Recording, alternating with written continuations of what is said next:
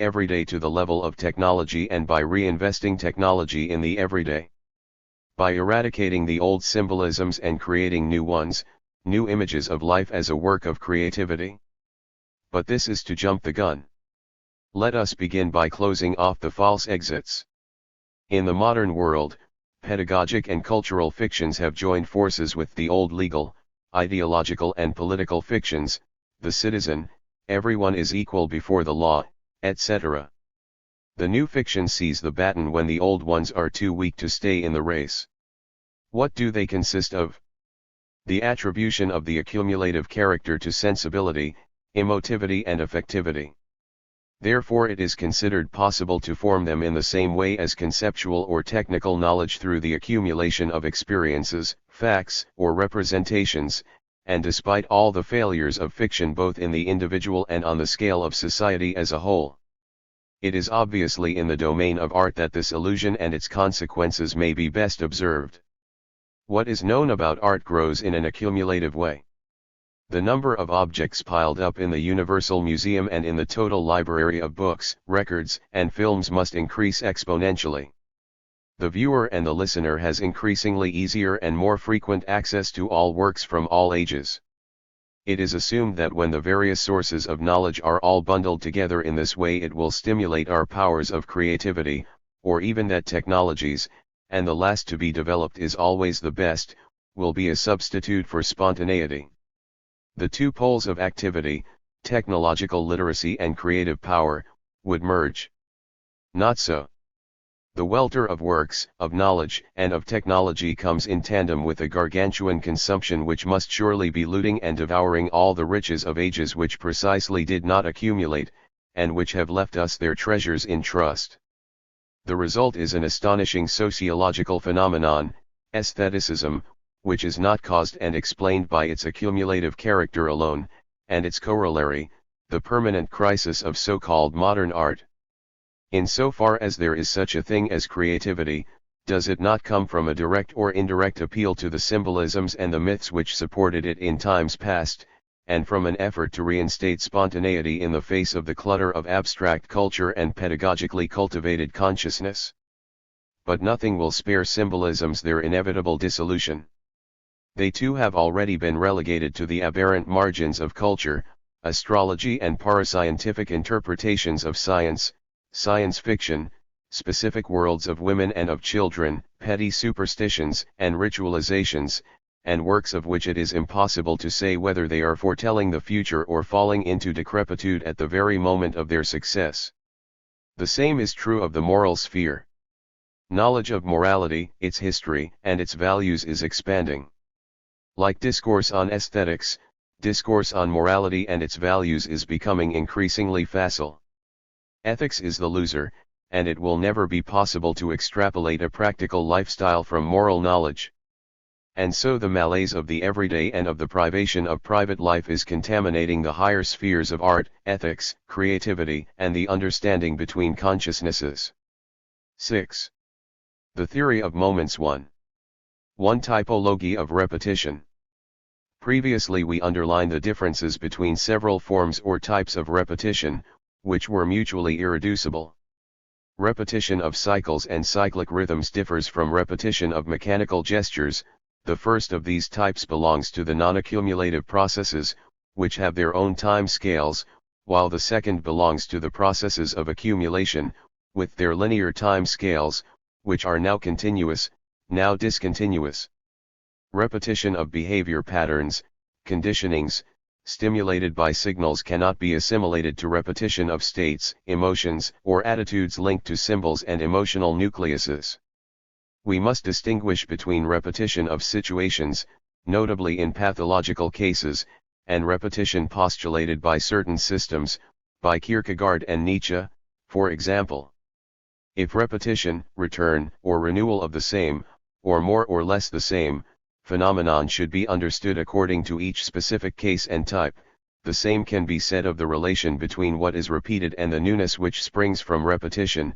For example, repetition of sounds and rhythms in music offers a perpetual movement which is perpetually reinvented. Similarly, repetition of the instant, so frequently studied by philosophers, the hic et nunc, pure immediacy, the purely transitory in perception and the lived, cannot be assimilated to repetition of the moment. 2 Moments and language. As regards the term moment, our first comment would be that it corresponds to the sense, expression plus signification equals direction, of a given word in general and common usage, or, if you prefer, to its lived content.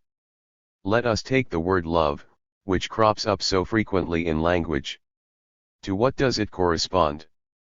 Is there a higher entity which is indicated by the word and which endows it with a general sense because it subordinates a set of situations and emotional or affective states? This classic Platonizing and rationalist theory is not tenable. And yet, if there is not a unified set of so-called love situations and states, the word itself has no meaning. Could it be simply the abstract connotation of a range of states and situations with no concrete links between them?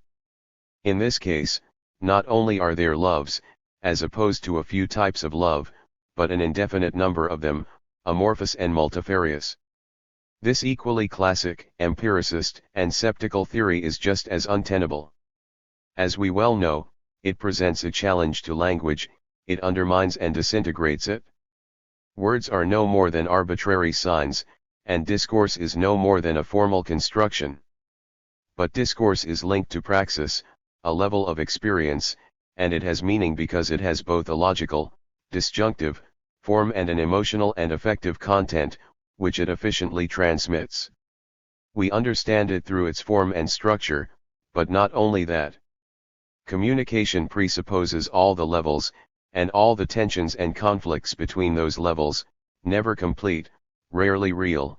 It implies that the semantic field is neither opaque and solid like a stone, nor unstable like mist, it implies relative movements and relative stabilities. Why do the same words come back time and time again, with their images and symbols, and how do they make themselves understood? What is it that allows us to use the word love in varying situations and conversations, and still be understood by the different people we are talking to?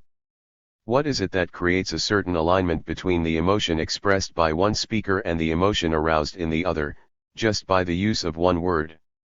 When people are in love, or imagine they are, when they hate each other, or imagine they do, what is it that allows them to communicate what they are feeling or what they are not feeling, to recognize one another, to create misunderstandings and resolve them, up to a point, to rise above insinuation or silence, in short to avoid a dialogue of the deaf which would be no more than the sum total of two soliloquies, in which case language would be devoid of meaning, i.e., of effectiveness, and would inevitably waste away or would even have long since disappeared. Through all the changes, something remains. We would say that something is the moment. Psychological terms, such as states, emotions, attitudes, behavior patterns, etc., do not adequately define it, since it implies a twofold recognition of otherness, or rather, of the other, and of the self. This recognition, which joins forces in an original dramatic situation with what is known and what is unknown, explains and justifies the use of the word. It presupposes in turn the, confused or clear, perception of an analogy and a difference in lived time, i.e., a specific modality of repetition. Something, which is certainly not a thing, is encountered once again. Both an illusion and a reality, lived time appears once more through all the veils and distances. It vanishes, and at the same time it makes itself known. No specifically sociological or historical determination can adequately define this temporality. The theory of moments comes initially from an effort to give language significance and value, in the face of its critics, such as Bergson, and in spite of the undermining and disintegration of language which we are currently witnessing. It is the product of a violent protest against Bergsonism and the formless psychological continuum advocated by Bergsonian philosophy. Point 2 Its wish is to reinstate discontinuity, grasping it in the very fabric of the lived, and on the loom of continuity, which it presupposes, and consequently without making it abstract, and without merging it with the arbitrary and the purely formal, which is a reaction against exaggerated continuism, though not a supersession of it. According to this process, We do not start from logos, discourse and language, we come to it, time and time again. The theory does not postulate the value or the substantial reality of language. It does not take logos as an axis of reference. On the contrary, it tries to reinstate language in all its power, by understanding, by knowing, certain conditions under which it can be fully exercised. Seeing it theoretically undermined by the attacks of some philosophers and poets, and practically, socially, undermined by signals, audiovisual imageries, jargons, and by the isolation of minds incapable of communicating, it starts from an analysis of the conditions for communication. If it were too perfect, language would be of little use to communication, or rather, it would change it into a communion of angelic and disembodied minds, supposing that means anything. Everything would be instantly clear. Such magic transparency has not even the beauty of a dream.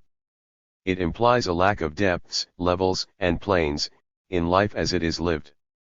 If it were too imperfect, language would fail to cope with differences, it would leave them to their own opaqueness. As it is, with its mobile complexity which is nevertheless structured by constants, nucleuses, and moments, language is of use to us. It is a good implement, and something more than just an implement. More profoundly perhaps, the theory derives from a need to organize, program and structure everyday life by transforming it according to its own tendencies and laws. It wishes to perceive the possibilities of everyday life and to give human beings a constitution by constituting their powers, if only as guidelines or suggestions. This means that we are using the term moment in a rather particular way, while still insisting on its day-to-day usage, and on the fact that certain words in common usage have a general, definable quality or property.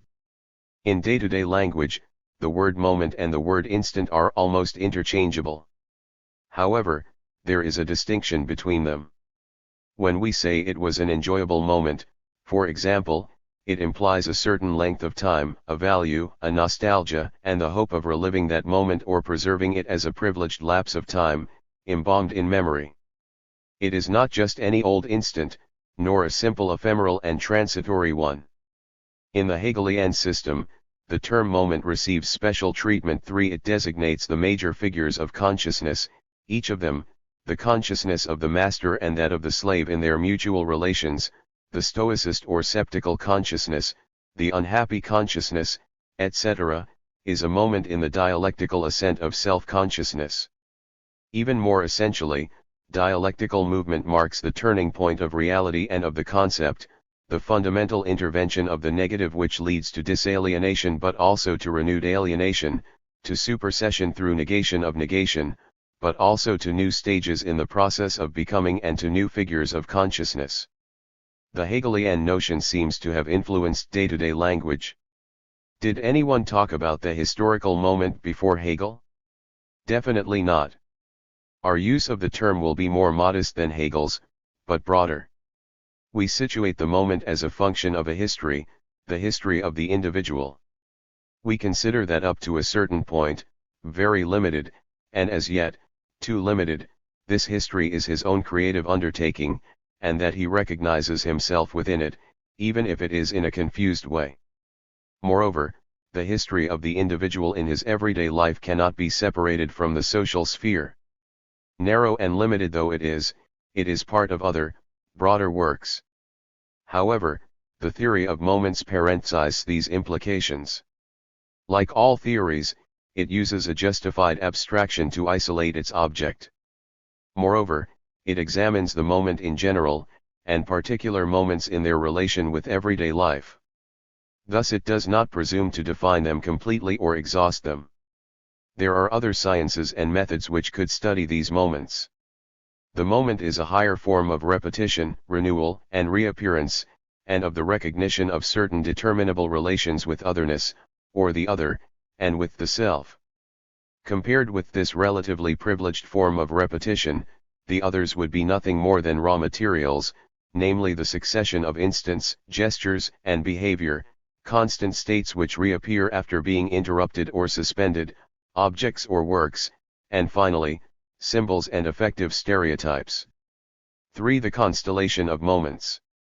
Among moments, we may include love, play, rest, knowledge, etc. We cannot draw up a complete list of them, because there is nothing to prevent the invention of new moments. How and why should we classify any particular activity or state as a moment? What should our indexes and criteria be? A. The moment is constituted by a choice which singles it out and separates it from a muddle or a confusion, i.e., from an initial ambiguity.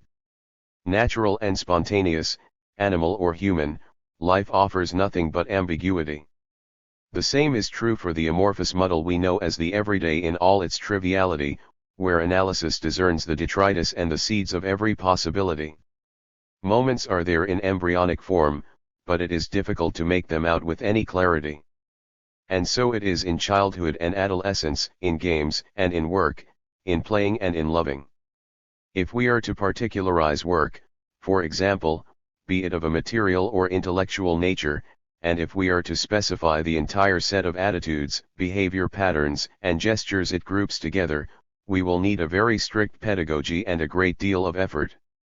In a similar way, amorous playfulness, light-hearted chat, flirtation, teasing conversations, provocation, comes before love itself.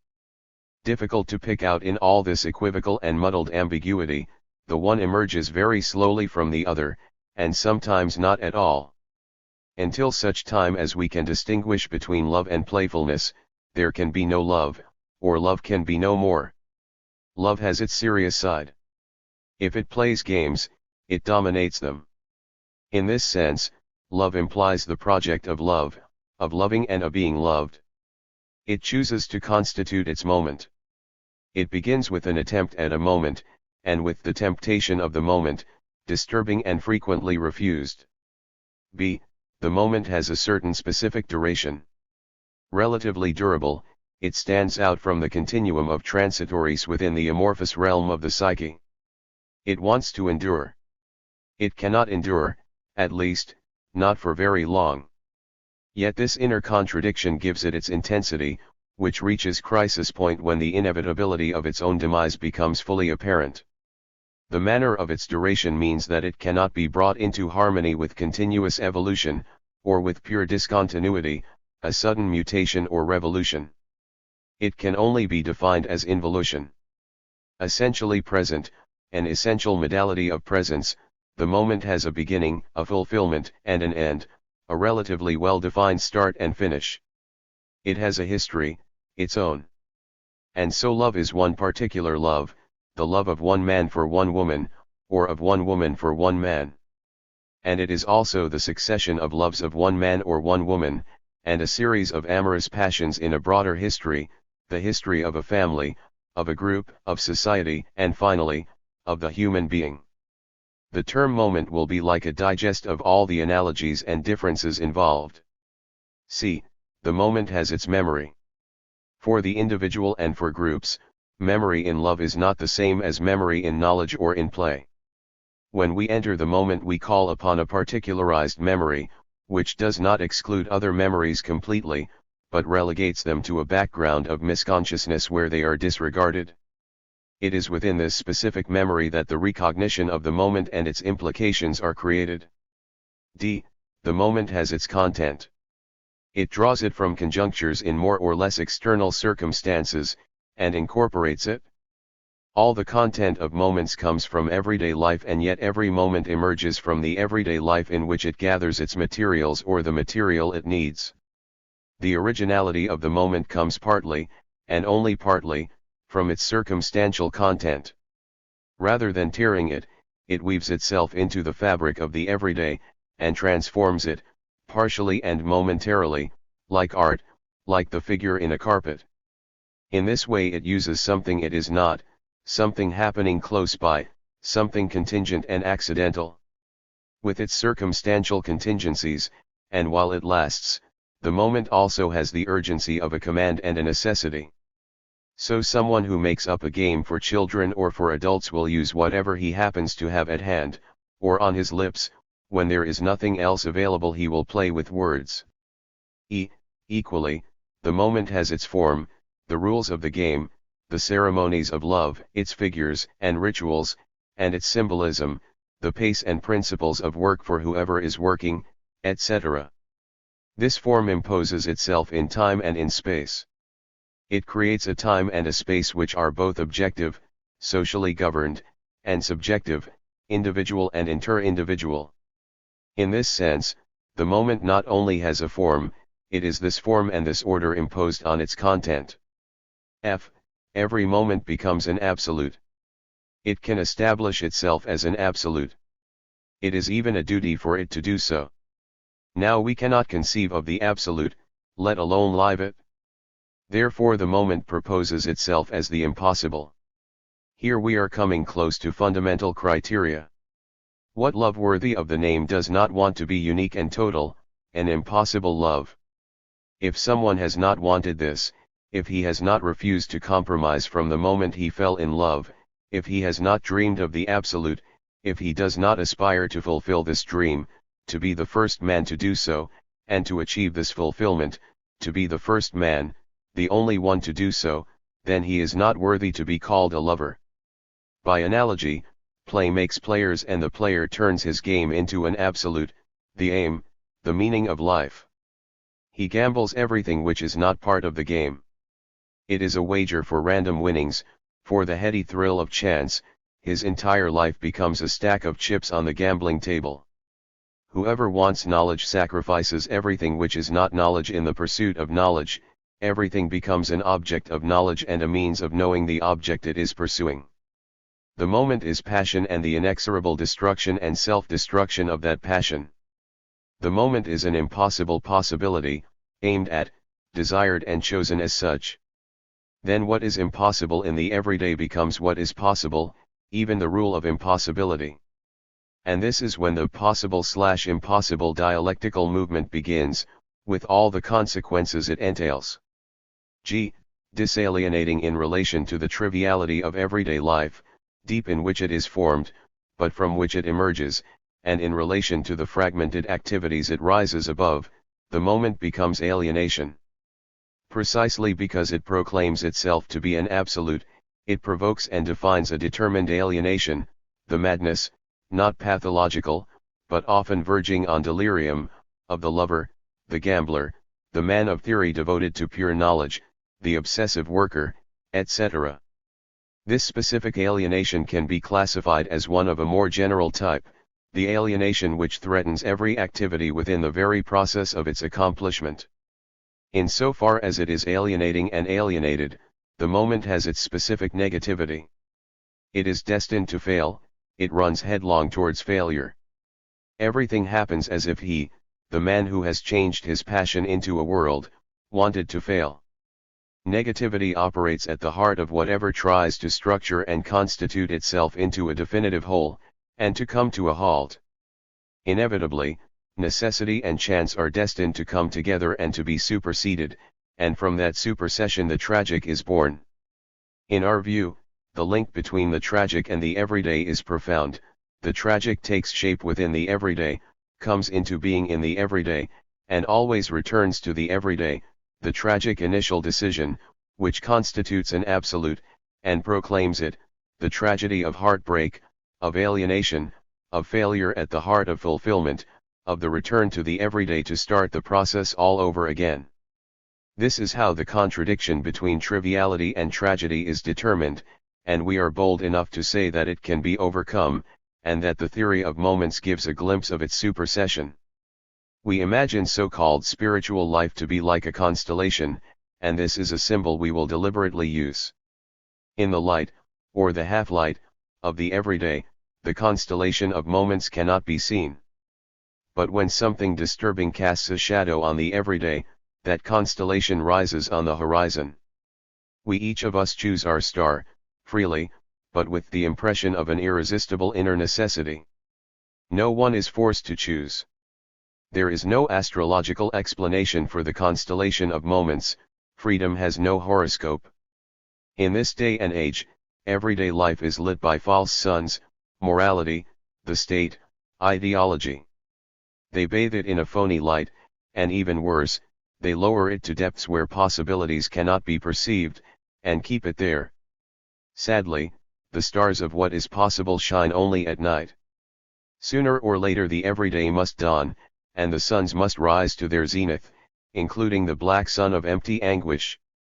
Until such time as mankind has transformed this light and this darkness, stars will shine only at night.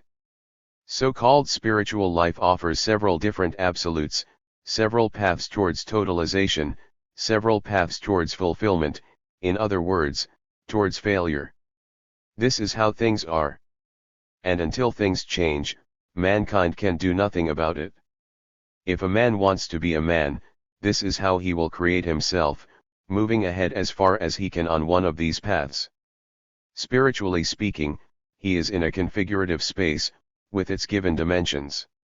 However, this mathematical metaphor hides the truth, the freedom which dawns even in the inevitability of tragedy and the need for tragedy. None of us can escape this drama, since absence of tragedy itself creates yet another dramatic situation, the desolation of everyday life, emptiness, and ennui. And the moment? It is an individual and freely celebrated festival, a tragic festival, and therefore a genuine festival. The aim is not to let festivals die out or disappear beneath all that is prosaic in the world. It is to unite festival with everyday life. For definition of the moment. We will call moment the attempt to achieve the total realization of a possibility. Possibility offers itself, and it reveals itself. It is determined and consequently it is limited and partial. Therefore to wish to live it as a totality is to exhaust it as well as to fulfill it. The moment wants to be freely total, it exhausts itself in the act of being lived. Every realization as a totality implies a constitutive action, an inaugural act.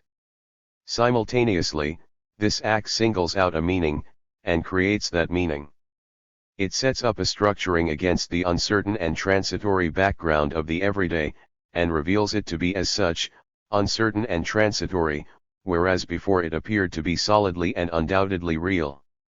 Could this definition, which refuses to separate fact from value, with all the false problems that would create, be philosophical? Yes and no. Could it be an ontology? In one sense, yes, and yet the being which is only revealed in what is possible does not correspond to the being given behind the actual or within the actual as posited by classic ontology. The theory uses concepts and categories elaborated by philosophy, but outside of any system and any attempt at systematization. It uses them prudently, hypothetically, while consciously accepting a certain risk. It applies them to praxis, to everyday life, to individual man's relation with nature, society, and self. The theory has no desire to be exclusive. In no respect does it rule out other theories or other perspectives. Ipso facto, it attempts to open an investigation which would no longer be strictly comparable with classic philosophy, but which would nevertheless continue it. It conceives of a kind of twofold critical and totalizing experience, and of a programmatic which would not be reduced to a dogmatism or a pure problematic, the uniting of the moment and the everyday, of poetry and all that is prosaic in the world, in short, of festival and ordinary life, on a higher plane than anything which has hitherto been accomplished. This theory does not fit into any philosophical category, and the same can be said of the theory of the semantic field. Could it be an existentialism? Yes, since it describes and analyses forms of existence, and no, since we could also say that it is essentialist. It comprises a critique of existentialism and essentialism. We could say that moments are just as much essences as they are attributes and modalities of being, or existential experiences. Furthermore, we would be happier talking about powers rather than essences, while making sure to remember that the theory has a practical goal, to transform these powers, these partial totalities which are destined to fail, into something unforeseen and new, something genuinely total, which would overcome the triviality/tragedy contradiction. Similarly, the description of the lived in the theory of moments could be baptized as phenomenological. However, we have been very wary in our use of parenthesizing, so as to be sure to reinstate anything which we may have momentarily eliminated, and to avoid reducing the totality of the experience. Our descriptions and analysis were directed at praxis, and not at consciousness per se. We are dealing not with domains or regions, but with possibilities. To conclude, let us say that we are determining a structure of possibilities and projects, while avoiding any structuralism by which actions could be predetermined. In fact, in this day and age, there is a very widespread philosophism which sees philosophy everywhere and nowhere, and forces it into insignificance. We will have nothing to do with it, nor with the ontological presumption or the illusion of the most general, and the most nondescript, object. If we must fit the theory of moments into some kind of classification, we will say that it has a contribution to make to an anthropology, but with two provisos: first, that we do not confuse this anthropology with a culturalism, the cultural definition of man outside of nature and spontaneity, and second, that we do not omit radical critique of all specializations, including anthropology. The latter obeys a general rule which we have already formulated axiomatically: in the domain of the social sciences, there can be no knowledge without a twofold critique, first of the reality which must be overcome, second of the knowledge already acquired, along with the conceptual implements necessary for the acquisition of further knowledge. And in the case of anthropology, surely the danger of making dogmatic statements, which would offer a limited and limiting definition of man, is greater than it is elsewhere, and surely its consequences would be much more serious. In any event, all these considerations are only of marginal importance. What we need is a precise definition which will allow us to develop our analysis of moments.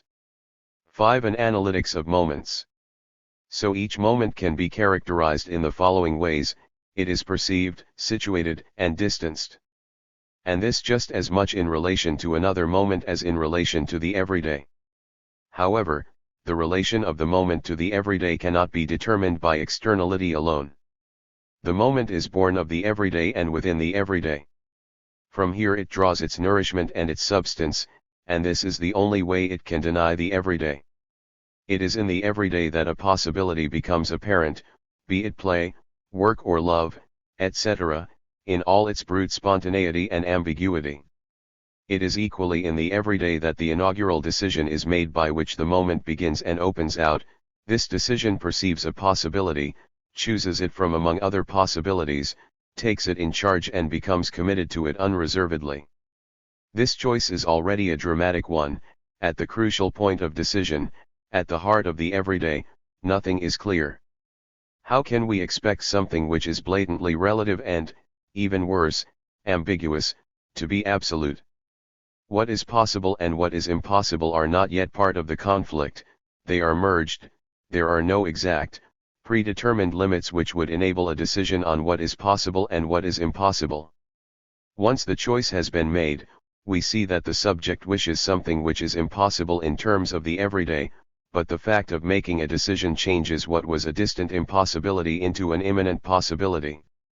For the passionate feeling which has now been aroused, what is impossible is precisely a criterion for possibility. It wants the impossible, it risks the possible to attain an impossible which at first seemed beyond the bounds of risk and chance. Effectively, when a decision is made, it pushes back the boundaries of impossibility. In this sense, decision assumes the risk of failure completely, but it runs another risk for which it takes full and free responsibility, with the obscure but deep-rooted idea that by chance or by willpower it will avoid it, and that is the risk of terminal failure, when the moment's magnificent trajectory will be brought to an end. Decision refuses the initial failure, whereby the attempt is aborted and caricatured. So in the moment, the instant of greatest importance is the instant of failure. The drama is situated within that instant of failure.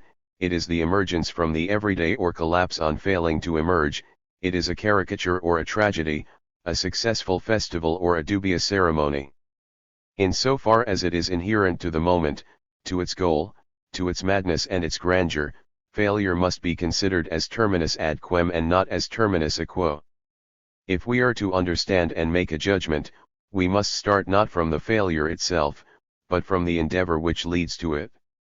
If there is a rise and a fall, a beginning and an end, the tragic is omnipresent in the genuine moment. its fulfillment is its loss. Once again we are faced with the dialectical movement of totalization/negativity or alienation/disalientation/realienation. The moment is not exactly the same as a situation. The result of a decision and a choice, of an endeavor, the moment creates situations. Because it effectively links them together, in its capacity as a general term, it sums them up and condenses them. From then on they are no longer experienced in lived banality, but are taken in charge at the heart of living. We can attempt to define the relation between the moment and the situation by starting with the difference between conjuncture and structure. The conjuncture is almost the situation, and the moment is almost the structure. However, in a conjuncture, there is less than the situation, and in the moment there is more than a structure. The conscious being in situation is prey to an external conjuncture into which he must insert himself. As soon he attempts a moment, he is deliberately turning his situation into a risk, a series which from the start necessarily involves articulations in time and space, an order and a form imposed on the elements which have been taken from the conjuncture. And this is what properly and specifically constitutes the situation. Once more we are faced with the concept of the articulated, inner process of becoming, tending towards a specific end outside the general process of becoming, and constituted by a form which has been freely developed. It is a possibility which has been taken over and which will give a particularly intense and lived present moment. It will initially take a form which is as yet deprived of content, example ceremony, ritual, rules of the game, principles of the activity, etc. Decision gives this form its content, and this in turn creates a situation. The moment commences and recommences.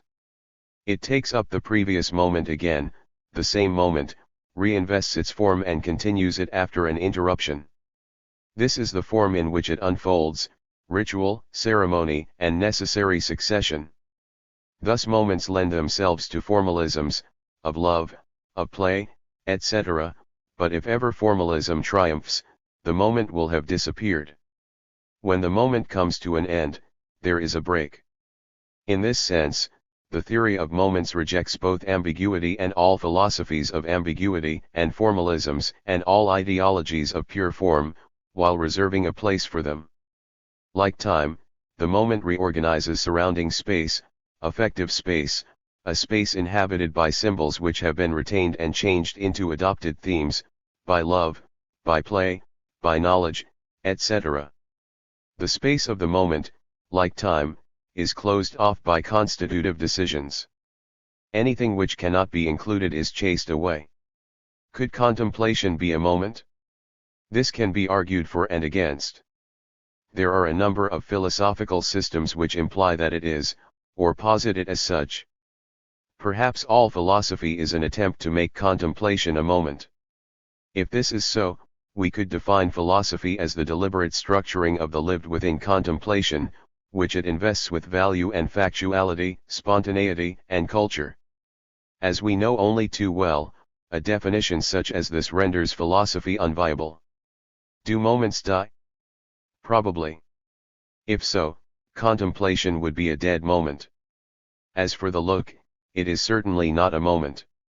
To constitute oneself as pure glance, to attempt the glance as a moment, to look with clear-sightedness, but at what? At everyday life, and first and foremost the everyday life of other people, is obviously tempting. Since it is a practical and social fact, involving an important sensory organ and a form, looking seems capable of such an undertaking. Since the sex organ is capable of adventure, why not the eyes? Once the decision is taken, we become pure look, clear and clear-sighted, clairvoyant and voyeur. We draw strength and interest from the fact that we are outside what interests people in their everyday lives. This is doomed to fail from the outset, but this time the failure is not tragic, it is comic. The pure, disembodied glance which is so perceptive that it penetrates, or thinks it penetrates, the flesh of other people is one of the great comedies of our age. Penetrating and perceptive, subjectively, this glance is an objective feature of a world where everything becomes a spectacle for everyone, without any living participation. but the pure glance is unaware of this situation. Its own blindness condemns it. It seems that in contemporary philosophy there is a perpetual and ever ambiguous seesaw between looking and knowing. Such an ambiguous mixture of effective knowledge and pure glance seems unstable, untenable, and unbearable. In the period when philosophy is withering away, could not philosophy be the beautiful soul of modern times? With its various oscillations and compensations, this seesawing movement between looking and knowing caricatures ancient contemplation, which lived and died. Looking cannot hope to constitute or found a moment. It destroys itself from the outset, and its possibility is sheer illusion. We will not even ask whether fatherhood, motherhood, friendship, decency, etc., can constitute moments. These are virtues and qualities which can encourage endeavors and situations. As in the case of the pure glance, the endeavor collapses before it even starts, and sometimes even more ridiculously. And so there is not an unlimited or indefinite number of moments. At the same time, we cannot wish the list of moments to be exhaustive. Were we able to complete it, we would be changing the theory into a system. Moments are mortal too, and as such, they are born, they live and they pass away. There is room not only for freedom, a limited freedom but a real one, which comes into being by structuring, destructuring, or restructuring everyday life, but for inventiveness and discovery. In this day and age we are witnessing the formation of a moment, rest. With many ambiguities, non-work, leisure, and many ideologies and techniques, such as relaxation, or autogenic training, modern man, because he needs to, is making an effort to live rest as a totality in itself, i.e., as a moment. Up until now, very little distinction used to be made between rest on the one hand and play and everyday life outside work on the other. We can define justice both as a virtue and as an institution. We could see it as a moment if we were to restrict or broaden the concept to encompass what happens in the everyday and in individual consciousness, the consciousness of the social individual. The moment is constituted by the possibility of an act, in this case, the act of judgment. It is an action which never stops. We are always making judgments. And these judgments are always bad, we know they are, and we know that they are prejudiced and unsafe, and even that we have no right to make them in the first place. In practical terms, this act is thus both possible and impossible, and we try to live it as a totality. Since it takes its elements from everyday life, and since it tries to assess it, it does not accept it purely and simply for what it is. And so a ritual is proclaimed, a ceremony, i.e., a form, and in extreme cases a formalism. Whoever judges, in other words, whoever wishes to judge, summons actions and events, from his own life and from the life of others, into which he enters to an unwarranted degree. His mind becomes ritualized, and it dons the regalia of the courtroom. The bill of indictment presents passions and past deeds to the court as proof in these criminal proceedings. Whoever is sitting in judgment has granted himself the power to do so. Self-appointed, he summons the witnesses. He conducts the prosecution, i.e., he investigates the circumstances and the motivation of actions, and usually loses track of them. He hears the evidence of the various witnesses. Finally, he gives his verdict. He passes judgment, but never does so without appealing to higher authorities, which do not exist, since he alone has decided to pass judgment. It is easy to notice the similarity between the inner ceremony of the virtuous mind, and the highly externalized formalism of justice as an institution. And so the virtue or institution dilemma is a false one, and the theory of moments resolves it. The theory allows us to understand how and why justice becomes an absolute from the moment it is conceived. Whoever loves justice and wants justice, the just man, wants nothing but justice, and he judges everything according to justice. And yet he never manages to define it, let alone realize it. He determines justice according to what is just, and what is just according to justice. In this way he lapses into a specific alienation, the alienation of the moral consciousness which aspires to be absolute. To put it another way, justice as the goal of action, and philosophers fixed this goal for the worthiest actions of mankind, presupposes an action which goes far beyond that goal and which is inspired by other motives. Justice cannot be realized, or even begin to be realized, by its own powers alone. Its realization implies its suppression and its supersession. Therefore the moment of justice has its alienation and its own negativity. It refers us to the supreme judge who would justify justice and realize it, who is always evoked and always absent. He maintains the powerful and beautiful image of the Last Judgment, which would also be the moment when the world is destroyed, Periat mundus, fiat justitia. Once we begin to judge, we never stop. How can we not judge? And yet, judge not lest ye be judged. Only the final, supreme judge, the ultimate authority, has the right to judge.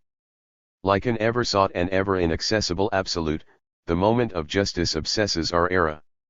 Hence the fixation with trials which is such a feature of contemporary art, in Kafka, Brecht, and quite a number of films, etc. We will return to the problem, but for the time being we will not include art or any activity which creates aesthetic works among moments. Provisionally, we will reserve the term for those activities which are undertaken in the lived and which do not produce an external object. 6 moments and the everyday. We have still not isolated and defined this relation completely. Moments make a critique, by their actions, of everyday life, and the everyday makes a critique, by its factuality, of paroxysmal moments. We have not yet exhausted this reciprocity. The moment cannot be defined by the everyday or within it, but nor can it be defined by what is exceptional and external to the everyday. It gives the everyday a certain shape, but taken per se and extrapolated from that context, this shape is empty. The moment imposes an order on the chaos of ambiguity, but taken per se this order is ineffectual and pointless. The moment does not appear simply anywhere, at just any time. It is a festival, it is a marvel, but it is not a miracle. It has its motives, and without those motives it will not intervene in the everyday. Festival only makes sense when its brilliance lights up the sad hinterland of everyday dullness, and when it uses up, in one single moment, all it has patiently and soberly accumulated. And so the everyday cannot be reduced to empty moments, even though it is unable to grasp the exciting risks moments propose. Everyday life is a level within totality, and for this reason it is denied totality, and it is unable to comprehend actions which unfold as totalities. They place themselves apart from everyday life, or rather, they try to live apart, and this is precisely how they miscarry, in all their splendor.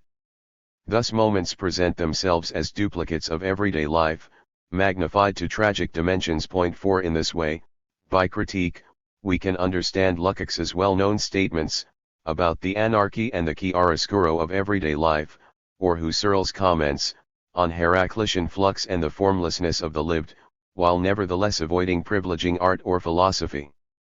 There are men who are not artists and not philosophers, but who nevertheless emerge above the everyday, in their own everyday lives, because they experience moments, love, work, play, etc. All that spontaneous life can offer is muddle and confusion, knowledge, action, play or love. The man of culture tends to single out the elements or formants from what is given as a mixture of spontaneous vitality, and to use them to constitute moments. Furthermore, he tends to unify what is given to spontaneous consciousness as discrete elements, life and death, vitality, and the tragedy of failure. Thus, according to the theory of moments, culture does not detach itself from nature, nor does it superimpose itself upon it. Culture selects, it makes distinctions, sometimes in an exaggerated way, separating and isolating the elements it wishes to use to such a degree that any further development becomes impossible, and then it unifies. It is in everyday life that this painstaking labor of selection and unification unfolds. Everyday life is the native soil in which the moment germinates and takes root. Nature appears to us like a gigantic wastage of beings and forms, like a frenzy of creation and destruction. Outrageously playful, immeasurably tragic, its failures, monstrosities, abortions and successes are incalculable. And who knows, perhaps successes are merely monstrosities which chance has smiled upon. Everyday life already imposes a certain order in all this chaos, a certain economy in all this profligacy. Compared with so-called higher and specialized activities, and compared to moments, the everyday appears as ambiguous as it does trivial. And yet it is the spontaneity nobody can do without. And yet, compared with nature, it is already more ordered and more beautiful, and more economical with its means and its ends. Unmediated and endured by those who live it, the everyday acts as mediator between nature and culture. The false light which bathes it grows dim and is outshone by the true clarity of critique. At the same time, its apparent solidity bursts asunder to reveal it as the point where nature and culture come together. Culture, which perpetuates the situation, is dismantled theoretically, and nature regains its strength, but far away from man and the human, which now must be redefined. The theory of moments will allow us to follow the birth and formation of moments in the substance of the everyday in their various psychic and sociological denominations, attitudes, aptitudes, conventions, affective or abstract stereotypes, formal intentions, etc.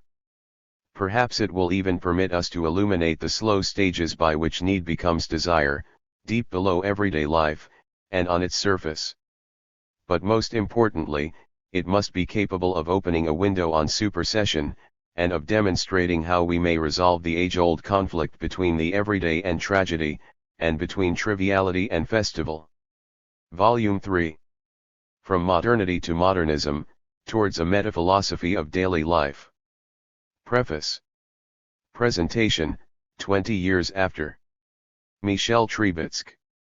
This book represents a leave-taking, in the first instance, for Henri Lefebvre himself, since it closes a long cycle, wholly unpremeditated at its inception, extending from Volume 1 of Critique of Everyday Life, published in 1947, to the third volume, which dates from 1981.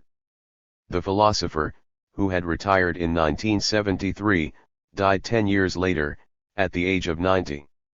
There is no better way of indicating that these 3 volumes span almost half a century of intellectual history, especially when we recall that Lefebvre's questions were inspired by theoretical lines of inquiry going back to the pre-war period, and that to the trilogy we need to add one of the signature books of 1968, Everyday Life in the Modern World, not to mention a number of articles. Point 1. The decades separating these works were full of historical upheavals, that is why this preface, in contrast to those to the previous volumes, will not merely offer a presentation or, rather, contextualization.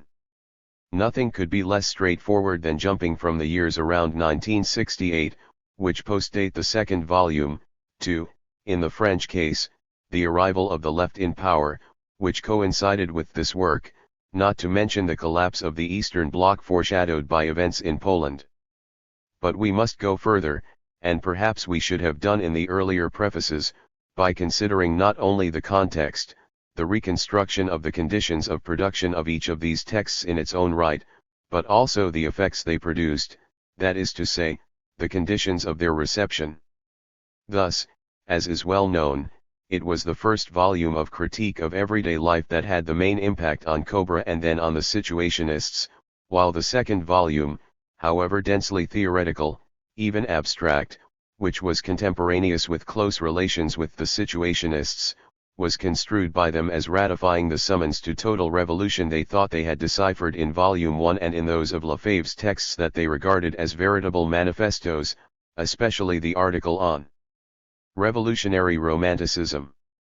That is why it is worth returning to what was in fact at the heart of the reception of Lefebvre's conception of the everyday, the close relation between this conceptual endeavor and a component of La Pensée 68, precisely what eludes the utterly one-sided analysis of Luc Ferry and Alain Renet, obsessed as they are with anti-humanism. Point 2. Above all, we shall have to extend this examination by seeking to understand Lefebvre's evolution from the radical critique of the 1960s to the more complex stance, albeit one still stamped by the need for critical radicalism, characteristic of the 1980s.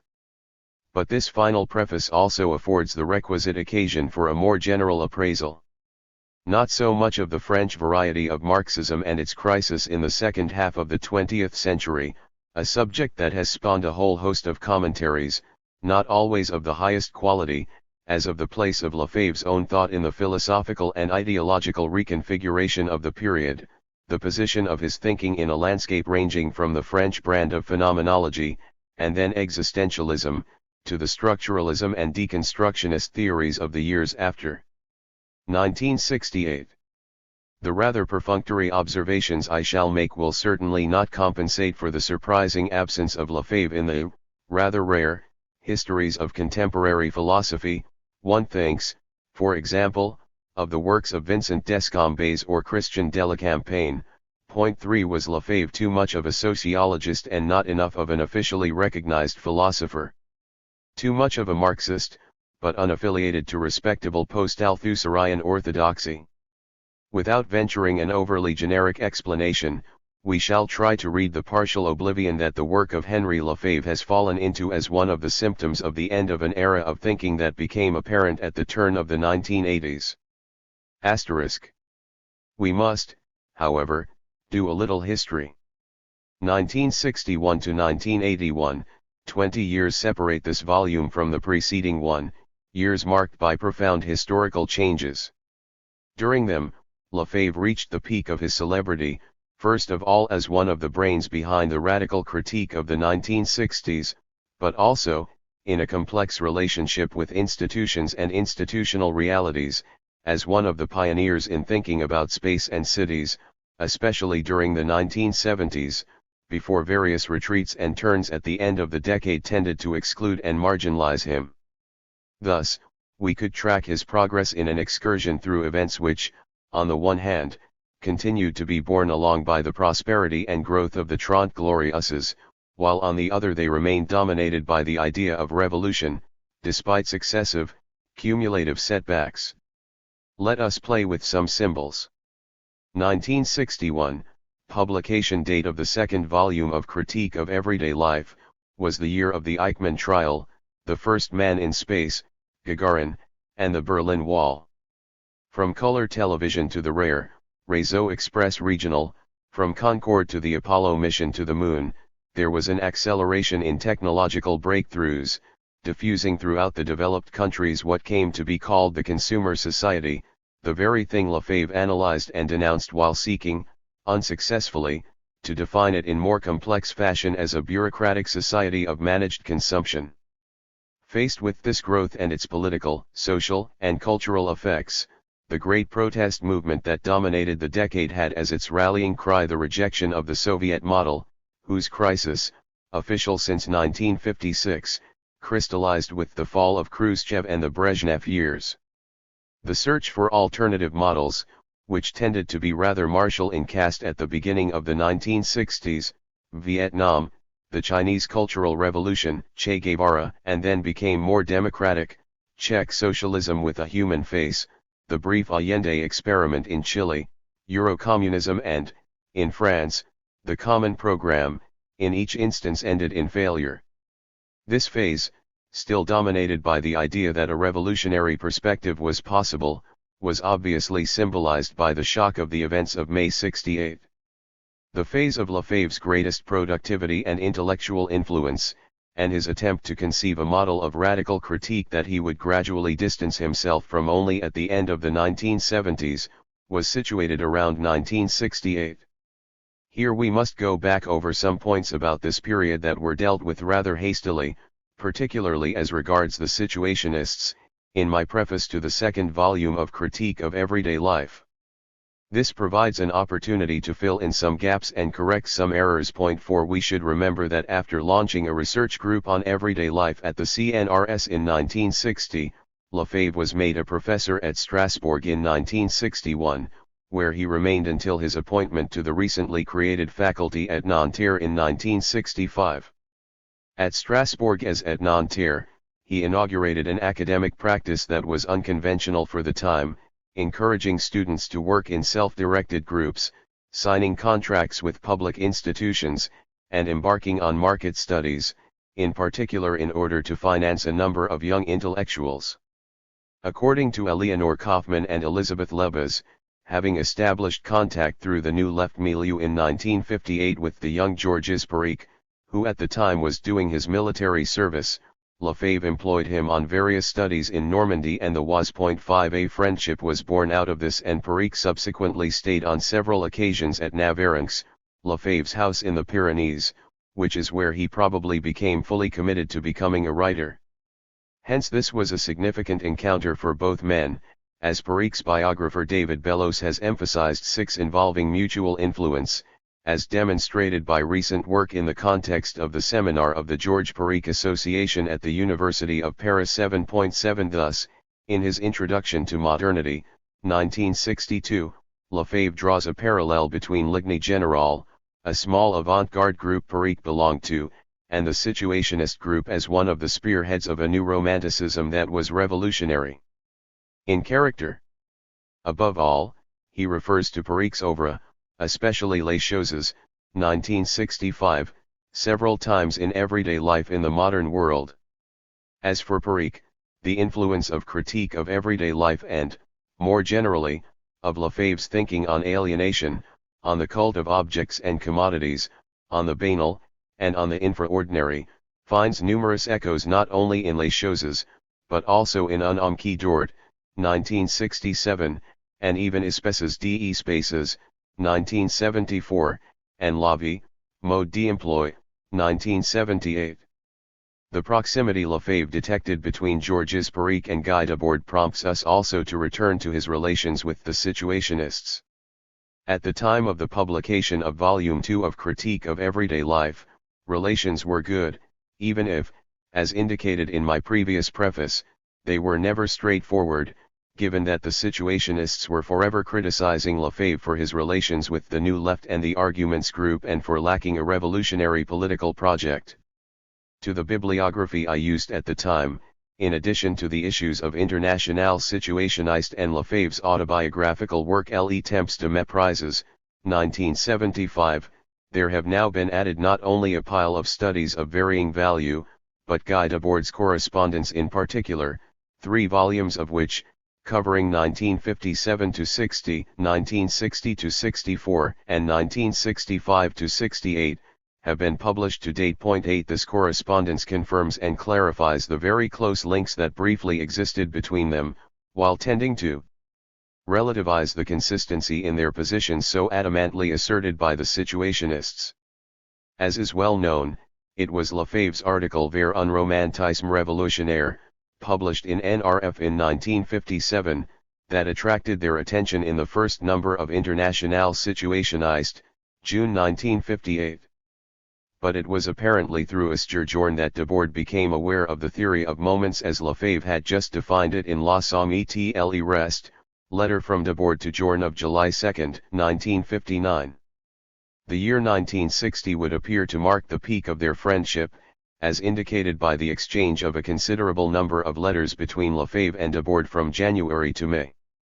The major trips to Navarrenx, and the evenings of drunken debates in the tiny place where Debord lived with Michel Bernstein, date from this time.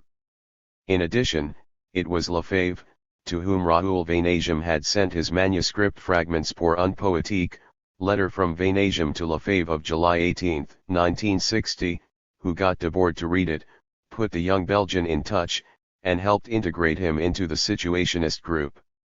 This ideological and political accord, marked by their joint signature of the Manifesto of the 121 and Debord's talk to the research group on everyday life in May 1961, would not survive beyond 1962. The Situationists reacted heatedly to the conclusions of Introduction to Modernity, where the thinker they nicknamed Amity, resuming and modifying his analysis of revolutionary romanticism, placed their activity in the category of youth revolt. Above all, there was the famous episode, I myself have already referred to it, when they accused Lefebvre of plagiarism over the pages on revolution as Festival published in Arguments and foreshadowing his 1965 book, Proclamation de la Commune. The break was violent, sanctioned by the tract Auxiliary Poubelles de l'Histoire, February 21, 1963, and the attacks on the Versailles of culture would recur in the last three issues of Internationale Situationiste, in 1966, 1967, and 1969. The additional information on this affair furnished by the publication of the correspondence is that Debord was initially prepared to restore relations, on condition of a public explanation at any rate, letter to Michel Bernstein at the end of February 1963, but also that the political break was coupled with some rather ugly personal quarrels. 9 The conflict proved permanent, Debord treating Lefebvre as an old sponger leading a filthy existence, whereas the latter would reply in kind in 1965. With his abusive letter to Esturgeon, characterized as a dirty swine for having referred to the Situationists' accusation of plagiarism. 10.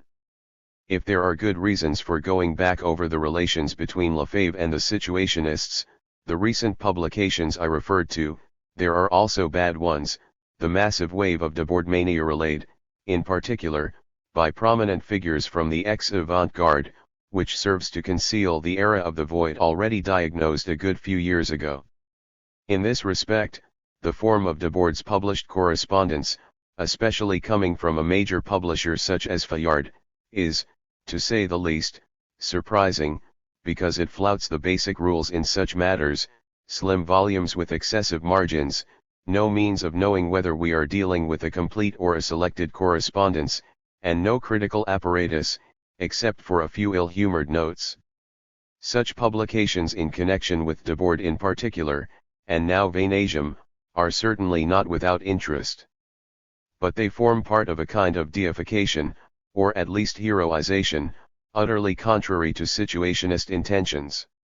Whatever the heavily influential role played by the model of André Breton, infinitely more pontifical than his descendant, it is true, up until his suicide in 1994, Guy Debord lived through the troubled period from the 1960s to the 1990s without ever making the slightest concession to what allowed many other intellectuals among his contemporaries to set up shop and hawk their junk. This is why it is so shocking to see him instrumentalized in current commercial and editorial conditions. And hence it seems all the more important to recall, rather acrimoniously if needs be, this intellectual and even moral rectitude, on the one hand because of the problems of reception it poses, especially the diversions created by particular Anglo-American readings of French theory, and on the other hand because it was in these terms, of joy and rigor, that the intellectual and personal relations between Debord and Lefebvre in the 1960s were played out.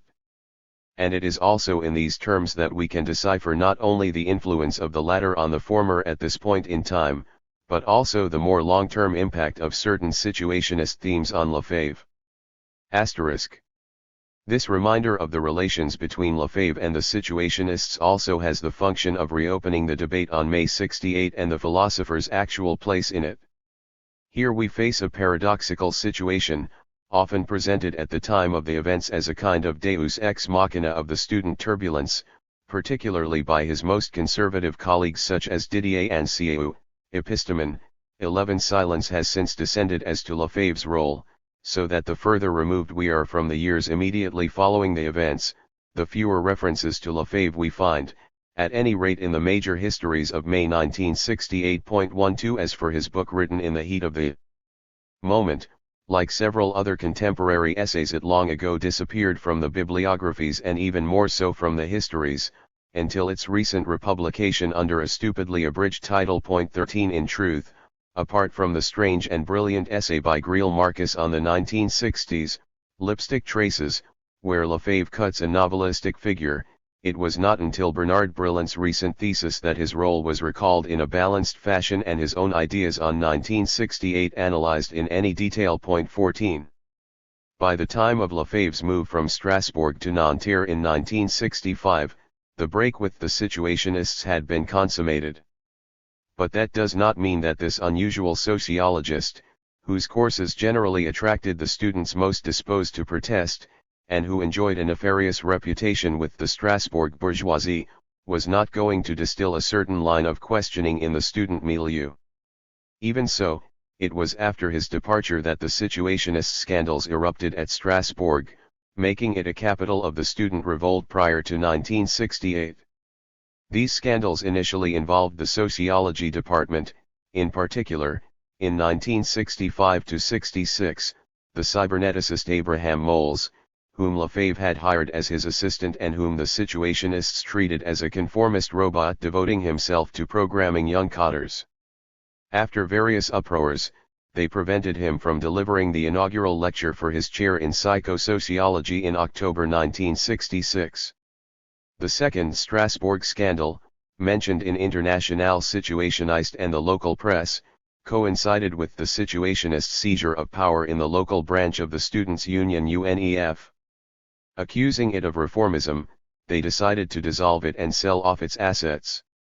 The affair was taken to court and the assets sequestrated, provoking a reaction among teachers in the sociology department at Nanterre. 15 Meanwhile, the situationists had dispatched Mustapha Keïtai to Strasbourg, where on behalf of the students he wrote a manifesto, read at the beginning of the new academic year, that was destined to have a certain resonance and which was rapidly diffused in a number of universities, de la mesure en milieu étudiant, considéré sous son aspect économique, politique, psychologique, sexuel, et notamment intellectuel, et de quelques moyens pour y remédier, published in 1967.16. Let us recall that the two principal situationist texts, Guide aboards the Society of the Spectacle and Raoul Vaneigim's Trait de savoir vivre à l'usage de jeunes générations, also date from 1967.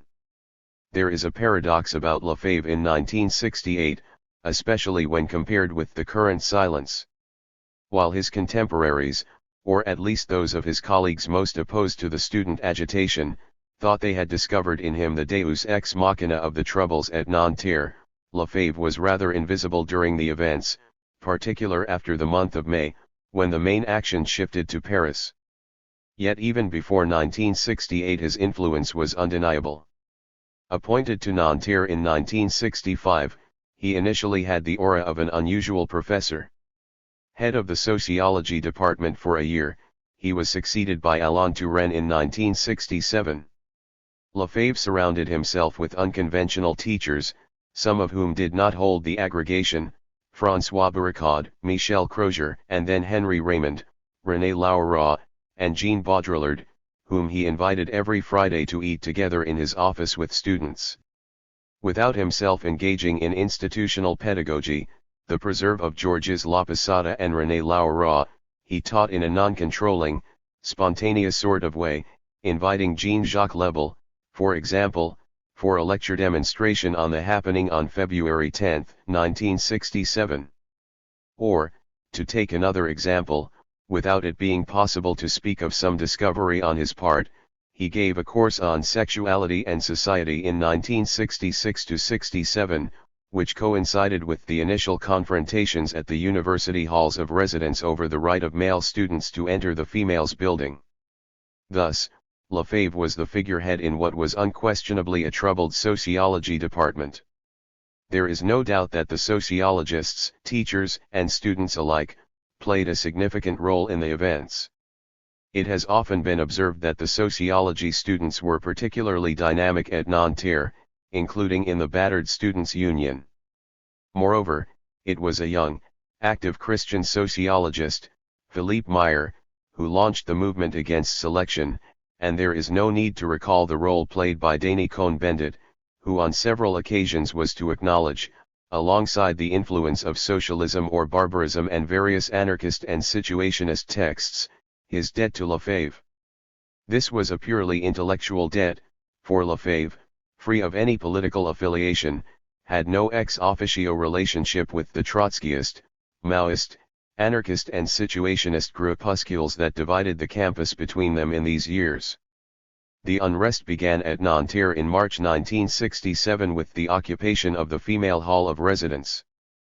But it was with the new academic year, in November, that the movement launched over the issue of the equivalence between the old and new second-year degrees adopted the struggle against selection as its key theme.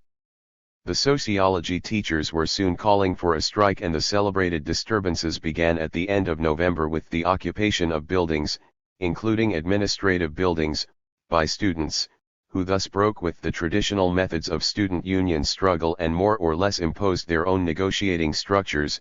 The dean, Grappin, agreed to a dialogue. Accused by his colleagues of fomenting the revolt, Lefebvre was to play a role during the extraordinary faculty meeting convened on the 25th in the presence of a student delegation, which was to lead to the setting up of committees with equal staff/student representation. 17 In the meeting that was henceforth in permanent session at Nanterre, where enrage's advancing provocative slogans ruled, Lefebvre was a significant presence, participating in staff-student meetings and the cultural turbulence. In an ambience of the happening and the festival that prefigured May, notably, for example, during the visit of the Living Theatre in December or, in March 1968, during the lecture by Madame Rivault d'Alanis on Reich's sexual revolution. 18 In January, Cohn-Bendit was threatened with suspension after the famous swimming pool episode, January 8, when he challenged the minister François Missoff, whose official report on youth ignored the subject of sexuality. On January 26, a demonstration of support, which denounced alleged blacklists of students, turned into a riot and involved aggression against Dean Grappin. During the University Council and General Assembly of the faculty convened on the 27th, Lefebvre, while condemning the violence, defended Cohn-Bendit and in turn denounced the blacklists. 19 As is well known, the unrest, which did not let up, particularly in February in the halls of residence, led on March 22 to the occupation of the administrative building to protest against the arrest of students demonstrating against the Vietnam War and to the formation of the March 22 movement. Moreover, the enrages did not let slip the opportunity to denounce the meta-Stalinist Henri Lefebvre. 20 During February, Lefebvre left for Japan, where he made contact with the students of Zengakuren and had himself replaced at Nanterre by Edgar Morin. Grappin summoned a faculty meeting for March 26 and, despite the interventions of Turenne and Lefebvre, decided to close the faculty in April, on the eve of the Easter holiday. Given that the disturbances resumed in full force after the holidays, he once again requested closure of the faculty on May 2. We know the sequel. The occupation shifted to the Sorbonne and was brought to a violent end by the police on 3 and May 4, giving the signal for the sequence of major demonstrations and barricades from May 6 onwards. On Monday, May 8, Cohn-Bendit and 7 other Nanterre students were summoned before the Disciplinary Committee of Paris University, which, under the chairmanship of Robert Flesliere, director of the École Normale Supérieure, comprised the deans of the faculties. 4 teachers, Lefebvre, Turenne, Guy Michaud, and Paul Ricoeur, came forward to defend the students. Thereafter, France entered into social crisis, as the major appeal, signed by Lefebvre and published by Le Monde on May 9, observed. The following day, May 10, symbolized it, marked as it was by events as disparate as Herbert Marcuse's lecture at UNESCO, the opening of U.S.-Vietnamese negotiations, and the night of the barricades that set the Latin Quarter ablaze. On May 14, a meeting of teachers and students declared the Nanterre faculty free and autonomous. According to Ricoeur, Lefebvre was responsible for the formula. By the end of May and in June, during the great strikes, Lefebvre was no longer visible, had Nanterre become inaccessible on account of the public transport strikes. But he was also scarcely to be seen at the Sorbonne or the Odeon, still less perched on a box at Billancourt. According to his own account, he took part in a highly charged evening on television on May 13, with the leaders of the movement, but in a program that was never broadcast for want of a representative of the working class. 21. Obviously, the question of May 68 is not limited to Lefebvre's role during the events. It also, and much more significantly, involves the reception of his ideas by the student audience, or, more precisely, audiences. And this is where we come back to an interpretation completely opposed to that of Ferry and Reynaud.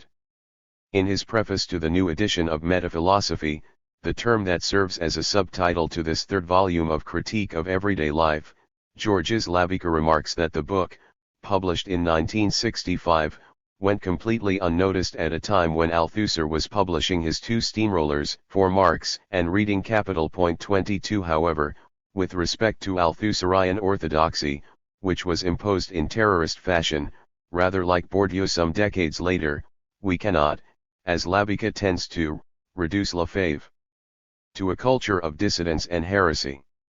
Lefebvre himself vigorously opposed not only Althusser, but anything connected with structuralism, which he condemned irrevocably as a technocratic ideology. 23. Responding to the Althusserian torrent was a multitude of Lefebvrean rivulets. This is what I mean by his various audiences. First of all, there was the quite wide audience for the little KCSJE volume on Marxism dating from 1948, which persisted to his advantage with the Sociology of Marx, published by Presses Universitaires de France in the sub-collection in 1966, and which immersed itself in Gallimard's Idées collection, where Lefebvre published Le Langage et la Société and Everyday Life in the Modern World in rapid succession.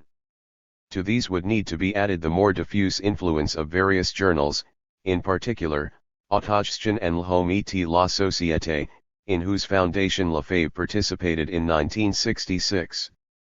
But there were other, unquestionably smaller audiences, such as the readers who, following the second volume of Critique of Everyday Life, set out to rediscover the revolutionary road in La Proclamation de la Commune, 1965, by reviving the utopia of a total revolution that was simultaneously political revolution and spiritual revolt.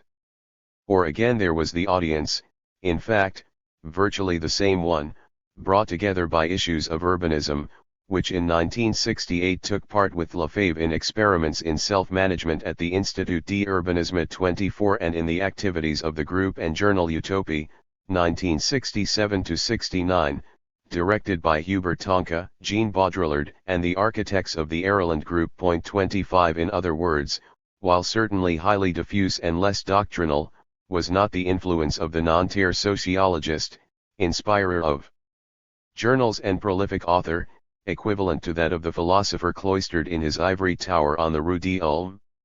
Even so, was Lefebvre one of the maîtres à penser of 1968? The question should, it seems to me, be posed differently, in terms that are largely opposed to the analysis developed by Alain Touraine in an interview published in the catalogue of an exhibition organized by the Bibliothèque de Documentation Internationale Contemporaine, L'apparition d'une nouvelle sensibilité sur la scène politique, which seems to me to represent a well-nigh caricatural instance of retrospective reconstruction. 26. In it, Touraine bases his explanations on a rudimentary and gratifying dichotomy between irresponsible teachers and a few clear-sighted ones, present especially in sociology, a sociology marginalized by, and hostile towards, the more noble disciplines. This allows him to foreground his own role, which was indeed important, while suppressing all the contradictions, his initial caution, his ambiguous interaction with the academic and political authorities and the movement, and his then non-existent intellectual influence on students, at any rate until his on-the-spot book The May Movement, 1968. Need it be said that he does not so much as mention the name of Henri Lefebvre? A link between the ideology of May 68 and what happened in sociology must indeed be made, in the sense that this discipline emerged as one of the crucibles of critical thinking, but without lapsing into a mythologization of the relationship between sociology and protest. 27. Because it was based upon a professional practice, the key theme was the critique of everyday life and the reading of modernity Lefebvre drew from it. For Lefebvre, fundamentally, modernity was not the domination of major economic forces, not even the advent of a state bureaucracy, but what had dehumanized and alienated man. In Lefebvre, the notion of radical critique, which lit up these years, and which is the converse of anti-humanism, referred to a notion, upheld ever since the avant-garde experience of the 1920s, of a revolution conceived in terms of totality. The fundamental revolutionary project, which revolved around the notions of festival, rupture in everyday life, and subversion, had the radical reformation of humanity as its ultimate objective. This is where Lefebvre coincided with, if not influenced, the 1968 protest movement and its aspiration to totality. Behind the notion of cultural revolution, seizing symbolic power, and wresting a voice, all of them phrases that seek to account for the enigma of 68, Lefebvre detected a novel development that was incomprehensible and unacceptable to all orthodox thinking about revolution, while economic and social infrastructures had not been overthrown, and the foundations of state power remained secure, the intellectual, moral and psychological superstructures had collapsed. And he was not far from thinking that this was the key thing. This is why, ultimately, if we wish to follow Lefebvre in his reflections on May 68, it is best to revert to his contemporaneous essay, L'éruption de Nanterre au sommet, which has been utterly neglected by most historians. Point 28 in it, Lefebvre proposes an initial classification, distinguishing between three tendencies in the ideology of May 68, those he dubbed archaic, on the one hand the party of order that rejected subversion, and on the other dogmatists of the Althusserian variety, then the modernist tendency, the main recuperator of the movement, and finally the possibilist, more concerned with potentialities than reality, ready to go beyond reality and proclaim the primacy of imagination over reason. Doubtless it was to the final category that Lefebvre assigned himself. But the main interest of the book lies not in its judgment of the events of 1968, but in its analysis of the Nanterre phenomenon, treated in the same fashion as Newtown's in earlier writings. The Nanterre faculty, opened in 1964, was presented by a number of observers at the time as a kind of focal point for grievances. Nanterre la folie, University Complex. Those who went to Nanterre in these years would not forget the signpost at the little station of La Folie, which, before the advent of the rail, linked the small faculty to the great city. At the time, it was not quite finished, the shanty towns had not completely disappeared, transport was inconvenient, and there was a single hall of residence on campus. Numerous were the first-hand analyses along the following lines: in this place they have concentrated all the possible contradictions required for an explosion. In L'éruption de Nanterre au sommet, Lefebvre likewise starts out from the desolate landscape of this Parisian faculty outside Paris, but does not confine himself to describing the contrast. The faculty was conceived in conformity with the mental categories of industrial production and productivity. The buildings express the project and inscribe it on the ground. It is to be an enterprise, devoted to the production of averagely qualified intellectuals and junior cadres for this society. Is the place cursed? On the contrary, it is a vacuum, the anomic, the extrasocial absence, it is where unhappiness takes shape. Far off, the city, past, present, future, takes on a utopian value for boys and girls installed in a heterotopia that generates tensions and mesmerizing images. On site, a dual segregation, functional and social, industrial and urban, encloses culture in a ghetto, reduces the function of habitation to a basic minimum, maintains traditional separations, between boys and girls, between work, leisure, and private life, and renders the least exercise of control and emblematic buildings, the estate, the administrative tower, symbols of repression.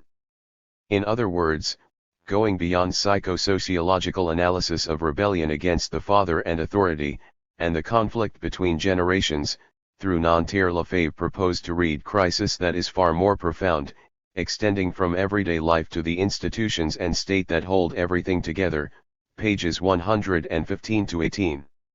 It was in terms of spatial and urban issues that Lefebvre formulated the problem of 1968, not those of wresting a voice, Michel de Certeau, or a breach, Edgar Morin, Claude Lefort, and Jean-Marc Coudray, because it was there, in the urban revolution, that all the contradictions of modernity were operative.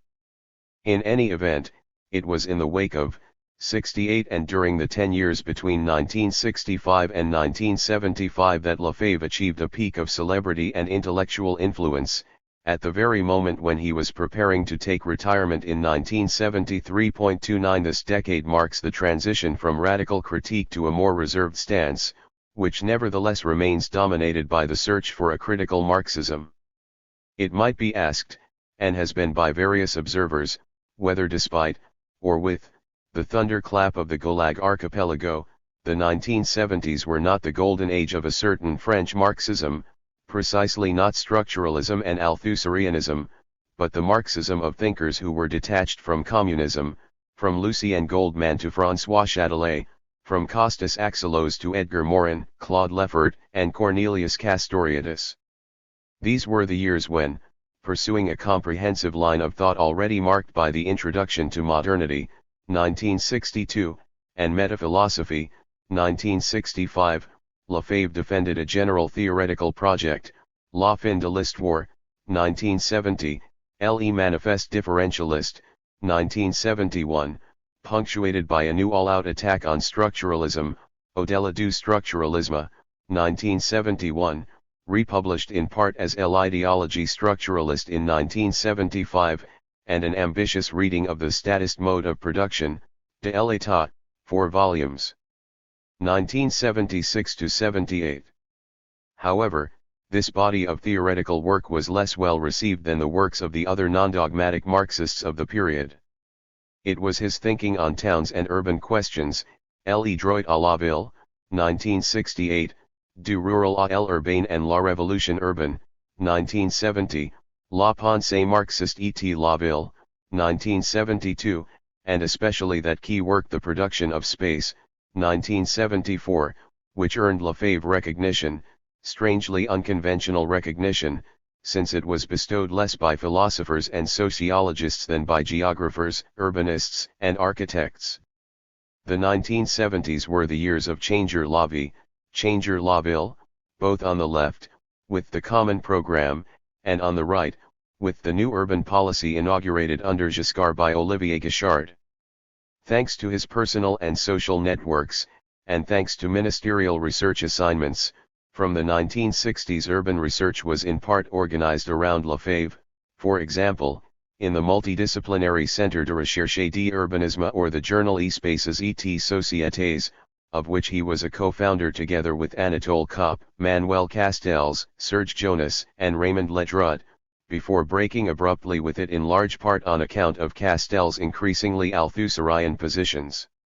Amid much fanfare, Castells had taken up the urban question in its relations with state capitalism, in particular in a provocative article, Yatil on Sociologie urbaine, in 1968.30. It was also in this period, or in subsequent years, that Lefebvre's work enjoyed international diffusion via numerous translations. In Germany, in what was still a sort of pre-Habermasian phase and under the impact of the various alternative and autonomous movements thrown up by 1968, he was received as a French equivalent of Marcuse or of the philosophers of the Frankfurt School. This was the epoch which saw the development among historians, Lutz Needhammer, of the theme of a history from below, and among sociologists and philosophers of an ethnomethodological reading, resulting in a theory of action. 2 books were devoted to Lefebvre at the time, one of which, Thomas Kleinspane's, deals directly with everyday life. 31 But it was at the end of the 1970s and the beginning of the 1980s that Lefebvre began to achieve legitimacy in the English-speaking world, because he was placed by various specialists in a much wider current, encompassing the whole of the heterodox Marxism that sought to think through its own crisis since the great breaks around 1956, whether this body of thought was referred to as Western Marxism, Perry Anderson, the New Left, Arthur Hirsch, or existential Marxism, Mark Poster. 32. Asterisk. At the beginning of the 1980s, with the appearance of the 3rd volume of Critique of Everyday Life, completed at the very moment of the left's electoral victory, Lefebvre found himself in a rather paradoxical position. On the one hand, he was, so to speak, still living under the impetus of the works that made him one of the representatives of the non-communist French Marxism I have just mentioned. His latest work seemed to mark a return to philosophy. This was underlined by Olivier Courpet and Thierry Paquat, 2 of the leading figures in autogestion with whom he was to break shortly afterwards, in one of the main articles on him published in the mainstream French press, an interview in Le Monde entitled Henri Lefebvre Philosophe du Quotidien. The first two volumes of Critique of Everyday Life seemed to be primarily sociological works. They contained a number of concrete analyses, accompanied by a theoretical inquiry into the instruments and categories required to develop a sociology of everydayness. With this new volume, subtitled For a Metaphilosophy of the Everyday, you appear to change your approach somewhat, moving towards more intensive abstraction, covering a wider field and more basic questions. So what register does your work, and specifically everything that relates to everyday life, pertain to? 33. It is true that Lefebvre's main titles in the early 1980s marked, not without some Heideggerian echoes, renewed philosophical ambition, le présence et l'absence, un pensée d'événement, tu sec penser, le retour de la dialectique. 34. This ambition could certainly be accounted for by his distance, since retirement, from the professional role of sociologist. But it is doubtless more readily attributable to his wish to resume what, as is indicated by this last volume of Critique of Everyday Life, he had defined in his work of 1965 as metaphilosophy. What this had involved, at a time when radical critique was at its peak, was openly asserting that sociology could only perform a critical function if it formed part of a more ambitious examination, philosophical in kind. However, starting out from Marx, it also implied avoiding the alternative between the institutionalization of philosophy, preserving the figure of the sage, and the liquidation of philosophical speculation in the name of a posture that Lefebvre, targeting Althusser, characterized as positivist or scientistic. Metaphilosophy was thus defined as a supersession of philosophy, and this objective of transgression continued to mark Lefebvre's thinking when he analyzed the prefix meta in tu sec penser. 35. On the other hand, the 1981 work must be restored to its proper context, in particular, the left's arrival in power.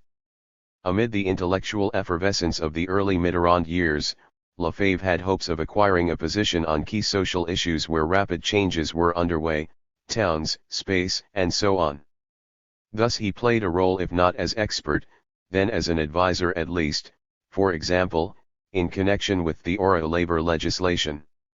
Was not Michel Delibar, Minister for Towns, reported to keep a copy of Le Droit à la Ville on his ministerial desk, not hesitating to cite it? 36. But Lefebvre's thinking became partially inaudible, and not only on account of the ideological assault on Marxism. At the beginning of the 1980s, Lefebvre opted for a paradoxical reunion with a declining PCF, prompting many idiotic remarks. As Olivier Courpet rather disloyally put it in his 1991 obituary, surprising, even saddening a number of his friends. From 1978 onwards, Henri Lefebvre initiated what he wanted to be a critical reconciliation with the Communist Party. 37. It was at this point that he published, with the short-lived editions Libres Hallier, a book of interviews with the young communist militant Catherine Régulier, La Révolution en Est plus CEQL 38. The title is significant and in its way already signals the commentary on an aphorism of Adorno's that runs through all of Lefebvre's last writings: the moment for the realization of philosophy was missed. But for now, the rapprochement with the PCF, which was all too eager to get its hands on a Marxist thinker in the straitened circumstances of the 1980s, found expression in numerous interviews in the communist press. At the time of the book's release, following a PCF Congress that was presented as a significant turning point, Lefebvre, in an interview entitled Not Remaining a Prisoner of the Past, recalled that he had quit the party from the left, not seeking to conceal his bitterness and scars. The rapprochement was the product of a process of elimination among leftists, terribly dogmatic and divided into small groups, and the more insidious pressure of social democracy, which in his eyes was the vector of computerization and multinationalization under American influence. 39 Other articles followed, to the point where it might be said that the communist press was virtually the only one to attend to Lefebvre in the 1980s, especially given that on several occasions he associated himself with appeals by intellectuals for a communist vote. Readers were reminded of his oeuvre, in particular when the third volume of Critique of Everyday Life came out. 40 But his own interventions all revolved around a refusal to follow the pack in regarding the decline of the PCF as irreversible, and the sociological and political necessity of its survival in order to preserve a radical pole capable of rallying new, alternative social movements, urban, ecological and pacifist. 41 For Lefebvre, this belated and ultimately limited reconciliation was wholly consistent with a stance that had always consisted in rejecting orthodoxy. Faced with the prevailing consensus, he believed it possible to identify traces, albeit vestigial, of a counterculture, a power to say no, in surviving communist practice. On this basis, his life came to an end. Driven out of his Parisian apartment, he, the thinker of habitation, and not having retired, as was stupidly said, to his house in Navarrenx, it was after Lefebvre's death in 1991 that his thinking underwent a surprising, if limited, revival. Integrating him into some current of Marxism was no longer the issue. The renewal took two complementary forms. First, there was a spatial turn, which naturally encompassed various aspects of the everyday. Even if Lefebvre had exerted some influence in the previous 15 years, it was the English translation of the production of Space in 1991 that marked an initial turning point. It intersected with inquiries by geographers, sociologists, anthropologists, particularly from North America. 42 Mario Rui Martins, Kristen Ross, and Stuart Eldon, but especially Edward W. Soja, Frederick Jameson, and Mark Gottdiener played a key role in introducing Lefebvre's thinking about space into the United States. Contrary to spatial metaphors à la Althusser or Bourdieu, they introduced two key ideas. The first was that everyday life is the equivalent of social space. The second, and doubtless more important, was that they presented Lefebvre as a precursor of postmodernism. 43 A characteristic phenomenon of French theory was the re-export to France and reacclimatization of a new look Lefebvreanism, in the wake of this Anglo-American spatial turn. First came the issue of Annales de la Recherche Urbaine in 1994, offering a balance sheet of 10 years on urban questions. While Manuel Castells did not even mention Lefebvre's name, a stimulating article by Isaac Joseph, Le droit à la ville à l'œuvre. Du Paradigmes de la Recherche, analyzed research developments alongside the evolution of urbanization during the Trente Glorieuses, comparing the notion of droit à la ville, the title of a work by Lefebvre published in 1968, which he defined as one of the social rights and which still alluded to an urban utopia, and a book by Jean-Christophe Bailly, published in 1992, La Ville à l'œuvre. 44 Likewise in 1994, virtually a complete number of espaces et sociétés, which Lefebvre had helped establish, was devoted to him. Two articles in particular signaled the importation into France of the theme of postmodernity, discerning in it the epistemological openness and lack of dogmatism characteristic of Lefebvre's Marxism. 45 The same type of revival is evident in a recent number of the journal Urbanisme, significantly entitled Henri Lefebvre au Présent, which is more testimonial than analytical in character, even if the aim is to detect a subterranean Lefebvrean presence, including during the years of Marxism's retreat. 46. Asterisk. The notion of a critique of everyday life was cardinal in Henri Lefebvre, especially when it intersected with the theme of space and towns. In addition to Thomas Klein Spain's book of 1975, it has prompted a fairly large number of works, which vary in value. 47 Is not this final volume in the sequence stamped with a veritable nostalgia?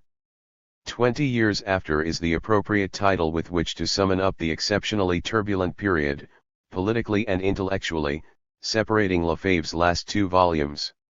It was completely dominated by the polysemic theme of crisis, not only the two oil shocks of 1973 and 1979, the failure of every revolutionary model, the death of Mao, 1976, Sartre, 1980, and Althusser, who strangled his wife, 1980. There were also possibilities that had become impossibilities. At the end of the 19th century and the beginning of the 20th, it was possible that the European working class would find itself strengthened, enter onto the political stage, make itself into a political subject and, by various means, become the dominant class. 48 This was no longer possible. With the third volume of the Critique of Everyday Life, the hour of reckoning had struck. Continuities, discontinuities. From the standpoint of Lefebvre's personal trajectory, more tragic perhaps is that at many points in this final volume we see that he too, while unable to abandon the organizing framework of Marxism, while unwilling to renounce Marx, had a clear sense that it was all up with a number of the notions, concepts, or even realities around which a revolutionary system that also aspired to be a revolution in thought had been constructed. Lefebvre comes straight out with it, the notion of the people 49 labor as the source of value, and the revolutionary project itself are at an end. This is how the dictum that the moment for the realization of philosophy has been missed is to be understood. It is this general perspective that leads to the most tragic reality to be recorded, the end of an era in thought. Lefebvre's great contribution, on the dual basis of Marxism and the avant-garde experience, was unquestionably to have rendered the everyday, or more precisely the critique of the everyday, an essential field of sociological exploration and philosophical reflection on social change, and to have made it the theoretical basis of the demand to changer la vie that inspired the various movements around May 1968, as well as the thinking of the official left, which adopted it for its own purposes and instrumentalized it. What Volume 3 reveals is that Marxism, indispensable from the 1930s to the 1960s when it came to thinking about the contemporary world, had not succumbed only to the hammer blows of the new philosophers. Marx is dead. Thinking about the everyday and the critique of everyday life no longer require Marxism.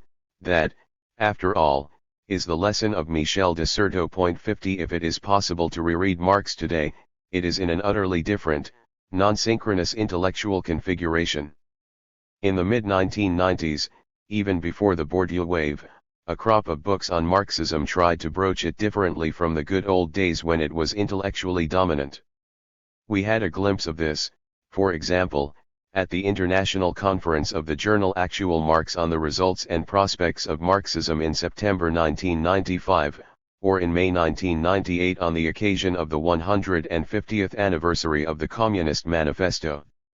Moreover, this renewed interest derives from intellectual universes that are often very different from Marxist thought in the classical sense of the term and is bound up, in France at least, with the Renaissance in political philosophy under the influence of Cornelius Castoriadis and Claude Lefebvre in particular. 51 Not to mention the flourishing in the Anglophone world of an analytical Marxism that rejects Hegelian logic and endeavors to reconcile Marx with John Rawls. Has Marx become untimely in the quasi-Nietzschean sense of the term? 52 At least he has not acquired the remote but venerable status of 19th-century thinker enjoyed by Guizot, Tocqueville, Renan, or Taine. He still has some bite. In the presentation of the issue of Espaces and Sociétés devoted to him, the authors metaphorically evoke the ghost of Henri Lefebvre. Jacques Derrida's attempt to flush out the specters of Marx is not conducted metaphorically. 53 Via the notion of spectre, he ponders the spirit of Marxism and contests the new dominant discourse that rejoices in its collapse. In this sense, the end of history is a species of spiritualist gesture, intended to conjure the ghost of Marx. Marxism persists as a spirit, neither living nor dead. It haunts neo-capitalism on behalf of radical critique and a capacity for self-criticism. La fin de l'histoire is a work by Lefebvre dating back to 1970, the moment to realize philosophy was missed.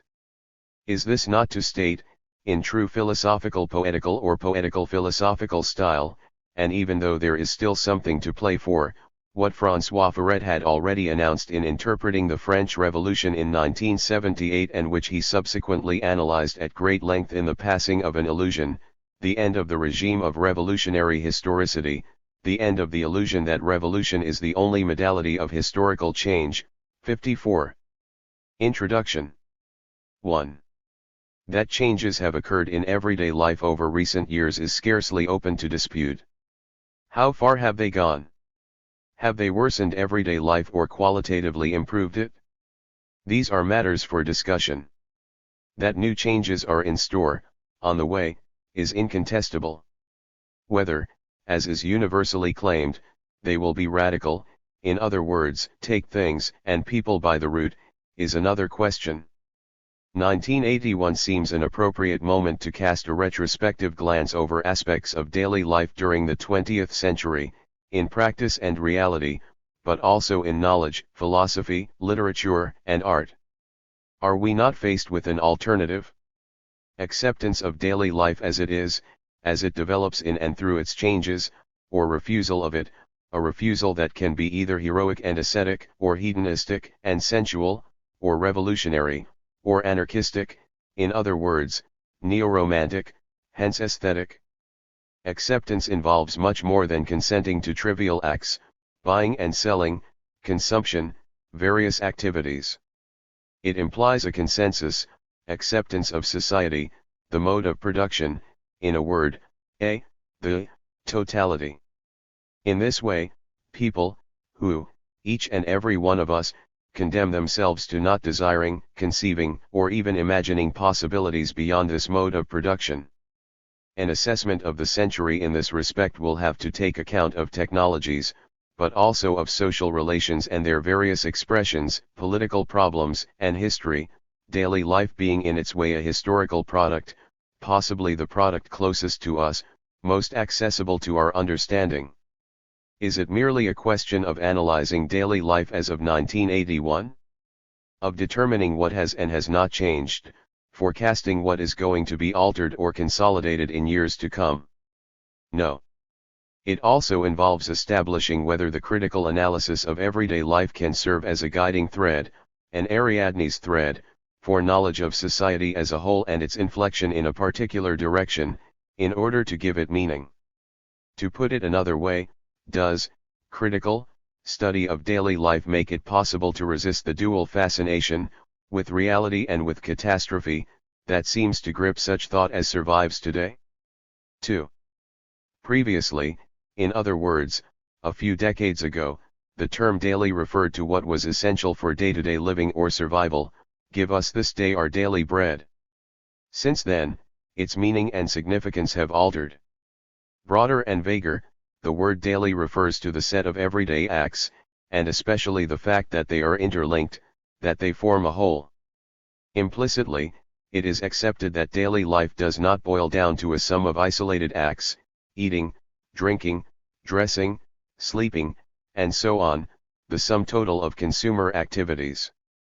Except when society is defined exclusively by consumption, something that is increasingly rare, there is an awareness that consideration of these isolated acts does not exhaust daily life, and that we must also attend to their context, the social relations within which they occur. Not only because each action taken separately results from a micro-decision, but because their sequence unfolds in a social space and time bound up with production. In other words, daily life, like language, contains manifest forms and deep structures that are implicit in its operations, yet concealed in and through them. In the shops we come across innumerable works devoted to everyday acts, housework, cookery, dressing, sleep, sexuality, and so on. We can even buy encyclopedias that attempt to assemble these particular aspects. But what is missing in such works is the whole, the sequence. Everyday acts are repeated, reproduced, by dint of the sequence and what it involves. They are simultaneously individual, group, family, colleagues, and friends, etc., and social. In ways that are poorly understood, the everyday is thus closely related to the modes of organization and existence of a particular society, which imposes relations between forms of work, leisure, private life, transport, public life. A constraining influence, the everyday imposes itself on all members of the relevant society, who, with some exceptions, have only minor variations on the norms at their disposal.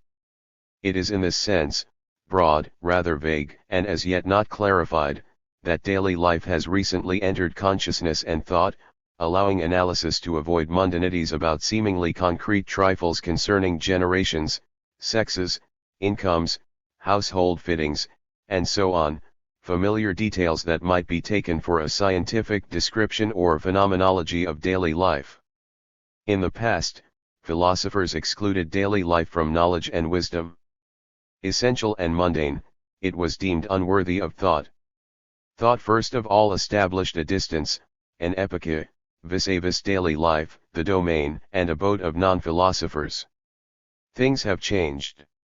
In 1980, the Swiss Philosophy Society organized a European symposium on the subject of daily life and philosophy, during which it became clear that today philosophy can be defined by its relation to daily life, by its capacity to grasp it, to understand it, to integrate it into a conceptual whole aiming at totality and universality.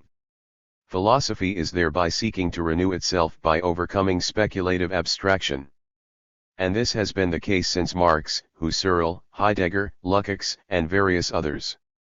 We shall see that pure philosophers, having gripped daily life in their conceptual pliers, still propose to dispose of it by absorbing it, rather than accepting it as it is, or transforming it. At the same time, the term daily and the reality to which it refers have made their way into newspapers and literature. An increasingly important section of the press revolves around daily life and its problems, to such an extent that the term problem has been trivialized and is becoming well nigh intolerable. In literature from Joyce to Simenon and Japrasad, a deliberate and somewhat ironic association, novelists seek to capture daily life at ever closer range, in order to derive surprising effects from it. Not to mention American authors who systematically smuggle the extraordinary out of the ordinary, quotidian. Yet daily life is not counterposed in some binary opposition to the non-quotidian, the philosophical, the supernatural, the sacred, the artistic. A binary schema of that sort forgets the third term, that is to say, power, government, the state political. This involves, and even explains, other memory lapses. 3. Preoccupation with daily life has also made its way into what are called the social sciences, history as well as anthropology, sociology, psychology, and so on. Many specialists are discovering in daily life the concreteness, the reality they were pursuing, but which, unfortunately, they divided up, in line with their methods, to carve out their field. Some believe that the sciences of human reality converge on this concrete reality. Others, by contrast, reckon that a microsociology or micropsychology is formed at the level of daily life in opposition to macrosociology or macropsychology, directed towards the totality. Concern with daily life can also enter knowledge under other rubrics, indirectly or illicitly, material civilization, habitus, praxemes, and so on. Some sociologists are taking up the theme of daily life, without referring to previous research. They call themselves new sociologists after the manner of the new philosophers, and announce the advent of a sociology of daily life. 1. In most of these studies, the critical, hence political, dimension is obscured to vanishing point. The pragmatic and positivist approach, which aims and claims to be scientific, involves endorsement. According to this method, positive knowledge precludes critical thinking. This is a symptomatic attitude. Of what? One records, one ratifies. Knowledge and acknowledgement go hand in tandem. The scientist, or, rather, the one who knows sacient, proceeds reflexively, he reflects on what he observes, he reflects it. According to this approach, positive knowledge does not step outside the fait accompli, the factual, the real. Critical thinking is eclipsed and even eliminated, as is the invariably troubling issue of possibilities that are distinct from reality. The theme of the mirror, so common in contemporary writing, perfectly encapsulates what it means: the inability of reflection to perceive anything other than the mirrored or reflected object, neglect of the utter difference between image and object, and finally, confusion between objects in the mirror and the image of the narcissistic subject in front of its own mirror. The real and reality? On the face of it, they do not shift, they are unchanging for thought and before it. In truth, if we may still put it thus, reality is constantly moving, sliding, towards something else. For a long time, what philosophers and scientists understood by the term was something profound, secret, hidden, essence or substance, occult qualities, ideas, or things in themselves, transcendence. From this perspective, from Plato to Hegel, the philosopher promulgated the true reality, the real truth, or the deep meaning, in short, the unity of the real and the true in, by, and for the logos. What does the word real mean today? It is the given, the sensible and practical, the actual, the perceptible surface. As for daily life, the general opinion is that it forms part of reality. But does it coincide with it? No, for it contains something more, something less, and something else, lived experience, fleeting subjectivity, emotions, affects, habits, and forms of behavior. We may add that it also includes abstraction. Money and commodities possess an abstract dimension that forms part of everyday reality, which also contains images, a multiplicity of images, without thereby vanishing into the imaginary. Surrealism unquestionably represented a milestone in the displacement of what is called the real, in its decent ring and recent ring. It was characterized by a flight from reality. Moreover, it was in reality that surrealism discerned the imaginary, discovered the extraordinary and the supernatural. In this context, see Le Paysan de Paris or L'Âme or Fou, with their descriptions of supernaturally charged real objects. The simultaneous problems of classical idealism and philosophical realism induced a displacement that had been foreseen and heralded by poets. Since then, the real has been represented and valued, or devalued, differently, all the more so since abstraction, to which the world of commodities, like that of techniques, belongs, is held, not unreasonably, to be more complex than the real, from which it cannot be separated. Rather than deriving from a thing in itself, is not the real usually a product, and occasionally a work? Sometimes it is the comparatively simple outcome either of knowledge and technical application, or of exchange or history, sometimes an object possessing boundless wealth, horizons, multiple meanings. Account must be taken of these contrasting aspects of reality. Is this reality the opposite of appearances, decor, illusions? Does it not include them as such? Is there still a need for critical thinking to intervene? Unquestionably. All the more so since confusion between the poverty of the object and its wealth, between the product and the work, is common and even organized, by advertising. But at first sight it seems that critical thinking, having become sterile, serves no purpose. Hence its eclipse by a reality that seems eloquent and self-evident. The abuse of critical thinking, which has lapsed into hypercriticism, must also be acknowledged. For the time being, let us confine ourselves to the catchword of the protest movements, change your la vie. Originally subversive, it was circulated, trivialized, debased, diffused, and touted indiscriminately. Thereafter, if something changed, it was not by virtue of the slogan, but for other reasons, struggles, by, among others, women, and or techniques. We shall return to the debasement and recuperation that form part of this defeat, as well as to the transformation of daily life during the second half of this century. A retrospective would be in order here. It would bring out the continuities and discontinuities, what has stagnated and what has changed. This would make it possible to clarify the concept of daily life, deploying and restricting it, for it cannot claim to cover the periods under consideration. It goes without saying that such a project will figure here only in outline.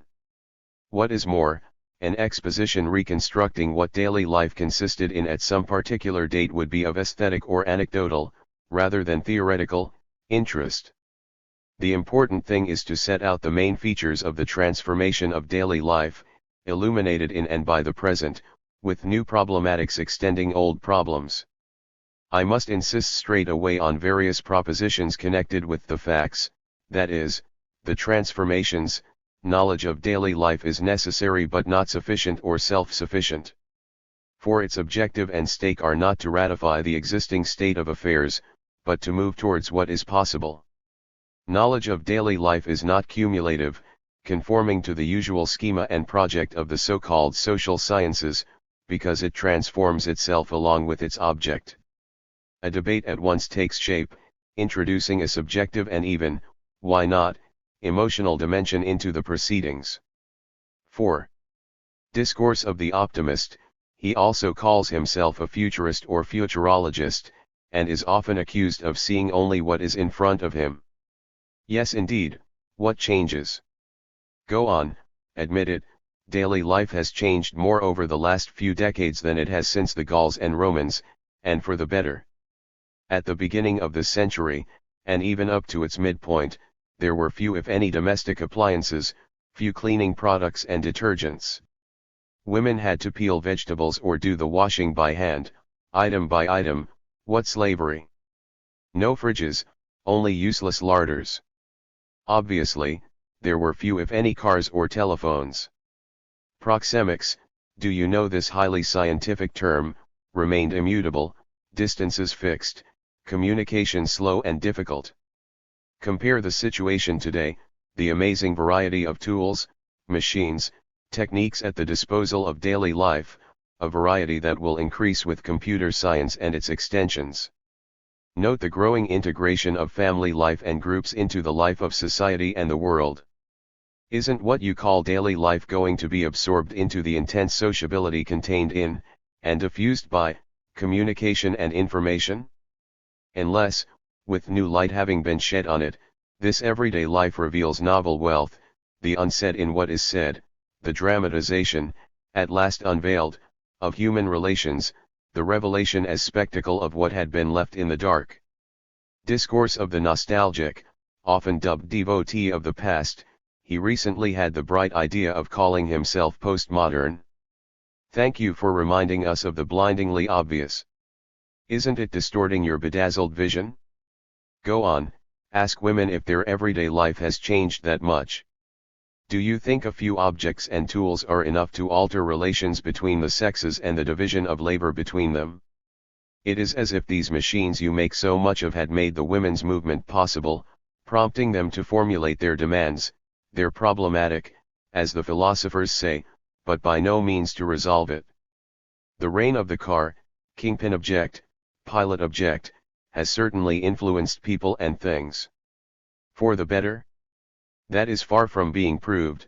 At the very least, the disadvantages match the advantages. But enough of these platitudes. In bygone days, there was no TV. But careful, rather than uniting people, can't the media, communications, and information technology divide them? Doesn't it depend on the social and political use made of the new techniques? The integration of the private into the social? Do you believe that social life has greatly benefited, been much enriched, since the development of communications? Instead of getting excited, think. Look back a second, if you would, to appreciate what was abandoned en route. Paris in days gone by. The Ile de France and France of old. Then a building was like a house. The people inhabiting it, the best off downstairs, the more modestly placed upstairs, and the domestics under the eaves, knew each other, and liked or loathed each other. But they formed a small community within the larger community of the district, in a town that was itself perceived as one big, fine community. Paris, like Lyons, or Lille or Toulouse, used to boast an industrious and cheerful populace. Singing was commonplace. Music ruled in towns without any need for DJs. The streets were vibrant. In squares and on boulevards, large circles of people gathered around singers accompanied by accordionists. People learned the songs, bought the lyrics, and left humming the tune. What have you made of the people, apart from a demagogic theme? Is there still a people in Paris or the towns of France, a developed country? There was unquestionably a certain narrowness in this everyday life, distant things, foreigners, the global horizon went unremarked. Gestures, social customs, rituals of courtesy and urbanity, the way in which women were addressed, the courteousness which concealed a slight disdain, the manner of greeting people, raising one's hat, all this remained traditional, and might seem antiquated. But what a sense of security! The individual felt supported as well as constrained. Relations between neighbors were strong, people helped each other. Events and formal occasions were celebrated collectively. Bread was still hallowed, values, like language the sediment of centuries, derived from long periods of penury and scarcity, had not disappeared. The slightest object could be considered precious, to be preserved or offered up. These rather narrow values simultaneously hemmed people in and protected them. There was no need for a sense of security imparted from on high or from without. Don't put words in my mouth, I'm fully aware that what goes by the name of social security represents progress. But you know as well as I do that it has served the state as a political means for changing an active, responsible populace into a population of welfare claimants, passive folk, who wait for the police when there is a crime or an accident, without stirring. Everyday life has lost the quality and vigor it once possessed, and dissipated, like the space that has been smashed to bits and then sold in pieces. What charms we have lost! In Paris, there were many enchanting places, not only Montmartre but on the heights, Belleville, Menilmontant, and below, along the length of the Seine, for example, in the direction of the warehouses of Bercy. As for the Ile de France, soon no one will be able to recount its charm, which survived until the middle of the 20th century. But I could go on forever, I'll stop. This debate runs through the century, its origins are more distant. Whether directly or indirectly, it is voiced in innumerable writings or speeches. Is there an answer to this pressing, insistent problematic? A solution? One of the aims of the present work is to avoid its alternatives by opening up a path which is neither that of nostalgia nor that of a futurology enthused by the scientific and technological revolution.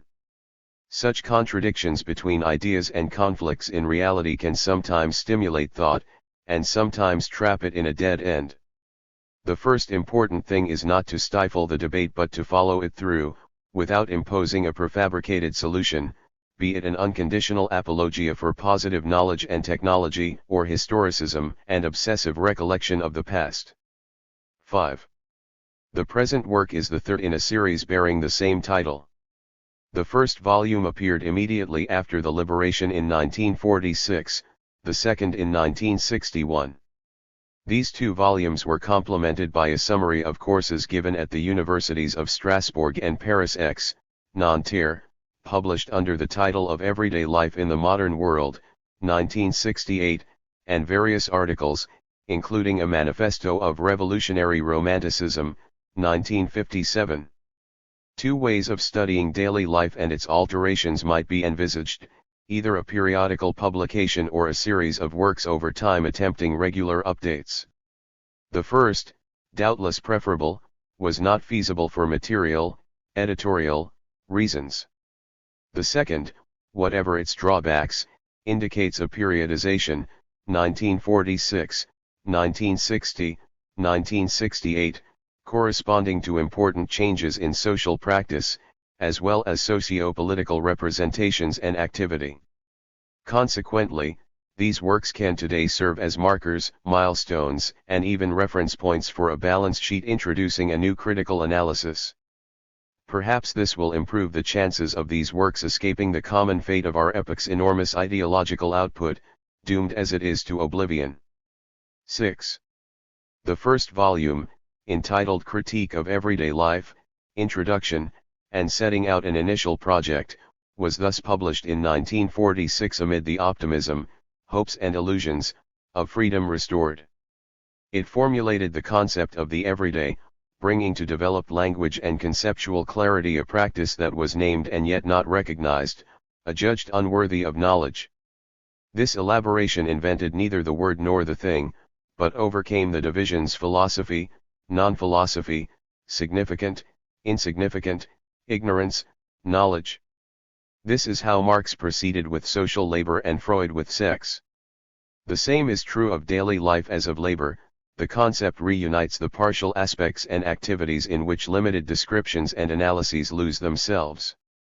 Such a concept is simultaneously abstract and concrete. Daily life would appear to comprise particular cases, individual situations, or general banalities. Here we encounter one of the oldest problems of philosophy and methodology. Conceptual theorization resolves it: there is a knowledge of the quotidian. How was it defined at the time? A. In the first instance by a certain appropriation of time and space, the body, vital spontaneity, and nature, an appropriation prone to disappropriation or expropriation, alienation, whose causes and reasons, historical, economic, political, and ideological, are discovered by knowledge. It nonetheless emerges that the everyday unfolds and is constituted in a space and time distinct from natural space and time, as well as mental space and time. B. With daily life, lived experience is taken and raised up to critical thinking. It is no longer disdained, regarded as an insignificant residue, produced by a necessary methodological reduction, ultimately destroyed. But nor is it overestimated, inflated, counterposed to what is rational. It assumes in theoretical thinking the place it occupies in social practice. There it is not everything, but it is not nothing either. On the other hand, lived experience and daily life do not coincide. Daily life does not exhaust lived experience, for there is lived experience outside it, above and/or below it. Nevertheless, the relation between the experiential and the conceptual is foreground. It contains a much larger issue, that of the relations between thought and life, a Faustian question that is scarcely resolved by apologias for life or for pure thought. C. Vis-a-vis more or less highly specialized, and hence fragmented, activities, thinking, circulating, dwelling, dressing, but also engaging in some particular piece of work, daily life is defined as both a product, the result of their conjunction, and a residue, when one abstracts from these activities. It receives the remnants, the remains of these higher activities. It is their common measure, their fertile or barren soil, their resource, their common site or ground. This product, residue, result and common ground, can on no account be reduced to the arithmetical or mechanical sum total of these activities. On the contrary, daily life can be understood only if one considers the various activities in the totality encompassing them, that is to say, the mode of production. The latter is not viewed outside or above these multiple activities, but as being realized in and through them as well as in daily life. Daily life is thus the product of the mode of production, in the event, the capitalist mode of production, the case of socialism, which cannot be defined as a mode of production, being left to one side. The mode of production as producer and daily life as product illuminate one another. D. Daily life also results from conjunctions between cyclical processes and times and linear processes and times, that is, between two very different modalities of the repetitive. The body appears to be a bundle of cyclical rhythms, contrariwise, many regulated activities, a sequence of productive gestures, for example, or social procedures, are clearly linear. In present daily life, the rhythmical is overwhelmed, suppressed by the linear. But the rhythmical cannot disappear, the repetitive cannot be reduced to the results of a combinatory, a prefabricated, imposed linearity. Although such a tendency exists in the modern world, daily life cannot be conceived exclusively in accordance with functional linearity. Likewise, the qualitative cannot completely disappear into the quantitative, nor use into exchange, nor things into pure relations. Daily life includes both aspects, both modes of everyday repetition. See, below, the paragraph on the elements of rhythm analysis, developing a thesis that remained unexplained in Volume I of the Critique. E. Daily life can also be conceived as an encounter and a confrontation between use value, and exchange value. Whatever the predominance of exchange value and its importance in the mode of production, it does not end up eliminating use and use value, even if it approximates to pure abstraction and pure sign. Labor produces exchangeable goods, commodities. Between their production and their consumption, they lead a unique existence that is more abstract than concrete. During this phase, the characteristics of exchange are prevalent. This is the reign of the commodity, its world. While it lasts, the object is virtually reduced to a sign. Then this mode of social existence is interrupted, and use value recovers its prerogatives. As well as social, labor-producing exchange values, we can also stress a certain non-labor, rest, holidays, private life, leisure, that plays a part in the use of products. The time of non-labor forms part of social time, as compensation for the time devoted to production, sold as productive capacity to those who possess the means of production. Like labor, non-labor, or rather the time of non-labor, forms part of the mode of production.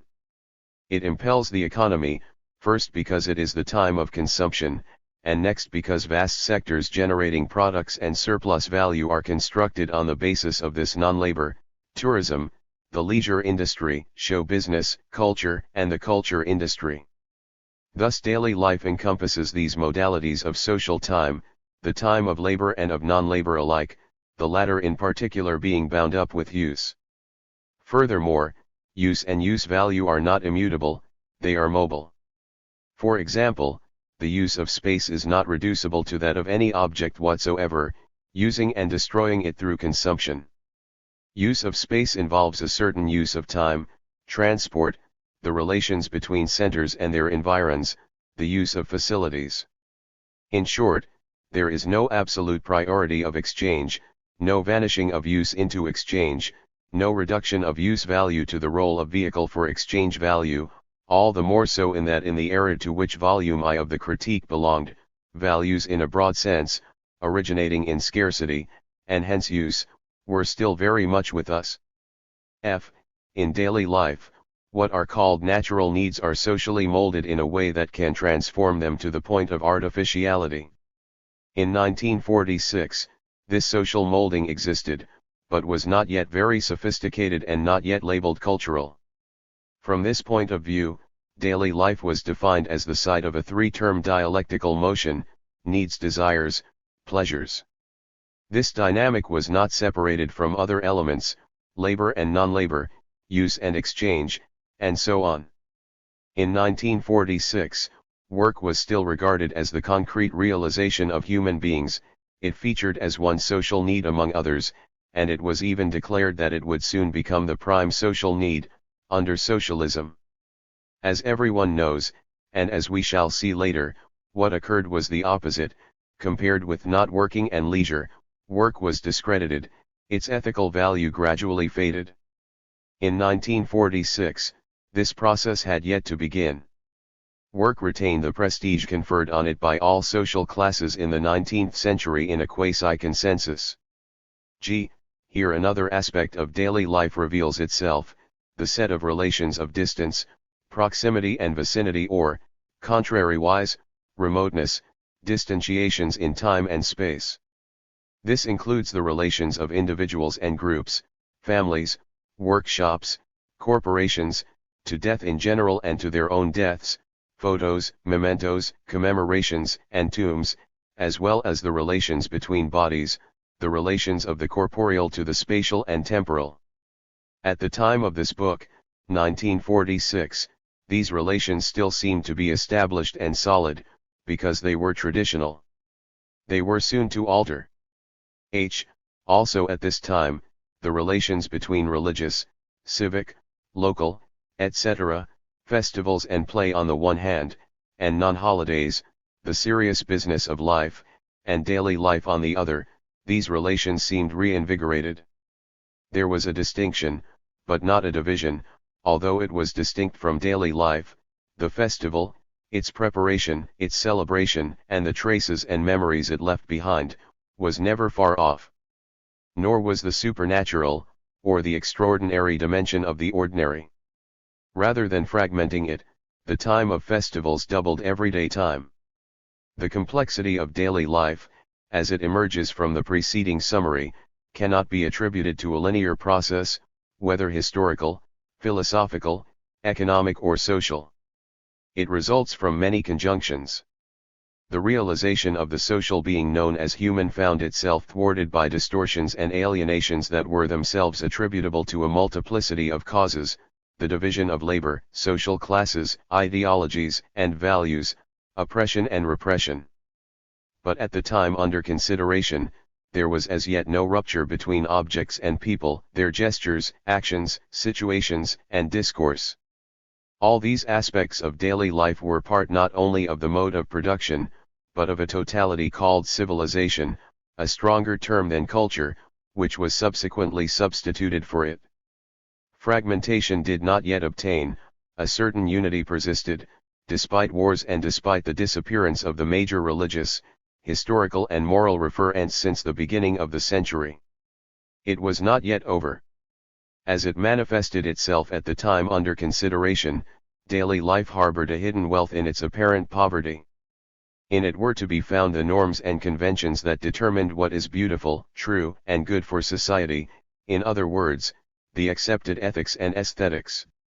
Counterposing to them various absolute terms, classical philosophy believed it had invented absolute truth, absolute good, absolute beauty, against which were ranged the false, the evil, and the ugly. In the course of what are called modern times, the critique of philosophy, acting in concert with the human sciences, has relativized these concepts. Every society, whether old or contemporary, has possessed and still, except in cases of decadence and rapid decay, possesses its norms and values. Nevertheless, dogmatism has not disappeared. On the contrary, it is as if relativism, skepticism, and empiricism were creating a need for their opposite, a need for dogmas and absolute truths. Dogmatism is becoming a socio-political fact. The confrontation between dogma and doubt, norms and conventions, fidelity to the established order and rejection of it, occurs in daily life. If these norms are no longer strong enough to impose a representation of the true, the beautiful, or the good, it is because the relevant society is decaying or fragmenting. The absence of norms and values demonstrates not that they are no longer important, but that they are disappearing in the course of a crisis, a mutation, or increasing stagnation. As Nietzsche said on many occasions, the decadent have chosen what was worst for them. How can this be? When and where was the choice made? Where and when did truths and illusions confront one another? When did the norms, values, and conventions that make up a society appear? And how were they imposed? Where do we sense their absence? The dogmatic response is unacceptable, this is what you must think, the only response, poorly explained in the book I am recalling here, but already inherent in critical knowledge, is, in daily life. Rather than wishing to destroy existing values as ideological, the critique of everyday life proposed to study their alterations in daily life and the emergence of daily life itself as both reality and value. The determinations and definitions recalled above converge as aspects of daily life and its concept. Joined to it, closely bound up with the analysis, was a project. It proposed to set free the latent wealth, to bring out the implicit, unexplored content of daily life, valorizing it. It allowed that everyday mundanity, its time and space, contain things that were seemingly incompatible with it: play, the festival, surprise, and hence the possibility of presenting this profundity and putting it into perspective. With a certain clumsiness of formulation, the project inherent in the conceptualization and theory presented itself thus. How was this kind of project and book situated in a Marxist perspective, while not allowing itself to be imprisoned in a system?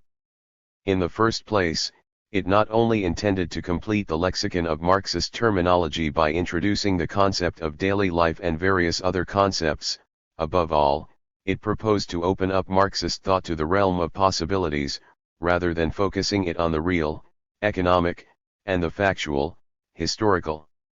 The same work also sought to transform the concept of revolution.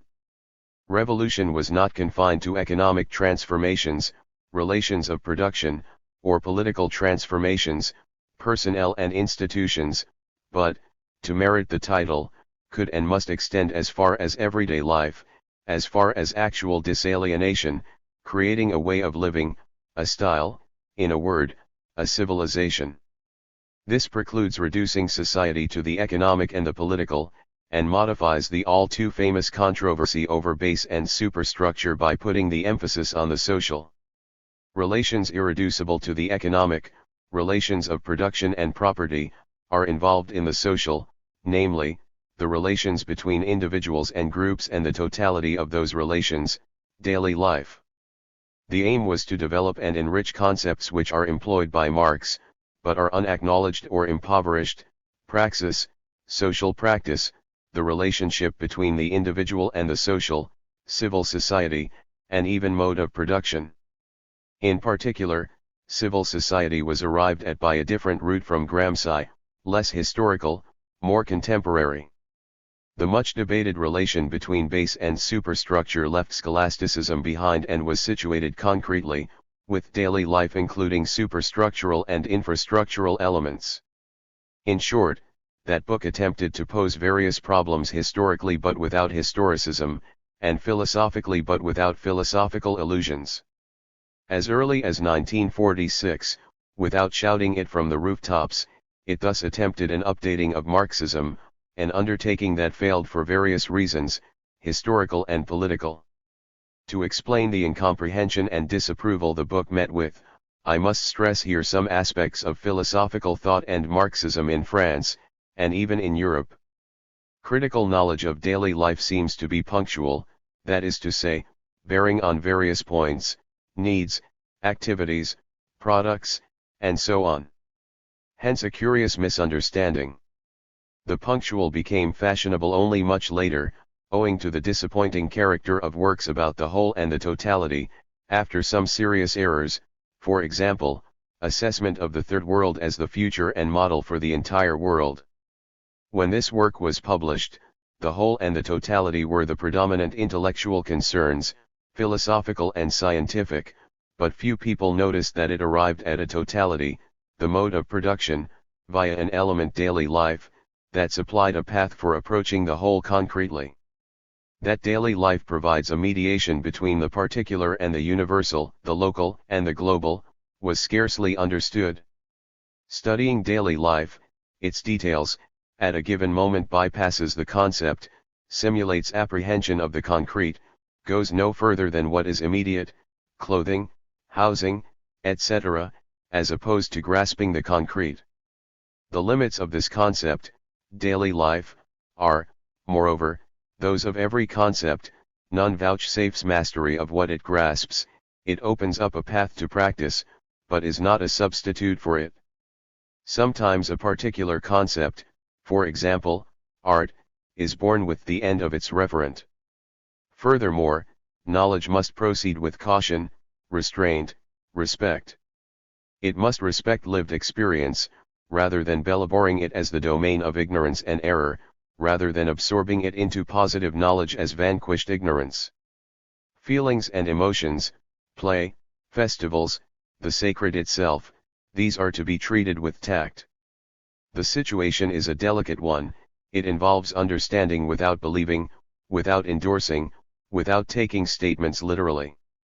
From the outset, the critique of everyday life imparted content to alienation, but did not define its status, whether philosophical or scientific or even metaphorical. Understanding lived experience, situating it, and restoring it to the dynamic constellation of concepts, explaining it by stating what it involves, this was how the meaning of the work and project was expressed. 7. The originality of the project with respect to traditional philosophy has already been underscored. It regarded daily life neither as the non-philosophical, nor as raw material for some possible construction.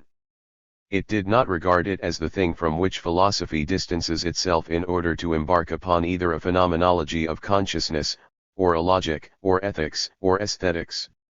It sought to show that the confused character of lived experience, as of daily life, betokenned not their poverty but their richness. The slightest object, still, had a direct or indirect relation with art, culture, civilization. The project aimed at a revived unity and totality, of the experiential, the philosophical, and the political, something that existentialism aspired to a little later, but fell short of. If there was a magical dimension to daily life, rites, formulae, proverbs, traditions, that was also its complexity and its richness. Daily life was taken as an object not in the sense of a static object or a pretext for building a model, but as the starting point for a form of action. It did not represent an inferior degree of intellectual or spiritual life. Thus, it was not erected into an object in the epistemological sense, and delimiting it, constituting it as a field, was not the issue. All these clarifications are necessary to avoid, albeit belatedly, misunderstandings that were present some decades ago. With respect to philosophy, a metaphilosophical perspective was outlined. This problematic starts out from the exhaustion of the classical problematic, the subject-object relation, or the real, ideal and reality, knowledge relations. Notwithstanding an arguably regrettable tendency to privilege sociology, from the outset the concept of daily life welcomed the contributions of economic, political, historical, etc., studies. This justified borrowing from philosophy, in a different inflection, the idea of totality, itself integrated into a process of evolution, that of the mode of production, in the process of being realized as indicated above. Daily life in the totality had nothing in common with the primitive, the pre-logical or pre-scientific, the infantile. It had before it, around it, above and below it, other realities, networks, institutions, including techniques, positive knowledge, and especially the state. In the first volume, the penetration of techniques into daily life, still, at this time, close to spontaneity, was demonstrated, as was that of positive knowledge and political action. Even so, no concept, that of the state any more than that of technicity, possesses an ontological privilege with respect to it. They all have their limits. The problem of technique emerged, but was not yet formulated explicitly. Is it a factor which has become autonomous, and could wreak havoc on the world? Is it something destined to be mastered by a caste of technocrats, or by the working class? Must we repudiate enthusiasm for technology, which would later be all the rage, including among Marxists, or, on the contrary, accommodate it? These questions, which would emerge only subsequently, did not feature in the first volume.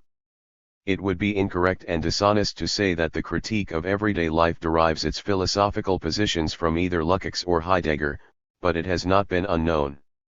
It is true that Lukács introduced the theme of Alltäglichkeit everydayness as early as his first works, In Soul and Form. Was it he who inspired Heidegger to conceive the theses of being and time on abandonment and care in the Alltäglichkeit? Perhaps. But we should remember that these themes, the appraisal of everyday reality as trivial, given over to care and void of meaning, which directs philosophy to the true life, or authentic existence and authenticity, derive from Romanticism. And, more precisely, from German Romanticism, Hölderlin, Novalis, Hoffmann, and so on. Did not the philosophers, and Lukács in the first instance, turn the claims of the Romantic tradition back against it, supporting them with the modern critique of bourgeois society? After Lukács, Heidegger offered an ontological interpretation of this critique. For both philosophers, daily life, speculatively conceived, amounts to a chaos, a disorder of sensations and emotions, prior to the forms conferred on it by aesthetics, ethics, or logic, in other words, philosophy. Everydayness is a sort of primitiveness. At best, daily life is defined as spontaneity, flux, eruption, and hence as pre-logical. There is no doubt that Lukács demonstrates the presence in literature, and especially in the modern novel, of a protest against the triviality of daily life. Point 2. According to him, there is thus a tension between the problematic hero and a social practice that has lost the immanence of meaning, and likewise becomes problematic in its triviality. Genuinely heroic, the subject resists dissolution or is wrecked against the object, reality. In Lukács, however, the subject seeks to rediscover the object. The philosopher never abandoned the philosophical fiction of unity regained, Hegelian reconciliation in supersession and the universal through art and revolution.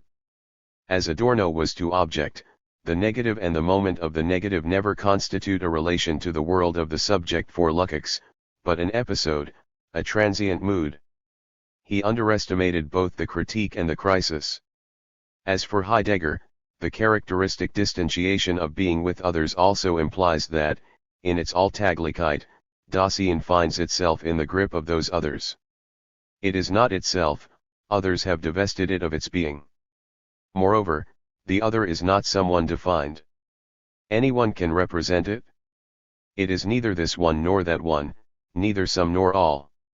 It is neuter, the they, das Man 3. This phenomenology of the ontic thus involves a fundamental, absolute pessimism about the social and the practical. In this respect it is opposed to the Marxist tradition, for which alienation can be countered and overcome. An analogous pessimism is to be found in Sartre, above all in Being and Nothingness, a work inspired by a Cartesianized and psychologized Heideggerianism.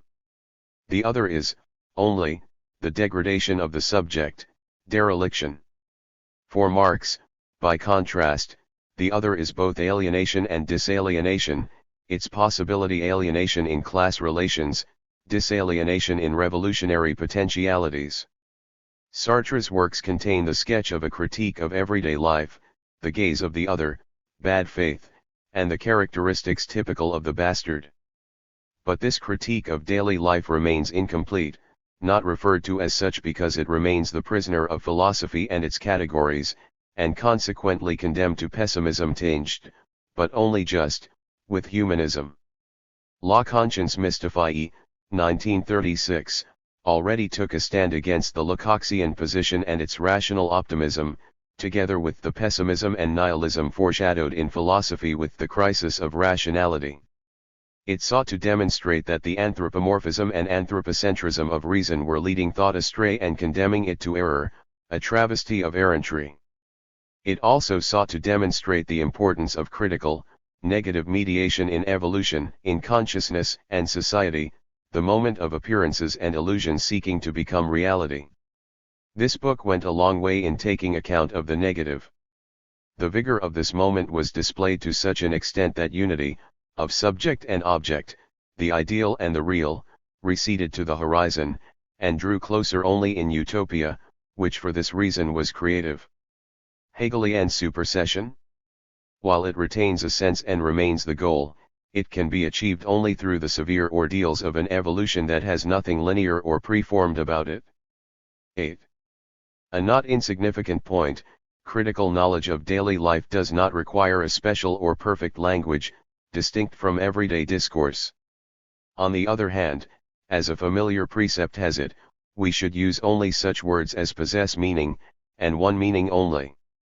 Even when we are distinguishing between the spoken and the unspoken, the unconscious and the conscious, the unknown and the known in daily life, in short, detecting what is contained in the discourse of the everyday, there is no need to invent a different vocabulary, syntax, or paradigm from the one that is present in the discourse.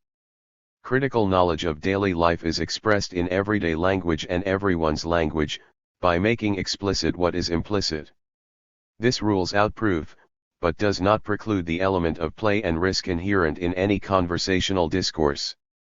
One postulate of the work, Volume I, that will have to be reconsidered, for it may be that the hypothesis is no longer correct and requires modification, was this: people in general do not know how they live, making the theory of daily life indispensable.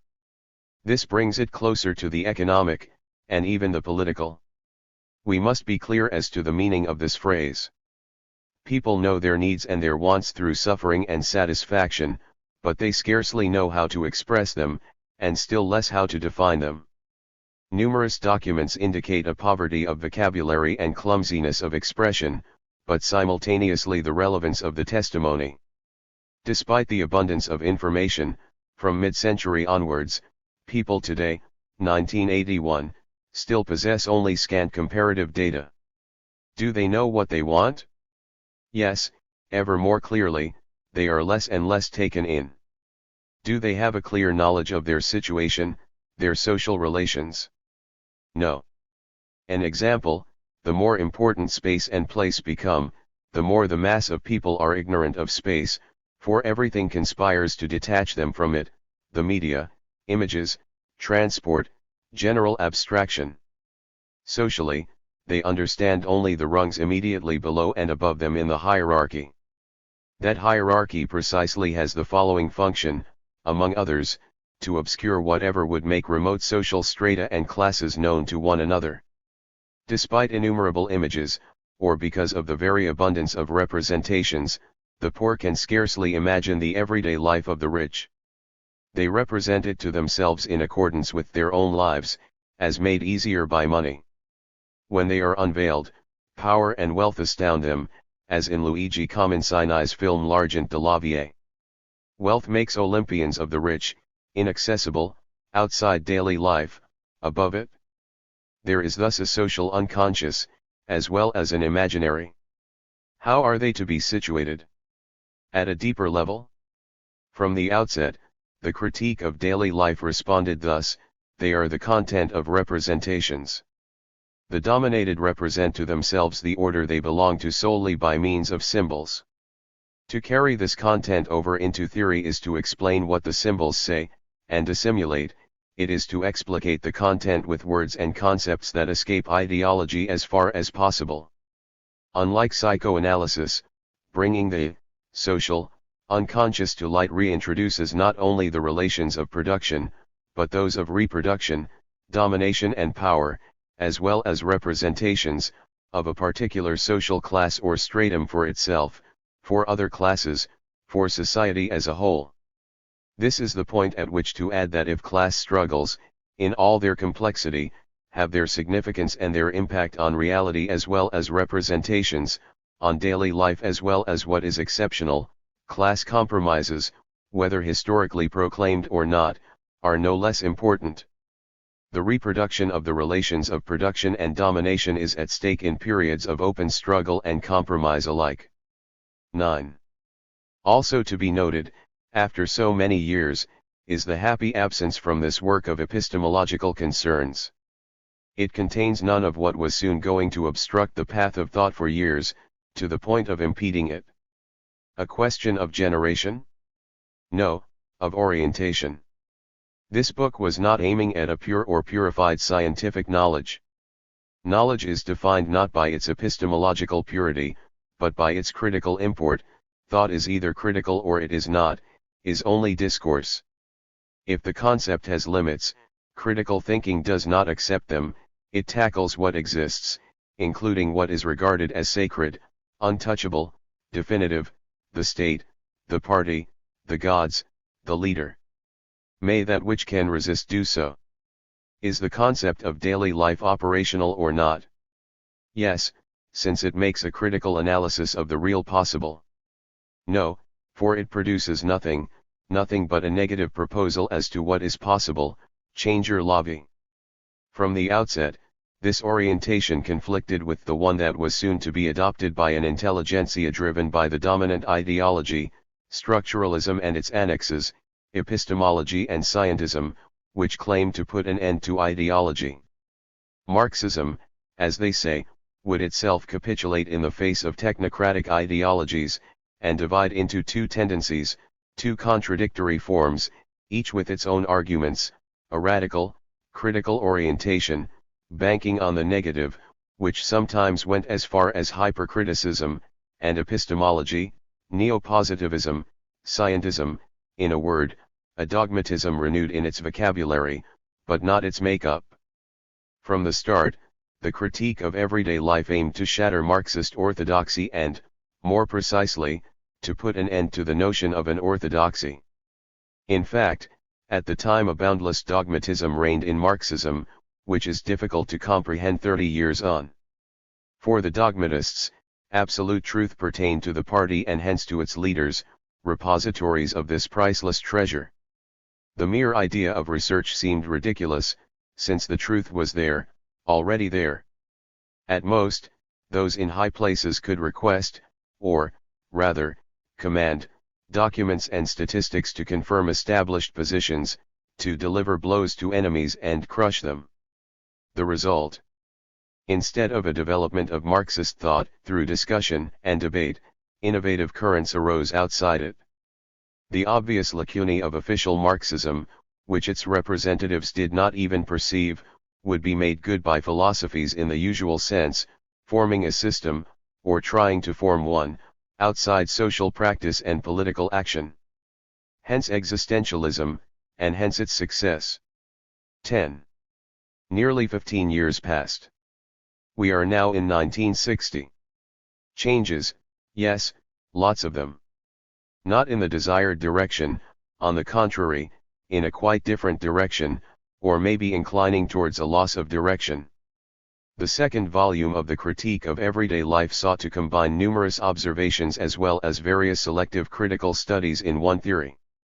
What occurred in the course of these 15 years? First the apogee, then the decline of Stalinism and the failure of the critique of Stalinism inside the communist movement, particularly in France. How did the contestation that emerged at the time differ from critique? In this, that it was intent on being immediately active, without operating through the mediation of what was already established, parties, doctrines, etc. It also wanted to be radical. It took account of changes in the world and the onset of the crisis affecting the classical concept of revolution, substituting for it that of subversion. 11. The second volume of the critique did not remain external to the movement. First of all, with official, institutional Marxism falling into discredit, unofficial Marxist thought found an increasingly large audience.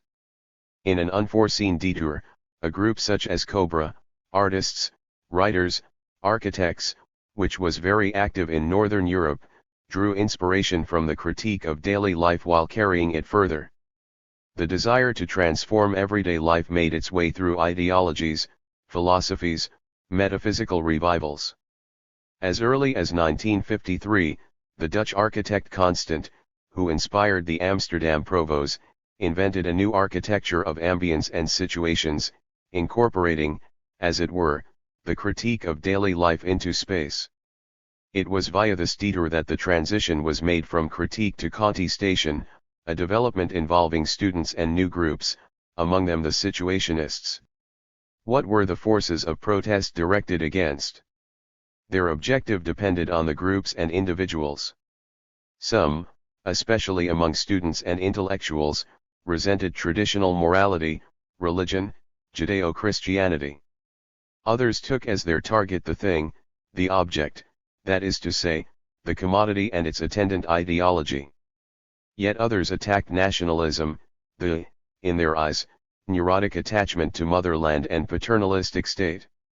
Many of them quite simply proposed to destroy capitalism, which they naively believed to be in a critical condition whenever they detected the slightest symptom of economic difficulties, when in fact, economically, the age was one of prosperity and the onset of the scientific and technological revolution. In short, the various forces of protest were not agreed either on the grounds and goals of the contestation, or on the line to pursue. But everyone was in agreement on one imperative: change your la vie. Were they demanding their share of the cake of growth and the economic miracle? No. They rejected economic and political reality. They also rejected what was in the ascendant all around them, technocracy, with its dual fetishism of competence and performance, and an ideology that started proclaiming the end of ideology under the sway of knowledge and authority, so that these ideologues merely diffused their own ideologies more successfully: productivism, positivism, logical empiricism, structuralism, etc. There was no lack of analogies between protest and contestation in France and Europe, and the Cultural Revolution in China. They were 10 a penny. The same vigor, and the same failure. Was not this wave of contestation the provisional form of a comprehensive movement directed against fixed hierarchies, established apparatuses, enforced silence, and the ideologies of domination? In France as elsewhere, protesters rejected the productivist ideology that passed for pure knowledge, as well as the reorganization of daily life around the couplet production-consumption, a reorganization that gained ground and was to achieve a quasi-general consensus, except among the protesters. Rejecting, before the ecologists did so, growth, with its brutal implications, harsh technologies, the expansion of towns that remained such in name only, they counterposed the cult of pleasure to that of work. Against an economism void of values other than those of exchange, protests stood for reuniting the festival and daily life, for transforming daily life into a site of desire and pleasure. The protesters were protesting against the fact, simultaneously obvious and ignored, that delight and joy, pleasure and desire, desert a society that is content with satisfaction, that is to say, catalogued, created needs that procure some particular object and evaporate in it. They took radical critique to the extreme by opposing not working to work, which was being promoted as the supreme value. A paradox? Or a demand deriving from the high level of the productive forces and the possibility people sensed of abolishing work through automation of the productive process. In and through imponderables and ambiguities, sound and fury, the problematic of the modern world was taking shape. From 1957 or 1958 onwards, the protesters could legitimately describe themselves as revolutionaries, since they were demanding what the regime and the system, the mode of production, could not but refuse.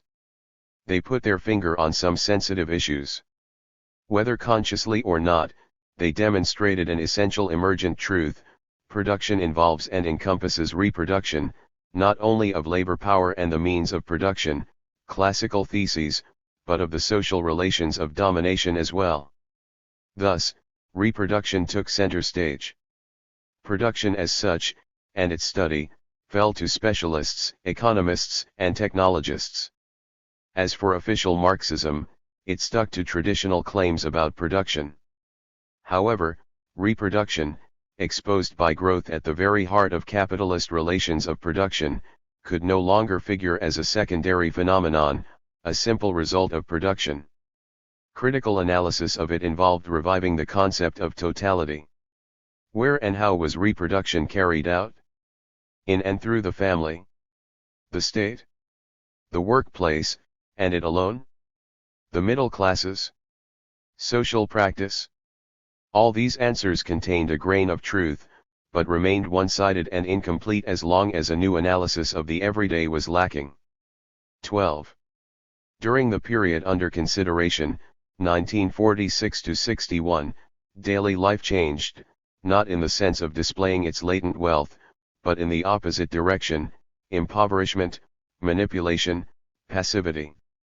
Capitalism was in the process of conquering new sectors in these years: agriculture, previously pre-capitalist in large part, the historic town, which broke up through explosion and implosion, space as a whole, conquered by tourism and leisure, culture, that is to say, civilization reduced and subordinated to growth by the culture industry, finally, and especially, daily life. The second volume of the Critique of Everyday Life contains a thesis that is possibly excessive, that is, hypercritical, but not meaningless. It was developed in cooperation with the oppositional avant-garde. According to this theory, daily life replaces the colonies. Incapable of maintaining the old imperialism, searching for new tools of domination, and having decided to bank on the home market, capitalist leaders treat daily life as they once treated the colonized territories: massive trading posts, supermarkets and shopping centers, absolute predominance of exchange over use, dual exploitation of the dominated in their capacity as producers and consumers. The book thus sought to show why and how daily life is insidiously programmed by the media, advertising, and the press. In great detail, and with many convincing arguments, people were having it explained to them how they should live in order to live well and make the best of things, what they would choose and why, how they would use their time and space. These features mark society while wrecking the social. No particular feature, consumption as such, the spectacle and spectacularization, the abuse of images, the overwhelming abundance and redundancy of information, suffices to define this society. All of them are involved in daily life. The upshot is contradictory, undeniable satisfaction and a deep malaise. Rather than a qualitative appropriation of the body and a life of spontaneity, what transpires is a threatening and increasing expropriation by the outside, the quantitative and the repetitive, by disembodied images and alien voices, by the discursive and spectacular molding of everything that happens. This was the case for people in general, for society as a whole, the middle classes being the axis and support of these operations, their subject and object in so far as these terms still have a meaning. Various privileged products, which really are useful and agreeable, the car, the fridge, the radio, the television, are allocated the following mission: expropriating the body and compensating for this expropriation, replacing desire by fixed needs, replacing delight by programmed satisfaction. The real, displaced and situated in a new way in daily life, consequently wins out completely over the ideal.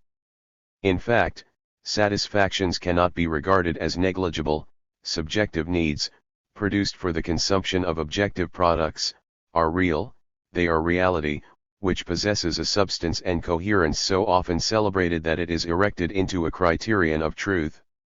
This indictment, contained in the critique of everyday life too, as well as everyday life in the modern world and other articles from the same period, laid itself open to attack and was not without its faults.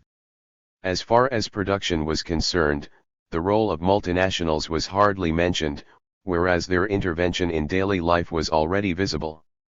Contrary to the Marxist schema predicting the formation and investment of large capital exclusively in what is called heavy industry, iron and steel, chemicals, etc., many of the most powerful global enterprises established themselves in daily life in this period: detergents and cleaning products, drink and food, clothing.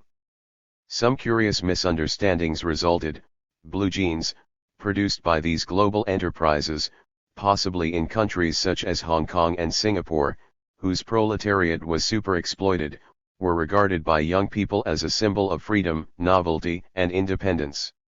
This fashion supplied the critique of daily life with an excellent example of manipulation.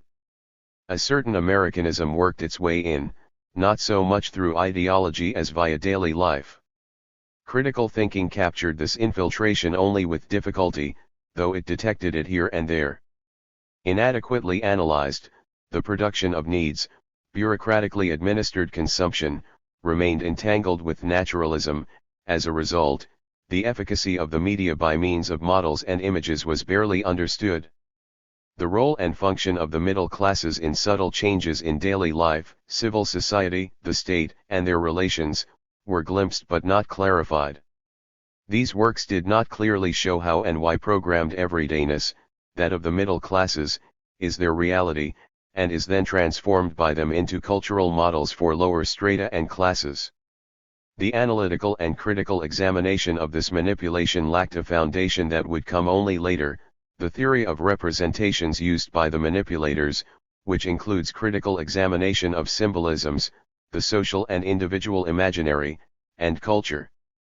As a result, the analysis of reproduction, as concealed not under but in production, consumption, remained incomplete.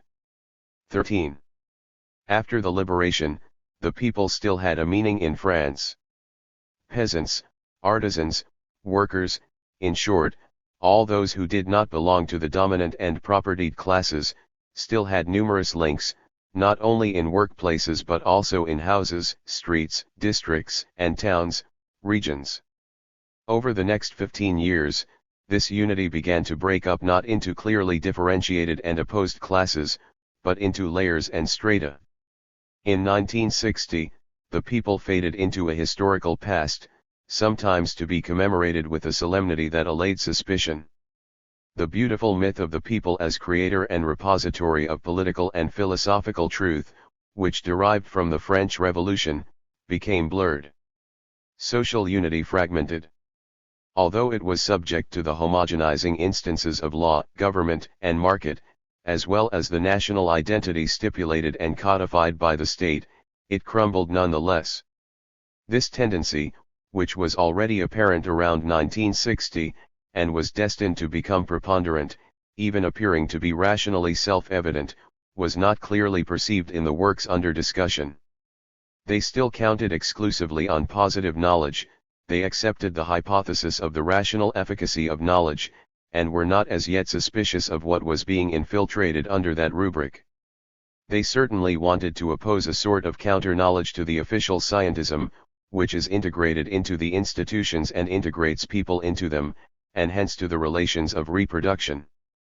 But this counter-knowledge remained limited and largely ineffectual vis-a-vis a knowledge bound up, in one way or another, with power and possessions. It should, however, be added that this attempt at a counter-knowledge also contained a project of counter-power. This was intimately connected with the contestation as it mounted and became generalized during this period. But it was not associated with its violent forms, such as the one which dispensed with any project, calling for immediate action, regardless of the consequences. This project differed from the one presented in the first volume, because the latter had failed, become impossible. Changer la vie? Yes, but it was no longer conceivable or possible to liberate a sort of living core, to display the latent content of daily life. What had become of this core, this rich content? In 1960, they were in the process of disappearing, or had already disappeared. Changer la vie? A radical change was necessary, a revolution, subversion. The theory of revolution in and through daily life still sought to develop Marxist theses. It doggedly reminded people that social transformation cannot be confined to political forms and economic relations, that it runs the gravest risks of degeneration if it does not have the creation of a different everydayness as its goal and meaning. The result, in this way of looking at things, is that subversion must work in tandem with revolution. Regrettably, what happened was that revolutionaries confined themselves to the politico-economic, whereas subversives distanced themselves from it. In short, these two aspects of the transformation of daily life were dissociated. Failure ensued. The critique of everyday life did not attain its goal, even if it was fashionable for a time around 1968. However that might be, here we must emphasize the evolution of the idea and project of revolution since its origin. At the outset, it was defined by Marx on the one hand by the realization of philosophy, and on the other by the unfettered growth of the productive forces. On the one hand, then, classical philosophy bequeathed to the forces of renewal, the creative capacities of the working class, its principal ideas, freedom, happiness, or quite simply the true, the beautiful and the good, for them to realize. On the other, this involved the end of the scarcity that is skillfully planned for the people, and the advent of abundance. In the event, what happened? On the one hand, philosophy after Hegel and Marx gradually renounced the naive project of renewing the world through truth. The final blaze of this centuries-old project was Nietzsche's Zarathustra. Thereafter, philosophy stagnated and then withered away as it tirelessly wrote its own history. It drifted towards scholasticism, Marxist, Kantian rationalist, or irrationalist. On the other hand, revolution could no longer be defined by growth, given that there was growth in the capitalist mode of production for which the state assumed responsibility, and that what is called the capitalist state succeeded in this task as well as, and sometimes better than, the socialist state. Persisting with this definition, continuing to identify socialist revolution and growth, without even clearly distinguishing between quantitative growth and the qualitative development of society, did this not lead to a crisis of the idea of revolution? Did theory and practice not stand in need of redefinition? Clumsily perhaps, but stressing the main point, the critique of everyday life and related research sought to meet this exigency. In these works, the study of daily life was carried out in accordance with dialectical procedures. Regarded and presenting itself as such, positivity, the programming of daily life, proved destructive of possibilities, even though it had many positive reasons, of the strongest sort, for establishing itself in reality. As for negativity, that is, the critical element, it displayed an openness towards possibility. This dynamic internal to knowledge does not make it readily accessible. Around the middle of the 20th century, it was still possible to capture the imaginary, the extraordinary, the supernatural, the magical, even the surreal, and hence the negativity, at the heart of daily life. A few years later, the imaginary came from without, it was imposed, photography, cinema, television, the world rendered a spectacle. It was now that the imaginary was discovered, and slowly but surely became fashionable. It was also discovered that the imaginary is sometimes identical with the logical, Lewis Carroll. Paradox: the imaginary kills imagination, the fetishism of the imaginary is constructed on the ruins of the imagination. This period of disappropriation, which provoked the radical protest movement, possessed an appearance that veiled its reality, the art of daily life, or daily life regarded as an art and simultaneously positively as a business. Its technical basis: domestic appliances. A certain major brand launched a famous slogan at the time, which was as effective in advertising terms as it was mystificatory: X liberates women. In fact, the positive advantages of this instrumentalization of daily life brought about a consciousness of enslavement. This paradox, another one, will surprise only those who are entrenched in positivity, quantified abstraction. In short, it was under cover of practical innovations and undeniable technical progress that the forms of its own enslavement were insinuated into daily life, in conflict with those of liberation. Otherwise, these forms could not have been imposed. Daily life entered into the circuits of the market and managerial practice, the opposite of self-management, becoming a small business, a family subcontractor, subordinate to the dominant powers. This can extend to the self-management of daily life. 14. The theory of a revolution in daily life was to have some unanticipated repercussions. Critical knowledge was going to spawn hypercriticism, at the extreme, sheer abstract negation of the existing order, rejection of the real treated as a shadow theater. It must be conceded and stated that this hypercriticism has had some disastrous results, for example, the extermination of humanism, philosophical support of human rights. On the pretext that humanism bore the marks of bourgeois liberalism and suspect ideologies, it was blithely trampled underfoot without anything being put in its place. On the road to hypercriticism, the ultra-leftist intelligentsia demolished all values, for excellent reasons, but in the process destroyed reasons for living. To employ an old metaphor, it sawed off the branch on which it was perched. This was suicidal behavior. Moreover, the ideological representatives of this intelligentsia rarely took hypercriticism to its logical conclusion, that is, nihilism. Only a few writers, among them, Samuel Beckett, had the courage to do that. Most of the intellectuals affected by hypercriticism accepted a compromise, living, or rather seeking to live, as if society was different from what it was, living outside this intolerable society, and yet within it. People made the best of the situation. In this little game, the so-called advanced intelligentsia gradually lost its credibility. By the same token, it compromised such effectiveness as critical thinking might still possess. This vague nihilism and incessant ambiguity produced a mindless voluntarism, in political action and everyday life alike. The theoretical critique of work, adopted from Marx and Lafargue, Le droit à la Paris, a text read and approved by Marx, logically entailed a rejection of work. Among the themes dealt with by Marx featured the triad, taken from Hegel, of need, labor, pleasure.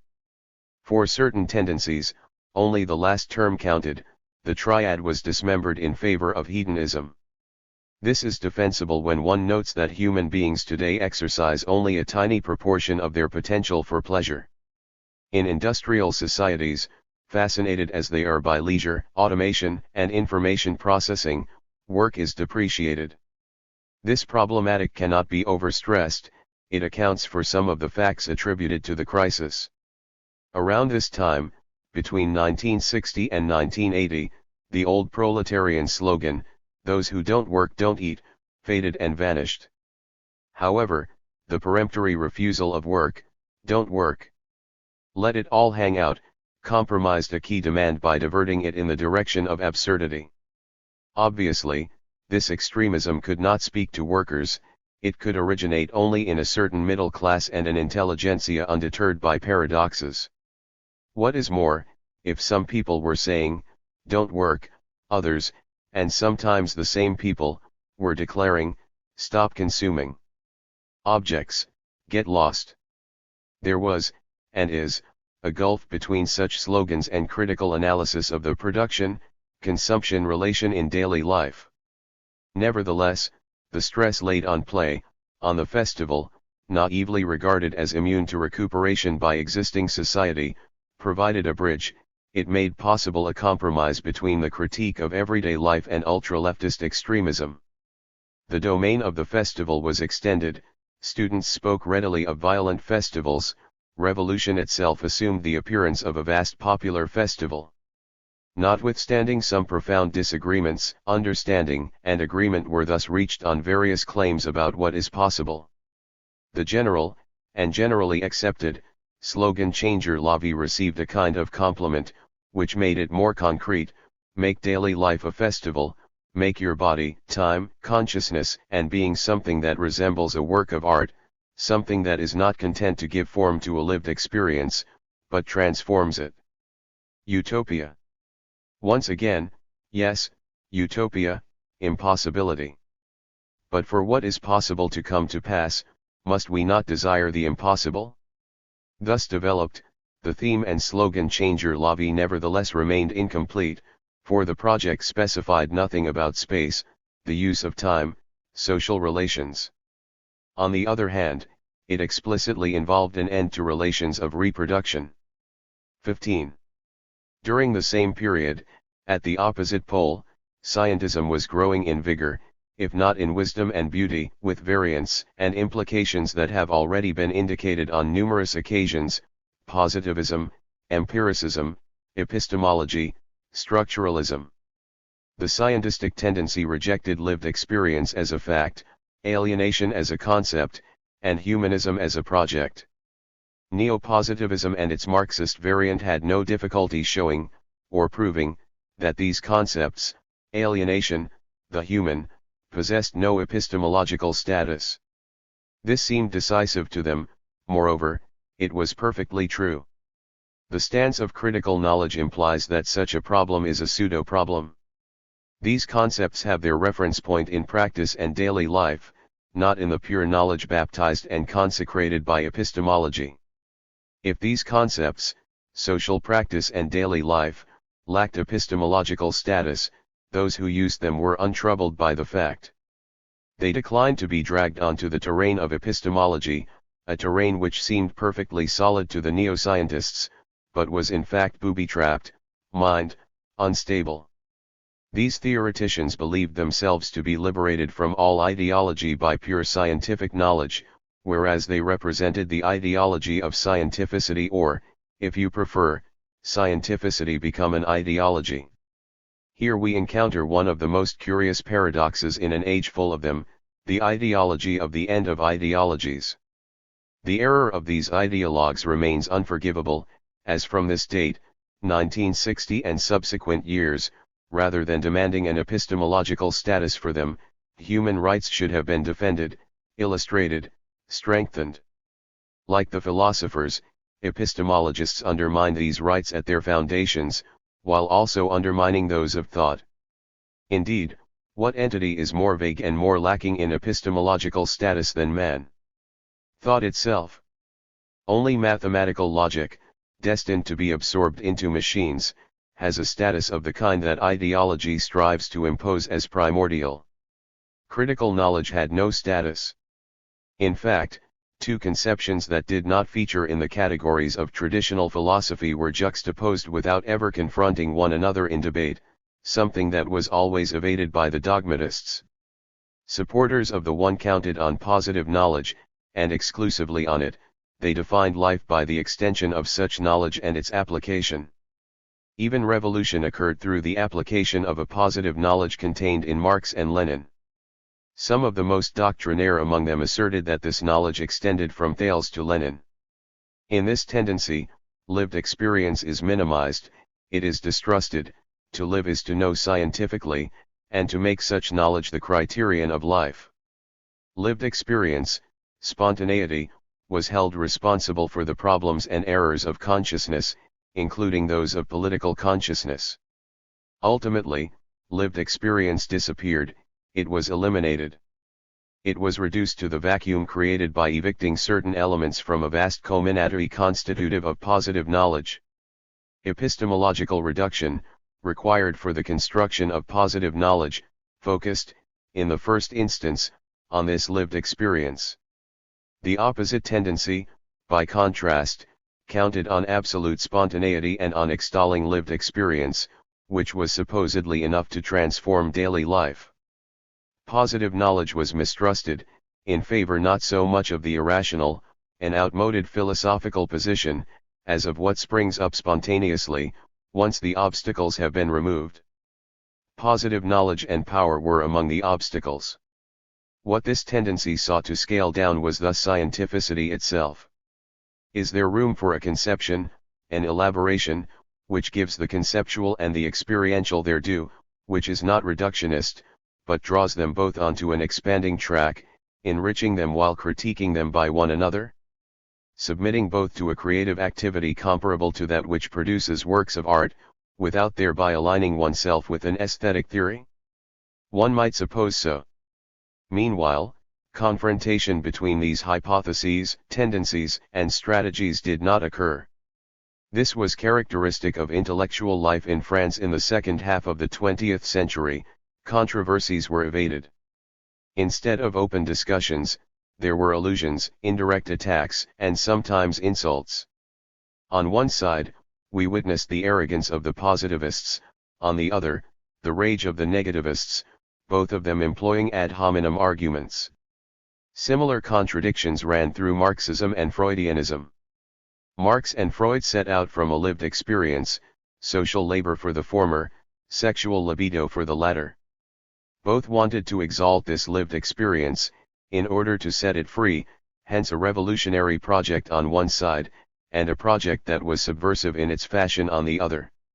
Up to now, both endeavors have ended in failure. Why?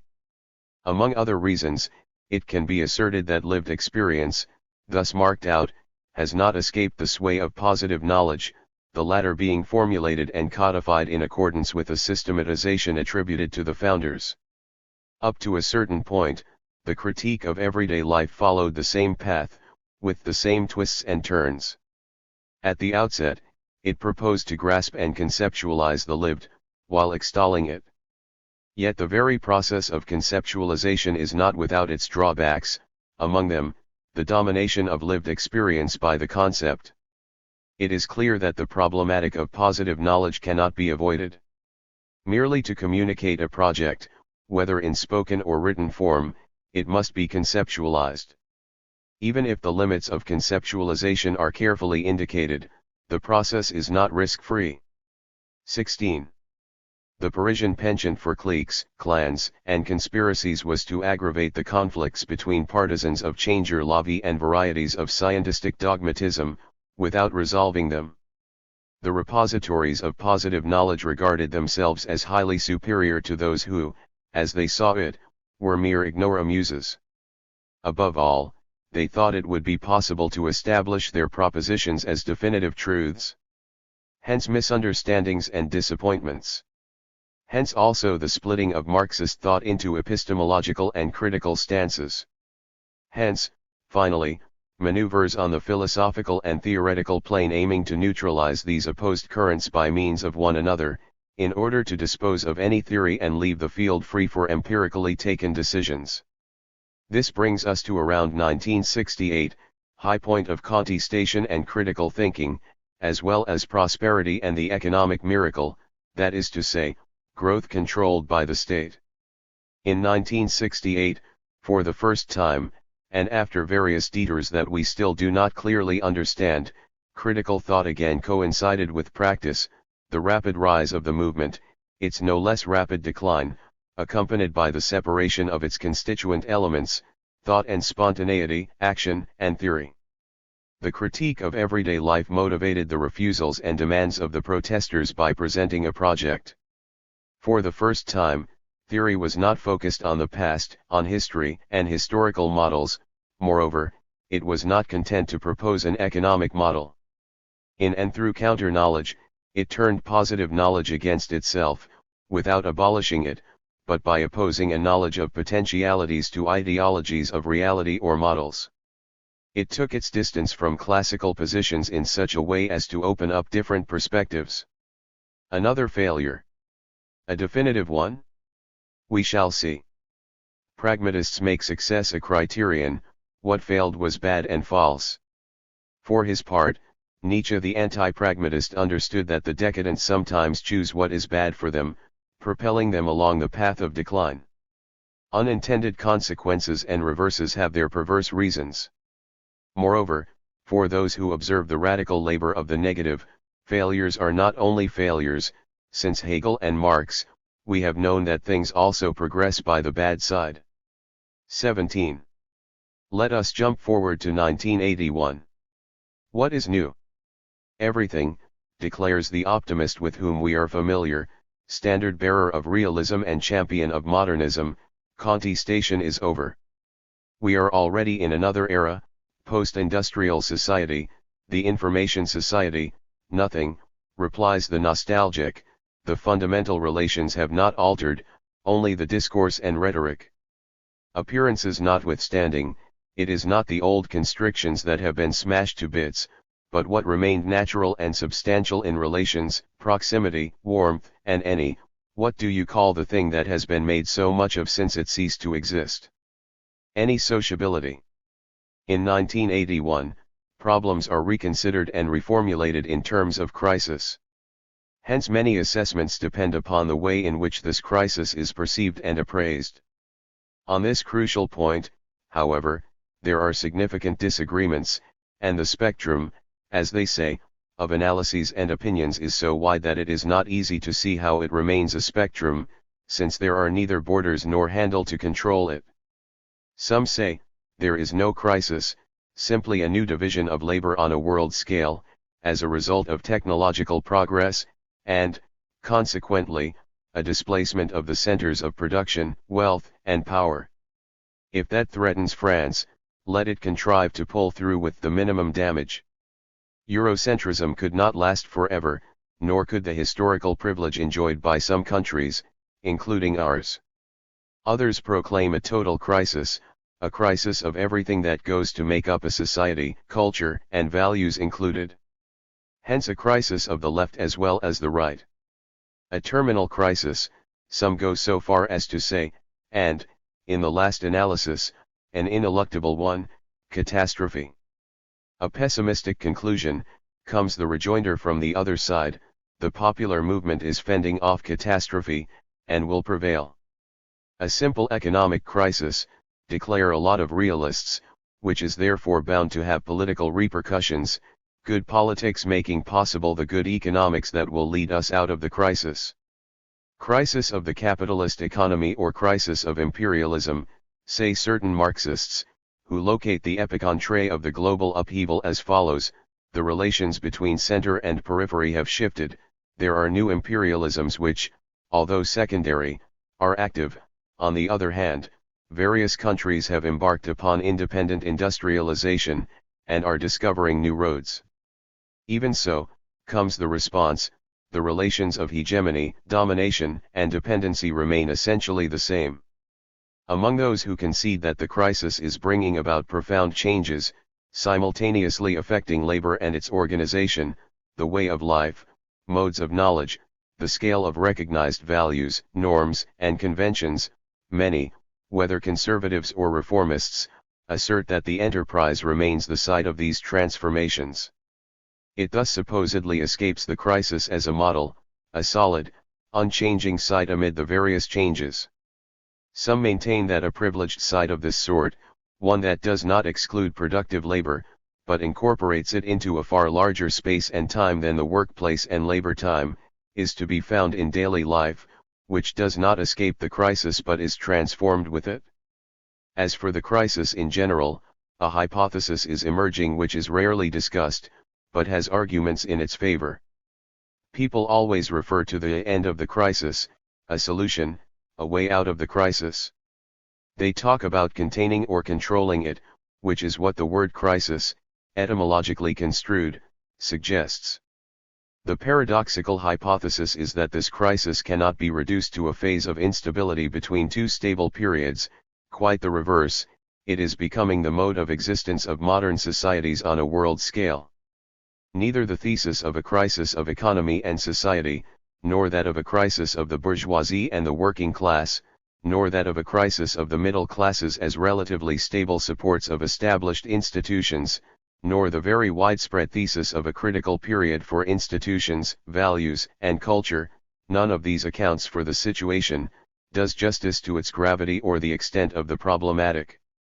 Is not the phenomenon we continue to describe with a term that has become inadequate, crisis, more profound, more radical, than a mere difficult phase for the economy, politics, ethics, and aesthetics?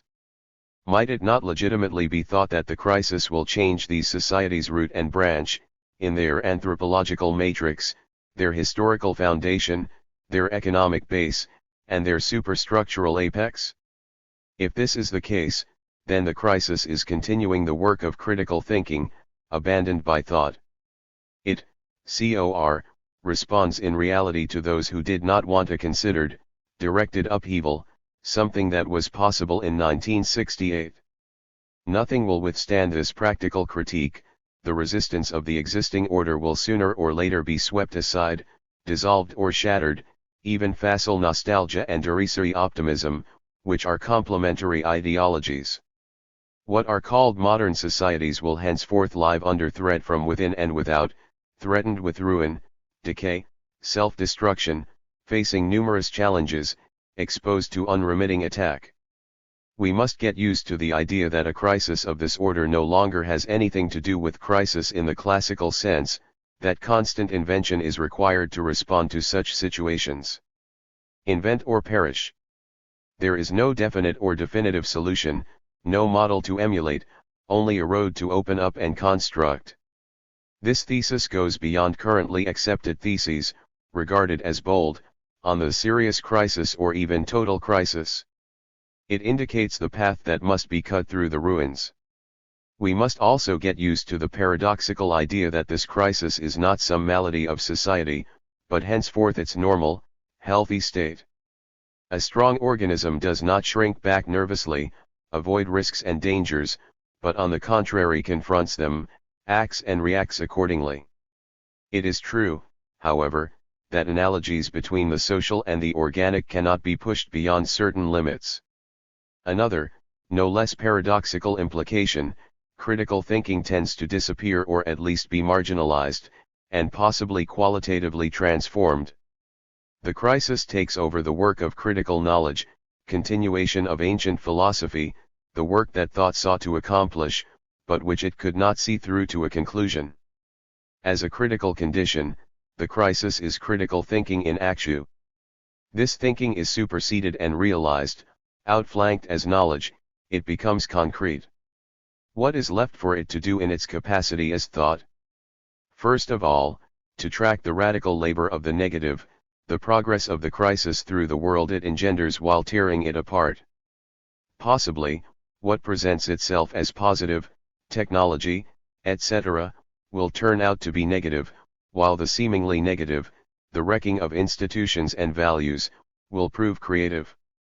The dissolution of traditional thinking and critical philosophy occurs on a dual basis, its failure and degeneration into hypercriticism, and the actively critical role of the crisis. This does not betoken the disappearance of dialectical thought and thinking tout court. Far from it. It means its renewal in and through a cultural revolution quite different from what has hitherto gone by that name. That said, there is no need to linger over the crisis of the theory of crises, of criticism, of Marxism as a critical theory or theory of crises, and so on. This perspective does not involve a vision of apocalypse, a catastrophe, but it does not exclude them. The theory of permanent crisis thus replaces that of permanent revolution. The new state of the world, as of the thinking that strives to conceptualize it, could have unforeseen effects over and above such unintended consequences as can be anticipated. By way of a preliminary question, we might also ask how we should characterize the existence of societies with respect to biological existence and cosmic energy. Is it a genuine problem? We will not know until the end of this study. An unduly famous formula has it that civilizations are mortal. Agreed, but the question posed here is rather different. Can societies survive without a trace of civilization, that is to say, style or, rather, grand style, high culture, and higher values, in a neo-barbarism? The most disturbing thing about organic life and nature is not merely death, but aging. Everything is mortal, not only civilizations, but ideas, countries, and peoples, classes themselves. Are they prey to the same fate as the living individual, reaching their term only through the slow, fatal loss of their vitality, their physical powers? Is daily life a site of decline? Or of attempts at sudden revival? Or sometimes the one and sometimes the other, a site of ambiguity, gambles and wagers? If social life is subject not only to the organic law of evolution, birth, growth, decline, and end, but also to the law of the dissipation of energy, if informational energy itself, and its transmission, are not exempt from entropy, then what are we to conclude as regards daily life? Is it not a site of dissipated energy, lost information, redundancy? This would amount to identifying in daily life an irreversible decline of the social, for which there is no possible cure. This is simply a hypothesis, examination of which we shall not evade. Possibly accepted and consented to in a vague sort of way, such a decline would render modern societies incapable of responding to increasingly numerous and urgent challenges, of understanding them, and even of formulating their problematic. From this viewpoint, daily life escapes the threat of obliteration only through its dullness, its ponderousness, its inertia, which make it unbearable. How are we to dispel a state of confusion which grows from year to year, and certainly forms part of the world as it presents itself, that is to say, as we make it? Can the study of daily life still serve as a guiding thread through the complexities and sediments of modern society? A little later, we shall see that there is also a crisis of modernity.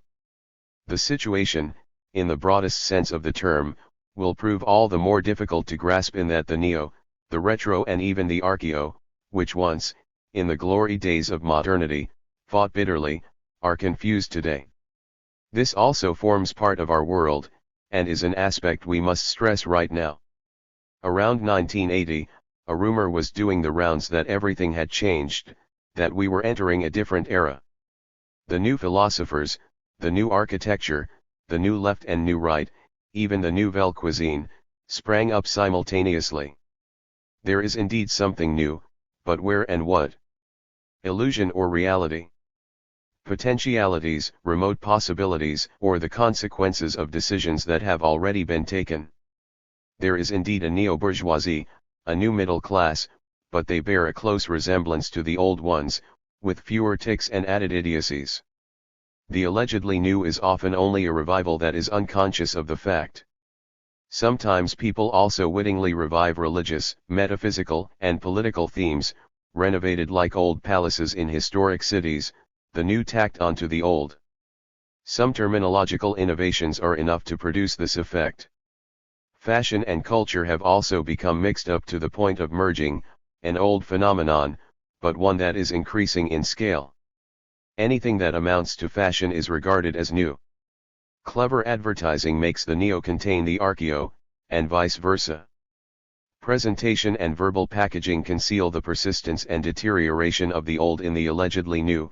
They also conceal the fact that such exaltation of the archeo prevents the birth of what could spring from the genuinely new. By definition, fashion, even when it results from a cycle, the periodic return of forms, always passes for new. Otherwise, there would be no fashion. The cycle involves obliviousness of its own moments. Thus, a closer analysis will be indispensable as regards modernity, the neo and the retro, seeking to define what persists under the illusion of the new, what is genuinely new, what is congealed in the old, what is regressing, and what is disappearing. No doubt this analysis will have to go into some points and areas more deeply, without abandoning a comprehensive perspective in the process. It is clear that sexuality and femininity in everyday life cannot be treated in the same way as techniques or the culture industry or the erosion of values. To summarize, the object of this work is to resume critical analysis of daily life in the year 1981, referring to the previous analyses while trying to avoid their defects, and anticipating the future.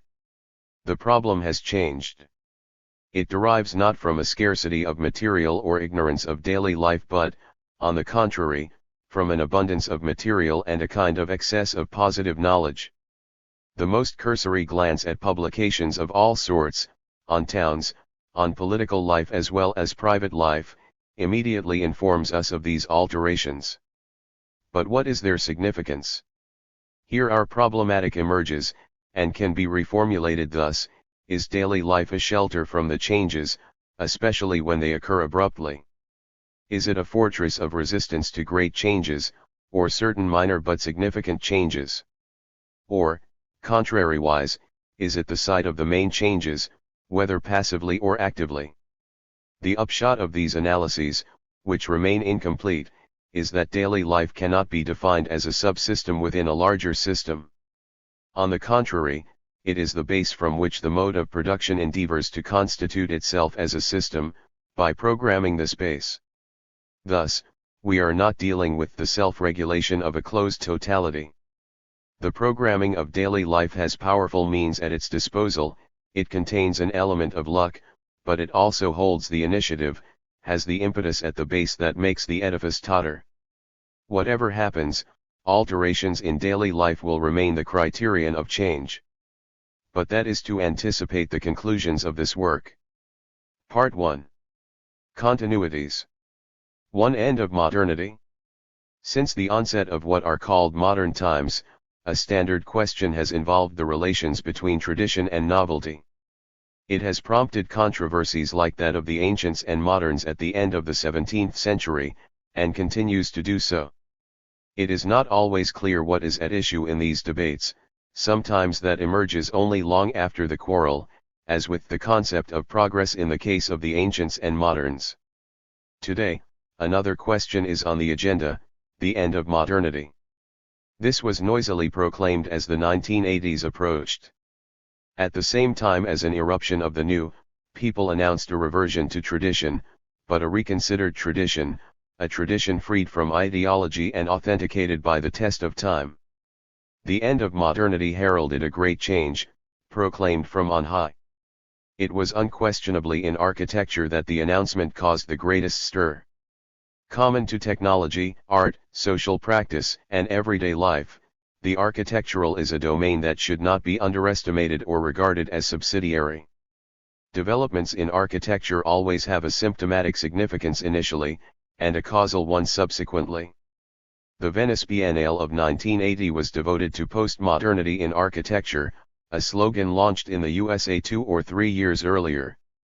In what, according to its promoters, did it consist? In a return to monuments, a neo-monumentalism freed from the grip and imprint of political power, whereas monuments were, historically, expressions, tools and sites of the reigning powers. One ought, argued Ricardo Bofill, to go so far as to invert symbols. So what is this modernity that has been wrecked during the current crisis, and renounced? Its reign dates from the early 20th century, and ended around 1980. Portents of modernity can be detected earlier, but it did not flourish before the beginning of the 20th century. Thus, around the 1900s, the modern style made its appearance in France, promoting a kind of Baroque, plant forms, curves and interlaces, a femininity indirectly suggested or directly expressed. Modern style soon succumbed to ridicule, and was replaced by modernity, which was more technical, more rigorous, sparer, distancing itself from the natural and not afraid to be sophisticated. The distinct lines of concrete replaced volutes. The amusing thing about this story is that the recent challenge to modernity is accompanied by a rehabilitation of modern style, which had in the interim come to be regarded as completely outmoded. It is pleasing. Symbolically represented by the exterior of the metro stations constructed at the turn of the century, it is admired in pride of place in New York's Metropolitan Museum and elsewhere. Modernity begins with what might be called a silent catastrophe. Let us recall the key features of this singular event. Around 1910, the main reference systems of social practice in Europe disintegrated and even collapsed. What had seemed established for good during the Belle Époque of the bourgeoisie came to an end, in particular, space and time, their representation and reality indissolubly linked.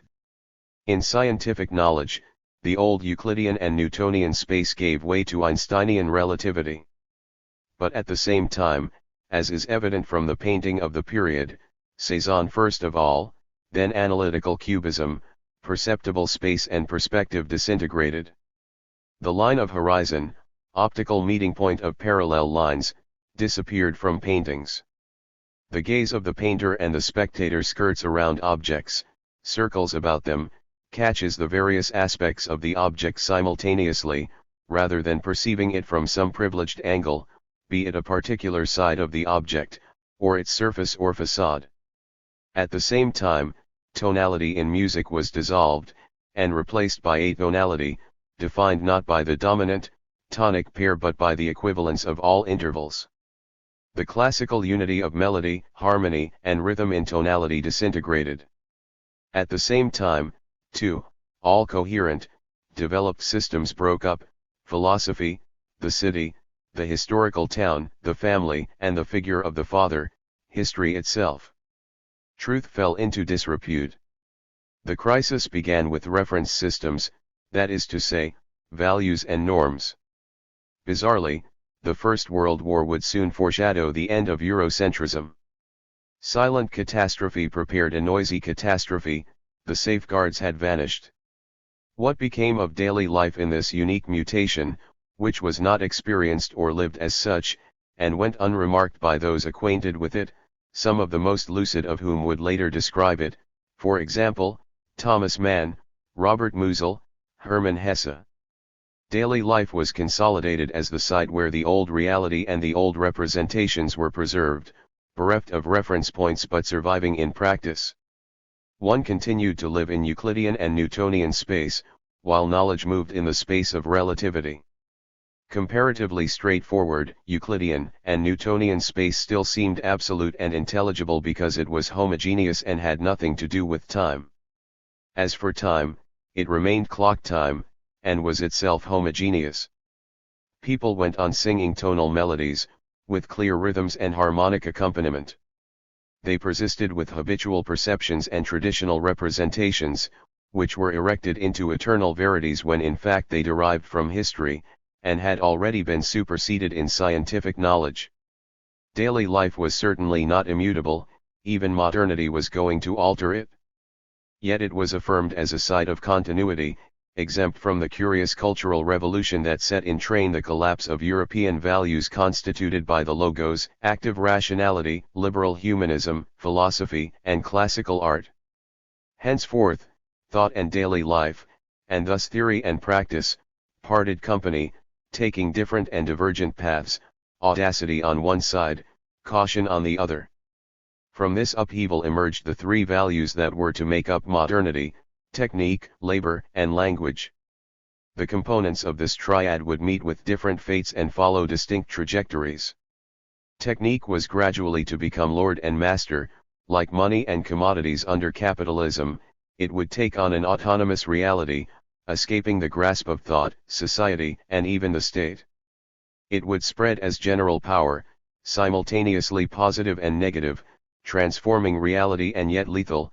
This includes nuclear technology. As for labor, it would become the rival of technique, privilege, and supreme value under socialism at the very moment when technology was discrediting it, because it promised, and doubtless enabled, the replacement of labor. Discourse. Language. They were to supply higher values, of stand-in and substitution, in Western societies. Hence the rise of linguistics and semantics, the incredible abuse of language games, from crosswords to puns and TV games, as well as discursive effects. In the West, and for the West, discourse was no longer a means of communication in the 20th century, a generic and general tool of consciousness, but the way in which man was installed in the world, and hence his relation to the world. The essence that had been abolished re-emerged in the place assigned to discourse. A particular discourse is valid in and for itself, without reference to any other system than itself. Its apologists maintain that it is sufficient to the extent that it is necessary, it coheres as a function not of some truth or external reality, but of its own coherence. Meanwhile, opponents of this fetishization of discourse, and its unconditional valorization, maliciously observe that it involves the murder of language. Language is dissolved along with what conferred meaning on it, that is to say, representations of the true and the real. 1. The impersonal speaker, now detached from the subject, says anything, which is passed on to him via the one. The underlying, rarely stated project, say everything. Voice what remains unsaid in what is said. Achieve uninterrupted speech. Results not in speech that communicates, but in the dissolution of speaking and writing alike, by releasing uninhibited signification, itself separated from expression. Meaning lies dying. Rhetoric is unleashed. Freed from all ties, signifiers take flight. Thought disappears at the very moment thinkers believe they are thinking freely. We cannot go into the concept of modernity and its critique in sufficient depth here to settle some rather serious questions. How should we assess what is called modern art, in its full range and diversity? Painting, the novelistic literature often regarded as essential, but also music, architecture, and sculpture, not forgetting poetry. And first of all, how is it to be situated? For Lukács, modernity and its idolatry accompanied the decline of the bourgeoisie, its decay as a class that was once in the ascendant and sufficiently bold to envisage the universalization of its concepts, values, and norms. After Goethe and Balzac, creative potential within the framework of bourgeois society diminished, then disappeared. For the Marxist theoretician, the works of the decline bear its stamp.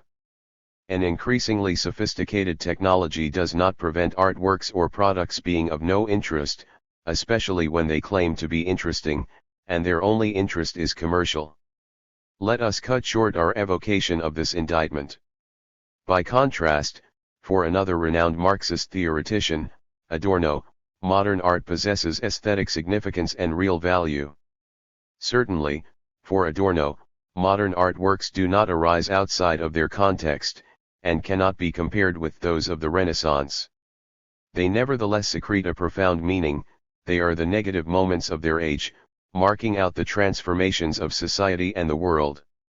Works of constructive deconstruction, they offer, if not the truth, then at least truths about the unfolding process. They render it intelligible, precisely by virtue of those features which, for sectarian criticism, typify decadence, the systematic use of ugliness, from Baudelaire to Beckett, and its transformation into formal splendor through appropriate techniques, the absence of content and meaning, approximating to emptiness and nothingness, but only to skim them, 'twas brillig, and the slithy tove/did gyre and gimble in the wave, or the use and abuse of imagery and discourse in surrealism, in the return to rhetoric, and so on. The debate between these two interpretations of modernity will remain inconclusive. It depends in part on the place allotted the negative in dialectical activity.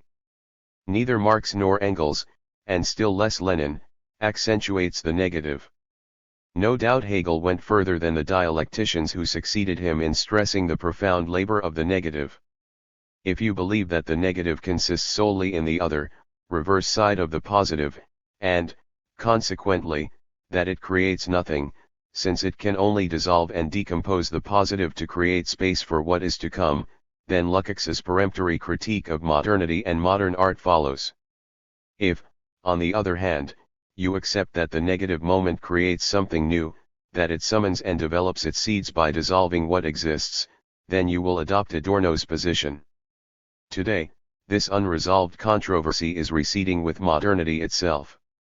Modernity appears as an ideology, that is to say, a series of more or less developed representations that concealed a practice. Modernity was promising. What did it promise? Happiness, the satisfaction of all needs. This promesse de bonheur, no longer through beauty, but by technical means, was to be realized in daily life.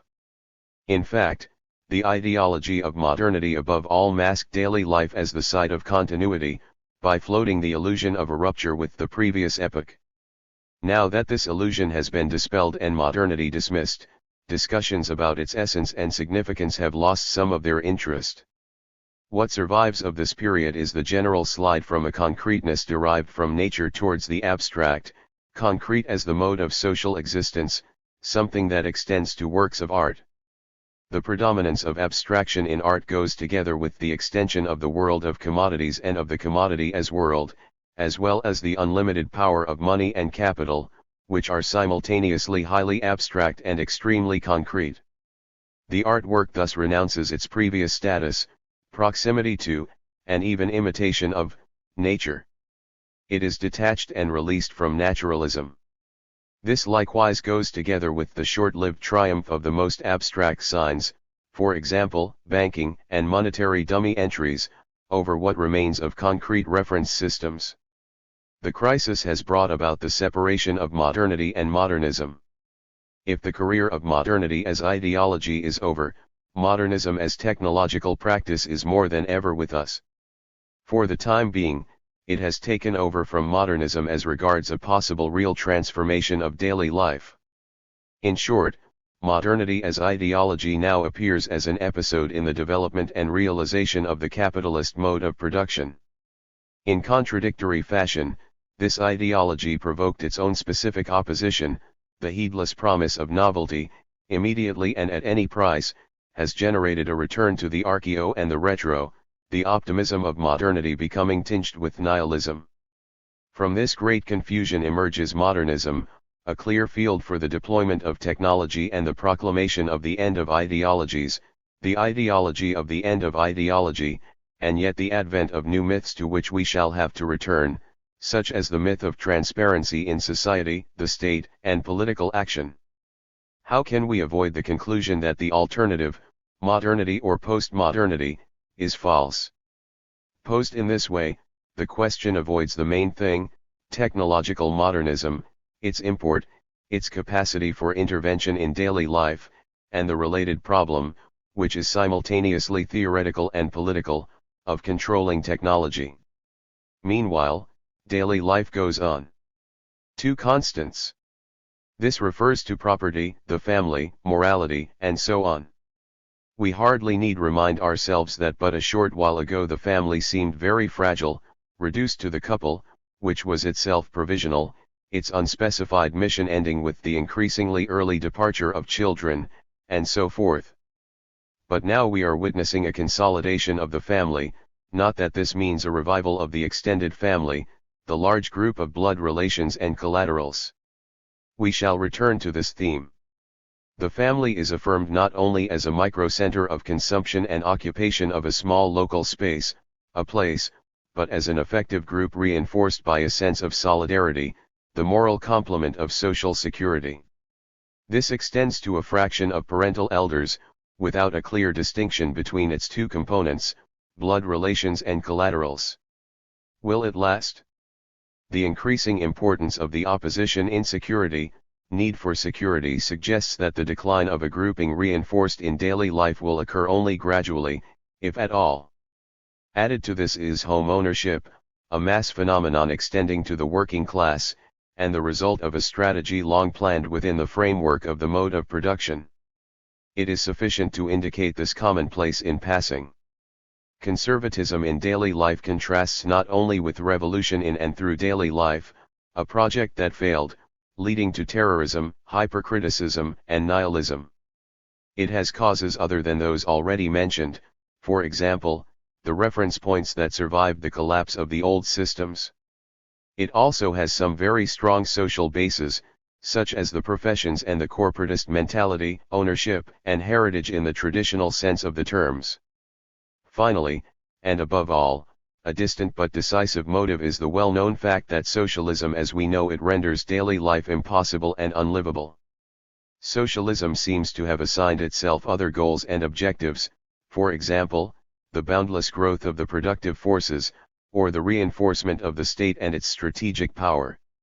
While it is only too true that capitalism leads to the solitude of the individual or the family group in daily life, via the cottage, the car, the telephone, and television, and tomorrow, no doubt, the home terminal and microprocessors, socialism obtains the same result by different routes: general mistrust and suspicion, the pressure of state ideology and internalized repression, the ethics and aesthetics of the pseudo-collectivity decreed by the state. Whatever political conclusion is to be drawn from this, it must be registered that in Poland in 1980 workers and the people in their entirety sought to take back control of their everyday life.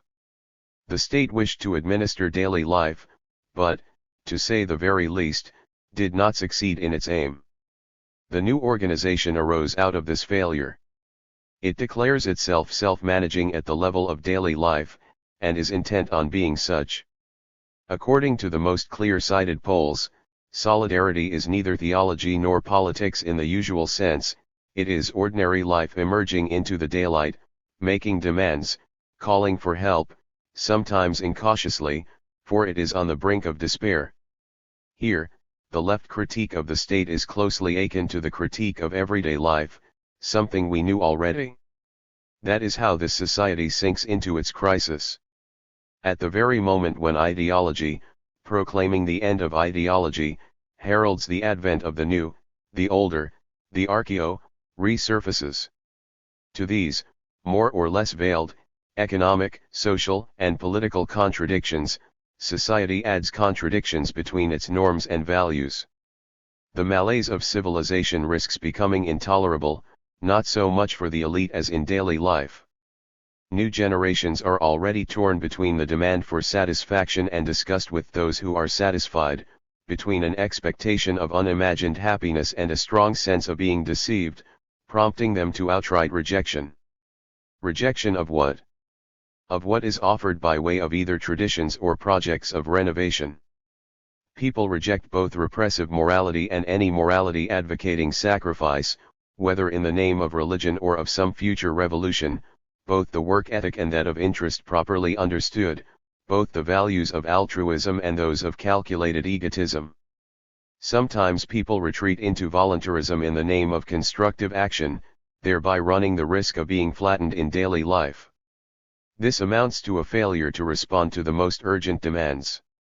A desire for uniformity and conformism then mounts like a wave, offering a glimpse of the possibility that one day everything, people and things, could sink into indifference and general equivalence. Unless, that is, a new wave of refusal and protest arises. 3. The world of commodities. We are only too conscious of the fact that the world as currently established is not the product of revolution. Up until the middle of the century, it was hoped that the workers' movement would liberate all the peoples of the world from the capitalist and imperialist yoke, thus realizing humanity on a global scale. But in their present form the world and planet derive, in the first instance, from the extension of the market and commodities to the entire earth, in an uneven process that has nevertheless swept aside all resistance. This does not mean that popular liberation movements have disappeared, far from it. But the world market exists, and it exerts very strong pressure on all countries. So what is this commodity which defines the market, and has now conquered the globe or, more precisely, generated the global? The theory of the commodity is far from having been elucidated, still less universally accepted. As popularized in current interpretations of Marxism, this theory defines the product as an object, intended for exchange, which contains or crystallizes a greater or lesser share of average social labor, in conditions of average productivity in the society in question. This determines its exchange value in currency, money. There is no need to query this thesis here by comparing it with other theoretical systems such as marginalism, and so on. It will suffice to register that it does not get us far. While it makes it possible to understand the economic and social status of the product, it does not enable us to understand the planetary extension of the market and the formation of the world market. Lukács and various others took the analysis further by showing that, as a commodity, the object produced simultaneously contains and conceals the social relations that made its production possible. As a result, the commodity fetish, accompanied by its ideology, fetishism in general, which takes the products derived from human activity for realities in themselves, ends up permeating social practice in the capitalist mode of production. This theory involves the philosophical concept of alienation which, in line with Marx's own thinking, it extends to the economic. The thesis of alienation becomes that of reification. But this theory is also tied up with various implicit or explicit theses of Marx and Marxists as to the fragility of capitalism. Capitalism is supposedly held together only by the superstructural edifice, whose non-correspondence with the relations and forces of production is increasingly marked. Capital benefits from the fact that the relations of production are concealed at the stage of productive activity under, or, rather, in, products intended for exchange. According to this perspective, this does not render the institutional and ideological superstructures erected upon a fragile and already faltering base more robust. Crises, wars, and revolutions will soon carry off this mode of production. One good shove by the working class, and the edifice will collapse. Now, this does not correspond to what has actually transpired in the 20th century, that is to say the solidity and flexibility of capitalism, and the skill of its leaders, for which we need a theoretical explanation. What accounts for the vigor of capitalism? The enduring strength of the states constructed by the bourgeoisie? The growth and technological progress in which the capitalist countries have held the initiative? Finally, and above all, how do we explain the formation of the world market and its power? The theory of the commodity and of fetishism does not account for that market, of which we find only an incomplete study in Marx, one that is restricted to the world market prior to industrial capitalism, stretching historically from the 16th to the 18th century. In its extreme complexity, flows and currents, and extreme diversity, capital markets, raw material and energy markets, labor and technology markets, markets in finished goods and consumer durables, art markets, markets in symbols and signs, in information, etc., the current world market requires a different analysis from one that starts out from commodities and exchange. Otherwise, the whole theory collapses. Take various quantities of different products, A of a product X, liters of wine, for example, B of a product Y, meters of cloth, C of a product Z, kilos of sugar, and so on. Here are these goods in front of me. I can use them, use value, then they are no longer commodities. For them to be commodities, that is to say, for them to possess an exchange value and be exchangeable against one another or with other products, it must be possible to write, X equals by equals CZ equals.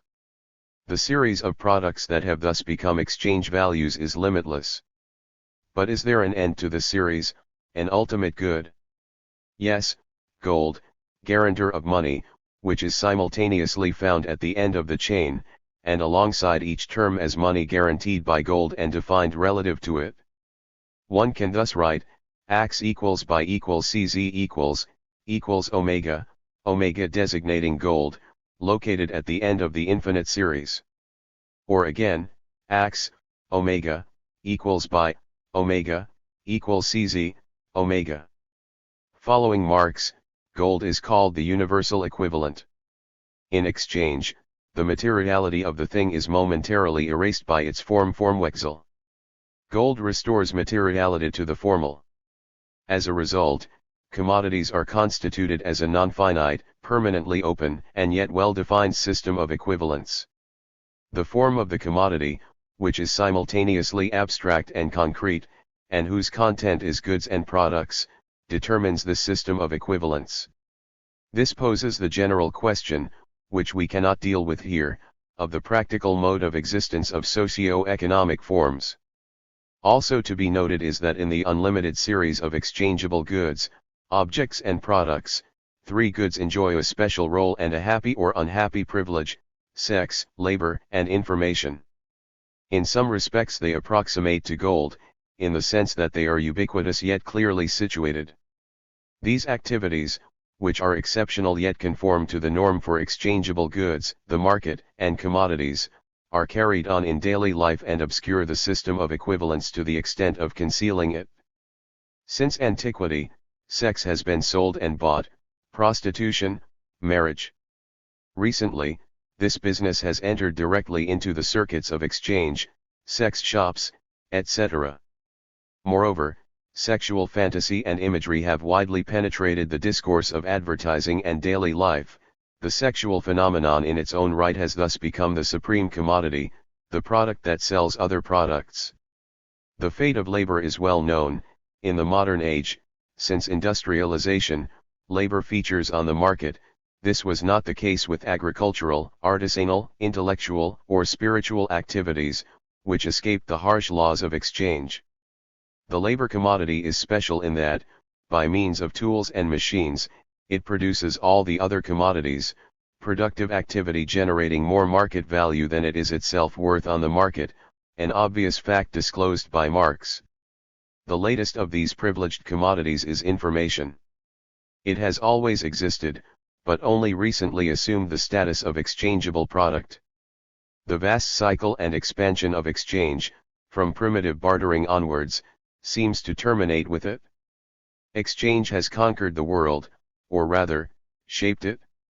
At the same time, an immaterial product has emerged from exchange that is abstract and concrete in its way: information. Is not information most deserving of the title of supreme commodity, commodity of commodities? Produced, it has material, technological, conditions, it requires investment and organized labor. It has a production cost. Once it is produced, it is bought and sold. But it is what makes possible all other exchanges, all the flows in which daily life is immersed. In a sense, it was always thus. But today, this strange, immaterial reality is produced in broad daylight. Information as such is as old as social life, in which information has always been transmitted and received. Specifically as a product, information is just starting out. In it, the logic of the commodity, that is to say, of equivalence, joins general logic, logic tout court, or consistency in discourse and statements. In fact, and this is extremely important, as a system of equivalence the commodity comprises a logic. It determines a language that modifies and unifies, globalizes, the languages of different societies. It is closely bound up with the general language of quantification. The fact that there is a commodity world must be recognized and accepted. In its way, this world tends towards a sort of nothingness, through the abstraction of exchange, monetary signs, and the sign in general. But it never attains this limit. It is reinstated materially. Elements of a critical knowledge of it can be found in Marx, and elsewhere than in Marx, in contemporary social practice. It is in this way that the commodity can constitute and determine the global. As a real world, the world market cannot be conceptualized by a spiritual activity pertaining to philosophy, that of Heidegger, for example, which nevertheless explored internationality as a horizon. Nor can it be conceived on the basis of empirical facts, the expansion of trade and the influx of increasingly sophisticated manufactured products.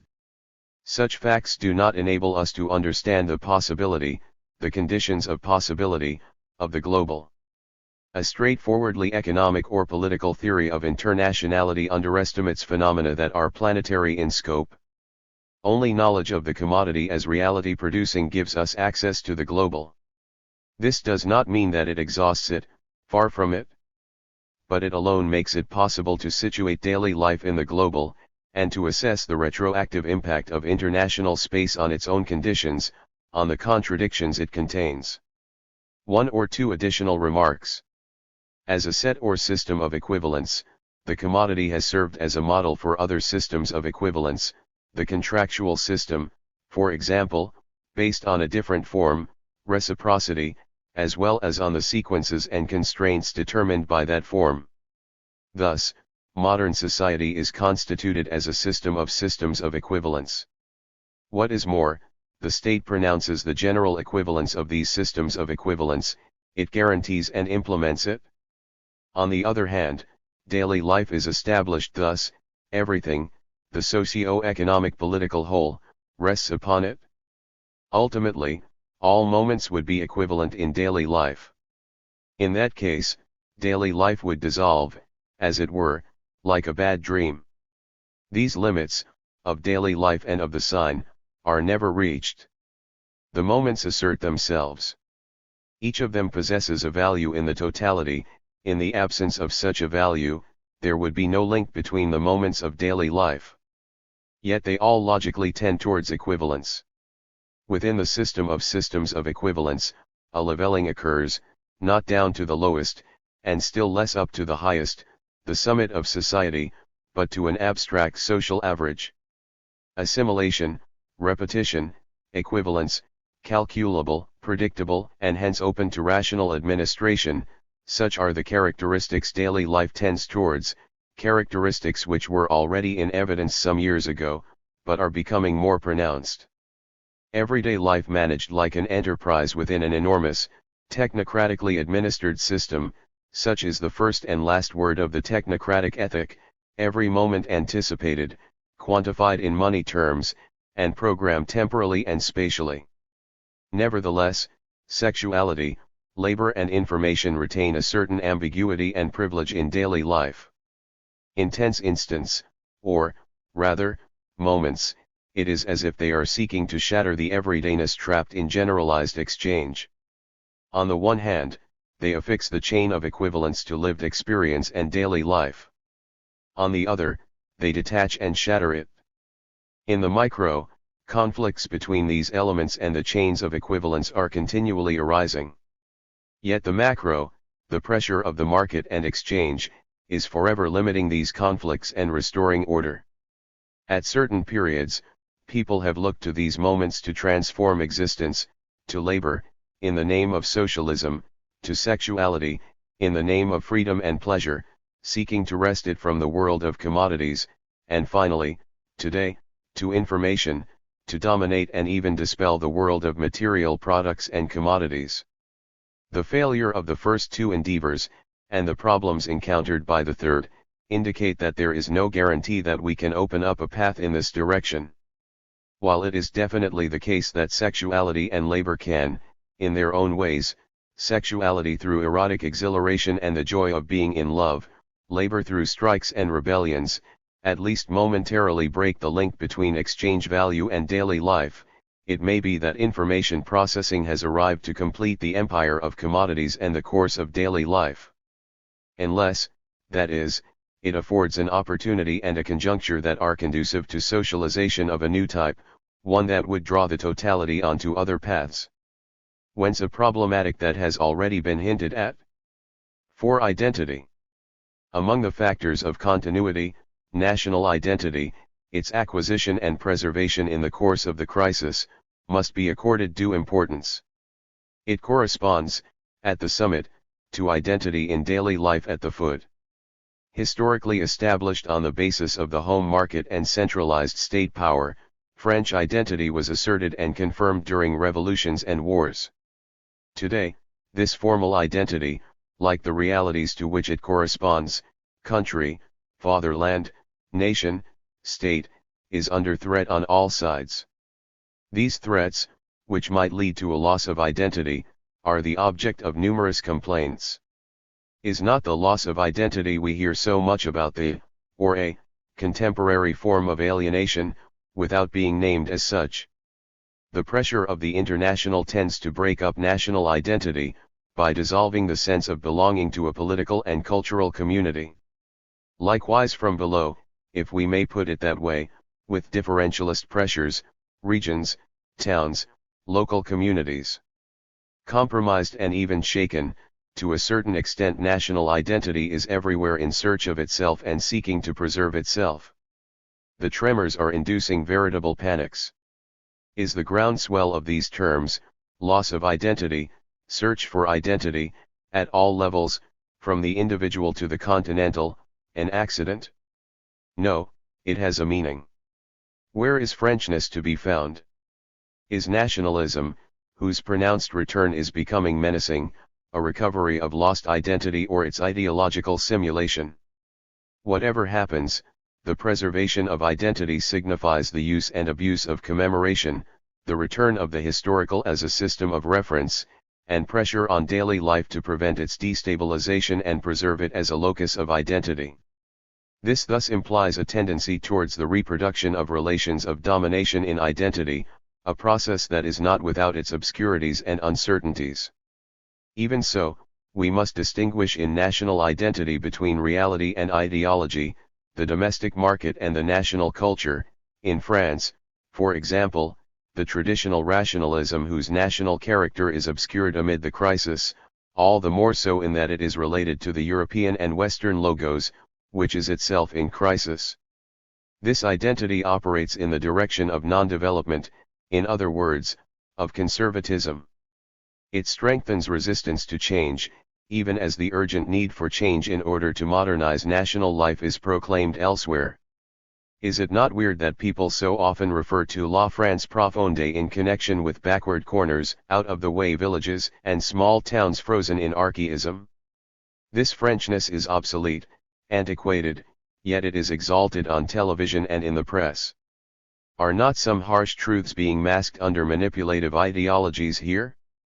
On the surface, France can be characterized thus: advanced ideologies and retarded structures, which are incredibly difficult to shift, constituent bodies and orders, frozen institutions, etc. As for what is called La France profonde, it is marked by ideologies that are as retarded as its structures. We know that the major reference systems, the town, history, the heavenly or terrestrial father, have disappeared since the beginning of the century, releasing elements that were previously subordinate, among them, technology. Yet at the heart of daily life, tacit or explicit references persist that are more modest than the major systems of the past, but sufficiently solid and proximate to serve as reference points, if not safeguards. The private family, for example, which survives as a public service. This objective basis, mutual aid in a society that is, to say the least, difficult, does not preclude ties of affection, it keeps them in order. Various theoreticians of information and audiovisual techniques maintain that they do not alter the family reception of messages and images in the slightest, and never will. Simultaneously identified with and loathed as a prison, the restricted family survives, identical to itself and part of the general identity. The same goes for religion, a recourse in the face of anxiety, which is held in disrepute but nevertheless remains strong. Finally, and above all, the same goes for property, which is reassuringly solid, a bastion against all the world's onslaughts. It is valorized anew, with its train of institutions and rights, such as wills. These observations have nothing new or surprising about them, but must be included in any picture of what persists in the identity of daily life. Considered thus, private property is not confined to property in the means of production. It is not simply a means of participating in production and surplus value. Individually or jointly owned flats, half the French population own their own homes, second homes. These serve not merely an economic function, but a function in terms of security, and hence of identity. Their purchase represents an investment. Invest in bricks and mortar. At stake is certainly ownership and wealth, but also an ethical, and even aesthetic, value. The same goes for rural land ownership, which maintains a long tradition, more so than the ownership of bricks and mortar. State and society, as they are, create anxiety, and compensate for it, that is to say, a demand for security that is closely bound up with the need for identity and continuity.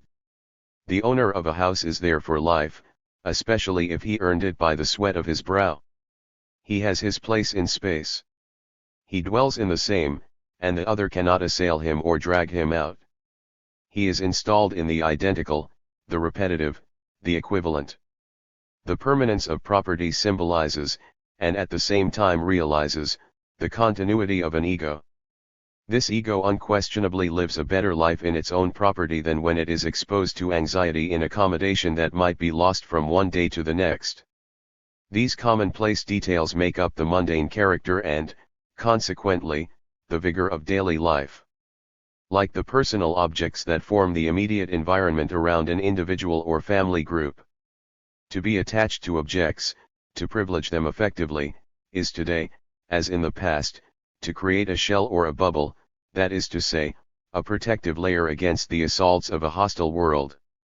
This protection is simultaneously apparent and real, lived and valued as such. The more threatening the outside world becomes, the greater the importance and continuity of the interior, that which surrounds or protects subjective interiority. Disdained during the years of protest, things become goods once again. The environment forms an integral and integrated part of the person, of their identity. Whether the objects constitute a system, whether they derive from a more or less rationalized and functional commonality, is an important, but ultimately secondary, issue. Like the technicization and mechanization of familiar objects, studied by Siegfried Gideon in La mécanisation au pouvoir. Far from imposing a new form on social relations, this mechanization, which involves personal existence in technology, strengthens the identity of daily life, it encloses it, rather than opening it.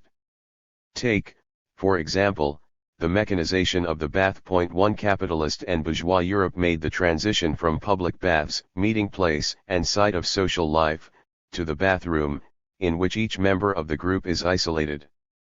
The mechanical function of cleanliness was enhanced at the expense of bodily relaxation and restoration on the one hand, sociability on the other.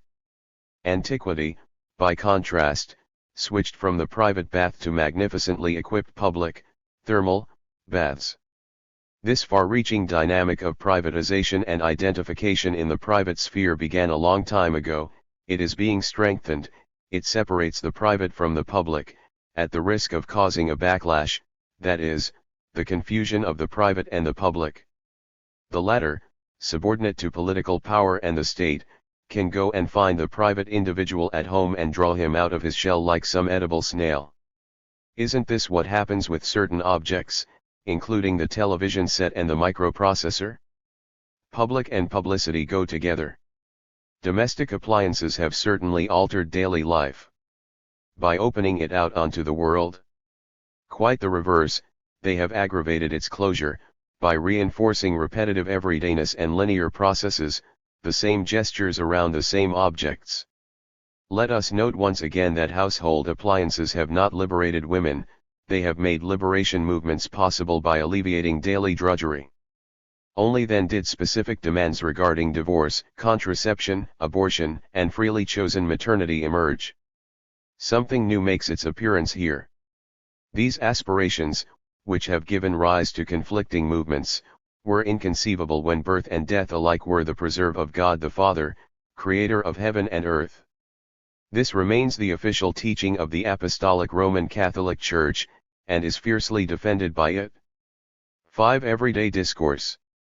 Indeed, faith, shaken today, because it is prey to all sorts of contradictions, consists above all in the certainty, beginnings and ends, creation and destruction, depend upon the Lord, His goodness and His ire, they must therefore bear a sacred character. Men, and even more so women, have only to accept this magical metaphysical mystical dependency. Evolution pertains to the human, the event or advent possesses a metaphysical significance and an ontological sense, it derives from the eternal. This is conveyed by the solemnity of the words attaching to these facts, which are not facts as such, because they rupture the factual sequence. Faith of this sort once intervened powerfully in daily life, it governed it. Has it disappeared? No, though it is weaker. Hence a certain continuity, but also something different that insinuates itself into the fabric of daily life, a more concrete freedom, a secularization of the events that punctuate private lives, births, marriages, deaths. This is a contradictory process. Many people who do not practice religion and its rites, who have lost their faith, continue to get married in church, have their children baptized, evoke or invoke the divine in discourse. Religion persists through several processes, rites and gestures, but also words, and the sacralization and hence valorization of the crucial moments of existence. This consecration of beginnings and ends paradoxically guarantees the continuity of daily life. At the same time, it intensifies these moments, dramatizes them, and imbues them with a kind of cosmic significance, under the gaze of the hidden God. Religion continues to impart meaning to daily life, no doubt because it has yet to discover a different meaning. Has everyday discourse changed much in half a century? Not really. In some respects, it has been impoverished, reduced to basic French. In others, it has been enriched. We do not have a language of daily life alongside the language of the commodity, or that of the unconscious or science. Thus there are not several languages, but various uses of the language, of each language. Nevertheless, new words laden with meaning are making their appearance. So, the technocratic elite has its own vocabulary, which is gradually penetrating ordinary language, target, an objective, or niche, an available space. Other examples include the disturbing position oneself, or the curious way out for mistaken. New generations have their lexical innovations, trip and flip, straight out of the Anglo-Saxon countries, or having butterflies to express nerves. This enrichment of vocabulary does not greatly alter everyday discourse, or its tendency to eliminate many terms of the best French as rather ridiculous archaism. But this occurs together with the opposite tendency. Used by the middle classes, but also by popular strata, traditional sayings have been preserved. People still say, "It never rains but it pours, what will be, he who laughs last laughs loudest," to put one's shoulder to the wheel, "You've made your own bed, now you must lie on it." Proverbial wisdom has scarcely changed, which is sufficient to demonstrate the continuity of daily life. The semantics of proverbs must take account of a fact that is surprising, to say the least. It seems to indicate that practical situations are altering only very slowly, despite the enormous technical equipment surrounding and penetrating the everyday, despite the pressure of events and other pressures. Perhaps this is not the main thing. Lexicon and vocabulary do not determine the peculiar tonality of everyday discourse. Theoretically, philosophically, considered, this discourse is neither true nor false, although it is always presented as veridical. It is constantly organizing the conditions of existence of the group, the family, the office, the workshop, the firm, and so on. Even those who claim to be engaged in what is called plain speaking never say everything they have on their mind or in their heart. Can any social group bear to hear the truth about itself? When the truth emerges, the group risks splintering. The truth is always cruel, however spiteful one considers the everyday nuisance who says what he sees and thinks. Once the truth is out, it follows its own course. It most often emerges in daily life during scenes, for which it supplies the dramatic interest. For a scene to occur, a discussion, initially muffled and toned down, must escalate, and a dispute or quarrel must loom, spirits with hands like glowing coal, fire in their eyes. The risk is that people will go to the heart of the matter and say what is best left unsaid, or what it is simply not done to say. The reality and truth of relations in daily life, including relations of force, then strike people all at once, and they are appalled not to have understood daily life once the event has finally transformed it. Without stating it, everyday discourse plays on the relation between truth, ineffable, even unknown, and non-truth. What is involved is a saying meager enough to seem hypocritical, but not meager enough not bring misanthropy to bear. It is a permanent wager. Daily life and its discourse are thus built on ambiguity, on a carefully arranged compromise. This not very historical compromise constitutes the mode of existence of the everyday, something that understandably displeases most adolescents. Scenes and altercations cannot go on forever, they exhaust themselves. People then revert to compromise, though the dispute and what is at issue in it will resurface in the near future. For there always is something at stake, even when it is not visible. Quarrels are always filled with unresolved, and often insoluble, problems, so much so that compromise and ambiguity mean adaptation and sociability by acceptance. One must take people as one finds them. This adage of everyday wisdom, and even political wisdom, adopted by Lenin, says precisely what it means. One remedy, or, rather, palliative, is humor, which has nothing in common with irony. The everyday gives rise to its own kind of humor, the humor of the office or workshop, family humor, and so on. Humor is distinct from the bitter jibe as well as the sarcasm that figures in quarrels, and from the irony that evinces an unforgivable distance. Humor lightens daily life, it takes it lightly, it makes possible a discourse that can consent without capitulating.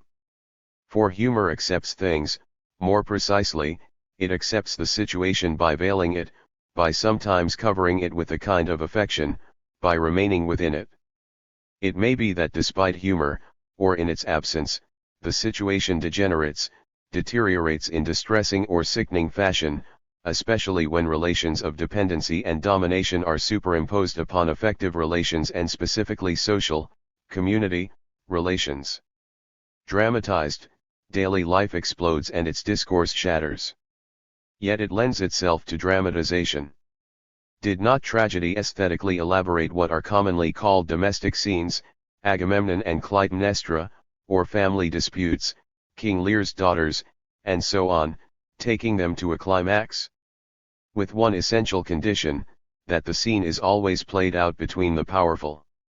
Escalation starts with discourse and discussion, moves on to a dispute and a quarrel, and ends up in a bloody drama. The included middle, the fatal deed, then makes its appearance. Somewhere, there is always a rupture, a possible or actual murder. The everyday always contains comedy and drama, roles that are more or less well played. Theater pushes mundane drama to the point of tragedy, and the comedies of daily life to the point of buffoonery. The everyday remains analogous to an improvised performance of a bad commedia dell'arte by ham actors. Sometimes a crime of passion, or a moral or political crime, is committed, after which it is buried, in everyday life as at the theater. Everyday discourse thus has a stable content, a core, or foundation, which is bound up not, as the classical thesis has it, with an unchanging human nature, but with the fact that social relations have for a long time, if not always, been relations of force, authority, and power, dependency, inequality in power and wealth. Such relations are tolerable only when they are masked. Stripped of all veils, they would be unbearable. Daily life and its ambiguity simultaneously affect and cause, conceal these relations between parents and children, men and women, bosses and workers, governors and governed. For its part, critical knowledge removes the screens and unveils the meaning of metaphors. It demonstrates that what makes the functioning of societies possible is neither self-interest on its own, nor violence, nor the imaginary, but the ethics inherent in discourse. At the heart of daily life and its speech we find ethical values, which are supports of social life in that they make it tolerable. Discourse and daily life cover the harshness and brutality of structural relations, the skeleton of society, with a weak but soft flesh. Are not the deep structures of speech and writing procedures, empirically discovered and established procedures, for preserving in one and the same present disparate elements, some of which derive from the past while others are merely potential? Take the sentence and the sequence of spoken or written sentences. This has its foundation in daily life as the reign of what is current, the preservation of its conditions, over past and future alike, the reign of the present, not of presence. Nothing in daily life dies.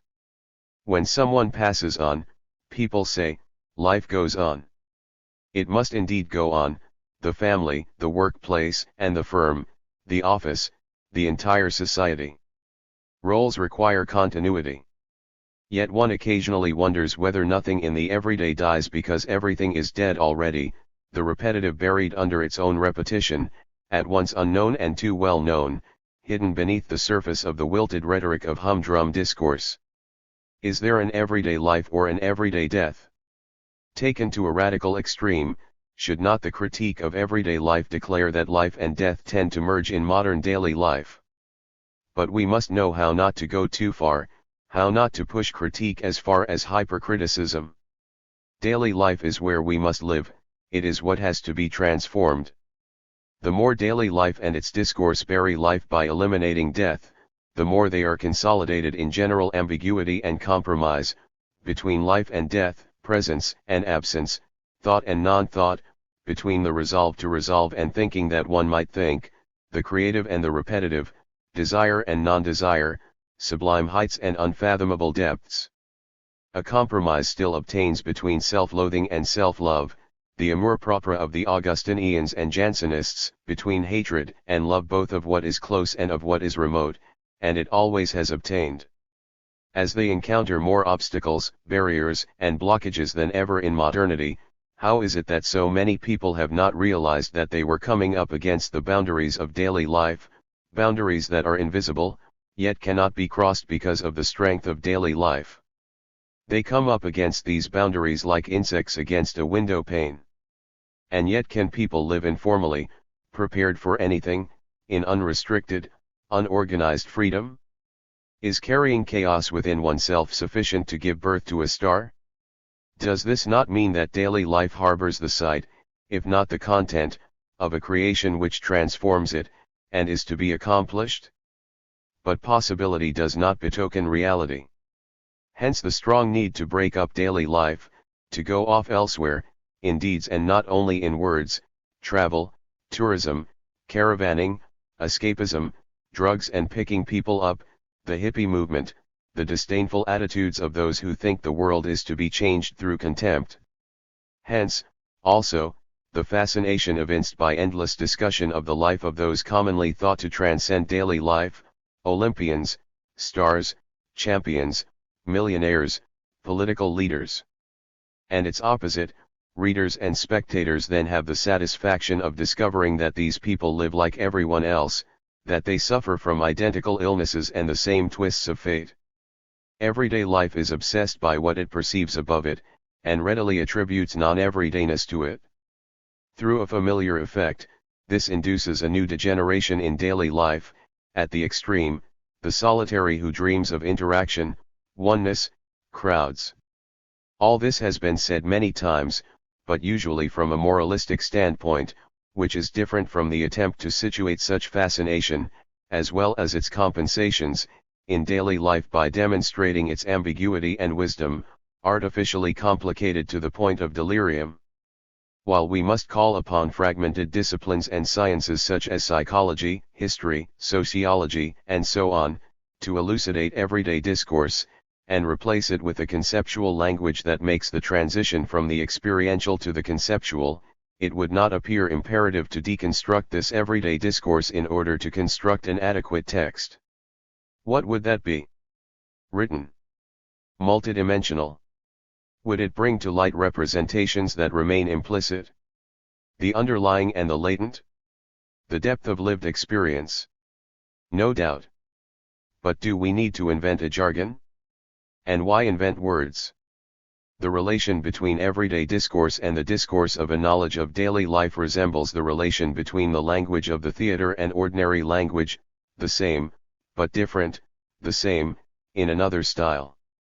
These incursions into and excursions around everyday discourse do not exhaust it. Far from it. They have simply situated it. To proceed with the analysis of continuity in daily life, must we entertain the hypothesis of a latent discourse with psychoanalysts? Yes and no. Yes, in the sense that its elucidation involves making it explicit, unfolding or opening out what is found not below discourse, but in it, beginning with the language of commodities and the gradual extension of equivalence. No, in the sense that there are no grounds for positing a kind of mysterious substance, the unconscious, from which discourse issues while disclosing and veiling it. The everyday content of the discursive form is simultaneously and inseparably individual and social. The social is the content of the individual, invariably unrecognized as such, and vice versa.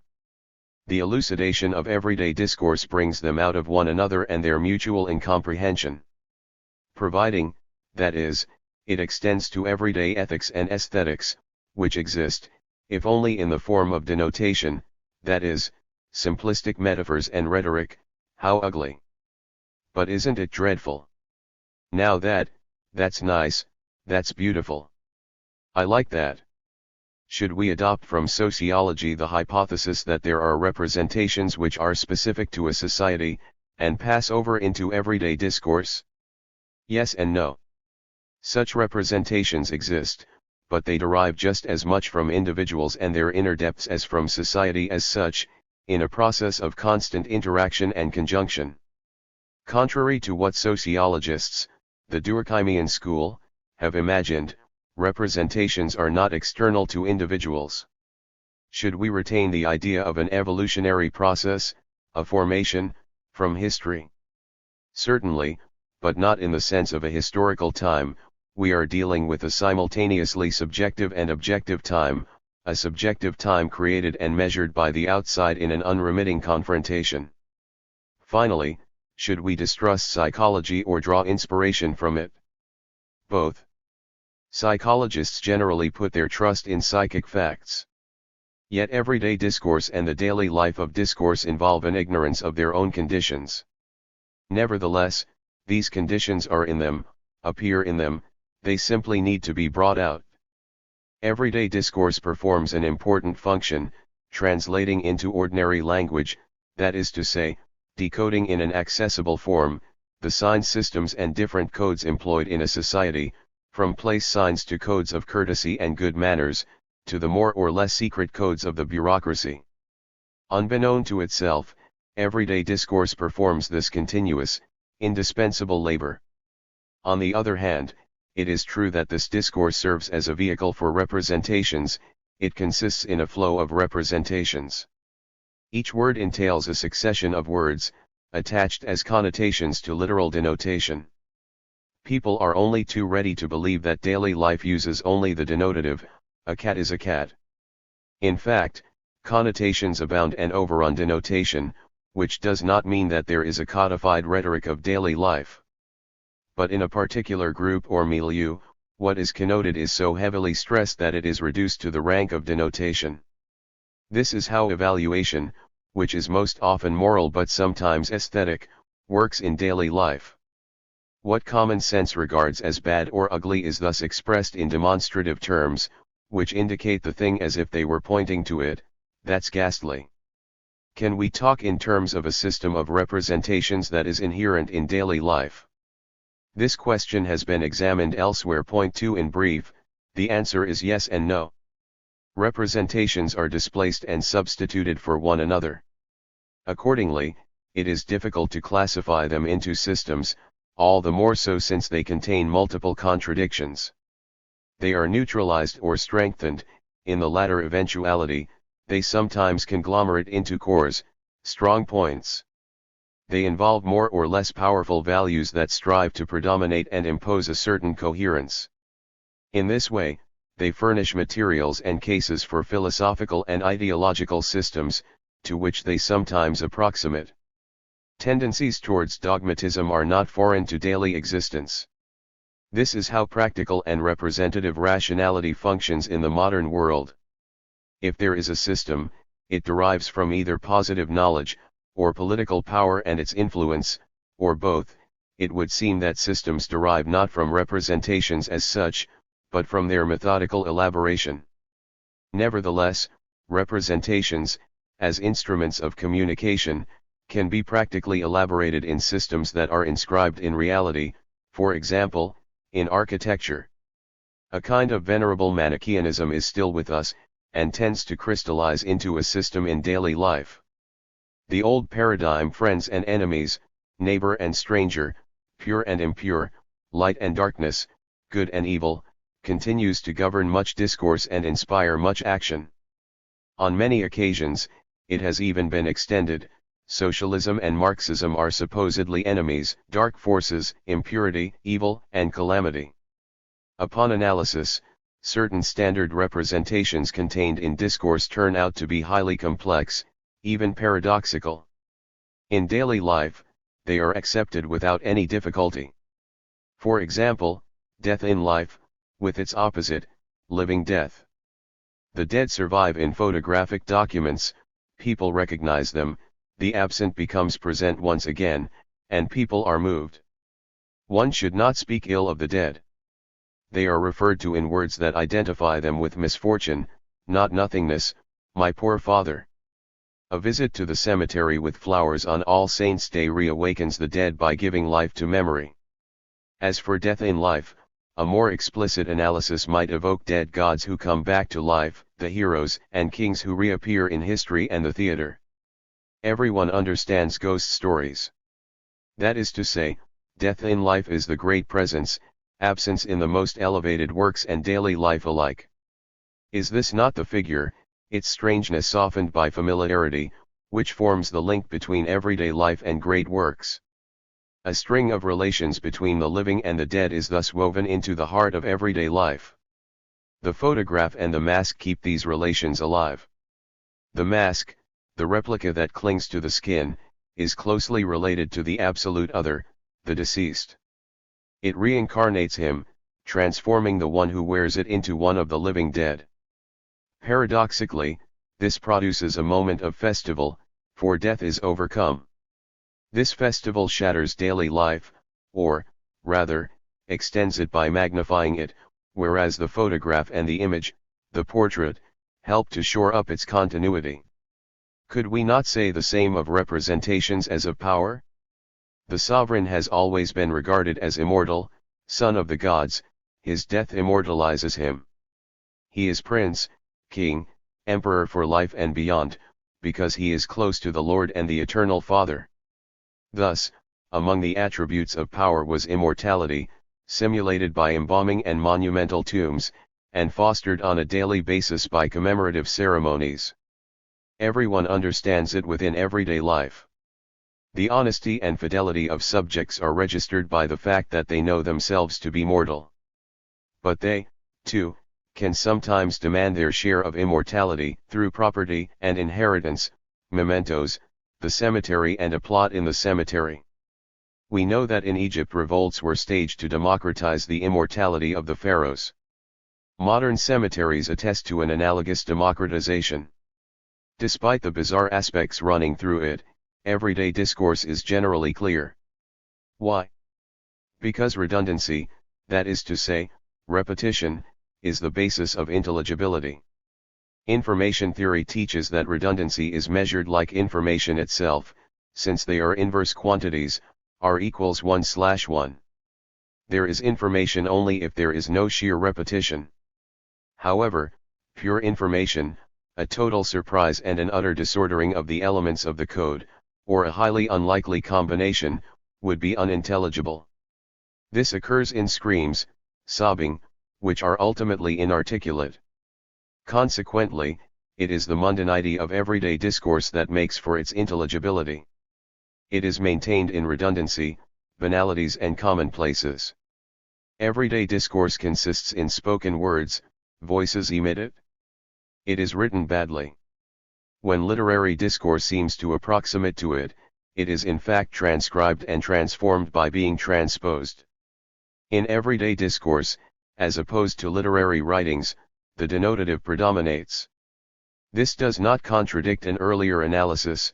Connotations feature in daily life only when they are reduced to the denotative, immediately linked as values and implicit evaluations to the words used and objects referred to. This impoverishes yet clarifies the discourse, giving it the appearance of a chain of signifiers such that it can be followed, recalled, even inverted. In daily life, time and discourse, everything seems reversible, unlike historical time and natural time, as well as subjective duration. Daily life and its discourse tend to be installed in a space that has priority over temporality. A seeming simultaneity obtains. This sets traps for memory and thought alike. The equivalence intelligibility, redundancy is not unimportant in establishing daily life, or in the domination of the linear over the cyclical, even though the latter persists in the alternation of day and night, hunger and satiation, going to sleep and waking up, and so on. Obviously, the intelligibility of daily life remains superficial. Much more than that, it constitutes the surface schemed by reflection, the fake mirror shattered by thought. The surface determines depth and height alike. This predominance and equivalence assimilate daily life and its discourse to logic and logistics. Daily life requires us to be logical, otherwise, we are accused of inconsistency. Most of the statements made in this discourse contain a subject and a predicate linked by the copula. This copula, whose function and meaning pose so many problems for philosophers, poses none for interlocutors in daily life. The table is dirty, the soup is salty, the Hoover is bust, and so on. This logical lack of imagination seems to exclude any dialectic. Yet everyday discourse does not exclude provocations, challenges, argumentativeness, retorts, and consequently insolence, sophistry, even eristics, and so on. This reintroduces into it something that is not reducible to logic. Symbols and metaphors abound and proliferate in commonplace remarks and informality. It's clear, it's not clear, he's doing me a favor, the chilliness of this reception, he parted on very cold terms, he made some warm remarks, and so on. These basic symbols are flattened out in the prose of everyday life, whereas non-quotidian discourses, of literature, the theater, or poetry, revive and amplify them. Daily life would be reduced to its reversible continuity were this one-dimensionality not continually interrupted, making way for dreams, daydreams, fantasies, everything that is called the imaginary, but above all for the scenes which, as we know, purge it through a rudimentary catharsis, rather as classical crises purged the economy of surplus factors. In the course of their displacement and conflictual relations, representations collide and clash. They are thus put to the test in daily life. While one adman associates health with the representation of a pot of yogurt, another, promoting for a different brand, will link the same image with velvety smoothness. Who will decide between them? Consumers. Although they are manipulated, they still have a small margin of freedom, they will choose. Choosing is represented in daily life as a value that manipulation does not destroy, but exalts. It might be that one of the two representations cited above succeeds, or fails. The same goes for political representations. Rival candidates for power fight via the intermediary of their representations, in other words, their brand images as developed by specialists in political marketing. Manipulative and manipulated representations make it possible to disconnect in daily life what is linked and should remain so, and to confuse what should remain distinct. This effect derives from the fact that ordinary representations obscure what is represented, become mixed up or separated, depending on the intention of the manipulator. It has been possible closely to track the effects of such manipulation in urban questions, the way in which the fragmentation of the urban, breaks and ruptures, the separation of functions that were once performed in unitary fashion in historical space, have been made acceptable, or the way in which a confusion between the order of established power and the order of daily life has been perpetuated. In daily life as a lottery, the actor-player budges only in wagering on his luck and bad luck. He will achieve some particular goal or result through mockery, courtesy, charm, irony, and so on. He always has an objective. But what is really at stake is only rarely represented, and then badly. During the action and discourse, it generally remains unseen. What is going to happen? What is going to emerge? Defeat or victory? Unless what is involved is a specific gamble, a settled bet. Then you place your stake on the table and the game commences. Daily life? It is now suspended, if not ruptured. The relation between play and daily life is a conflictual one.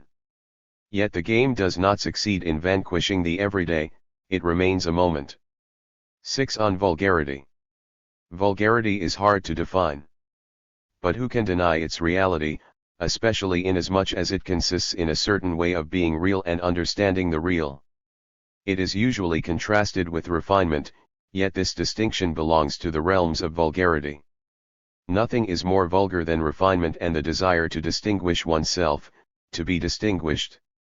An ethical aesthetic value judgment, a sociological fact, vulgarity derives not from the popular character of gestures and words, but from the daily life secreted and ordained by the middle classes, a certain realism about money, clothes, behavior, and gratification, a realism that is paraded and imposed, forms part of the vulgar.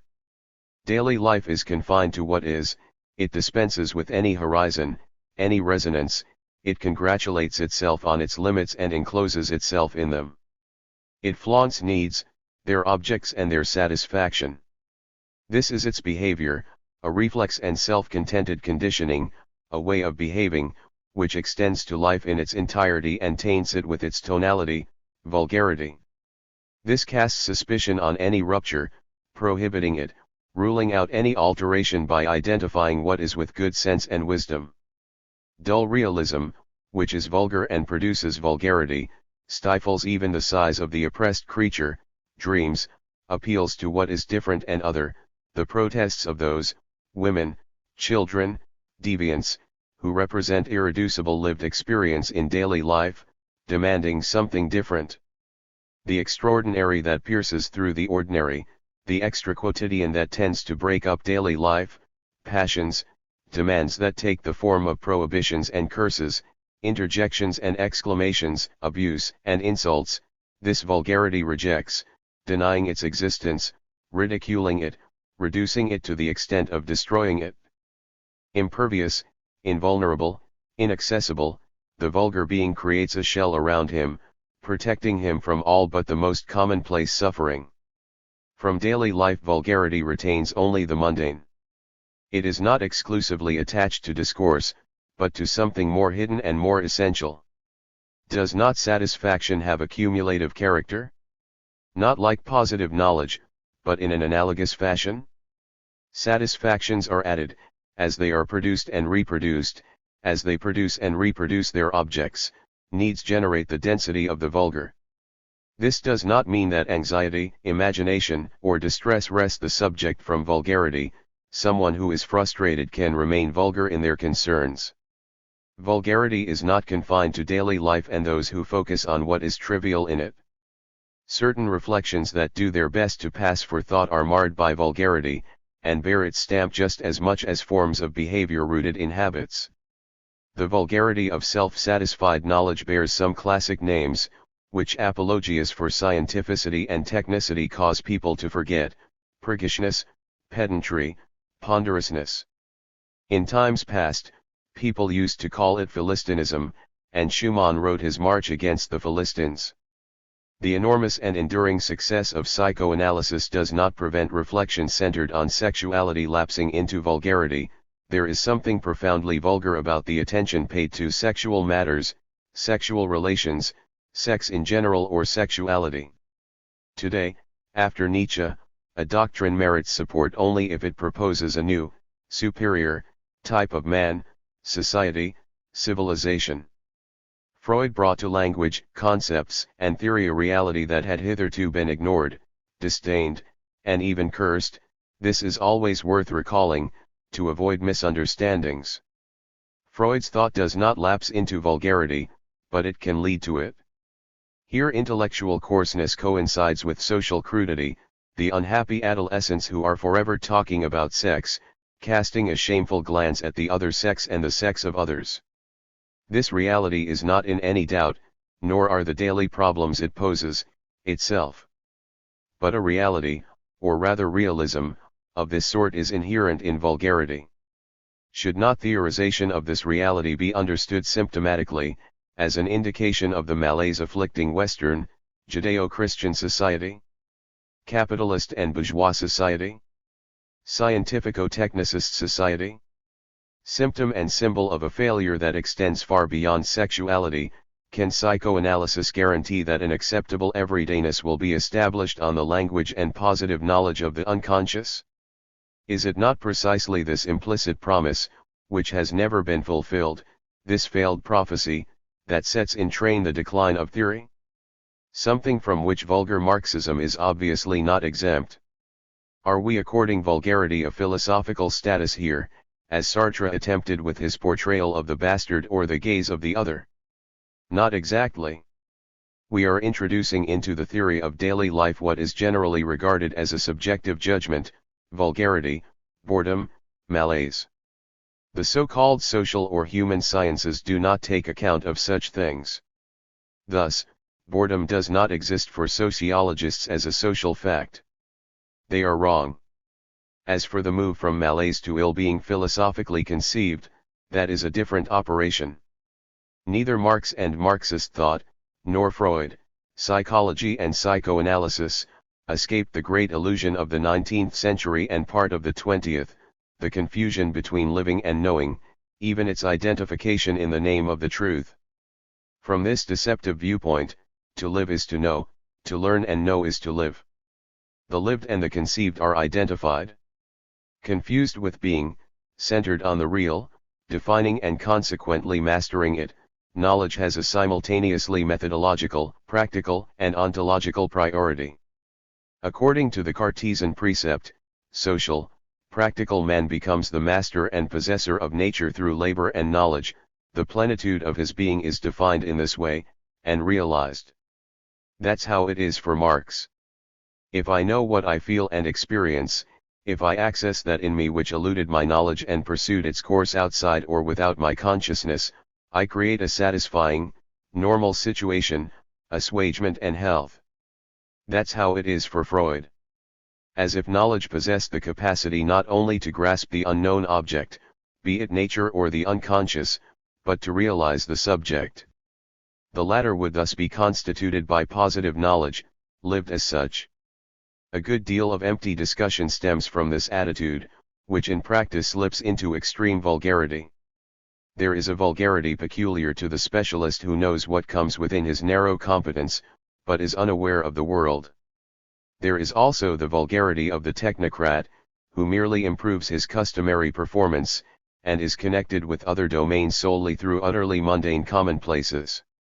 The attitude that likes to think itself rational, privileging the conceptual to the extent of hypostatizing it, induces a lively reaction, which remains face to face with the thing that motivates it, fetishism of the absurd, a cult of irrationality. Hence a loop and an imprisonment of thought. Hence, equally, problems without answers and inconclusive debates, during which the debasement of theory into vulgarity continues. Take Marxists, do the superstructures merely reflect the base? If they reflect the base, how can they act, intervene, effectively? What is the base? Productive forces or social relations? Which relations? Take Freudians, does psychoanalysis possess concepts? What are they? Does psychoanalysis apply these concepts, or does the treatment of patients follow a course in which concepts are of no practical relevance? Whence, if not from positive knowledge and the transference, derives the analyst's power over the patient, a power that is in theory beneficial? Does this process occur at the cognitive level, or within the affects? And so on. So the fate of the philosophies of pure knowledge has not spared Marxism. Revolution through positive knowledge, transmitted by the political party, brought by it to the working class from without, Lenin, this revolution has miscarried. The result is a situation that would appear favorable to neither the theory, nor the political party, nor the working class. The latter cannot constitute itself as an autonomous, self-determining political subject solely by means of positive knowledge, of the economic, of its own condition, etc. Hence the painful vulgarization of Marxist thought. We have waited in vain for the working class, which, according to Marx, had not yet attained the status of class, for itself, to assimilate the simplified knowledge that was offered it.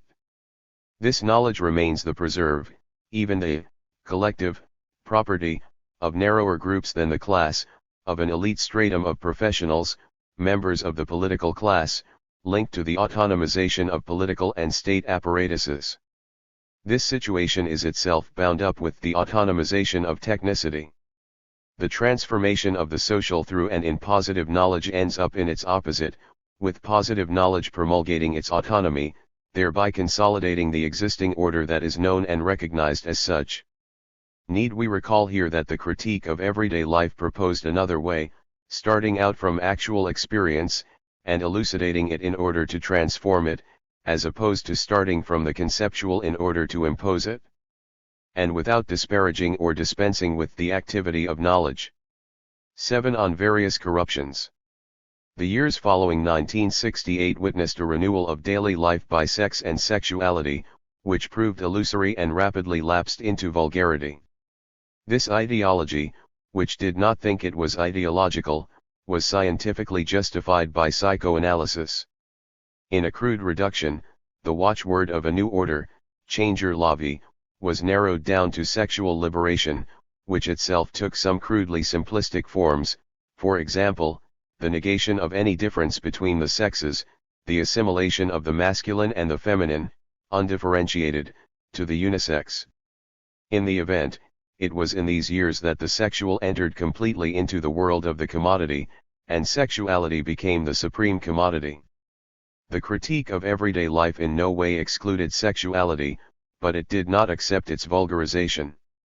The underlying project, doubtless incompletely formulated but inherent in the approach, involved the permeation of the sexual into everydayness, but not as commodity, as localized, functional sexuality. The sexual was to be transformed in the process of transforming daily life. It was thus a question of eros, not organs, and of celestial Aphrodite, not the terrestrial Aphrodite, the Venus of the brothels. This in no way excluded pleasure, but included it in a larger project, in a higher quest. Why deny it? We should note that Herbert Marcuse's thinking has suffered vulgarization. He has been received not as a philosopher of creative eros, but as the theoretician of a permissive society without boundaries or values. The specialization of the sexual, which accompanies technological specialization and production for generalized exchange, has serious, unnoticed consequences. The separation between social practice, referred to as culture, bound up with the abstract character of the whole society, and nature extends to a rupture between sexuality and reproduction. The goal and practical objective are legitimate, to allow lovers to experience pleasure without falling into the trap set for desire by nature. Yet this attitude impacts upon the lot and social status of childhood. The couple tends to reject the child, the natural product of coupling. The special child becomes an object of specialism. There are now child professionals, educators, activity leaders, pediatricians, analysts, and psychologists. A relation that was previously normal and normalizing between generations and degrees of maturation, between time and life, this old relation is strained and collapsing. Separation prevails and extends to family life. It eats away at unity and replaces what was once a matter of an open totality by fragmentation. Between excessive holism and mutilating disjunctions, this society has hitherto missed the road to renewal, inflecting it towards a remarkable touch of vulgarity. Childhood and adolescence are asserted brutally, they are oppressed and they are praised to the skies. They are, for example, used as advertising and marketing devices. As for adults, who push children and adolescents away into autonomy, they become coarser as a result, for want of a lived relation with the future, which is socially and daily represented by differences between the generations. For the time being, the transformation of daily life by poetic action and creative eros has thus likewise failed in the face of the power of commodities, supported on one side by technicity and positive knowledge, and on the other by political power. Sex continues to sink into vulgarity. Sexual misery persists despite the vast literature devoted to the vulgarization of problems. Must we therefore abandon the project, that is to say, the conception, going back to Plato, of desire that creates in beauty and involves self-transcendence, as opposed to being valorized as desire and the desire to desire? No, even if we must grant that it involves a distant horizon which is possibly unattainable, an ideal, a utopia even. There is no question of abandoning the thesis that the impossible orientates the possible, in life as in thought, so that during the long wait for transformation, freedom inevitably takes the form of transgression. While the bounds prohibiting transgression are reinforced, while various great walls are raised at the frontiers on which the liberators fought, the fundamental thesis on the impossible and the possible still obtains. An elitist conception? No and yes. No, in the sense that it does not impute vulgarity to what is popular. Yes, in the sense that it differentiates between what has value and what does not, and between the habitable surface and the swampy depths, as well as the inaccessible heights. 8 Conservative schemas. Received representations and commonly used words are insidious vehicles for a morality, an ethics, and an aesthetics that are not declared to be such. Customs and social habits sometimes alter without those who are affected registering the fact. It may be that innovations, gradually accepted and virtually unnoticed, conduce to the inertia or corruption of daily life. Here is an exemplary instance, already signaled elsewhere, which is worth stressing given the gravity of its consequences: the substitution of the user, figure of daily life, for the political figure of the citizen. For a long time, representations of the user have been taking root in imagery and ideology, as well as everyday consciousness and practice. At the outset, this seemed to be the expression of a power of protest capable of acting in and on the everyday. It seemed subversive vis-a-vis the many services that are external to productive labor, and yet indispensable for the production and reproduction of social relations, vis-a-vis what constitutes the social organization of the everyday, transport and communications, urban living conditions and realities, health, and so on. From this standpoint, the user was going to become the essential component of a force as constructive as it was critical, a force that was restoring the use value which had become so subordinate to exchange value and exchange that it was nothing more than their prop. In this way, the priority of use over exchange, the commodity and the market was to be overwhelmingly restored in daily life, primarily in questions and problems related to space. Was such a representation, raised to the status of a concept, false from the outset? This position, unfailingly adopted by dogmatists and sectarians, discounts what actually happened, that is to say, a massive operation of recuperation, a skillful diffusing, an appropriation carried out by state political power over a fairly long period. The fait accompli is now with us. The citizen tends to fade in the face of the user. What, formerly, was the citizen for himself and for society, according to its political constitution? He bore a title that was not honorific or bureaucratic, but effective and even decisive, that of member of the political community. The idea of democracy and its functioning was inseparably bound up with the value and significance of this title, to the rights of the citizen, leaving aside here the historical and ideological justifications of citizenship, that is, the rights of man in general. Now, the rights of the citizen have been devalued, taking with them human rights, and vice versa. Not only does the citizen become a mere inhabitant, but the inhabitant is reduced to a user, restricted to demanding the efficient operation of public services. The user figures in social practice as one party, invariably absent and represented, in contractual terms and conditions. He is transported, cared for, maintained, educated, and so on, by whom? The state? The local authority? The private firm in partnership with public bodies? Obviously, services must function. The problem begins when the state claims to be a service state, not a political state. This allows the authorities to restrict the right to strike and to make strikes unpopular. Individuals no longer perceive themselves politically, their relation with the state becomes looser, they feel social only passively when they take a bus or tube, when they switch on their TV, and so on, and this degrades the social. The rights of the citizen are diluted in political programs and opinion polls, whereas the demands of users have an immediate, concrete, practical appearance, being directly a matter for organization and its techniques.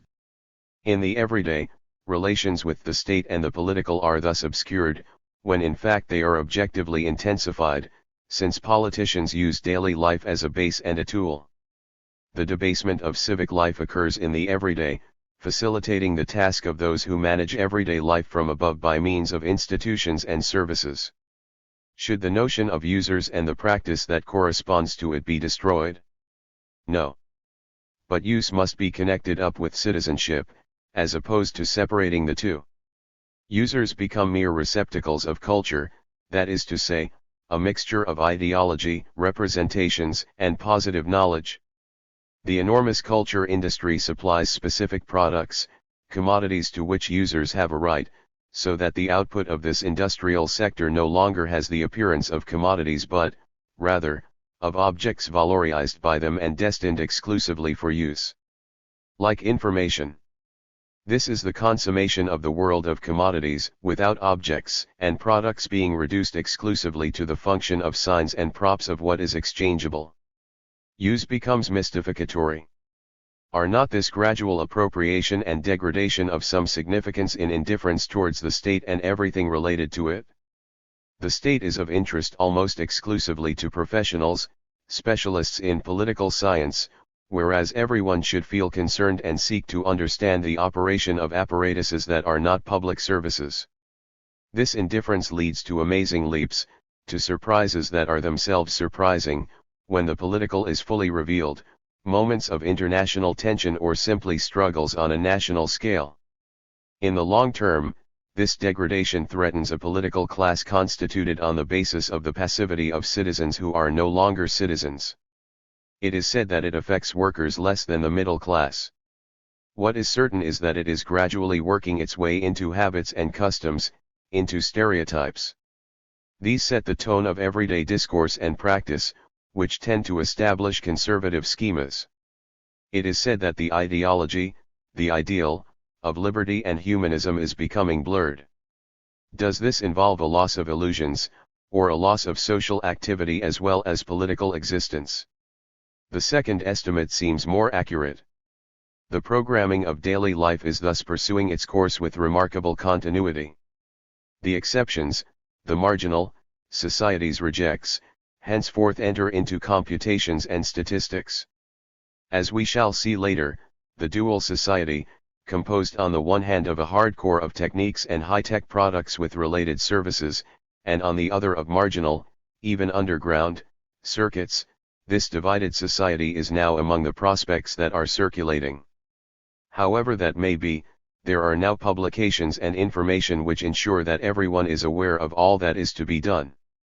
Much more so than in 1960, era of the publication of the second volume of the Critique of Everyday Life, everyone knows how to live in 1981. They know it thanks to a knowledge that does not originate with them, which they have assimilated, and which they apply to their own individual cases, managing their personal affairs, their everyday lives, in accordance with the models developed and diffused for them. They apply these models more or less methodically. In general, problems begin only when a choice has to be made. Too much choice. But the models invariably resemble one another so closely that choice is futile, and it is enough to pick at random, pot luck. Consequently, only those who refuse the models have problems.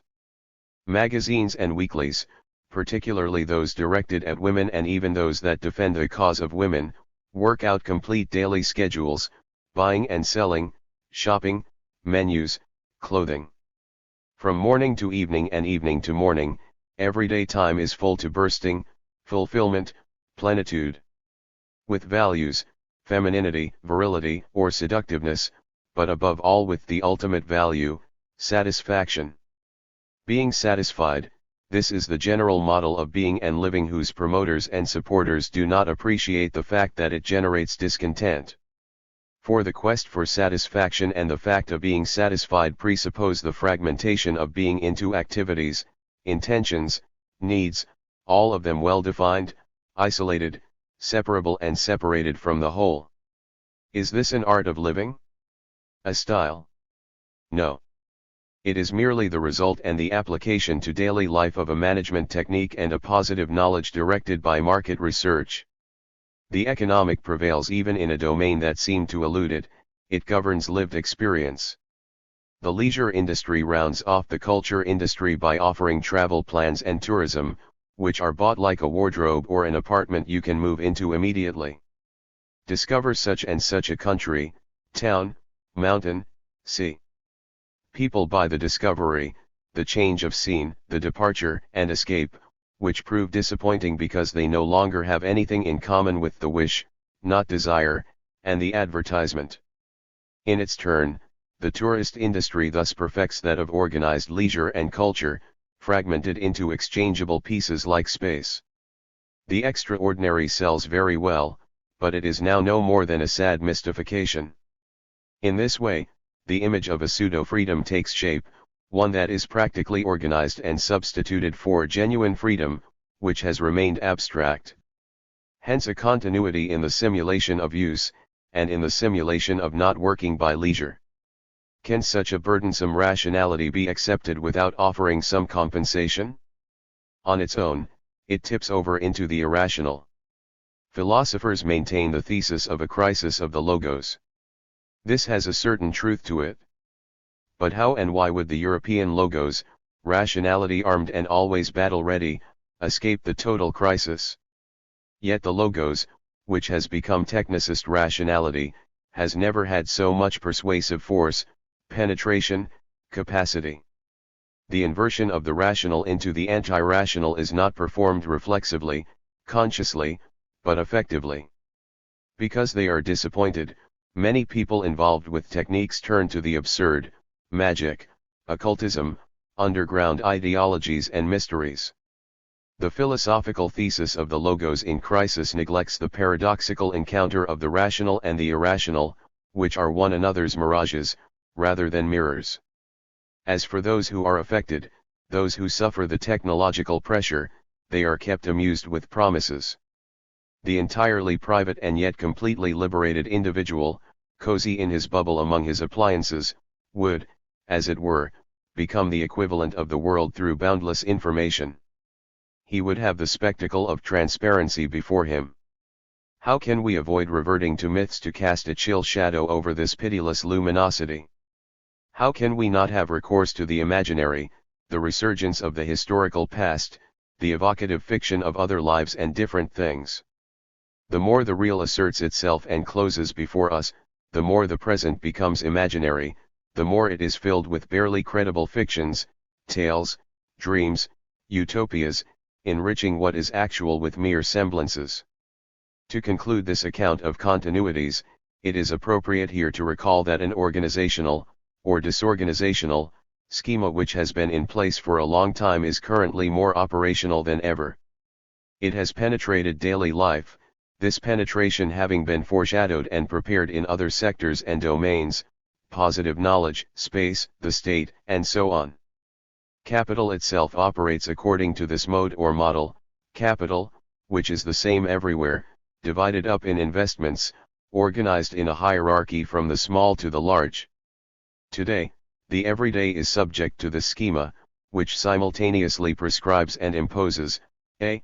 homogeneity, that is to say, the tendency towards the same, identity, equivalence, the repetitive and their order, b.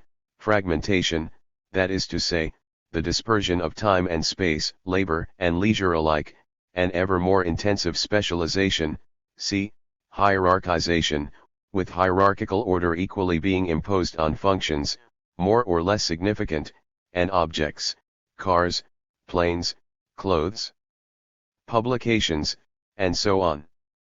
This hierarchical order runs from the trivial to the exceptional, from the communal to the elite, from the ordinary to the luxurious, from the repetitive to the wonderful surprise. Identified and formulated elsewhere, the schema is implemented in practice with remarkable tenacity. It is implicit in Marx with respect to social labor, which is increasingly homogeneous, fragmented and hierarchically organized. Its generalization is typical of contemporary society, revolution in Marx's sense having neither swept away the capitalist mode of production, nor achieved its own objectives. The application of the schema to daily life makes the latter correspond with what has been realized in zones and activities that are more or less external to daily life, yet connected with it, the use of time, journeys, labor, and so on. The following paradox was brought to light in the work cited above: Marx's thought prevails even in that which contradicts it, even in its failure. This failure of the Marxist project, whether temporary or lasting, is of little importance here, comes within the province of Marx's thought, and confirms it. Is not the same true of the thesis, fiercely resisted by philosophers, which attributes crucial importance to the economic, a thesis, it is too often forgotten, that goes together in Marx with a no less fundamental critique of economics? The mode of production analyzed by Marx has unfolded in a way that simultaneously confirms and contradicts his thought. The strategic estimates of the rulers were foreseen by Marx; he nevertheless believed in their rapid failure, in the imminent collapse of the mode of production. This is what has not happened. This mode of production has, in particular, created the developed world market, the scientific and technological revolution, a substitute for social and political revolution, the world state system, a specific space, massive urbanization, a planetary division of labor, and, finally, an everydayness. A homogeneous everyday time, the abstract measurement of time, governs social practice. Fragmented everyday time, dispersed by abrupt discontinuities, fragments of cycles and rhythms ruptured by the linearity of measurement procedures, activities that are disconnected, albeit subject to a general plan decreed from above. Hierarchically organized everyday time, the unevenness of situations and moments, some regarded as highly significant and others as negligible, according to value judgments which lack justification, which are themselves in crisis. It is not easy to grasp the paradox, which eludes all reductionist thinking, whereby the homogeneous covers and contains the fragmented, making room for a strict hierarchization. So here is a brief table of the factors that intervene in daily life and realize the general schema in it. A. Homogenizing factors: established law and order, technological and bureaucratic rationality, the logic that claims to be unitary and is in fact applied to all domains, space managed on a grand scale, motorways, etc., clock time, articulated repetitively, the media, not so much via their content as via their form, producing the uniform attitude of listeners or viewers, breeding passivity before the flow of information, images, discourse, the search for consistency and cohesion in behavior, training for this behavior on the model of the conditioned reflex, stereotyped representations, the world of the commodity, intimately linked to that of contractual commitments, linearly repetitive tasks, the same gestures, words, etc., spaces filled with prohibitions, the segmentation of basic functions, eating, sleeping, dressing, reproducing, etc., in standardized daily life, which goes hand in hand with the fragmentation of so-called higher functions, reading, writing, judging and appreciating, conceiving, managing, etc., and their programmed distribution in time, the multiple inequalities in the formal equality of the law, inequalities that are precisely masked by homogeneity and dispersal, the epistemological fields and divisions implemented in and through positive knowledge, the bureaucracies and bureaucratic feudalisms, each acting in its own fiefdom, the importance of administrative divisions dividing up space between them, the disposition of space, a social product, into an infinitely divisible, optical geometrical, visibility, the general and continuing tendency to administer everyday life as if it were a small firm, the tendency to appeal to a positive knowledge bound up with norms, and hence reductive of lived experience,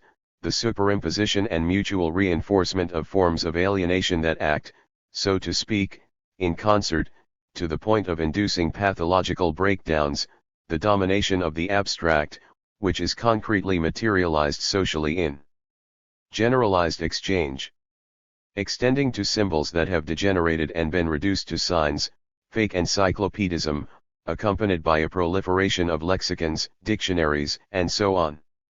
B. Factors of fragmentation: within homogeneity the many separations, segregations, and disjunctions, such as private and public, conceptual and experiential, nature and technique, foreigners and fellow citizens, and so on, spaces specialized to the extent of establishing ghettos, the division of labor, fragmented space sold in parcels and lots, splintered centrality, a theory which is spreading over urban reality in the name of decentralization, and will lead to definitive fragmentation. The dilution of the contrast between high, sacred, points and low points in everyday life, and a growing multiplicity of neutral, indifferent instants, social separation and disconnection between protected workers, employment laws, unions, etc., and the rest, who are less protected or completely unprotected, and so on. C. Factors of hierarchization, the multiform hierarchy of functions, labors, incomes, from the bottom, vanishing into the swamp of the rejects, to the top, disappearing into Olympian clouds, a hierarchy that extends to objects, cars, accommodation, jewelry, and so on, a hierarchy of locations, of properties, of the qualities recognized in individuals and groups, society as a stratified, hierarchical morphology, with superimposed levels, the division of time by the media, broadcasting. Fragmentary representations rounded off by illusory totalizing visions, the hierarchy of knowledge, with the fundamental and the applied, the important and the unimportant, the essential and the anecdotal, hierarchy in enterprises, workshops, and offices, in the bureaucracy, despite, or rather in, the homogeneity of practice and in the ideology of competence, performance, degrees of participation in power and decision-taking, from scraps of authority to sovereign power, and so on. Bureaucracy. In the service, not conflict-free, of technocracy, which has come to treat daily life and people in daily life as the raw material for its labor, as a mass to handle, as a people on benefit, but which nevertheless tends to get its subjects to perform its own work of registration and enrollment, form-filling of all sorts. How are we to represent this society in a way that is simultaneously both rational and palpable, visual, as, albeit with a few upheavals, it takes shape? The metaphor of the pyramid, Hegelian in origin, supporting the various strata and classes from a wide base to a very narrow summit, is no longer representative. Why?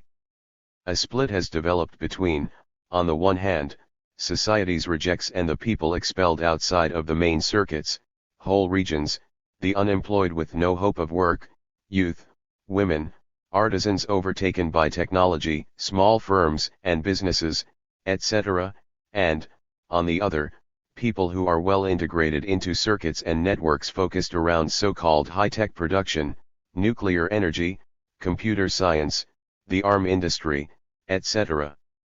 It is a well-known fact that parallel or secondary circuits, networks and channels are established among those outside the system, an underground economy that makes it possible for people to survive, without always avoiding degradation. At the extreme, counterpart of the comings and goings of the elite, who travel around in jets, and go from one luxury hotel to the next, we find the nomadism of poverty, wandering misery. And this on a world scale. We are equally aware that people who work in high-tech industries do not fall outside the system, although not all workers enjoy this good fortune. Thus this cleavage divides the working class, part of which finds itself alongside the fortunate and the affluent, terms that are abused so that they can be turned against those who do not count among the most destitute. The disadvantaged subsist at a lower level of everyday life, whereas the Olympians, at or close to the summit, are elevated above daily life. These Olympians engage in luxurious wanderings, high-altitude nomadism. They do not work in the trivial sense of the term, but are extremely busy, they chair, they organize, managers, they possess, and they administer. The classical terms bourgeoisie or grande bourgeoisie are no longer quite appropriate to these rulers of the international. The term Olympian seems more fitting. It is nevertheless the case that a distinction must be introduced here. The rejects live at the level of infra-daily life, the Olympians in a super-daily life. This makes daily life correspond to a sort of social mean. Is this not the life world of the middle classes? This hypothesis will be expounded later, it is introduced here to explain the continuity in daily life despite the factors of change. The preceding analyses have already defined a project and broad lines of action against the results, as well as the operational schemas, of the forces that remain dominant. A. Differences against homogeneity. We shall have to return to this concept of difference in order to refute its recuperation, wherein the right to difference includes and justifies social inequalities. As soon as it is experienced, perceived in everyday life and not merely imagined, diversity entails classifications, hierarchies, inequalities, Alain de Benoist has written in his Elements. However, the right to difference, between men and women, children and adults, countries, regions, ethnic groups, presupposes equality in difference. This can flourish only in a democratic society, which this right helps to define as it is added, along with various other rights, to the old human rights. B. Unity against fragmentation and division, the pursuit and realization of this unity not proceeding without problems and dialectical contradictions, since it is a concrete unity, not an abstract identity, that is to be conceived and realized. C. Equality against hierarchy, without leveling society, but strengthening the social as the level that mediates between the economic and the political, which are factors of inequality. This presupposes some radical, root and branch, changes. This long struggle would involve a dialectical, not a logico-statistical, conception of a. Centrality in space and time, multiplicity of centers, mobility, dynamism. B. Subjectivity, collective subjects, not only the workers in an enterprise, the inhabitants of a town or region, but the working class as autonomous, substituted for individual egos, and reconstructed in line with new concepts. C. Sociality, as opposed not only to the individual but to the state, on the one hand, and hence to the political, regarded as reductionist, but also, on the other, to the economic, regarded as abstraction, exchange and commodity, money, division of labor, etc. Part 2. Discontinuities. 1a. First glance at what has changed. Within the continuity, the inertia, of daily life, and its passivity, factors of change, even disruption, of the established order are becoming clear. Technology makes the end of work possible, in the long run. What seemed abstractly utopian yesterday is now taking shape, is on the horizon, the wholesale automation of material production. As we have seen, devaluation of a seductive, prestigious image, modernity, goes together with an intensification of technological modernism and an expectation of novelty, in a kind of frantic fervor for a different society, the product of computer science, telematics, and so on. This society is to be reached via the scientific revolution pushed to the limit, carried through to its term. Cultural snobbery and enthusiasm for modernity have served their time, this myth is no longer required. Does not the new society, proclaiming the end of ideologies and myths, possess its own ideology and myths? Bit by bit, they are unearthed, the ideology of the end of ideology, of transparency and performance, and the myth of freedom realized by information technology, and so on. Thus, the separation between modernity and modernism undoubtedly already represents a change, it anticipates greater changes. Technological progress is occurring in leaps and bounds. Some people, a lot of people, anticipate that it will generate its effects automatically, since it involves automation. It is allowed to take its course. Is this an intellectual standpoint? The standpoint of the intelligentsia? Of a political party? No, it is the spontaneous orientation of social practice. Modernity is dated, industrial society, with the abstraction paradoxically produced by material production. By contrast, post-industrial society will be characterized by the production and exchange of non-material goods, which are nevertheless more concrete, information, services, and so on. But who is going to carry this transformation through to a conclusion? Who is going to put an end to politics as fiction, Politics as spectacle. For example, who today is in a position to direct computers towards calculating production costs not in money, but in social time and or energy, so that exchange will no longer have to proceed via the mediation of the market, money, and capital? Is it not the case that the existing economic and political powers intend to use recent techniques to maintain, or even perfect, their domination? The end of work? It is possible, but so is the opposite, the contradictory. Who is going to steer work towards its decline or end? Workers want to work, those who employ them and profit from their labor, through surplus value which can, if you like, be called profit, it does not matter, want to make them work. Men of goodwill and what are called the left-wing parties demand full employment.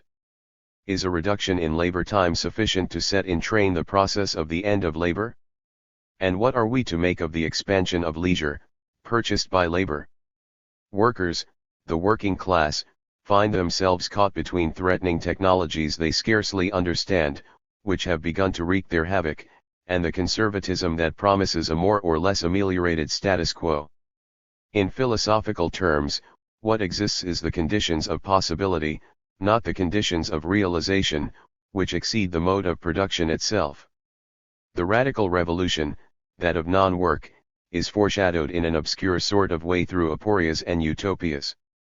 It has not as yet been formulated clearly. What might daily life become from the viewpoint of not working? How can we inflect it in this direction? How are we to fill daily life or, more mundanely, occupy it in the event of a massive reduction in labor time? What should we expect, an expansion of the everyday, or its decline? Up until now, the problem has been of interest only to science fiction writers, e.g. Simax Demain-Lachians, and a few philosophers. We should not forget Lafargue's Le Droit à la Paris. It must be clearly recognized that theoretical, that is to say, conceptual, thinking has only a remote connection with social and political practice here. Is this sufficient reason for abandoning it? For declaring it to be ideological or subjective? Or utopian in reactionary mode? No. Theory detects and states conditions of possibility. Nothing more and nothing less. The problematic formulated here corresponds, however, to Marx's most profoundly and paradoxically dialectical, thought: the working class can affirm itself only in its negation, unlike other historically superseded classes and the bourgeoisie. The self-determination whereby the working class attains the status of subject, transcending the condition of object, involves self-negation, the end of all classes, the end of the wage-earning class, and hence the end of work, the end of the working class itself. Utopia. Delirium. But here we, all of us, are ready to get down to the task.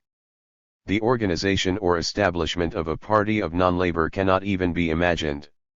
The business of a few utopians thus becomes a problem confronting everyone, a fundamental problematic, a vital issue.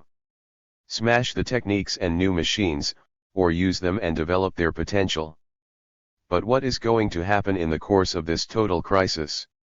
For it is no longer a question of going slow, André Breton and René Char, or of letting it all hang out, 1968, but of making the transition from work to the end of work, without catastrophe. Pending something different and better, the valorization of work, an important dimension of the consensus, is dissolving. Does the road to the withering away of work entail the despair of workers in the advanced countries, trapped in processes they endure rather than dominate, when control over conditions, self-management, has precisely been put on the century's agenda?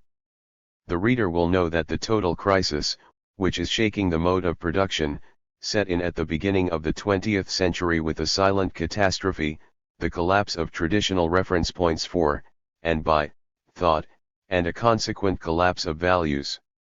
Practice and daily life have preserved them. From this crisis emerged technology, labor, and discourse, three aspects of the Western logos.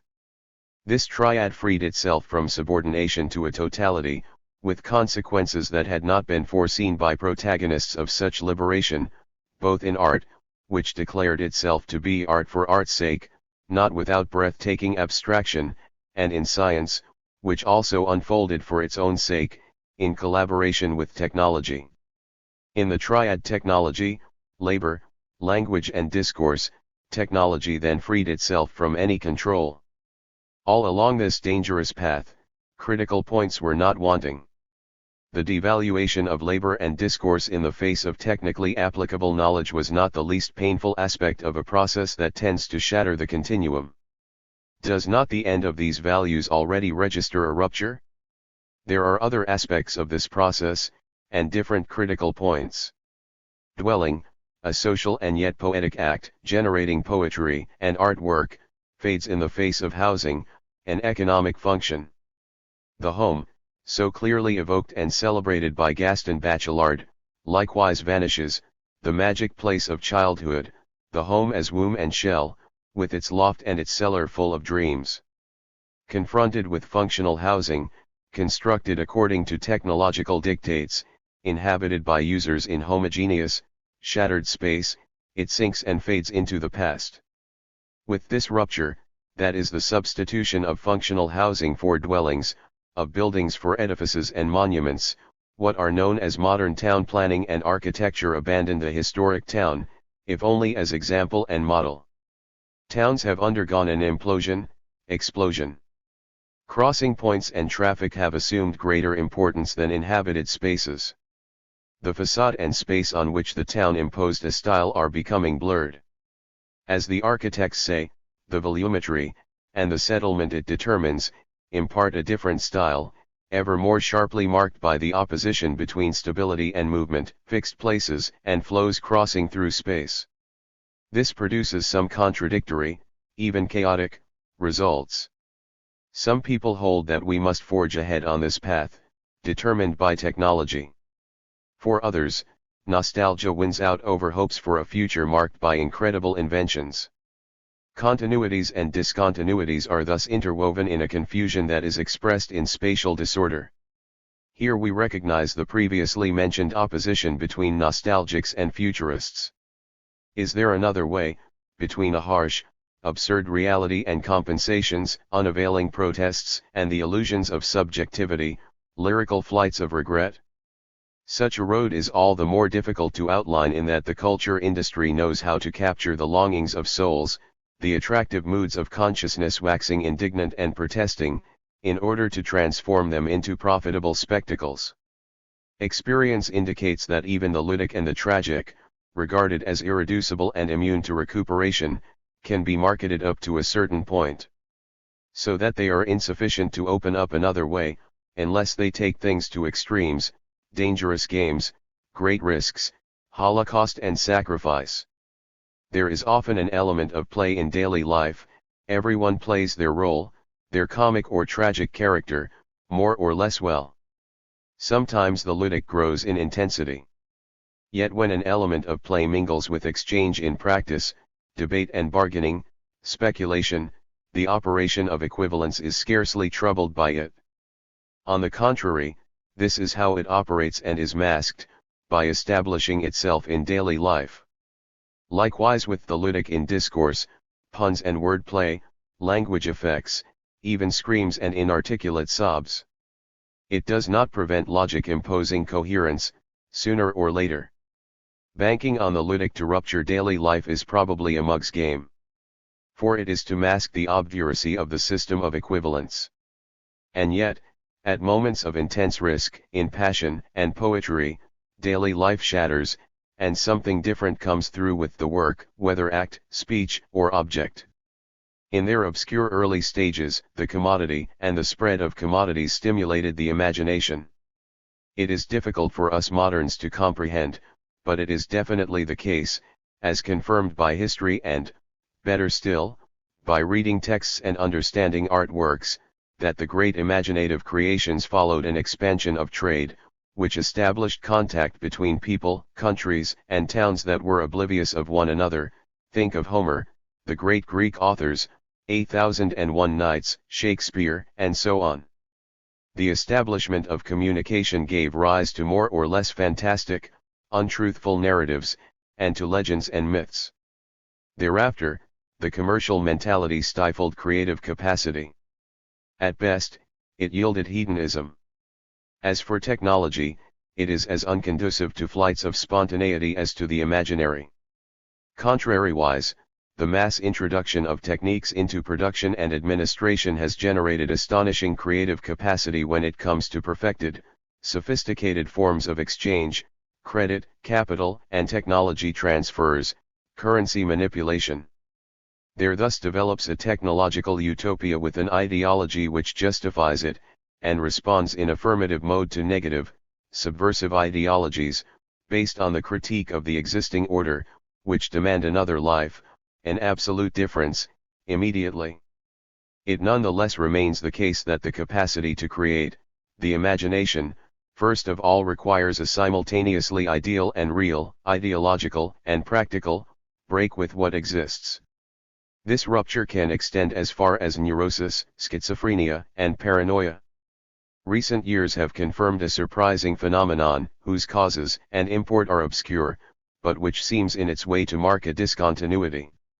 Up until the middle of the 19th century, the great artist was associated with excellent health, even if in our time a pernickety and slightly malevolent examination has identified symptoms of neurosis. Men of genius mastered angst, Michelangelo, Leonardo, later Diderot, and still later Stendhal and Balzac. Subsequently, the creator, artist or writer, was no longer content to oppose his subjectivity and problematic to real things, objects, and people. He called himself into question and counterposed himself to a reality in which he could not put down roots or aspire to a status. He became a case, and it was from this unique case that he drew his inspiration. Can this semi-pathological state, neurosis, and sometimes something even worse, be regarded as creative as such? Doubtless not. Yet the striving that seeks release from anxiety and delivery from angst by mastering it stimulates the creativity which contemporary ideology still seeks among so-called normal people. Classical subjectivity, capable of objectivity, gives way in the artist to a different condition. Daily life has become so oppressive and repressive that dissolution, Rambo, is the sole means of escaping it. The artist can no longer make do with keeping his distance. As his neurosis gives him creative impetus, he cultivates it. This provokes a break, possibly a gulf, between daily life and creation, reality and the work, the state of the creator and therapeutic techniques, which are inevitably normalizing. These observations, or, rather, self-evident facts, confirm what was previously said about modernity and, above all, the action in the negative of contemporary art. This negativity involves neither revolutionary proposals, nor a subversive project. Yet it is there, before us, in the works. Exasperation of the morbid is the one thing that allows the creator to rise above the everyday, if only to understand it and show it.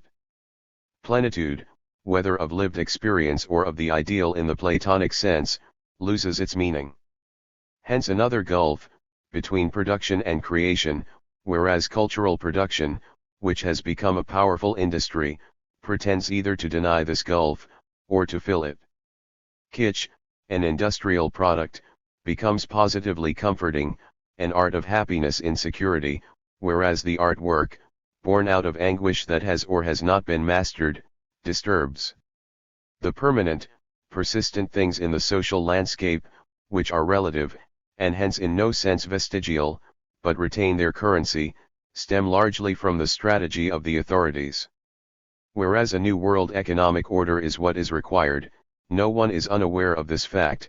Strategy prescribes a new division of labor on a world scale, maintaining and aggravating inequalities of growth and development. The rulers are opposed to any destabilization, a fashionable term that says what it means, and hence to any movement. If development occurs, even with the greatest power at our disposal, can we prevent it? It occurs despite the dominant economic and political powers. They authorize technological innovations only after obtaining guarantees, and no doubt this is the form assumed today by the contradiction that Marx pointed out between the productive forces and social and political relations, as well as the law of value considered on an international scale. These powers have disposed of, that is to say, destroyed or neutralized, attempts at direct democracy, for example in towns and local communities. Positioning itself at a global level, political power everywhere sets about obtaining by all possible means, pressure, repression, enticements, and promises, the celebrated consensus, which assumes and creates stability. To revive and redeploy, another fashionable word, production and the productive apparatus would first of all require massive injections of technology, with consequences that are as formidable as they are unpredictable. Certainly, economic policy no longer consists in scrapping technology, something Lenin regarded as inevitable under monopoly capitalism, but in an adroitly balanced mix aimed at leaving the essential structures intact. Adopted or imposed, innovations are worked out in high places, in such a way as not adversely to affect the relations of domination, and even to strengthen them. Yet alterations occur that shake the system. A hypothesis that has already been formulated concerns the dual character of the changes. Some, at the level of daily life, are imperceptible but cumulative. They are not merely minor events to be situated at the micro level, simple isolated facts, they are added to, or superimposed upon, one another. Hence they end up generating irreversible, decisive alterations. A well-known historical case, the slow transformation of the Roman world into Christendom during centuries of transition long neglected by historians, but whose significance they are gradually discovering, with their efforts directed precisely towards reconstructing daily life during these times. Other changes occur at a macro level, they are abrupt, disruptive, not gradual, and are thus akin to a qualitative leap.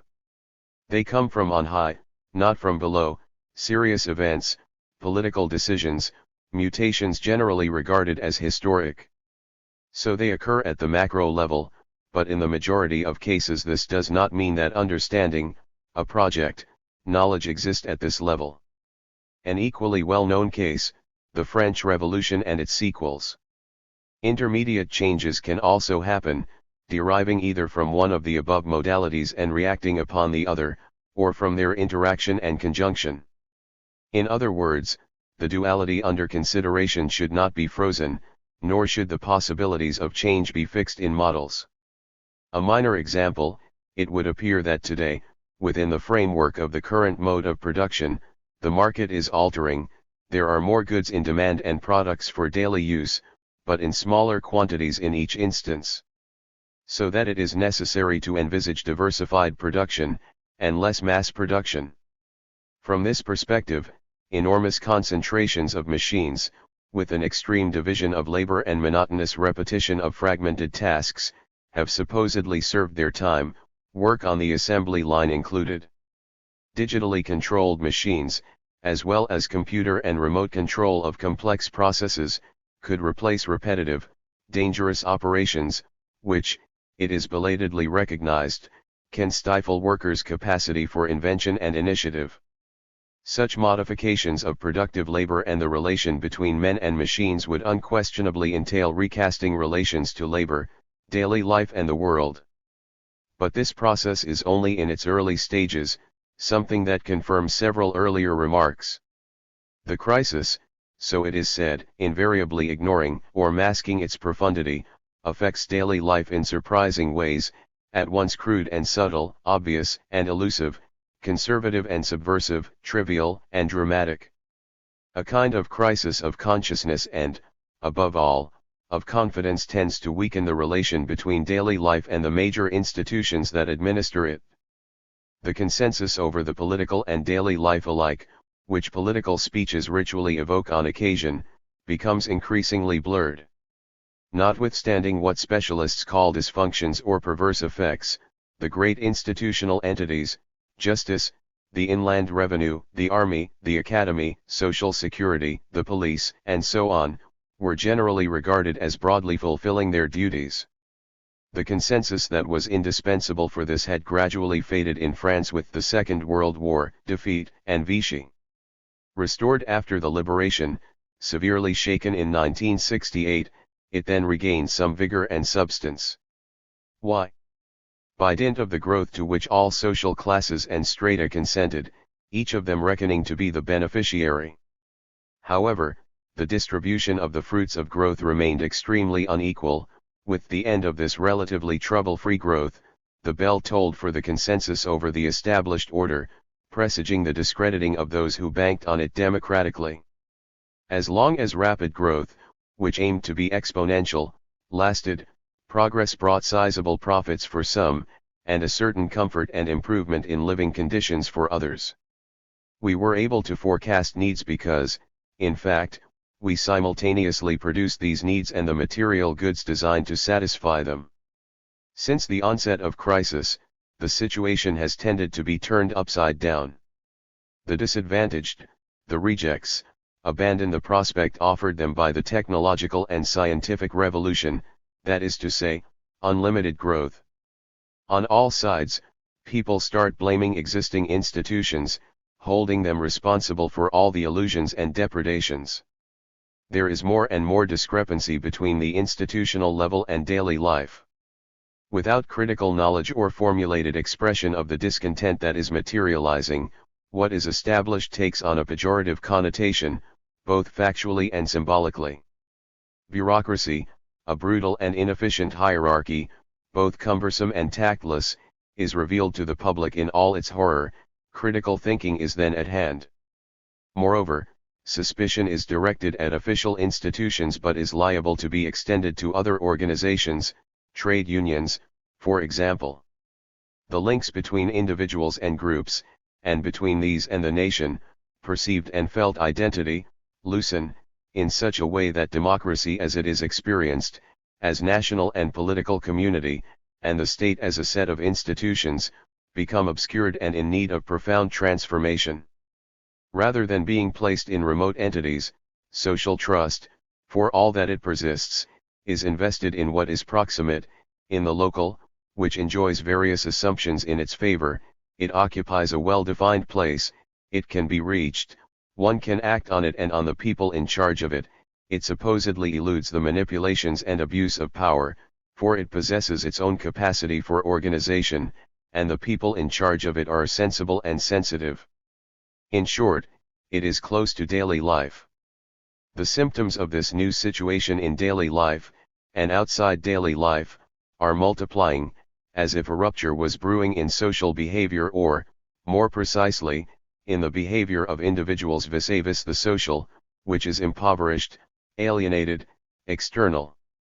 So it is that planning, which but a few years ago enjoyed enormous prestige, no longer elicits a consensus, still less enthusiasm. Planning by institutions is criticized, and not without reason, for impoverishing the social. For a certain period, neoliberalism, an official mystification, benefited from this mindset. A Western model, whose contours were very vague, was revalorized and identified with freedom, while the standing of the socialist model, hypothetically identified with Soviet reality, fell. In daily life, problems of an economic kind proliferate, they must be taken into account and taken on. This is the level at which people in the everyday, deal with managing the crisis.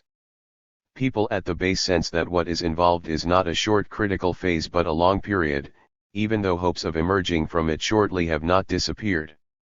Hence the shift in centers of interest, through a series of minute alterations that have produced a sizable change in recent years, the importance of micro-decisions and micro-adaptations, and a lack of interest in the totality and theory.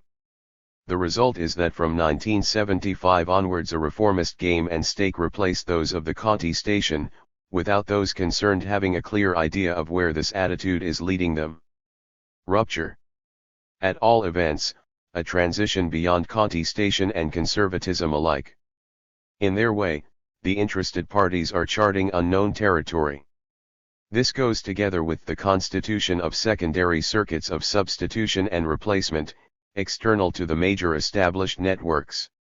It is as if, in order to avoid the traps, take advantage of the circumstances, and escape the adverse consequences, the people of daily life had anticipated the advent of the dual society, on the one hand, dominant, established circuits, on the other, external circuits, moonlighting, direct exchange and barter, more or less underground contacts. This sometimes creates the impression that subterranean relations are not external to those established in the public light of day, but penetrate and possibly invigorate them. Such an analysis accepts various typical features of the dual society, without endorsing the central thesis, the split between the two fragments of society. It would oppose any appropriation of the concept of difference by this thesis. Point 1. The somewhat dislocated consensus leaves room, on the one hand, for constraint, should the state judge it appropriate, and on the other, for various currents, convergent or divergent. These currents of ideas and opinions, that is to say, of representations, are not unrelated to social classes and strata, but they do not coincide with them. A different classification from classification in terms of classes is emerging, although it is not obvious that it is being consolidated structurally. The two classifications coexist, not without methodological and theoretical problems. The multiplicity of currents in opinion, and also in lifestyles, marks out the everyday, without abolishing its concept. Homogeneity does not disappear, it stands in for the vanishing consensus. Uncertainties, fears, and scares, which are not dispelled by official security measures, prompt a sort of neorealism in behavior. People, the people of daily life, start to respect power more than knowledge. When knowledge clashes with power, it loses all prestige in a confrontation that was once prestigious. Yet authority must still be combined with competence. It would seem that the quest for security at any price generates the opposite desire. A taste for risk revives among a section of young people, that is to say, a taste for living without guarantees. At the same time, the tendency to believe in progress, which seemed outmoded, is strengthened. In certain currents of opinion, the hope is that recent technologies will liberate society from established supervision and tyrannical protection. This hope is sometimes translated into a political aim: control of information from below and socialization of the social good that is information technology. What follows is a devaluation of ideologies, which has already been noted on several occasions. Marxism is not exempt from this, although ideology critique was energetically pursued, and even inaugurated, by Marx. His theoretical thought is regarded as ideology, and sometimes as the prototype of the ideological.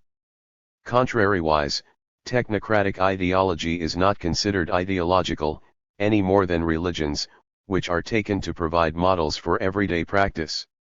Obviously, we are simply referring to social tendencies and trends here. The erosion of institutional images is a subject for study, institutional analysis. These studies do not concern the critique of everyday life directly, yet they are of relevance to it in that they disclose modifications in practice, not merely in the discursive or the imaginary. It seems that a certain understanding of social facts is emerging among a wide public, which in no way excludes impoverishment of the social, reduced to community and social security or security measures. Quite the reverse, they proceed in tandem. Naivete and credulity are slowly but surely disappearing, credibility is demanded. People seek out the authentic, or tokens of it, which still leaves plenty of room for mystification and deception. It is nonetheless the case that mistrust on the part of the everyday person extends to all discourses. Have we not reached the point in everyday relations where we interpret gestures and facial expressions as much as we grasp the meaning of words? Interest in body language increases with a certain revival of the body and of interest in the body, with the pursuit of its reappropriation, above all, by and for women, at the expense of the image and the spectacle. The predominance of the visual, image, spectacle, over the corporeal is declining without disappearing, something that will slowly but surely alter the relation between daily life and space. Space is no longer defined exclusively in optical, geometrical, and quantitative fashion. It is becoming, or once again becoming, a flesh and blood space, occupied by the body, by bodies. Judging from certain readily observable symptoms, daily life is tending to become, or once again become, multisensory, the quest and desire for a more actual presence are substituted for images as such. Hence a certain revival of the theater and, on the other hand, the search for richer, three-dimensional, images. Citizens, not to mention users, have a stronger and clearer sense of the relations of domination to the extent that authority as such impacts on them, the functioning of institutions no longer proceeding all by itself. They detect manipulation through interpretations of facts that are in themselves ambiguous. The conditions for a rupture and real change in life seem to be being created bit by bit, gradually. Yet who wants really to change life, other than by discourse? Everyday existence at home, in the house, which in a majority of cases is no longer one, reflects office life or factory life, and vice versa. What is intolerable in the one reflects what is intolerable in the other. Taken together, they support one another and everyone, dominant and dominated alike, adapts to it. At this point in the analysis, we can advance some hypotheses. This analysis detects symptoms of a gradual transformation, which is only just beginning. This does not preclude qualitative leaps as a result of global actions, decisions, events, catastrophes. At the political level, in this perspective, we are witnessing a transition from impersonal power, abstract power and sovereignty, to authority, and from the latter to influence, that is to say, a personalization of authority requiring direct contact with subjects. There is also a transition from large established units towards smaller units, base cells connected to local spaces, sites, which contains a risk of dislocation but tends to favor differences over homogenization. Will the crisis generate differentiation or fragmentation? For the time being, the question will remain without a definite answer, since that depends on both social practice and political practice, initiatives from below and decisions at the top. Furthermore, it may be that new contradictions will emerge, and that the crisis will induce both differentiation and fragmentation, that is to say, sites that are rich in relations and sites without relations, forms of solitude. Thus, we simultaneously observe a growing desire for corporeality, which always has something opaque about it, and a longing for transparency, which precludes any opacity in relations. Similarly, increasing interest attaches to results, which require strict individual or collective discipline, and at the same time to freedom as well as freedoms. But the most significant thing today, when it comes to assessing factors of continuity and or discontinuity, is to grasp the importance accorded to daily life. The dominated, the subjects, now represent themselves to themselves in accordance with everyday practice, not ideologies, which do not disappear for all that. In fact, today everyone banks on daily life, politicians as well as professional manipulators, advertisers and propagandists, and also subjects. The level of the totality remains of decisive importance, since it is the level of decision-making. But it is perceived only in its relation to what are called local and limited, in reality, everyday, actions. Without denying it, this situates the theoretical and practical, that is political, importance of the whole, but registers the recent fact that the local, the proximate, that is to say, daily life, allows for action by those concerned and seems to them to be the privileged site, the only site, and in this they are mistaken, in which they can be effective. To recuperation. A question arises. The alterations now underway, which tend towards provoking rupture, encounter contrary, stabilizing and reductive, forces, which tend towards immobility under the pretext of equilibrium. How and why is it that the elements of mobility and renovation have not hitherto had more impact, to use the sociological terminology? How and why have they not broken through the barriers? Recuperation is not something invented by intellectuals to explain the failure of subversive, innovatory ideas and projects. Its concept, for that is what it is, was fashioned to refer to a social and political practice.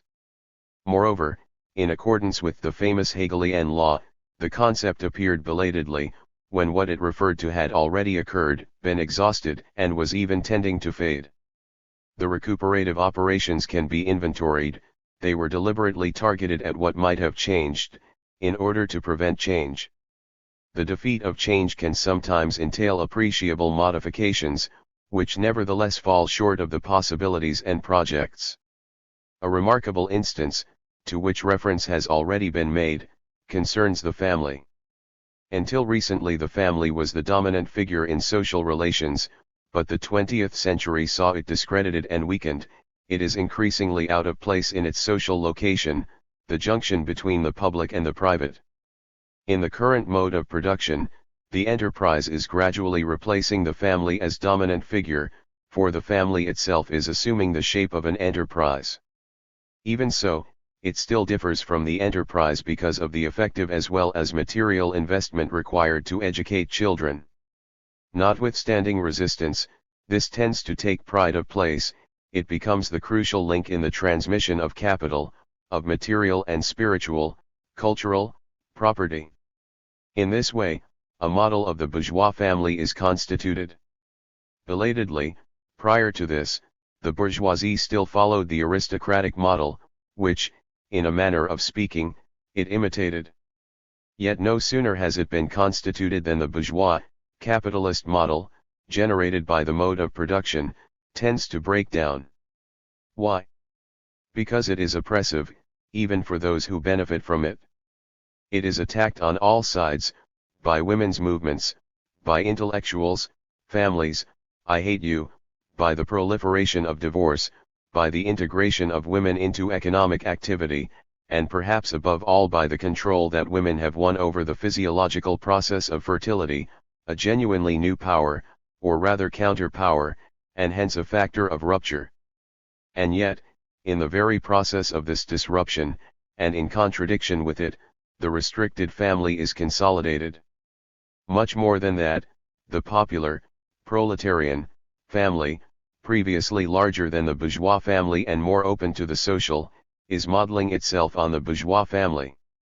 Critical ideology, the rejection of institutions, the aforementioned disappearance of the consensus about institutions, the devaluation of the sacred conjugal bond and of the family as a privileged site, this advanced ideology has not disappeared. It persists. But in social practice, the family, with its modern complement and model, the enterprise, remains functionally and structurally fundamental. Advanced ideology, backward structures. The laws in France reforming the situation of women and their legal status have strengthened the family. On the other hand, inequality between women and men, discrimination, eliminated to a certain extent from the family group, is maintained in the enterprise, workshop, or office, and possibly even intensified. Whence the compensatory reference of these aspects of daily life to one another. Does this unquestionable recuperation of the familial derive from the state? From the strategy of the mode of production? From a spontaneous alteration in values and norms?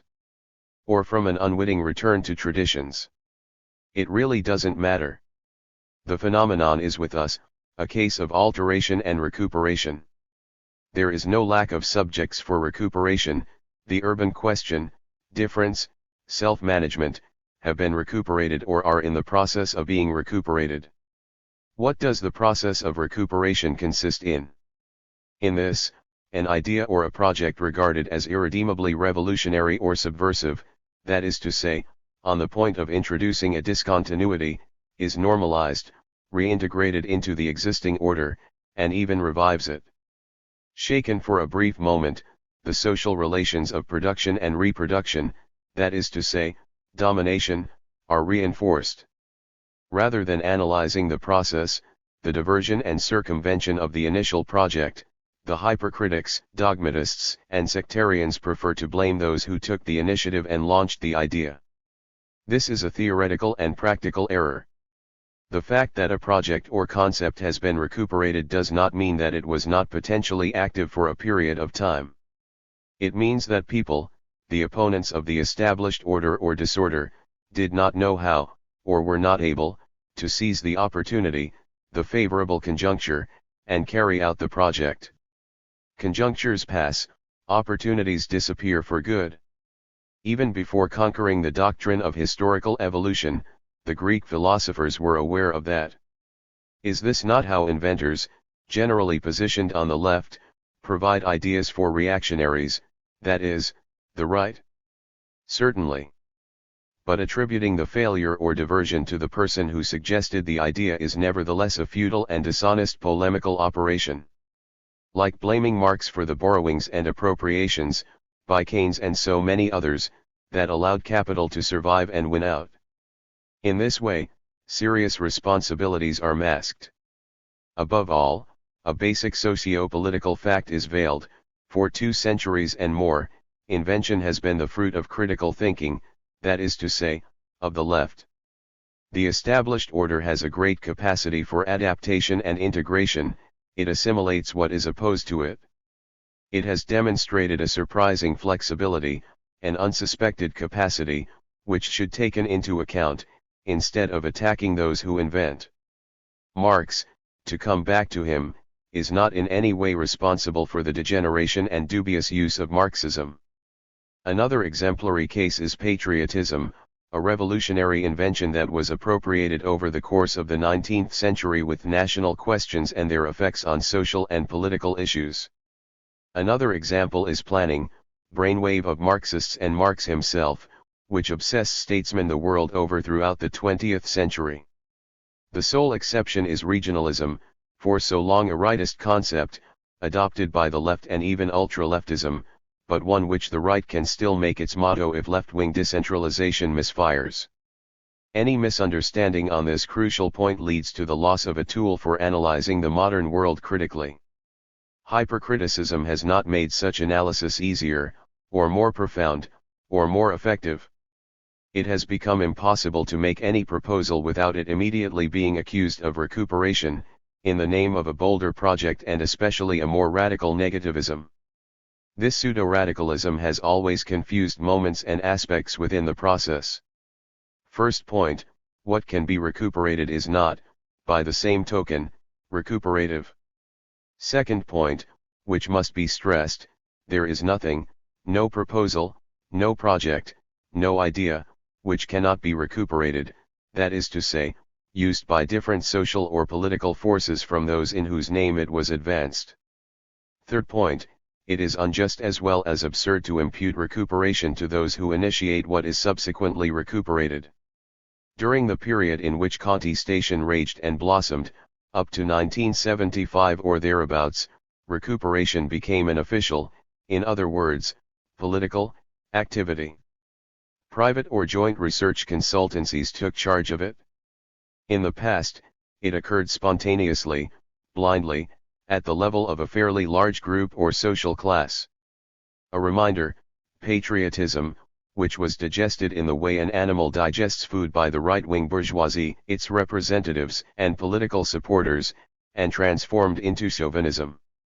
Nationalism made it possible for the dominant class to annex other classes or class fractions to itself by neutralizing opposition, before functioning as an ideological detonator, to use Jean-Pierre Faye's expression, adopted by René Laura, too, that is to say, exploding left-wing ideas and ideologies, and flying like an electric spark between two poles, left and right, which were suddenly assimilated, prompting novel political phenomena like National Socialism. So recuperation has been going on for a very long time, but not in the manner of the years of protest. During this period, which was fairly brief, the tactic of the consultancies directed by technocrats was simple, assigning the protesters themselves the responsibility for studying delicate questions, thus obliging them to make daring ideas and projects assimilable. Once the idea or project had been studied, that is to say, changed into knowledge and discourse, the established order could take from it what suited it, both to disguise and to renew itself by discovering convenient solutions to real problems.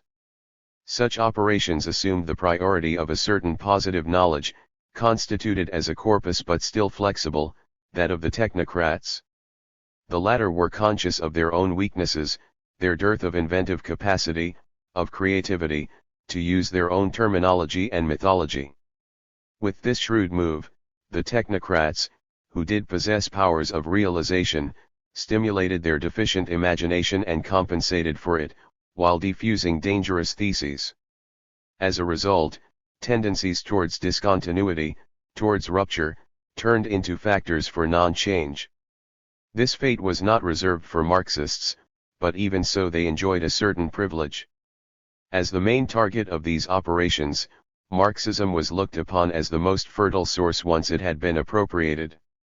An exemplary case was the critique of everyday life, encapsulated as changer lavi.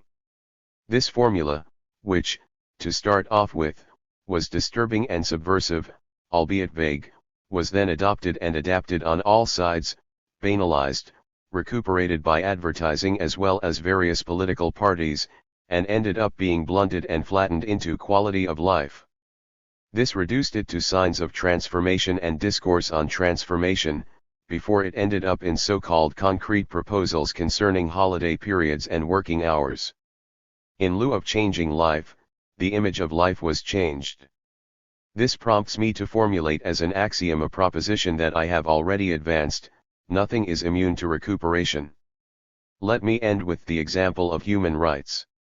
The fact that some dangerous forces, even imperialism, have sought to make use of them, and succeeded, the fact that they have supplied ideologies and tactics, these cannot justify abandoning or disavowing them, except out of sectarianism. On the contrary, we must understand the expression arena and stake of the struggle in its strongest sense. Human rights? Through a hard-fought battle they must be wrested from those who seek to use and abuse them. It was a serious political error, a, to regard these rights as political tools permanently in the service of those who are dominant, b, peremptorily to refute the ideology that has historically supplied their envelope, throwing the baby out with the bathwater, c, not to give them a different foundation, extricating them from the old humanist ideology, d, not to open them out by adding a multiplicity of rights, including the right to live in the city, the right to difference, and so on. What happens when skillfully conducted recuperative operations succeed? Demands, aspirations, intentions are diverted and turned against the initial design. I must insist upon this paradox: confrontations and crises, including wars, as well as the more or less Marxist-inspired theory of these crises, have hitherto served the mode of production.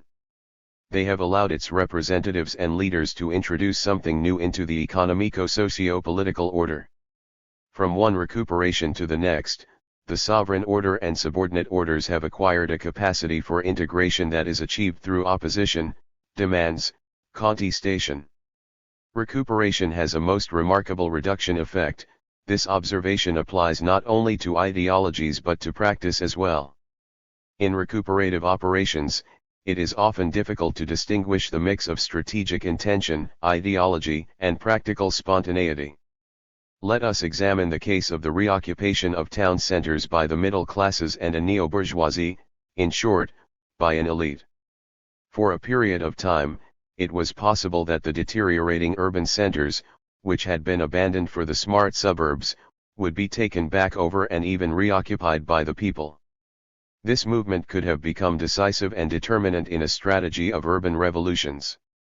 Latin America in particular was poised for an enormous revolutionary campaign, starting out from the shanty towns and seizing hold of the centers. Yet this movement has been temporarily broken by repression, violence, and corruption, but also by recuperation. Neither workers, nor the unemployed, nor expropriated peasants have taken back control of the town centers. 3. Difference. This concept and its correlative, the right to difference, achieved theoretical formulation around 1968. Before this, obviously, a practice, aspirations and demands, attempts at a rational elaboration, existed.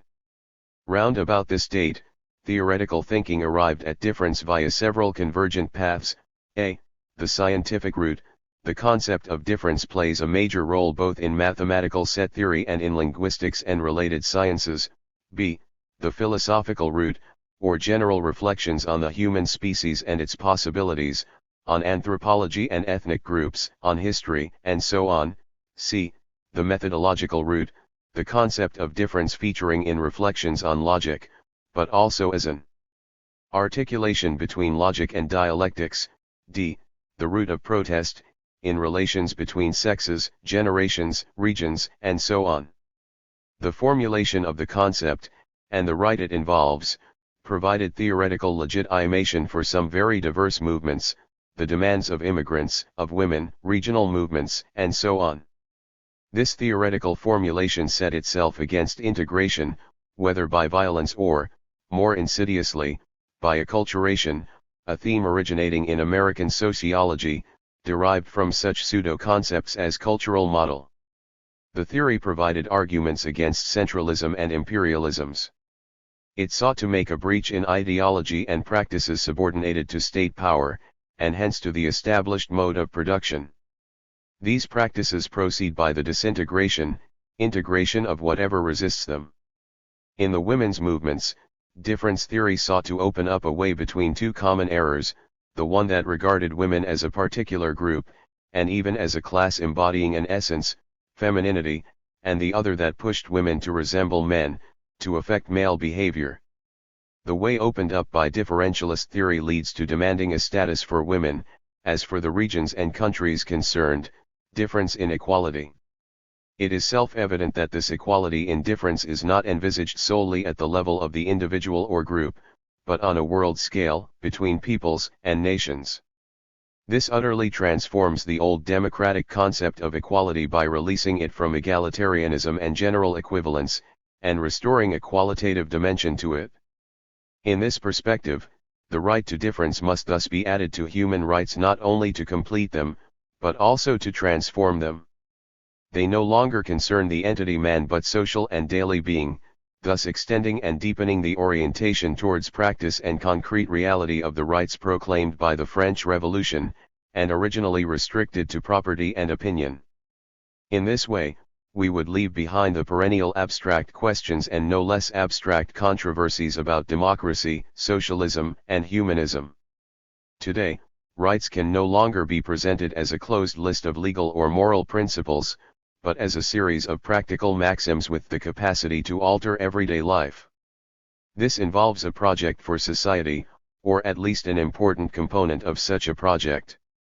And the implication is that such a right and project are not proclaimed and demanded through discourse alone, they must be conquered, they are won in a political struggle. The same conceptual and theoretical formulation has another meaning and another goal, indissociable from the one that has just been stated, to make Marxist thought more flexible, and to extend it. In Marx, but even more clearly in most of his successors, thinking is reduced to reflection on economic and political reality, on labor and workers, regarded as something real. Thus, this thinking has become arid and scholastic. In considering only a uniform reality, it has assumed and retained a homogenizing appearance. This form of reflection is not on its guard against equivalence, and this despite appeals to the dialectic as well as historical development, and despite attempts to reintegrate national realities and historical specificities. A case of unjustified mistrust, misunderstanding, incomprehension, or inability to tune into the world. Differentialist research and analysis have found scarcely any echo either among official Marxists or among the others. No doubt they do not want to venture onto difficult terrain. This is the theoretically decisive point. Theses on differences cannot be separated from theoretical conceptions of the relation between particularities and differences, and the transition from the former to the latter. Particularities are defined by nature and by the relation of the social, human being to this nature.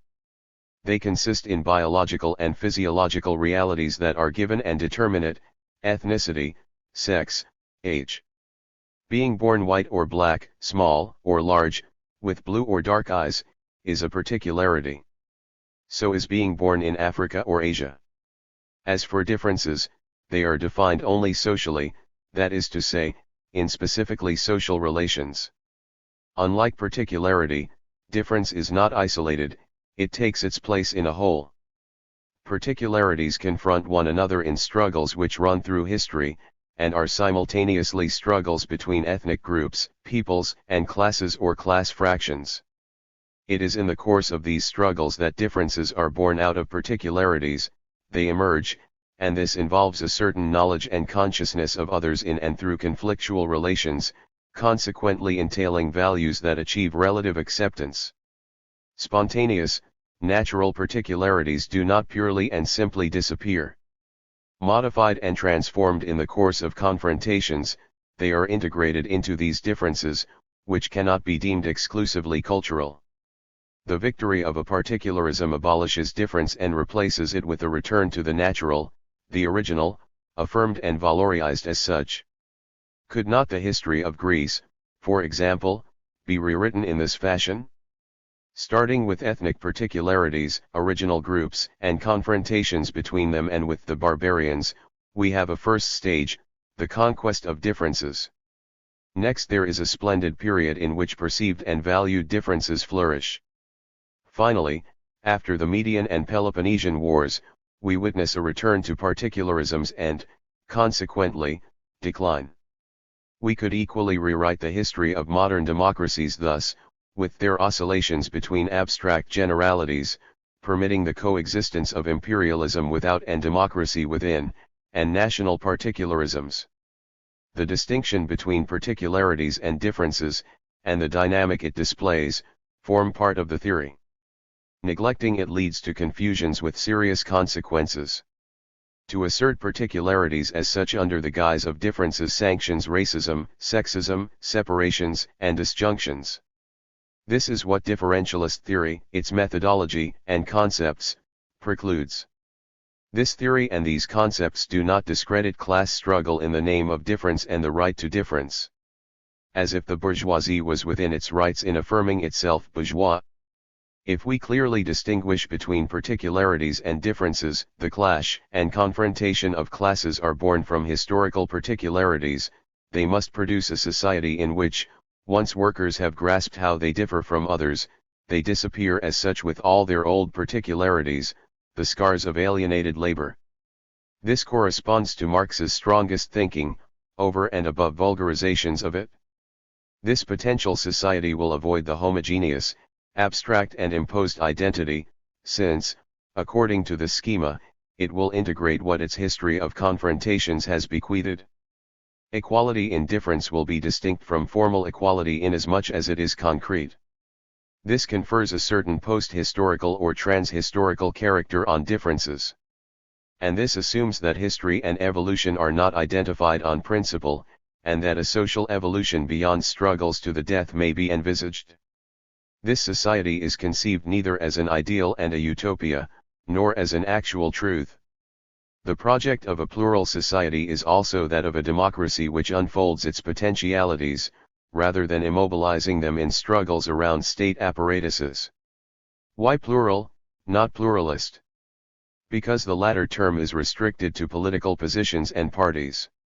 The plural applies to daily life, to ways of living. Thus, on the horizon we find objectives directed against homogenizing powers, the state in that it erases differences and even particularities, rather than aiding their transformation into differences, as well as supranational strategies and all indifferent operations. Taken to its ultimate conclusion, this theory thus introduces a new element into the debate. Assuming that the working class succeeds in conquering hegemony via the democratic route, it should not make its political goal the destruction pure and simple of the old dominant class, something that is regarded as essential in the classical conception of revolution. It should accept it with its acquisitions, in the name of difference, while obviously stripping it of its supremacy and the attributes that made it possible, therewith leading it towards the decline and end of all classes. How and why has the theory of difference been ignored, neutralized, appropriated? A. Politically, self-evidently, this theory was intended for the left, that is to say, the tendencies, organizations and parties with the orientation characterized thus, which is in principle innovatory and ultimately revolutionary. But these parties, inheritors of a strong Jacobin heritage which they did not recognize for what it was, that is to say, centralizing and somewhat phallocratic, have until recently failed to understand the right to difference, still less assimilate it. Perhaps they are fearful of its implications as regards women, regions, and immigrants. Up until a few years ago, some politicians gave the nod, traditional terminology, to differentialist movements, regional movements, for example, with great caution, and mainly for reasons of popularity, in other words, to use such movements politically. Is this era going to end? We may hope so.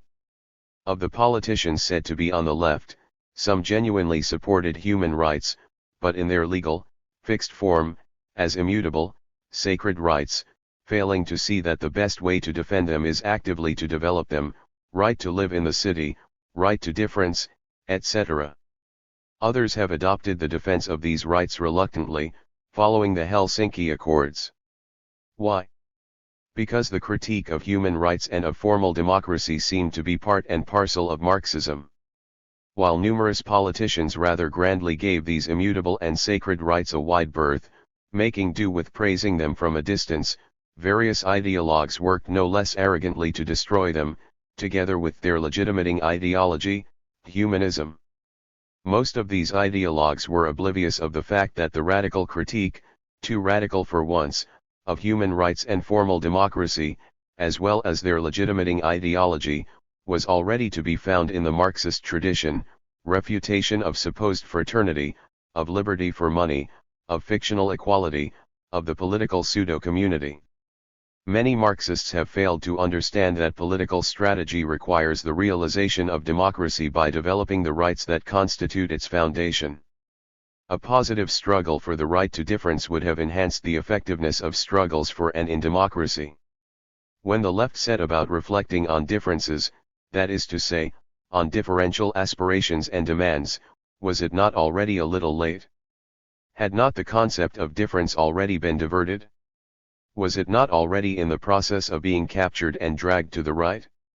On the other hand, the neoliberal ideology that has inspired political power for years had already done what was required to neutralize differential aspirations, for example, by baptizing the clear idea of decentralization and regional, territorial, self-management deconcentration, or, more ridiculously still, decongestion, of the state.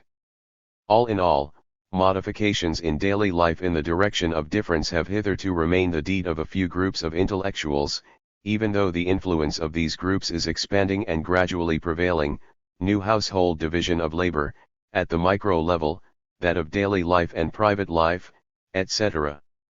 b.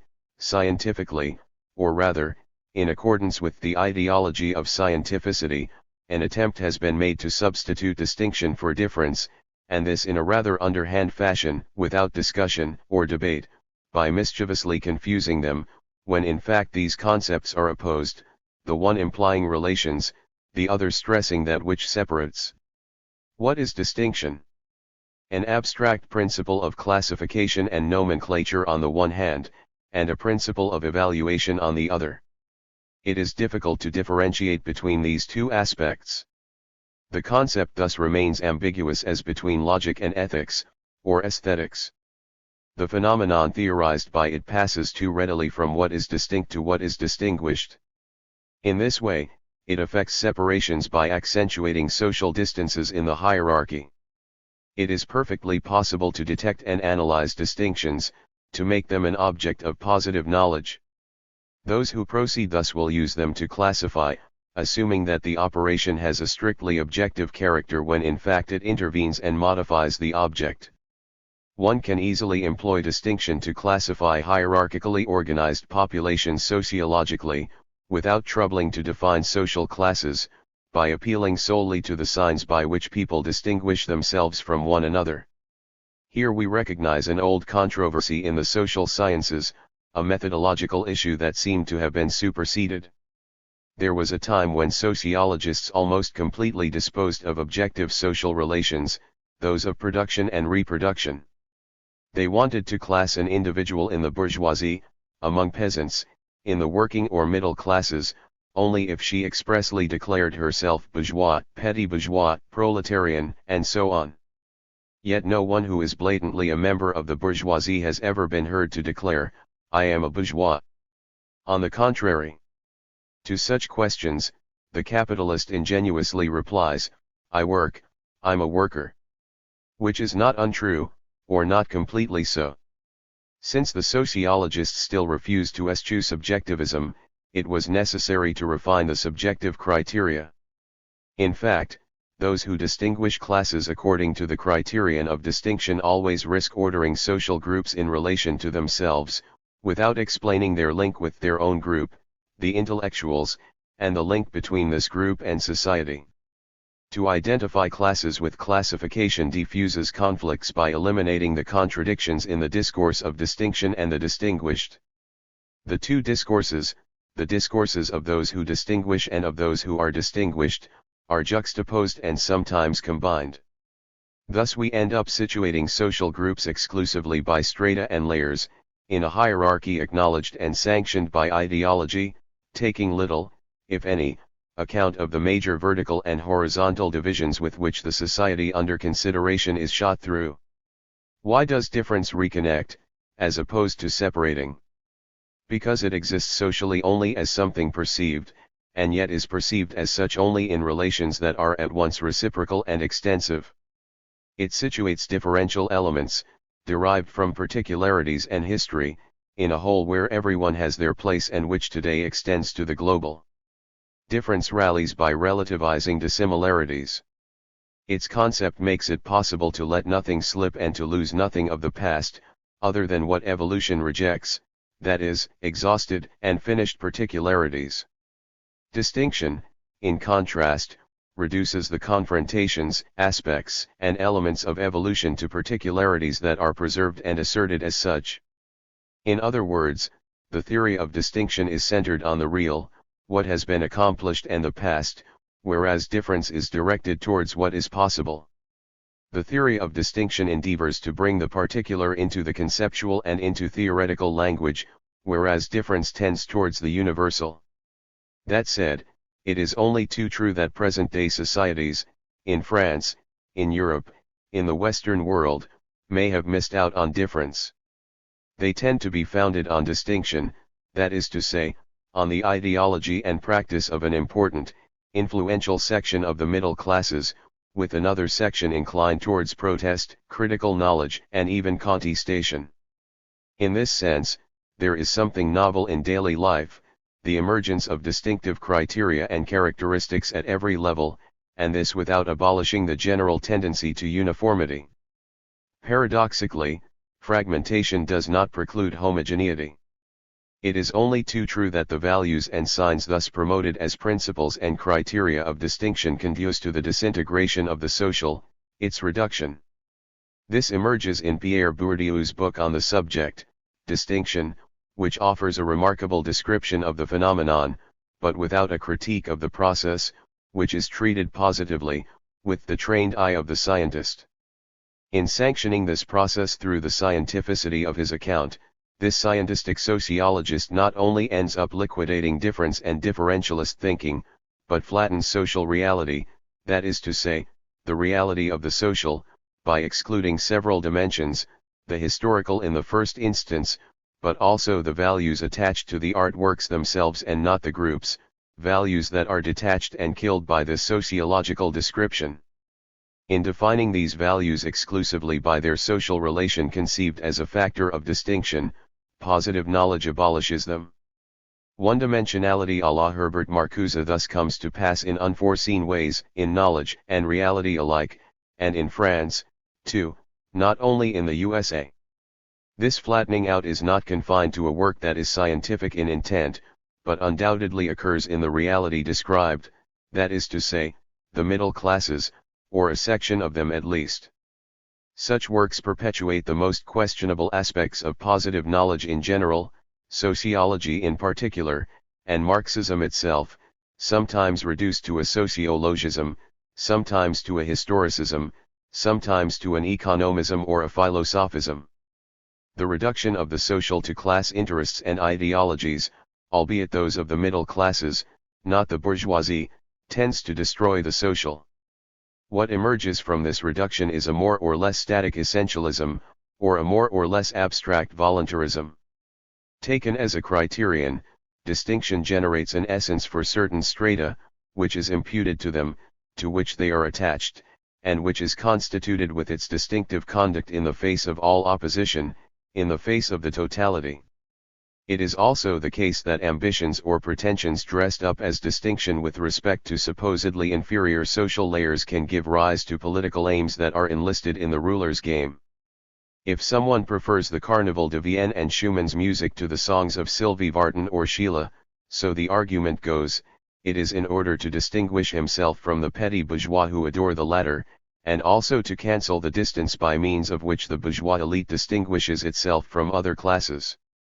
Intrinsically, Schumann and his music are worth next to nothing. The aesthetic value of the music no longer enters into the equation. Without saying so, obviously, the tendency is to eliminate it. What a reduction, what an impoverishment, compared with Adorno's remarks, to confine ourselves to one example, on the relation between the musical, the social, and the ideological. The accumulation of facts, data, and even statistics proves what it is intended to prove, yet proves nothing.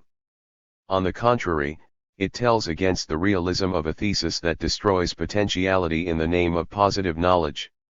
This thesis positively supports a mystification that sets out from the real, and uncritically sanctions it by abolishing what Hegel rightly considered to be as real as the accomplished facts, and more so, that is, the possible. See, strategically. Here the new right makes its appearance. Roughly, it says, the left has made nothing of difference and differential demands. Left-wing politicians are basically Jacobins. They will not retreat from that even if they pretend to renounce the doctrine of centralization. If they loosen the reins with respect to differences, for example, as far as the regions are concerned, it is the better to ensure the privileges of the center and state power.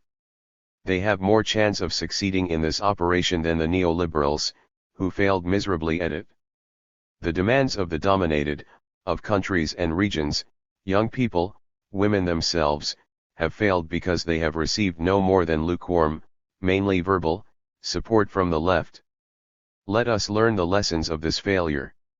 The socialist and communist left is allowing theoretical concepts and instruments that were developed in its name, under its influence, and seemingly attached to it, to slip from its feeble grasp. What does it have to offer against homogeneity, the homogeneity of commodities sanctioned by the state? To this wretched, global, daily homogeneity of Western society as fashioned by the bourgeoisie, the boldest counterpose another homogeneity that is no less menacing and menaced, and which, moreover, can converge with it, the homogeneity of work and the worker. The left envisages and proposes equality only in non-differentiation, in similarity, or rather in abstract identity itself defined by the state. If these left-wingers, politicians, and thinkers, have hitherto failed in their endeavors, and will continue to do so, ceding to force of circumstance, is it not because there is some error in their reasoning, their calculations, and speculative constructions? This is their error. They have failed to understand the meaning of the difference, that is to say, the inequality, between living species, peoples, groups, and classes, and individuals. Differences are qualitative, or they are not differences. That differences exist means that there are superior and inferior types. Those who pronounce difference assert intellectual, moral, and physical inequality between different people. Otherwise, difference boils down to generalities such as man and his various, equally abstract rights, as abstract as the entity to which they refer, in which all who reflect on the subject have ceased to believe. Only inequality, openly acknowledged and proclaimed, confers meaning, value and concrete significance on differences, which have hitherto been reduced to mere facts or extolled in utopian fashion by a destructive ideology. Inequality, which is always experienced but illusorily rejected, must be accepted precisely as difference. How can anyone deny that the children of the dominant classes and developed countries assimilate culture, science, and knowledge better than the others? If one thinks in terms of civilizations, rather than the leveling concept of society, how can anyone deny that there are civilizations which are superior and others which are inferior, successful civilizations and failed civilizations? The egalitarian left challenges this in vain, and condemns culture to decline. What a long way we have come since Marx naively but firmly identified the proletariat as the inheritor of philosophy. What the left wants to impose could become law and norm only in the course of crises and struggles that would be ruinous for civilization. How distant is the golden age when revolutionaries dreamed of regenerating the old corrupted society in a bloodbath? Particularities, if we want to talk about them, are identified with genetic inheritance. Essential and not relative, relational, they must be carefully preserved. This thesis is based on the social sciences, and especially biology and sociobiology. As a new science, biology restores its center stage, with inevitable controversies that go back more than a century. The chimerical equality socialism strives for is in total contradiction with the absolute inequality that everywhere obtains between individuals, the biologists Schmidt and Haeckel were already saying in 1877. Continuing his discourse, the representative of the new right would say, we must go further and deeper than biology. Our new doctrine cannot make do with a foundation that is restricted to a single science. This position is insufficient to refute the left by replying to the Marxist critique of capitalism and the bourgeoisie. That critique does not lack arguments or good motives, but today it may be regarded as outmoded. The Marxist left was not wrong when it showed that the world of commodities extends to the planet, is constituted as internationality on the basis of Americanism and the commodity order in the USA. Marxists were able to demonstrate the reductive and destructive capacity of this commodity order with respect to all singularity, everything that resists homogeneity, the standardization and automation of social mechanisms. The left was unaware, or did not want to see, that this tendency has been strengthened in the name of Marxism. Whether willingly or unwillingly allied to capitalism, Marxism proceeds in concert with it towards a system in which techno-economic rationality, resulting in the self-regulation of the system, becomes identical with madness, in a totalitarian mercantilism that destroys the life of peoples precisely by suppressing the right to difference, and to power. The complicity of socialism and capitalism is now established. That is where renewal starts out from. The automation of productive labor? You must be joking. We are heading for a gigantic self-regulated mechanism for organizing work more efficiently. 3. At this point in the debate, the hypercritic inevitably intervenes. Let us give him the floor. He takes it and delivers his verdict. Just like the rights of man and the citizen, difference and the right to difference belong to the ideological inheritance of the middle classes, who today carry great social weight, out of all proportion to their political influence. Whence their attempt to end this discrepancy. In accordance with their position in contemporary society, they make contradictory use of this ideology. Either they criticize the political authorities, or they launch an attack on them with the aim of replacing them. They seek to distinguish themselves from one another, as layers and strata, and still more to distinguish themselves from the working class. Hence the cult of differences, hence the search for differences and distinctions in food, clothing, furniture, space, in short, everyday life. Differences. The proletariat has no time for them, it has nothing to do with these intellectual niceties, it could not care less about regions, about local or national differences.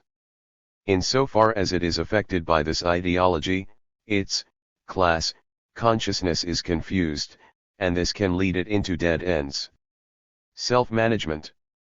It risks overshadowing, postponing, the self-determination, the autonomy, of the working class, and leading us towards a self-managed capitalism. Let us be clear. Let us eliminate these ambiguities. Whether on the left or the right, you are all making a fundamental error, an error of method and theory. What is important? Contradictions. Conflict. Not differences. Contradictions and conflict are blunted and attenuated by substituting differences for them. That is why liberalism yesterday and the right today have recuperated supposed rights, including the right to difference. The bourgeoisie had to pay the price for what it calls the new deployment of its mode of production. It has paid to make the middle classes, intellectuals, and technicians, classes secreted by it and kept for years on the fringes of power, partners in its system. Is it or is it not the case that the town centers and city life modeled by capital have just been occupied or reoccupied by the new middle class and the new bourgeoisie, whereas the people and the working class were not able to take control of them?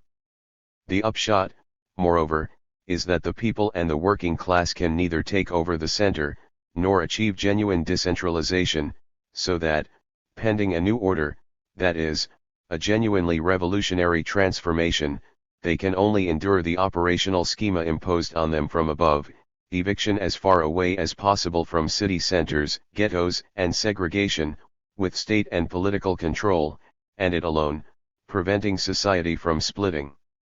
Answers, to the hypercritic as well as the representative of the new right. Everything you have both said about self-management as well as rights, including the right to difference, is correct.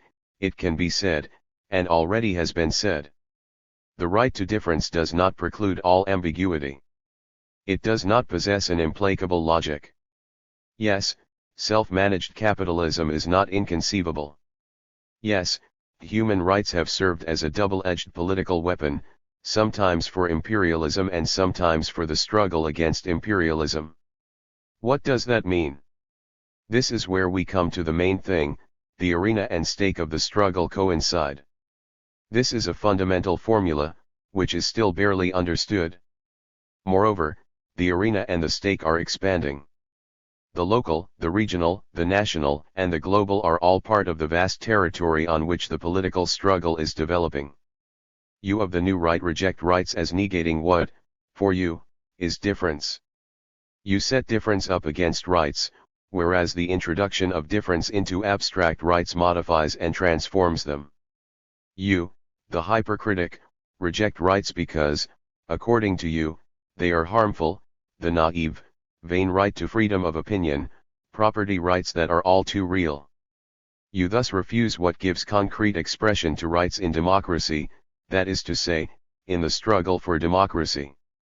Rather than the rise of the middle classes, should we not accept that we are witnessing the onset of a crisis in society based on the ideological predominance of these composite, heterogeneous classes, under the hegemony of capital? You reject the concept of democracy, which you judge to be empty. You have your reasons. And yet critical reason demands another approach, enlarging the conception, classical on both sides, bourgeois and Marxist, of rights and struggles. Far from blunting their edge and rendering them empty, differential demands compound economic demands and conflicts, enhancing their strength.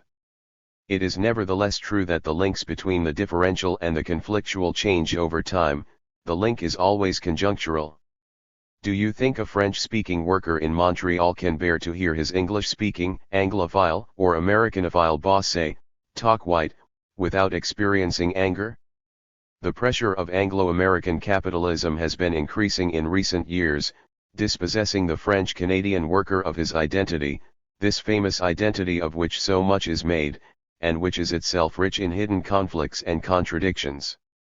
Hence the inevitable proclamation of difference, that is to say, of identity rediscovered and developed in and through difference. When national and linguistic, or, if you're fond of this term, cultural, oppression compounds economic and political domination, the latter becomes intolerable. Demands then become differential. It may be that the national takes priority over the social, and endeavors to subordinate it. Then, there is disjunction and separation. Social demands have difficulty gaining access to consciousness, language, and positive knowledge, action. In the course of this conflict, the national and the differential can smother the social. However, social demands have to go via the national, and retain it. They must pass through the differential phase, and retain something from this passage. The stress is forever shifting. It must be added that both of you, new right and left-wing hypercriticism alike, confuse particularities and differences. Either you do not appreciate the transition from one to the other, with its problems, its conflicts, its relapses, its regressions, or you underestimate it. When the national takes precedence over the social, it is because it relapses into particularism, rather than raising itself up to difference. Finally, our last argument: both sides evince an extraordinary incomprehension of Nietzschean thought. You leftists and dogmatists end up saying that Nietzsche represents the landed aristocracy and its vestiges. For one might as well say, to take the texts of the very young Marx, that he represented the liberal petty bourgeoisie in Germany. As for you, men of the right, you retain only the glorification of the will to power from Nietzsche, when we must also, and especially, see in him the inception of a critique of it. Thought, love and poetry commence where the will to power ceases, where it expires. For the state and daily life. Let us now try to see the question of the state, which has already been glimpsed in certain aspects, in its complexity and totality. In fact, the question of the totality is posed here. From the analyses, an inversion of the common, daily accepted viewpoint has already emerged. The state and its administrative and political apparatuses seem to be the keystone of society, they appear to hold it in their powerful grip. This is not untrue, as regards either the representation or what it refers to. Yet this representation is mystificatory. The state is now built upon daily life, its base is the everyday. The traditional Marxist thesis makes the relations of production and productive forces the base of the ideological and political superstructures. Today, that is to say, now that the state ensures the administration of society, as opposed to letting social relations, the market, and blind forces take their course, this thesis is reductionist and inadequate. In the course of major conflicts and events, the relations of domination and the reproduction of these relations have wrested priority over the relations of production that they involve and contain. In its way, daily life likewise involves and contains them. This is a curious inversion. Daily life and people in daily life still perceive the institutional edifice above their heads. Similarly, the crowd of believers perceive the cathedral, caress its pillars with their eyes and hands, feel the soil under their feet. In daily life, these believers do not realize that they are the soil on which the edifice rests and bears down.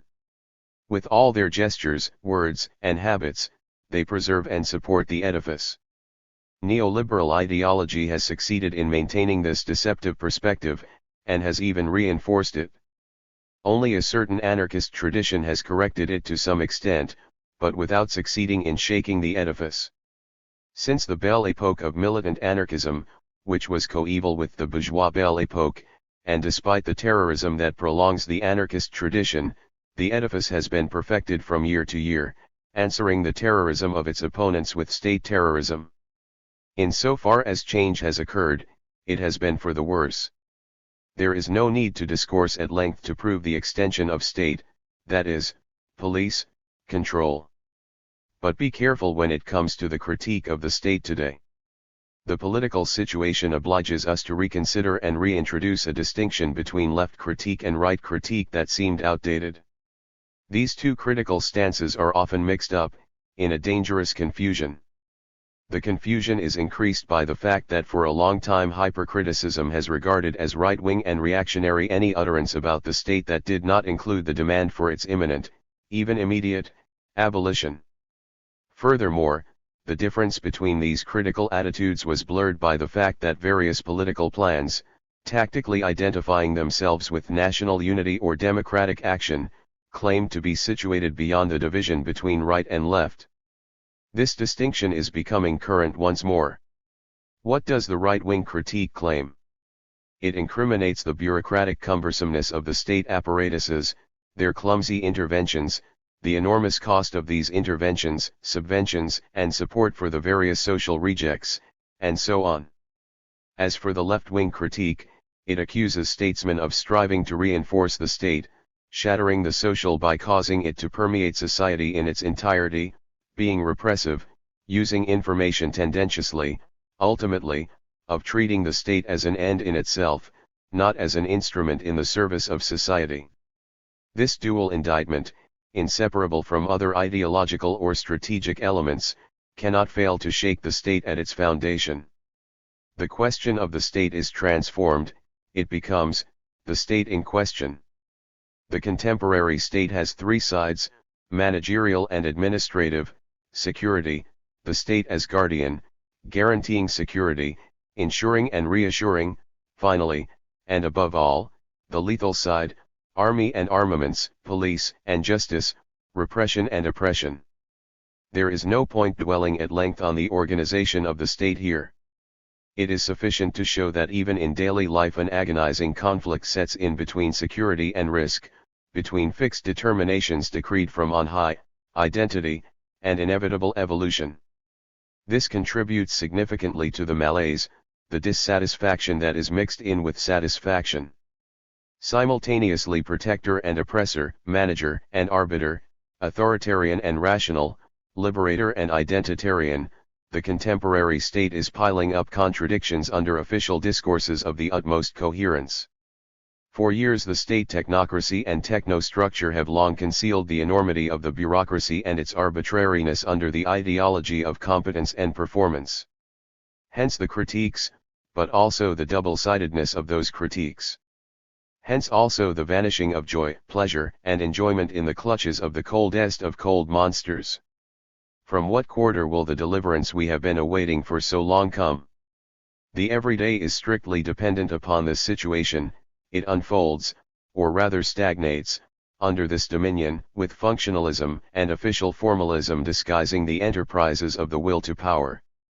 With what determination have statesmen for decades been cutting down anything that sticks out, destroying whatever does not conform to the established norms, striking at some particular social phenomenon, sex, drugs, idleness, and so on, in order thereby to target everything that threatens them. Thus is daily life normalized. Attempts at emancipation are sometimes repressed, sometimes skillfully recuperated and incorporated, these two aspects of the tactics of administrative apparatuses complementing one another. Need I remark in passing that what we are dealing with is administrative apparatuses, not ideological apparatuses, which are at most capable of erecting a smoke screen over real operations. Moreover, the state is capable only of a seeming preservation of national unity and identity, which it exploits shamelessly. In fact and in practice, the state apparatuses press towards rupture and fragmentation, a split society, the work of the state, concealed by it, forcibly maintained in the existing political framework. Is it not clear, even obvious, that the critique of everyday lived experience must abandon the immediate, and be reconsidered in accordance with state activity and its enormous organizational capacities? It is not enough to blame capitalism, commodities, and money, as well as bourgeois society, for being dehumanizing and oppressive. It is no longer sufficient to invoke the transcendence of real life or the true life. It is no longer even necessary to establish the moral, mental, or spiritual priority of the surreal, the ideal or the unreal over the real. Appeals to art can prove as disappointing as the appeal to truth against reality.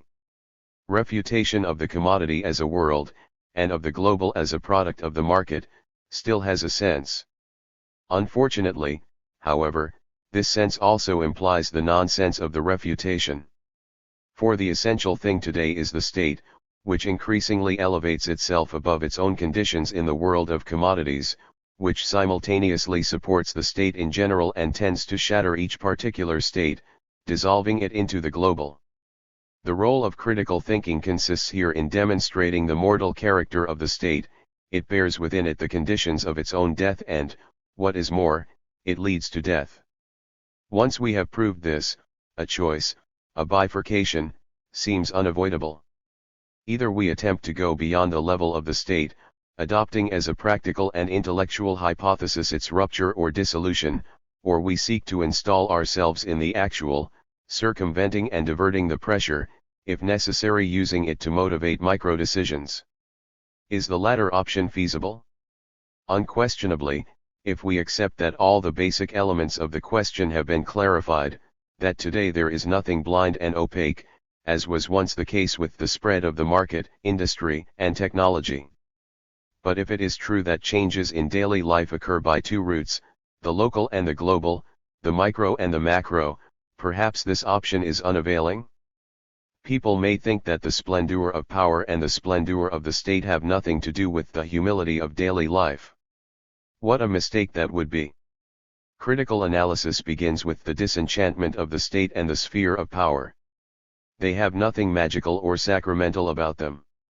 Charismatic.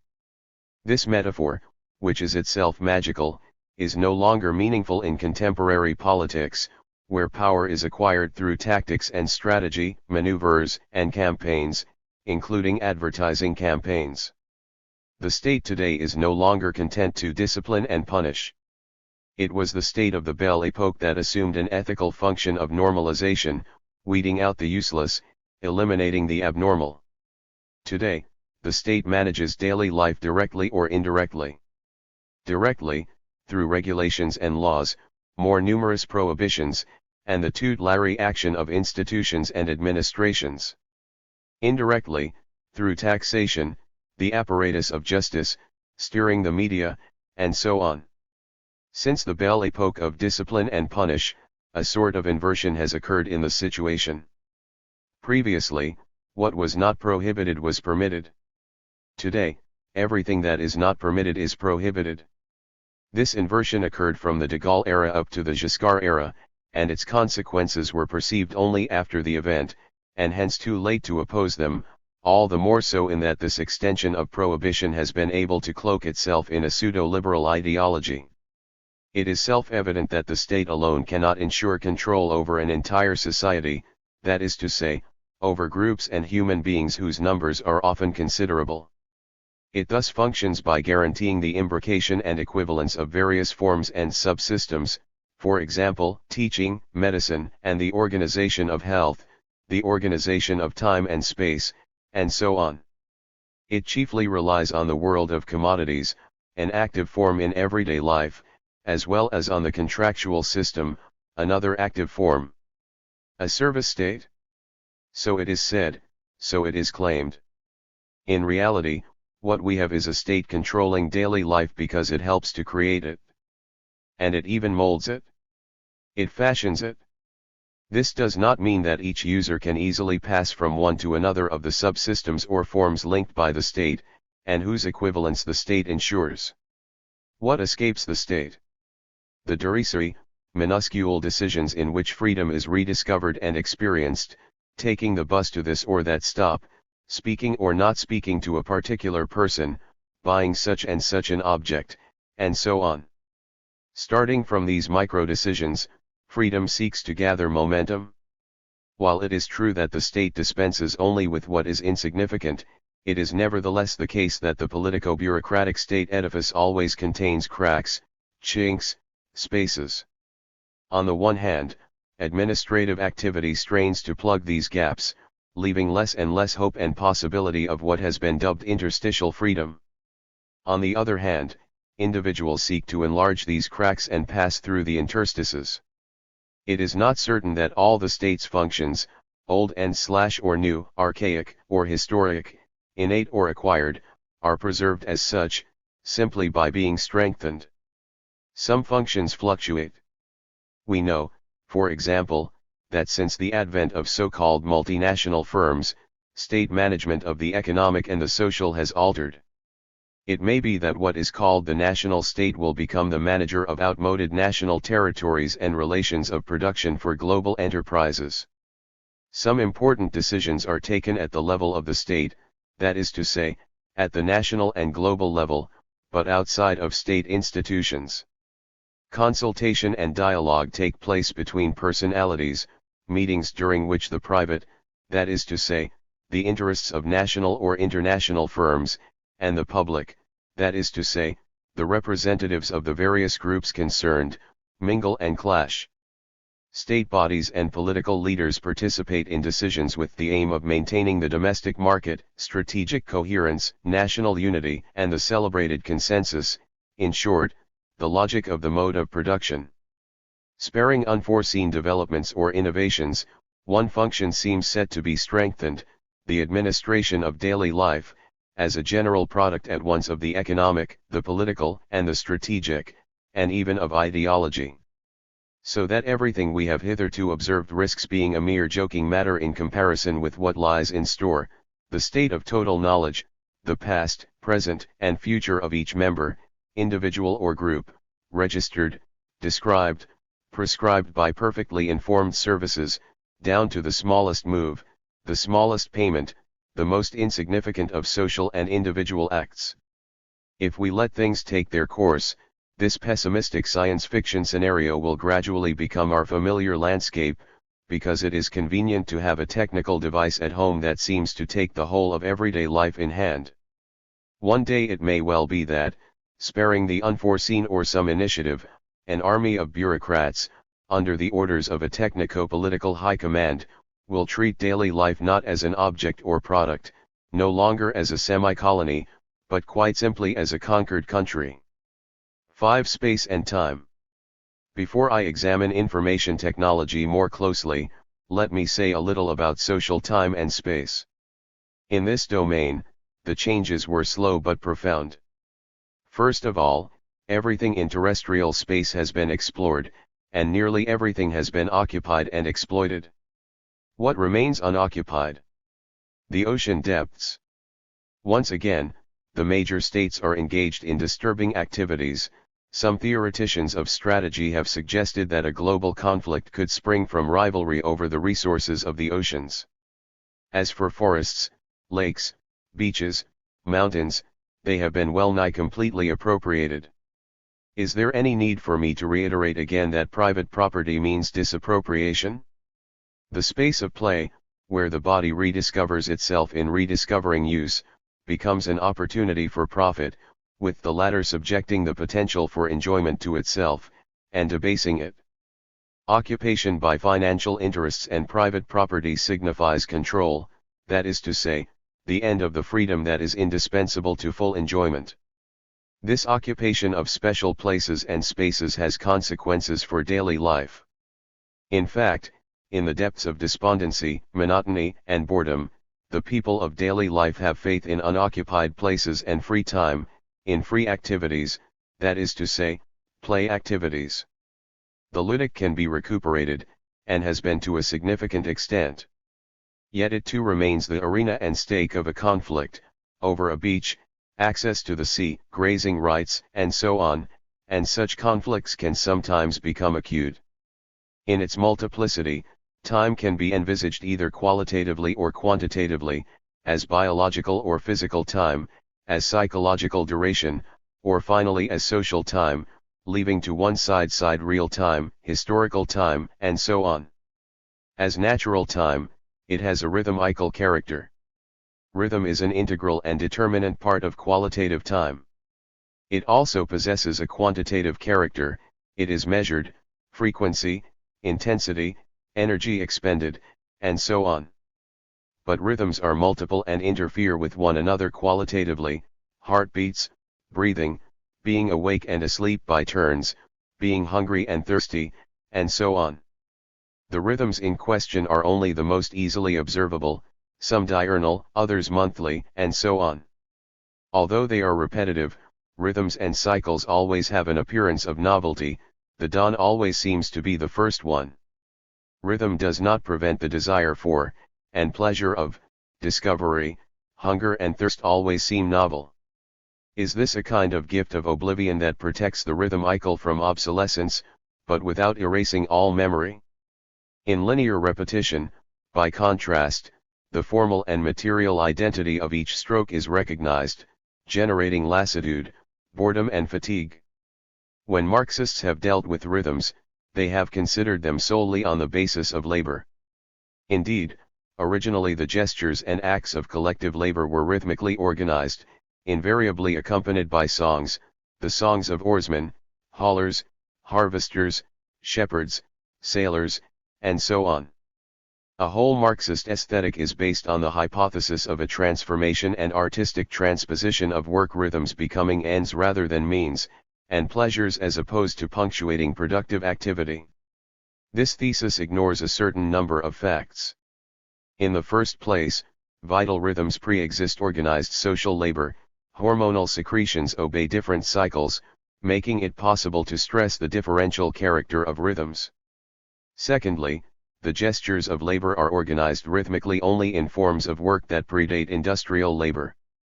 The closer productive activity approximates to industrial production using machines, the more linear repetition becomes, losing its rhythmical character. Take, for example, a sequence of operations like hammer blows to drive in nails, or the production of pieces by a milling machine, or assembling a car. If the sequence of hammer blows sometimes takes on a kind of rhythm, it is because the worker is seeking to escape linear monotony. From the very beginning of industrial organization, there is a sudden mutual interference between rhythmical vital processes and linear operations.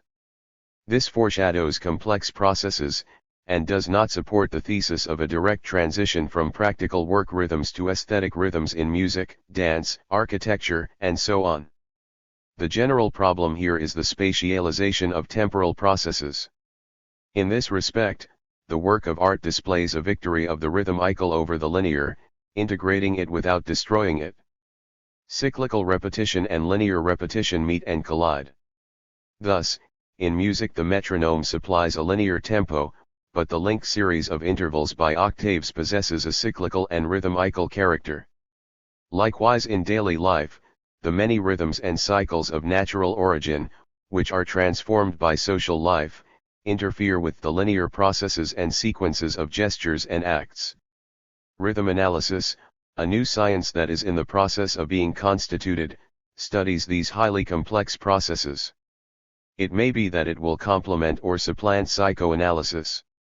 It situates itself at the juxtaposition of the physical, the physiological, and the social, at the heart of daily life.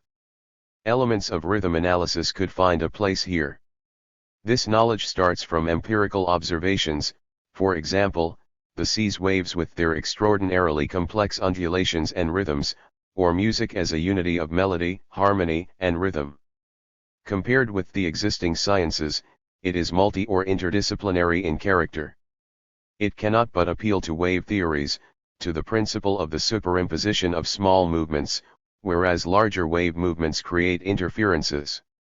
It equally calls upon a physiology of organs and their functioning, considered in time and not only in anatomical space, something that has limited physiology's perspectives for a long time. It would thus study all cyclical rhythms starting from their origin or foundation, nature, but taking account of their alterations through interference with linear processes. The important thing here is the progressive crushing of rhythms and cycles by linear repetition. It must be emphasized that only the linear is amenable to being fully quantified and homogenized. On a watch or a clock, the mechanical devices subject the cyclical, the hands that turn in 60 seconds or 12 hours, to the linearity of counting. In recent measuring devices, and even watches, the cyclical, the dial, tends to disappear. Fully quantified social time is indifferent to day and night, to the rhythms of impulses. Critical analysis of daily life devotes a lot of space to the difference between the two types of repetitive processes and their conjunctions.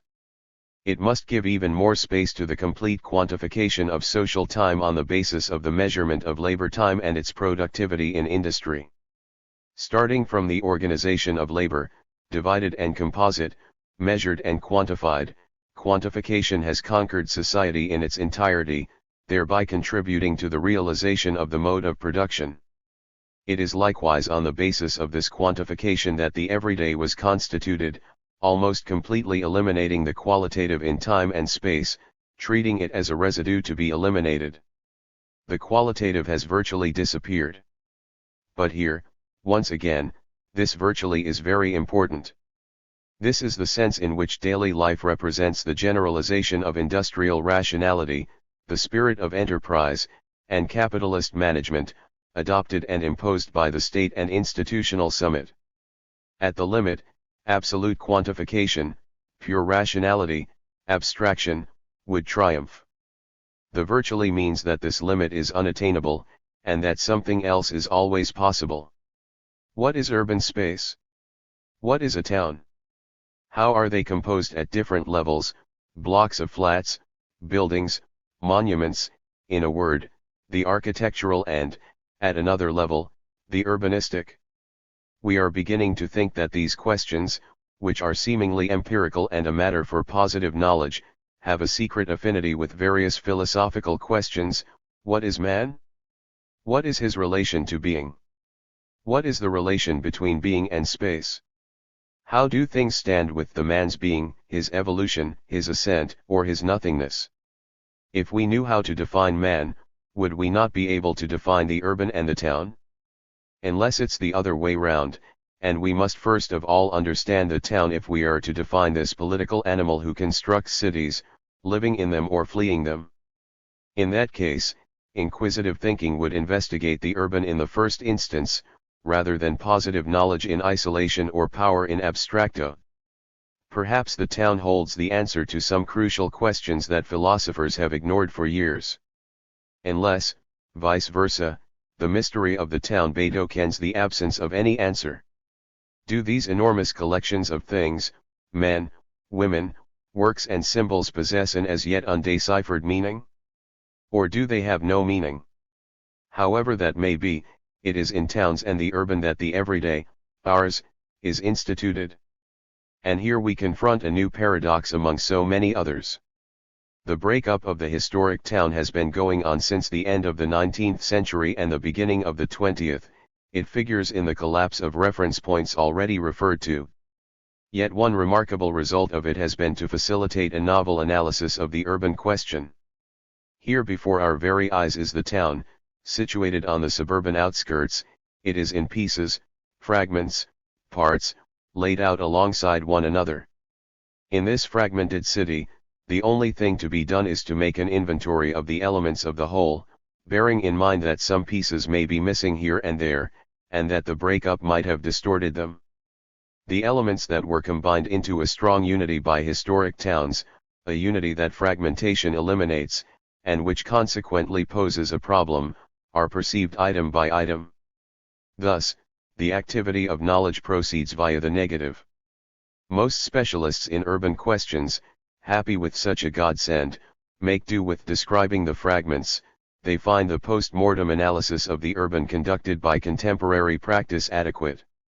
They refer to what they collect with terms that seem to contain impressive positive knowledge, housing conditions, the built environment, things mineral and vegetable, amenities, and so on.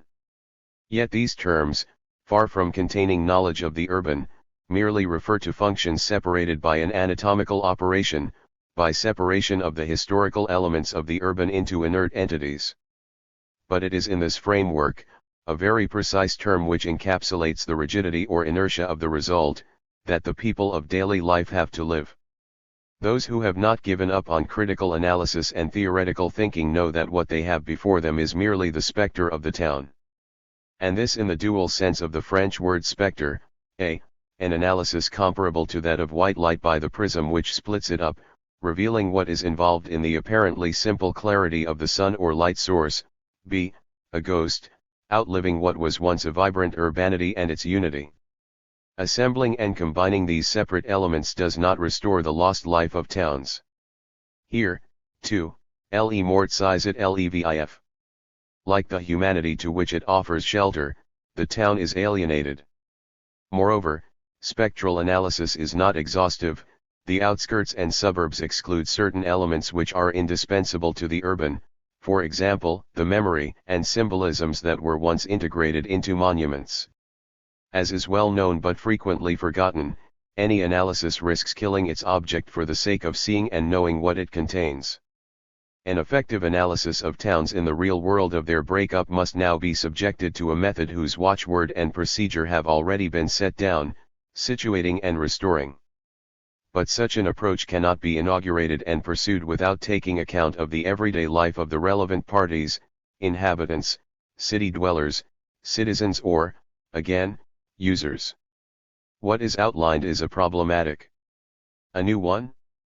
Not completely new, but one that is rarely articulated to its full extent. The problematic of time and space far exceeds the present account. Research and discovery follow a path full of obstacles and pitfalls. For example, it may be that analysis finds itself faced with blindingly obvious facts, that is to say, faced with the causes of or reasons for certain observable effects, causes or reasons that have nothing occult about them, even though they need to be discovered, so familiar are they that they simply go unnoticed. This is how things proceed in the study of language, where everyone uses forms and structures without necessarily having a knowledge of them as such.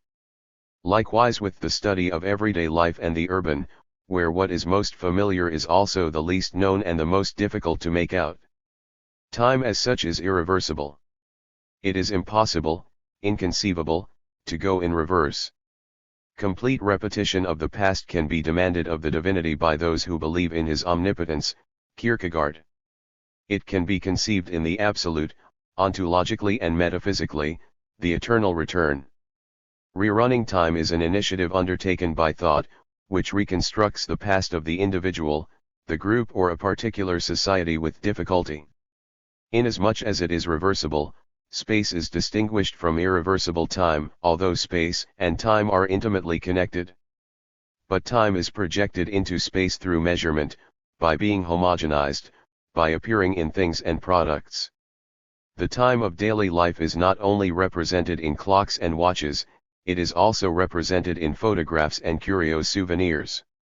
These memory objects, these palpable, immediate traces of the past, seem to say in daily life that the past is never past. Not explicitly but implicitly, it signifies the reversibility of time. In this fractured, fragmented time, we can return to the past, since it is there. More so than others, the kitsch object possesses these strange properties, a blending of memory, recollection, the imaginary, the real. The illusion of reversibility gives everyday time an air which might be taken for happiness, and does indeed possess a certain happy, or, at least, satisfied, air. Is it not pleasant to escape time, to break out of time, not into the timelessness of the great oeuvre, but within temporality itself? But one of the consequences is the elimination of tragedy and death. People sometimes ask how and why this tragic age lacks a tragic consciousness, why it eliminates the tragic knowledge around which thinking revolves. Here is a partial answer: the appearance and illusion of the reversibility of everyday time, represented by objects that possess this meaning and this privilege. Eliminating the tragic is part of the tragedy of the age. This elimination does not go beyond appearances. Under the masquerade of kitsch, the tragic follows its course. If objects form a system, something we can accept in the case of functional objects, such as utensils and furniture, its meaning is to be found not in what it declares, but in what it dissimulates, which extends from the tragic to the mode of production via the malaise of daily life. The production of daily life, which is opposed to daily life as oeuvre, thus includes the production of everyday space and time, as well as the objects that fill up the everyday, the mass of objects intended to fill time and space. This mass is likewise simultaneously homogeneous and fragmented, and hierarchically organized. Regarding this schema, homogeneity, fragmentation, hierarchization, the main point has been made. Since this organizational schema was discovered in connection with space, there is no point returning to it. By means of such organizational forms, operating in various sectors and domains, and even though these forms and schemas do not correspond to any determinate institution, daily life finds itself instituted. Strategy. Yes and no. No, because the result is obtained in accordance with the objective, and hence unconscious, modalities of the mode of production. But yes, because the orientation gives rise to multiple tactical operations directed towards an overall result. Social space, like theatrical, pictorial, or architectural space, can no longer seem like the discovery of a pre-existent, real external space, any more than it can seem like the covering over of a natural space by an authentic mental space. These philosophical schemas are no longer admissible. Social space manifests itself as the realization of a general practical schema. As a product, it is made in accordance with an operating instrument in the hands of a group of experts, technocrats who are themselves representative of particular interests but at the same time of a mode of production, conceived not as a completed reality or an abstract totality, but as a set of possibilities in the process of being realized. This theory accounts both for the specificity of the organizational schema, homogeneity, division, hierarchization, and for its historical appearance at a given moment in the evolution of the mode of production. At this moment, a representation of space, which is by no means innocent, since it involves and contains a strategy, is passed off as disinterested positive knowledge. It is projected objectively, it is affected materially, through practical means. There is thus no real space or authentic space, only spaces produced in accordance with certain schemas developed by some particular group within the general framework of a society, that is to say, a mode of production. This theory also accounts for the correspondence between the various spaces, the general space of society, architectural space, everyday space, the space of transport as well as that of furnishing, and so on. The splintering of time and space in general homogeneity, and the crushing of natural rhythms and cycles by linearity, have consequences at other levels. This state of affairs creates a need for rhythms. The imposition of daily life as we have defined it thus goes together with rhythmical innovations in music and dance, innovations that accentuate rhythm and restore it to daily life.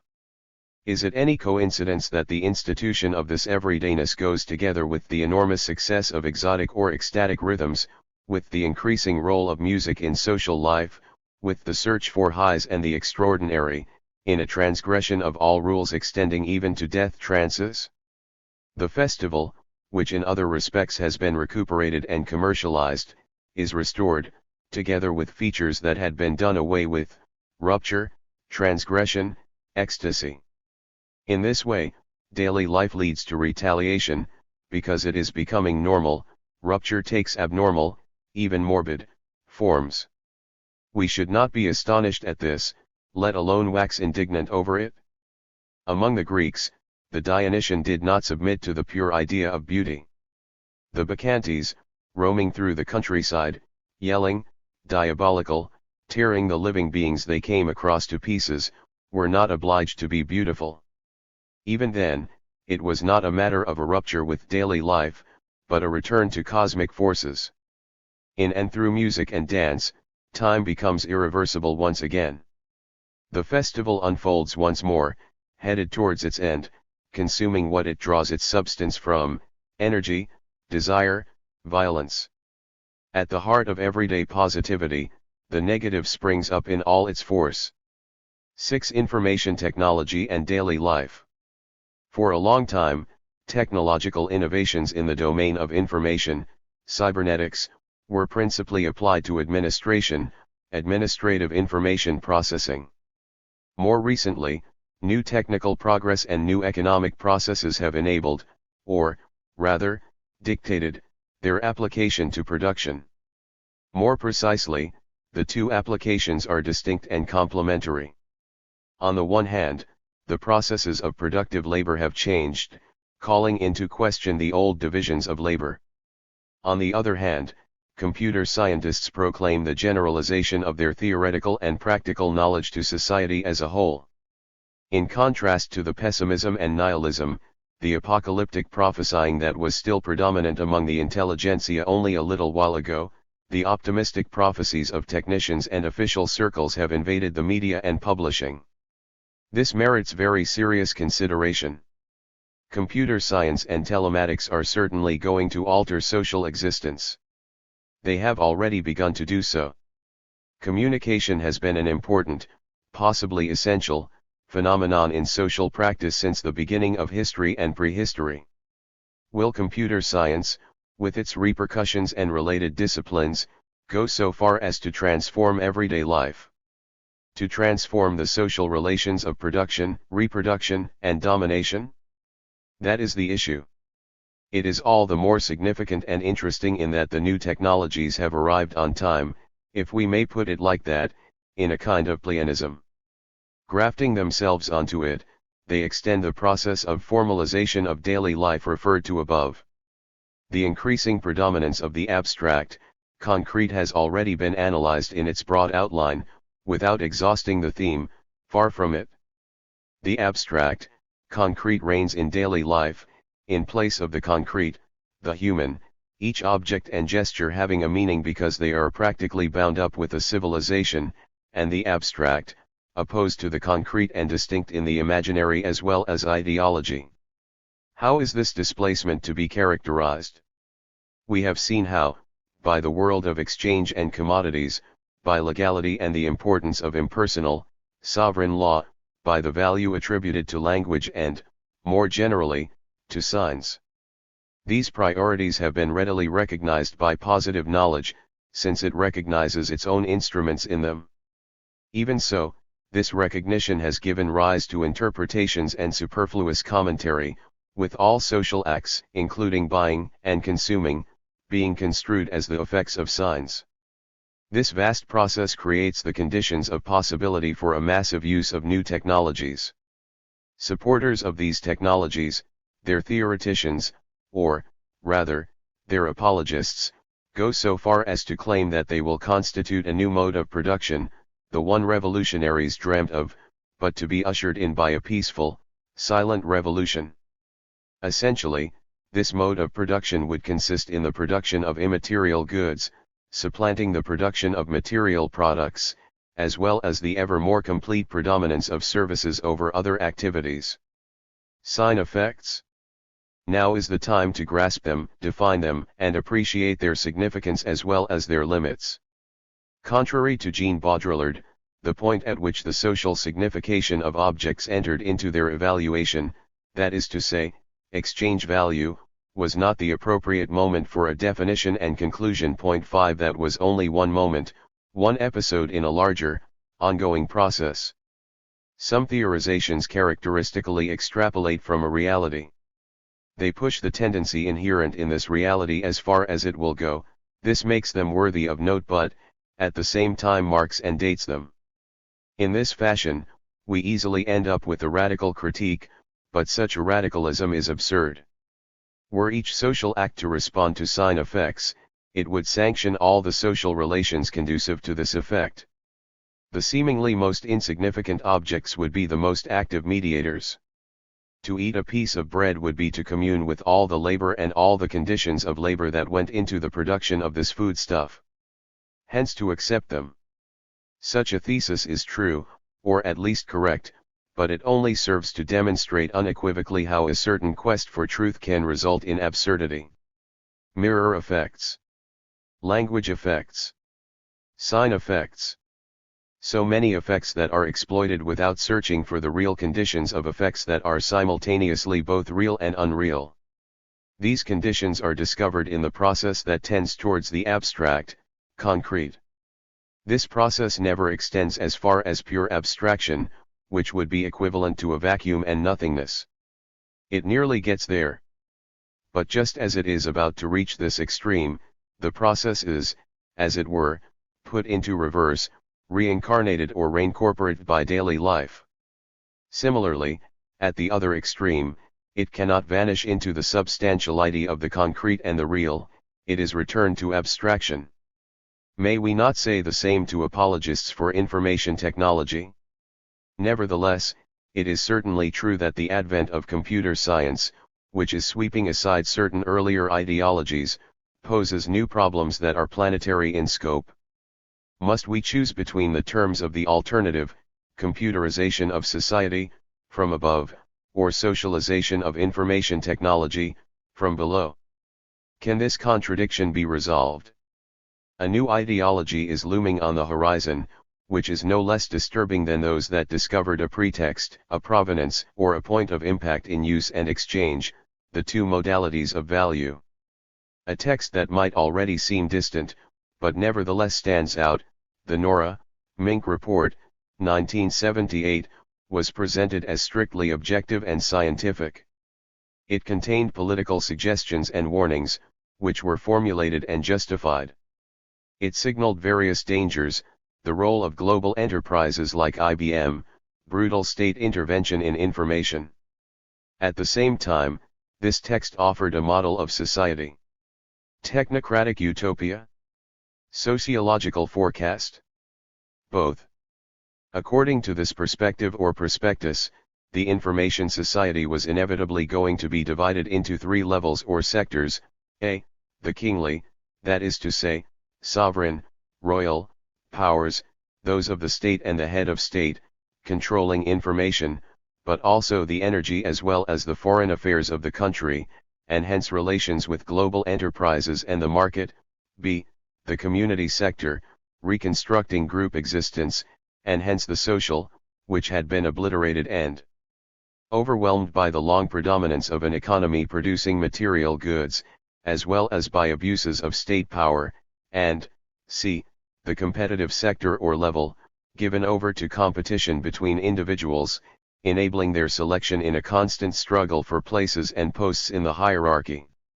All in all, this report proposed a triadic or ternary, three-level, model of society, whereas other authors, André Gortz, etc., made do with a bipartite division, the dual society. Unwittingly, the authors of these various texts introduced the homogeneity, fragmentation, hierarchy schema into their conception of things, while spontaneously trying to limit its damage. For other authors, information technology will lead to a sort of cultural revolution, rather than a political and social mutation. Some go so far as to claim that the state will accept not being the exclusive or dominant actor in the social game, withdrawing in favor of other, well-informed actors, and, in this fashion, will even wither away. These models are based on the hypothesis of a society constructed exclusively on the basis of positive knowledge, therewith implying the death of lived experience, or at least its reduction to the sine effects of information technology. We must therefore examine these theories closely, and discover whether it is possible to end up in the total administration of daily life through the totalizing action of information technology, the total transparency of the entire society with the end of opacity in lived experience, the reduction of the activity of knowing to information technology, and so on. A. Against unitary theory. With information technology, must we not very clearly distinguish the scientific theory first of all, the technological applications next, and finally the marketing of appliances, their entry into social practice and their introduction into everyday life? Scientifically, information is a quantity. It is measured. It is defined by a cost: how many signs must be used to transmit a message or a series of messages? How many operations are required to discover in a mass of objects the one corresponding to certain features that have been identified in advance? And so on. This yields a probability and can be expressed by a logarithmic function, h, unit of information, the Hartley, equals omega pi log 21/pi, where pi refers to a probability of occurrence, that of an order of signs to the nth message. The quantity h is cancelled in a first borderline case, where all the messages are known in advance and are repeated purely and simply. Then redundancy, the inverse of h, 1/h, is infinite. This same quantity, information, is maximal when there exist n messages that are completely different and, in addition, equally probable, h equals log n. Then redundancy is minimal. First comment: in the case of major redundancy, there is perfect intelligibility. It has already been noted that information theory demonstrates the identity of the intelligible and the redundant. This is of the utmost importance for understanding daily life and the role of repetition in the seeming clarity of the everyday. Redundancy eliminates the noise mixed up in the message; as for information, it involves surprise, and hence disorder. No differences would amount to dullness. By contrast, excessive difference kills meaning by preventing understanding, that is to say, decoding. Yet complete application of a code involves repetition in perfect intelligibility and, consequently, utter monotony. A second, no less important comment: the mathematical formula above corresponds to that of energy and its dissipation, that is to say, to the theory of entropy. Information theory developed as thermodynamics. Since information comprises a disorder that involves a certain order, a dissipation, loss, of informational energy occurs through increased entropy. This seems to summon up a negative entropy, that is to say, instance in which energy is revived and possibilities spring up, against the tendency to diminution. We glimpse a dialectic of information technology that envelopes its logic, that is to say, identity, the repetitive, the redundant, the intelligible, by subjecting it to the clash between order and disorder. This aspect seems to have escaped the ideologues who graft their interpretations onto scientific theory and logic alone. Equally, we catch sight of a paradox of information ideology, basing a social order, and constructing a coherent model, on a theory that is in fact a theory of disorder. According to the proposed models, whence derive the sources of the disorder without which information technology cannot operate, albeit with the risk of dissipation? The theory has no right to want and claim to be unitary, that is to say, to cover the whole field of information, practice included. In the transition from mathematical theory to technologies, we have a first discontinuity. Technological application requires the construction of apparatuses, some of them material, channels, transmitters, receivers, others abstract, conventions, codes and decodes, systems. Software is distinct from hardware. In the transition from technological development to social use, to the production and marketing of hardware, we have a further discontinuity. The press, whether specialist or not, has for some years now been full of descriptions of technical innovations, microprocessors, optical fibers, networks, and so on. Consequently, it is pointless to dwell at length on equipment and techniques.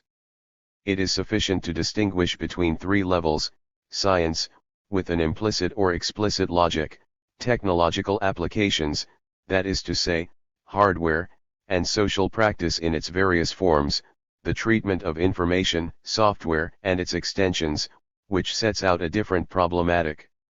Any theory that eliminates these discontinuities becomes ideology.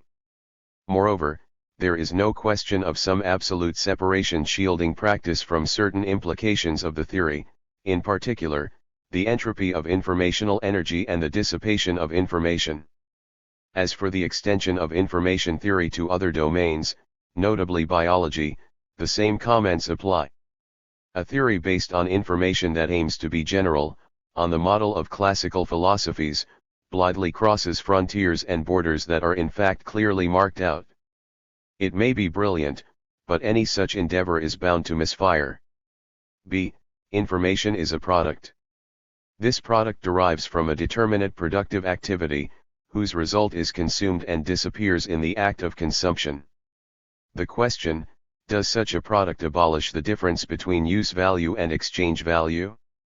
Does it inaugurate the reign of exchange in the pure state, without any material movement? Or, on the contrary, does it re-establish use value? This question poses the issue of information as a commodity that is bought and sold. Before we examine it, there is another question. The confusion between producer and creator, between creation and production, has already entailed many illusions and done a great deal of harm, especially in the domains of art and aesthetics. Some people regard the production of information as creation, conferring on it a privilege that is not warranted by critical analysis. Historically, communication in general and information in particular possessed an undeniable creative capacity. Bold navigators, explorers, discoverers, including plunderers and pirates, established connections between places and peoples that were oblivious of one another's existence. They did not transform the world, they created it. Setting out from separate sites, they literally constructed the world by connecting them, constituting networks of maritime or terrestrial routes. They arrived at the world market. As we know, this world market has gone through two stages: the first predated industrial capitalism, the second came after it. In this creative activity by means of communication, it was hard to distinguish violent pillaging and warlike enterprises of conquest from the peaceful exchange of goods, that is to say, products that were initially agricultural and artisanal, and subsequently industrial. The violence was only temporary, its enduring mark and effects are to be found in the networks. The result, however, was that exchange was a male preserve. Women were for a long time part of the goods, rather than agents in this creation, which initially unfolded at the level of inland seas, the Mediterranean and China seas, and then on an oceanic scale, before ending up as a planetary phenomenon. The violent, warlike form of relations came to terms with the logical form of exchange, the world of commodities, despite their opposite meanings, and possibly still does. Men stamped the world thereby created with their own imprint, even though reason, that of communication and exchange, was indifferent to violence, sex, and location as such. Without their knowing it, through a mixture of struggles and logic, genetically and historically, warriors developed a relationship, to being, to the world, to nothingness, in which bold, often brutal initiative, capable of the best and the worst, the supernatural and the humdrum, was allotted to them. From navigation on seas and rivers, via railways and air transport, to the modern media, has the creative capacity of communication and information increased? There is no question that its productive capacity is growing. Yet it is as if production and creation varied inversely, the one declining while the other expands. Railways introduced more changes and novelties than motorways. This comes down to saying, a by now commonplace observation, that growth and development do not coincide. The product tends to predominate, not without environmental damage, as people say. Creation goes on declining and, in imperialism, production rediscovers its link with violence. During this enormous lapse of time, extending from the first acts of exchange to modern industrialization and urbanization in a transnational framework, local life, rooted and confined to one spot, is preserved and affirmed in ignorance of the global, which is constituted elsewhere. The same applies to the everyday. During this time, the creative capacity of communication and information is slowly but surely exhausted. With each new means of communication and information, for example, electricity, the electricity ferry, electrification plus Soviets, and then the telephone, radio, television, people anticipate miracles, the transfiguration of daily life. As if it could come from a means or medium. These means or media can only transmit what existed prior to the mediating operation, or what occurs outside it. Today, communication reflects, nothing more, nothing less. What was the result of the multiplication of these means in ever more complex forms? Rather than a metamorphosis of daily life, what occurred was, on the contrary, the installation of daily life as such, determined, isolated, and then programmed.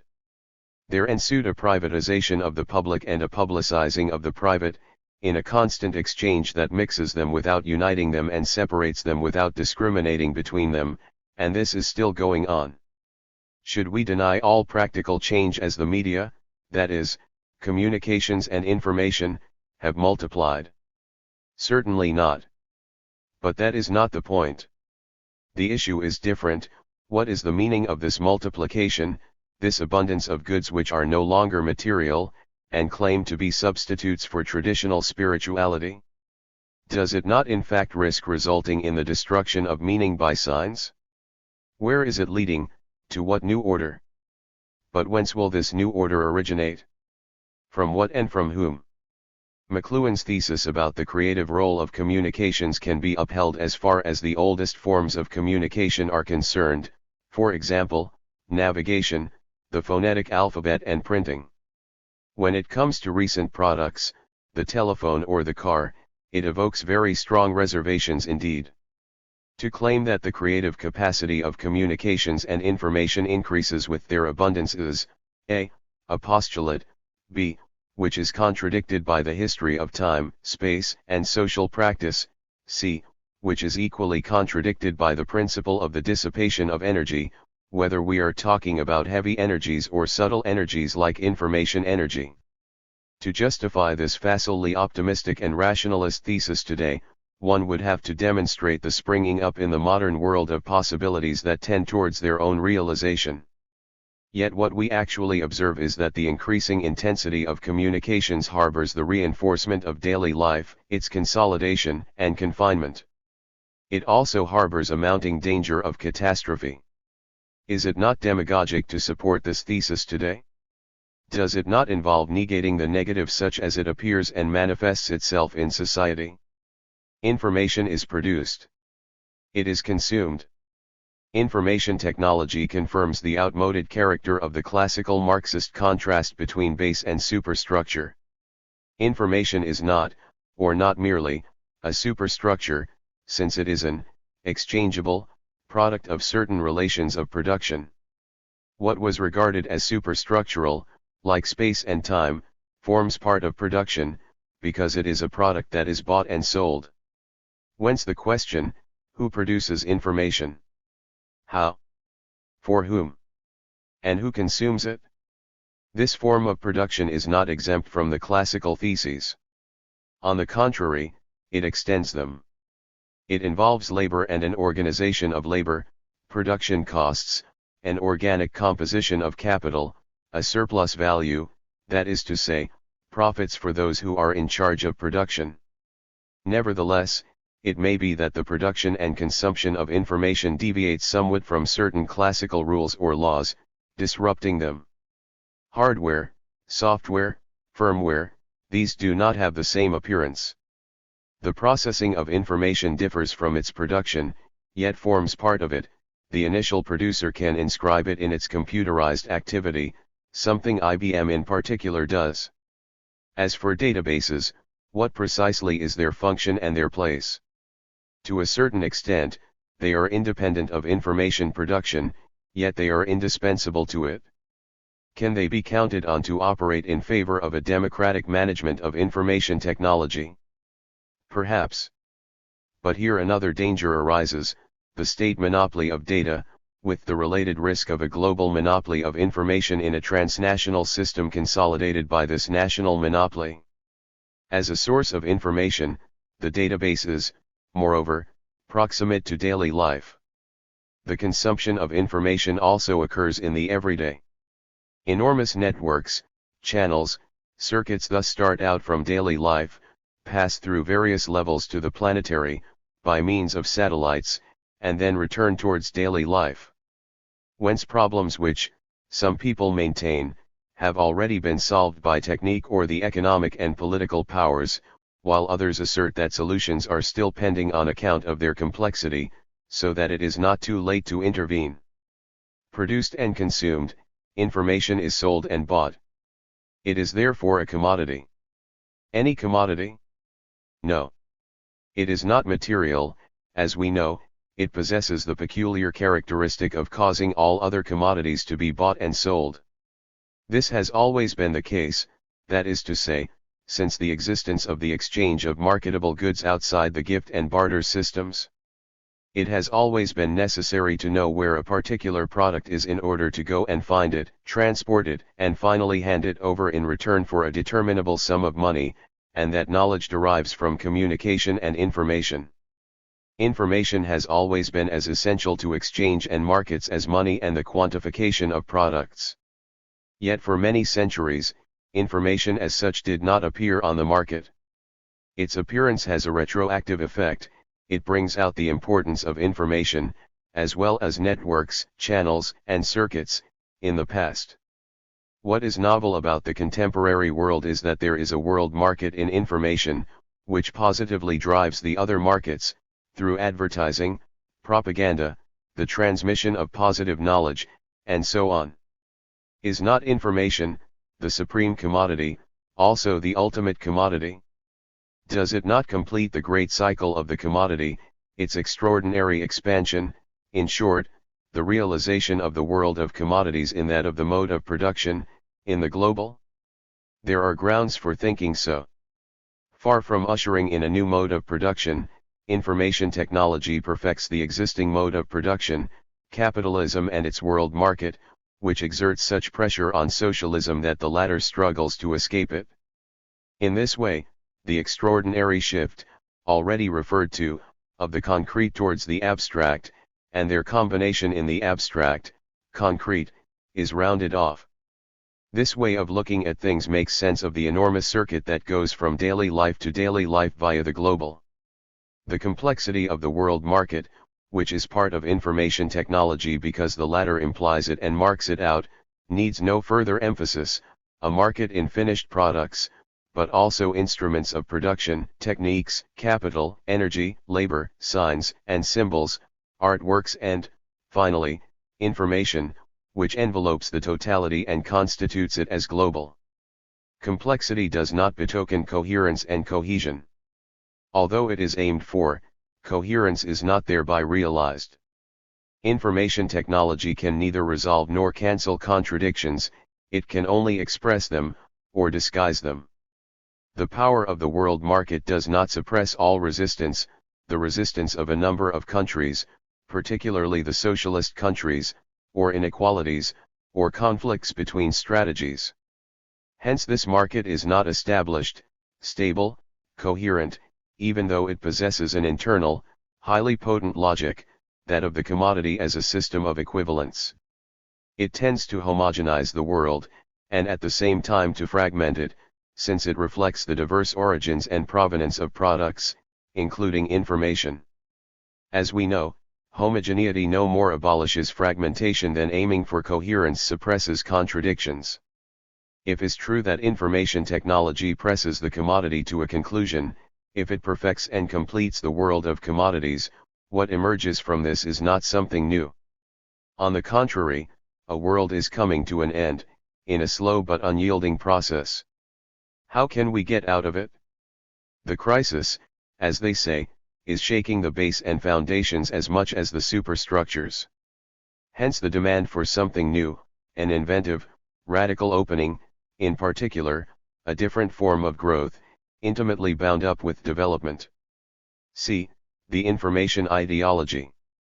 This ideology presents information in various ways that share the following feature: they do not advertise themselves as ideological, but as observations or positive knowledge. They also have this in common: they absolutize a feature of the real, rather than relativizing it and situating it. Here as elsewhere, the operation which constructs ideology, and differs from those that launch, transmit or seek to realize it in practice, consists in the following: an individual or collective subject that is more or less uncertain of itself manages to raise an aspect or element of reality or intelligence to the status of definitive truth via discourse. This what happened with the historical, the economic, the political, structure, language, the imaginary, and so on. This operation is reproduced today with information.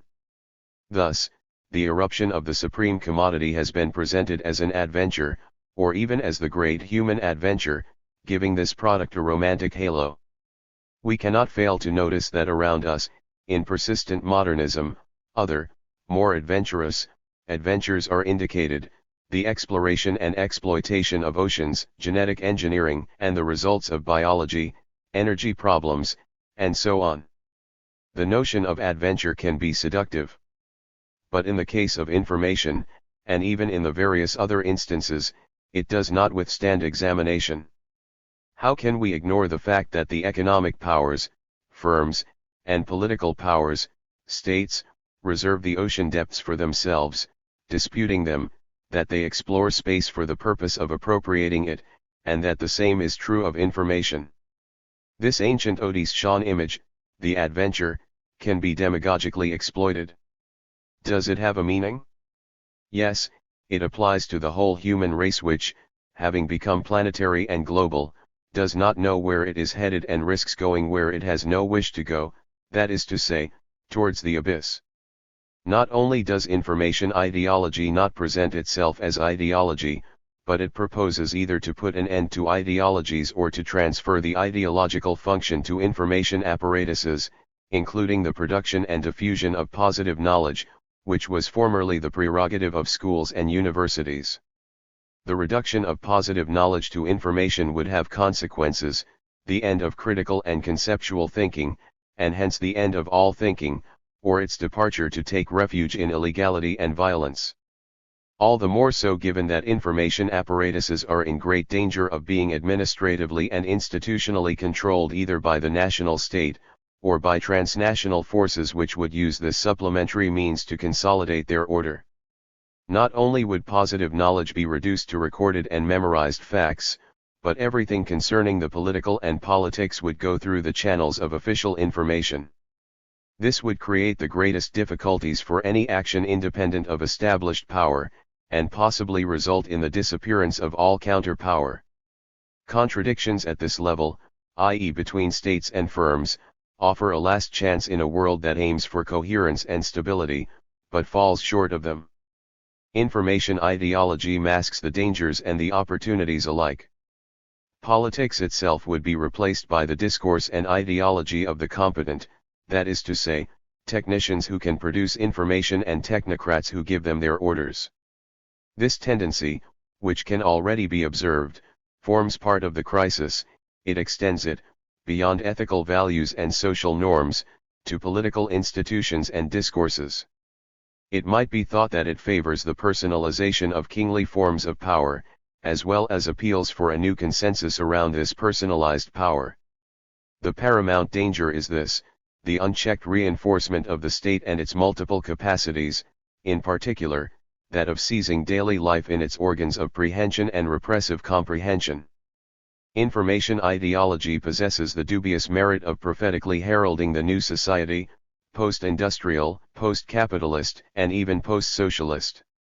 Pre-industrial society was supposedly constituted regionally and territorially, that is to say, as is well known, around energy sources and raw materials. Industrial society proper was supposedly organized around the exploitation of energy forms freed from territorial constraints, electrical energy. As for post-industrial society, it is supposedly already being structured around information that is abstract, yet global and universal. 6. This technological and technocratic utopia makes light of contradictions, old or new. It is true that recent technologies deploy and strengthen communication networks at the global level, and these thus tend to constitute a single network through the interconnection of national and regional networks, integrating multiple services. But at the same time, such globalization diversifies the network thereby constituted, which depends on sources, data banks, and so on. Let us avoid making a Gothic novel, as well as a romance, out of information technology. 7 Information ideologues assert that society and the social are being transformed, and that a qualitative leap is about to occur. They also believe that information technology is necessary and sufficient to establish new norms and values. Which ones? The end of opacity and impenetrability, and hence transparency. If we credit these ideologues, the information society will finally realize the truth. Not in the manner of the philosophers, as thought and abstract system, but as reality and practical system. No more secrecy. Anything that happens, anything that supervenes, will immediately reverberate in the totality with all its details. In short, a universal game of mirrors, finally materialized. An effect of signs, finally totalized. No more shadows, no more dark corners or recesses in this pristine practice. This would be tantamount to the realization of philosophy, not by the working class and revolution, as Marx believed, but through technology. Information, together with its extensions, would lead by the shortest route to a fully planned society, in which the center would constantly receive messages from each base cell, with the result that culture and information, positively identified, possessing the same structure, would render each individual fully conscious. Of what? Of general constraints.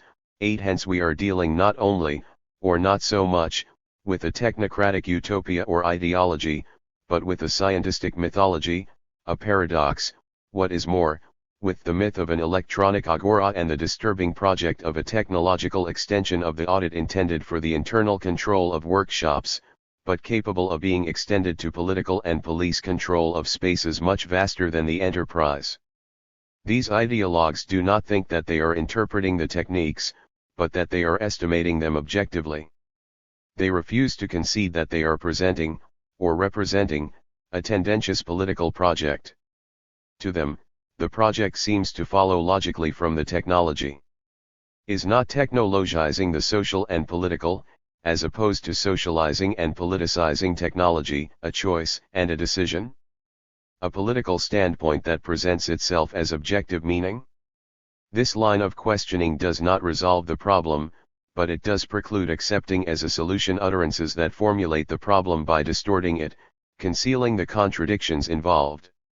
Those who flaunt the technicist perspective allow space and a function for base cells, for micro-societies and micro-decisions, in other words, for daily life. They simultaneously take it into account and abolish it. Information technology can reduce both knowledge and spontaneity. In this perspective, knowing no longer involves using concepts, but simply receiving and memorizing information. The concept is blurred, the concept of knowledge and knowledge by means of concepts. To all intents and purposes, concepts disappear in the face of the facts. Here we recognize a venerable philosophical debate being peremptorily resolved and terminated. Yet information is lost. How is this dissipation to be resisted, if not by a project and an idea of knowledge? Take, for example, the affirmation of identity. It proclaims its persistence, its perseverance in being, its resistance to decline and difference alike. In this way, identity becomes abstract, fictive, unreal. In this way, it declines. The paradoxes, aporias, and problems of information ideology are proliferating. If we accept the distinction between activity that produces material goods and activity that produces non-material goods, we may conclude that the second sector is bound to grow more rapidly than the first. Yet it tends thereby to choke and even paralyze it. Some theoreticians, and not the least prominent, have reached the point of forecasting a crisis of information technology, in a society that is already in a critical condition, and from which the ideology in question promised an escape. It is argued that the capacity of useful labor, producing material goods, will decline once the energy dissipated in the production of material goods rises to half of the power that is available and consumed globally. Hence there is a threshold 9. It is true that informational energy is a subtle energy, analogous to nervous energy in comparison with the heavy energy of the muscles. But is there no such thing as nervous fatigue? Exhaustion and a physiological threshold in organisms. This conjures up the possibility of a confrontation between the socio-political and the physiological or organic. According to contemporary biology, relational characteristics, that is to say, relative to the other, not simply to an impersonal environment, polarize living organisms and define the organic. So that pleasure and desire enter into the genetic program, together with the many indices and signs of sexuality, olfactory, auditory, visual. Is there not a conflictual, dynamic relationship between these three terms, the rational, the relational or positional, the informational, a relationship that cannot be reduced to quantification? It is nevertheless the case that information ideologues take the sum of techniques, apparatuses, and applications for a unitary, objective knowledge, for an activity capable of affecting the whole of reality. They make information the higher form of positive knowledge, destined to absorb the lower forms. Yet for theory and knowledge, information technology can today be regarded solely as an element and a moment of the activity of knowledge, as yet undeveloped. Substituted for knowledge, information deletes thought and reduces positive knowledge to that which is amassed, accumulated, memorized without gaps, outside of lived experience. The negative disappears in a perfect positivity. Information ideology, or, rather, idealism, dressed up as positive knowledge and even technological materialism on occasion, acts as a factor of dislocation in the activity of knowledge, in the political, and in daily life. For centuries, progress in communications and information has unquestionably favored central power and central political control. This forms part of the lowering of creative capacity to which reference has already been made. What is at stake in computerization is determined thus. The die is not cast, but the dice are rolling on a planetary cloth. In France there are imminent dangers. The machinery of information apparatuses tends to reproduce the characteristics of the French political apparatus. it is statist and centralized. Point 10. D. Introversion. Computerized daily life risks assuming a form that certain ideologues find interesting and seductive, the individual atom or family molecule inside a bubble where the messages sent and received intersect. Users, who have lost the dignity of citizens now that they figure socially only as parties to services, would thus lose the social itself, and sociability. This would no longer be the existential isolation of the old individualism, but a solitude all the more profound for being overwhelmed by messages. With all services at its disposal, ultimately, this individual atom or family molecule would no longer need to stir. Those analysts who have not renounced critical thinking have drawn attention to this danger. Some people have even looked to the state to ward it off.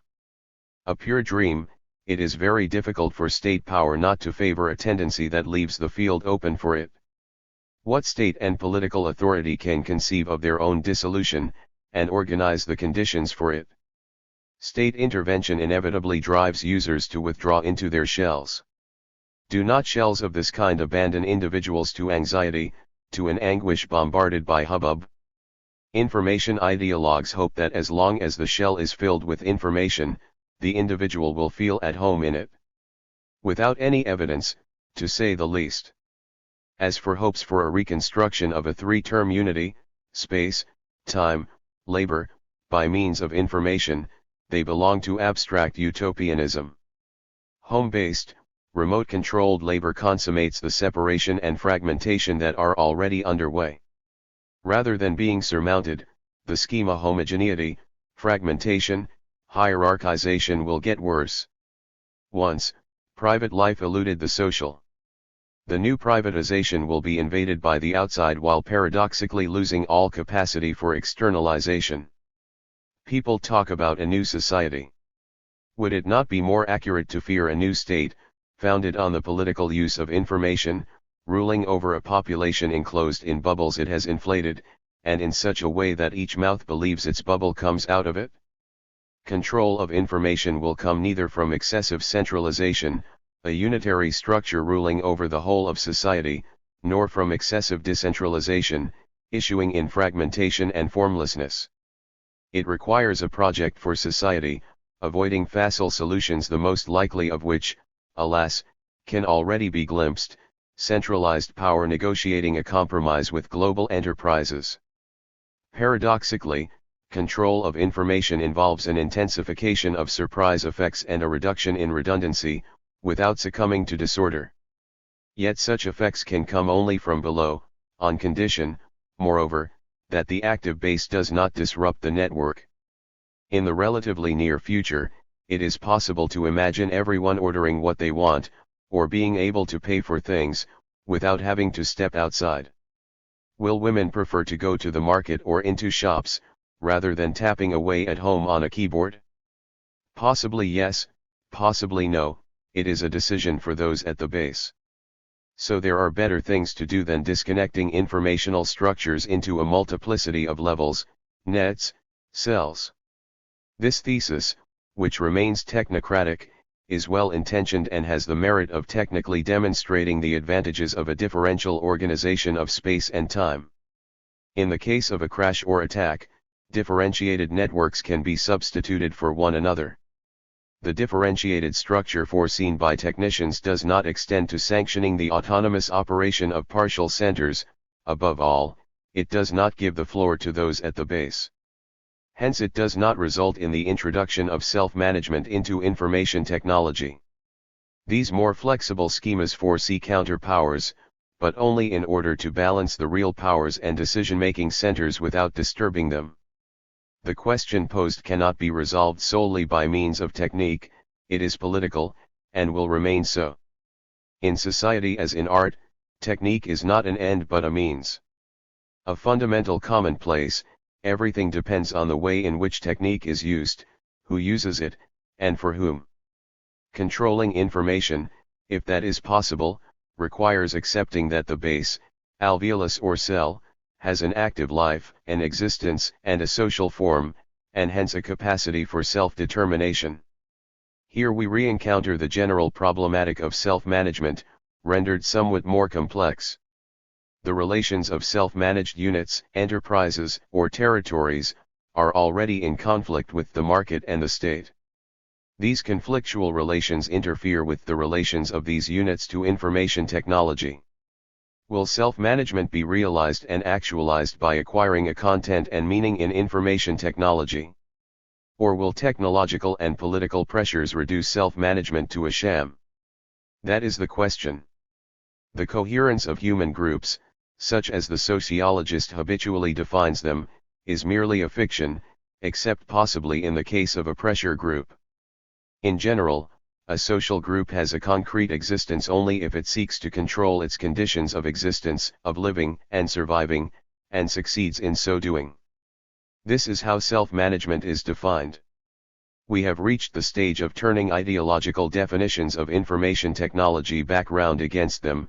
Information does not possess the quality, the capacity, of conferring meaning on that which does not possess it, or of restoring it to that which has lost it.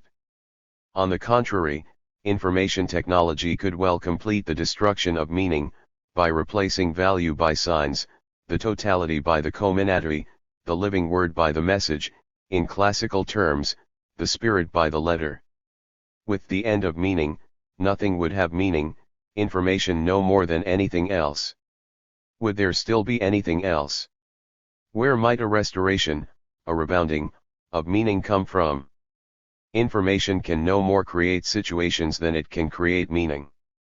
It can only transmit what is said about situations. It simulates or dissimulates situations, with their conflicts. From the standpoint of information itself, it is impossible not to call upon a source or resource, an eruption of surprises, a social negative entropy, violent or pacifying, innovative and creative. This capacity is discovered in the self-management, the self-determination, of effective centers of power, partially or utterly transgressing the order of power. Here alone, thought and the desire to shatter codes and create new codes coincide. Foundational violence. No, creative transgression, beyond transitions, means and averages, media, modes, and models. Daily life sometimes seems like the thing of substance that prevents forms from vanishing into pure abstraction, approximating nothingness, and sometimes like the place from which the content might arise that will transform forms, including the supreme form, information. Only daily life can attach to the sites of production and consumption what unites them, and yet tends to become detached from them, information. Hence we are dealing not with a duality, a binary system, or bipolarity, but with a triadic relationship, production, creation, information. Conclusion. Results and prospects. 1. The middle classes. Marx forecast their dissolution, even their disappearance, with the polar system of proletariat and bourgeoisie and the essential contradiction between the two. This simplification bears a date. It marks a phase in Marx's thinking regarded dynamically, as intellectual activity and research, not as a finished theory and system. At the end of what is an unfinished work, Capital, Marx was obliged to reconsider the propositions he had previously advanced, in the light of a comprehensive analysis of the mode of production and society dominated by capital and the bourgeoisie. The surviving drafts indicate that Marx did not stick with a binary opposition, but reinstated the triadic character of his analysis. He included land, ground rent, and agrarian questions in a three-term totality: land, capital, labor. He was likewise obliged to reinstate trade and the bureaucracy, that is to say, the functions of realization and distribution of surplus value. In Marx, society as we perceive it appeared in all its complexity, minus, obviously, the modalities of social and political practice that Marx could not possibly have foreseen in his day, for example, the welfare state with its networks of redistribution, income transfers, direct or disguised subsidies, practices that were grafted onto Keynesianism, a diversion of Marxism. It is nevertheless the case that, on this important point, Hegel was right and Marx was wrong. For a historical period whose duration cannot be predicted, but whose end we can possibly sense today, the state has had its social basis in the middle classes, not in the working class. As a result, it has not withered away, as Marx forecast, but, rather, been consolidated. Sometimes it is erected on a pre-existing middle class, sometimes it produces or generates middle classes, bureaucracy, and technocracy, and this often under the guise of democracy, even of the socialization of national life and society as a whole. We can just as easily say the middle class as the middle classes. In fact, this socio-economic formation evinces a great diversity of standards of living, lifestyles, integration or non-integration into productive activities and institutions. The techno-structure that forms part of the upper middle classes does not mix with the groups responsible for transmitting positive knowledge, or with lower-level technicians. For some years now, there has been a new middle class, comprising technicians and technocrats, without this entailing the disappearance of the old middle class composed of doctors, lawyers, and members of the liberal professions. However, there is a certain homogeneity to the layers situated between the summit and the base of society, allowing us to talk about the middle class. The numerical expansion of these layers and this class occurs in tandem with economic growth in the capitalist mode of production, and also in socialism. This increase has been particularly marked in the United States.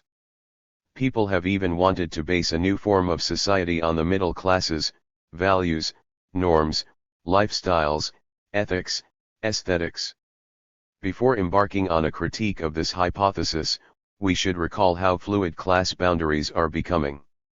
The most comfortably off section of the middle classes, senior managerial staff, is closely adjacent to the managers and the grande bourgeoisie, whereas a gulf separates them from the haute bourgeoisie, or the directors of global enterprises.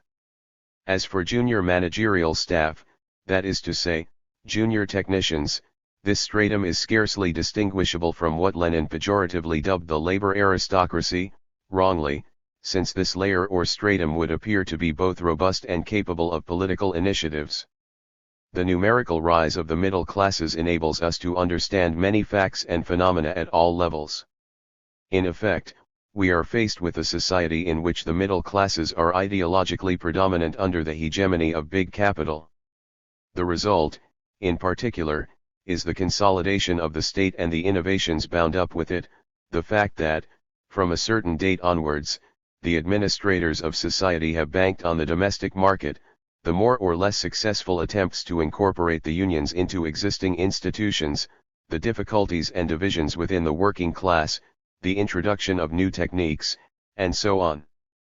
People have questioned whether passive revolutions in the Gramscian sense do not derive from the salience of the middle classes, which are indeed passive, objects of politics and not active subjects, which would avoid imputing responsibility to the passivity of the working class. The allegedly revolutionary transfer to the state of activities that previously fell to the dominant class, in particular, supervision of the conditions of surplus value, accumulation, in short, growth, assumes a support. The state that benefits from this transfer has been able to find such a support only among the middle classes. The thesis, widespread in the United States, of a cultural revolution via the agency of the middle classes does not stand up. Only the existence of the middle classes makes it possible for the welfare state to elevate itself above society. This state finds its resources, its personnel, its passive subjects, in its social base.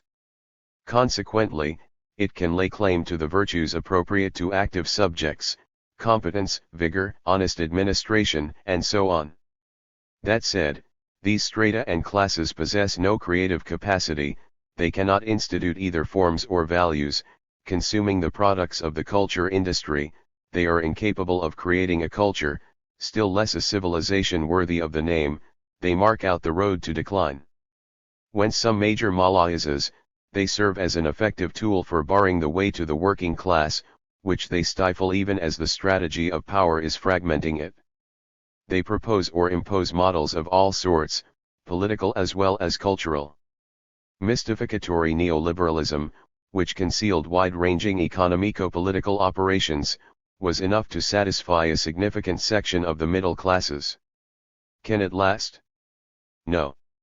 To present this order as definite or definitive, to believe that classes are being reabsorbed into strata, is sheer mystification. The middle classes possess no unifying principle, although they feature in the general homogeneity. They are divided. Some individuals and groups tend towards the right, and sometimes towards right-wing extremism, others tend to the left, even to ultra-leftism. Moreover, they have not been immune from attacks by the state political power they help to organize. In France, for example, this power has attempted to make it impossible for universities to intervene politically. But we do not have the space here for a closer study of these middle layers, or their relations with the state and society. It must suffice to consider them in the light of the everyday. It is within the middle classes, in the middle of this middle, that modern daily life is constituted and established. This is where it becomes a model.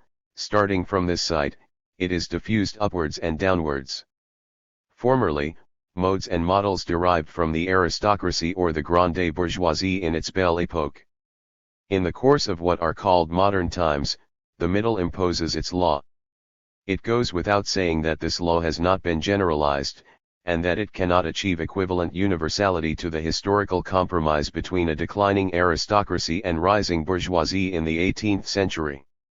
Various categories are exempt from the models, cultural and practical, generated within the middle class, the haute bourgeoisie, the establishment at a transnational level, the jet set that moves from palace to palace or lives on yachts, and, on the other hand, the lower class, which does not even have access to the everyday.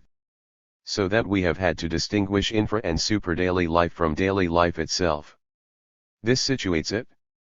The lower and the upper class are in a condition of survival, but not in the same way, sublife for the former, hyperlife for the latter.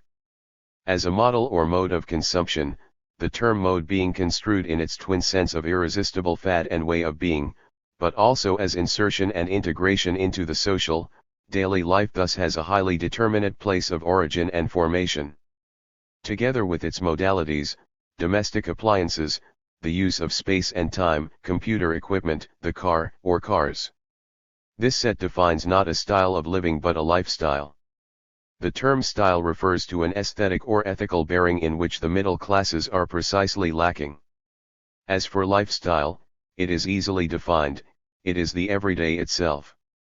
The predominance of the middle classes has repercussions in what is called culture, that is to say, ethics and aesthetics. Incapable of creating new values, the middle classes create the opposition between conformism and nonconformism. Ethics is confused with conformism, while aesthetics is inflected towards nonconformism. Technological illusions, mystifications, and utopias are attributable to the predominance of the middle classes in conditions of capitalist hegemony. Among them is the illusion that daily life being established in and through positive knowledge involves the death of lived experience, an insignificant fact. This illusion is exploited in all sorts of ways by power and information technology alike. How many people think themselves very human because they tell others how they should live, from menus to clothing, from housing to educating children. As if a society in which it is necessary to prescribe and describe the daily life that it institutes does not condemn itself solely by virtue of this fact.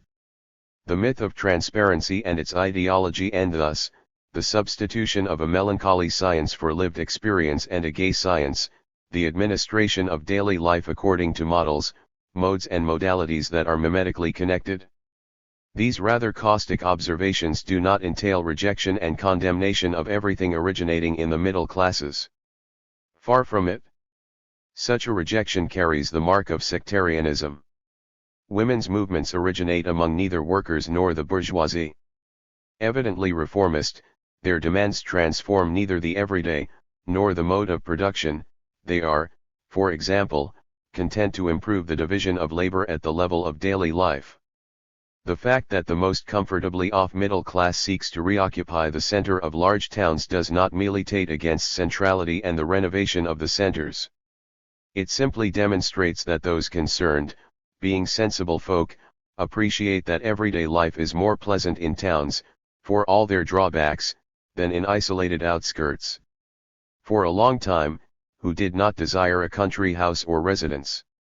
The model and mode once again came from a section of the middle classes, the measures taken by the political authorities favoring their expansion. Disillusionment followed.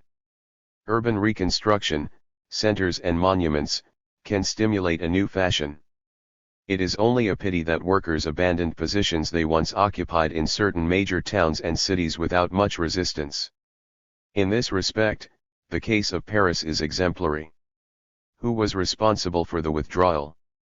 This is not the place to answer that question.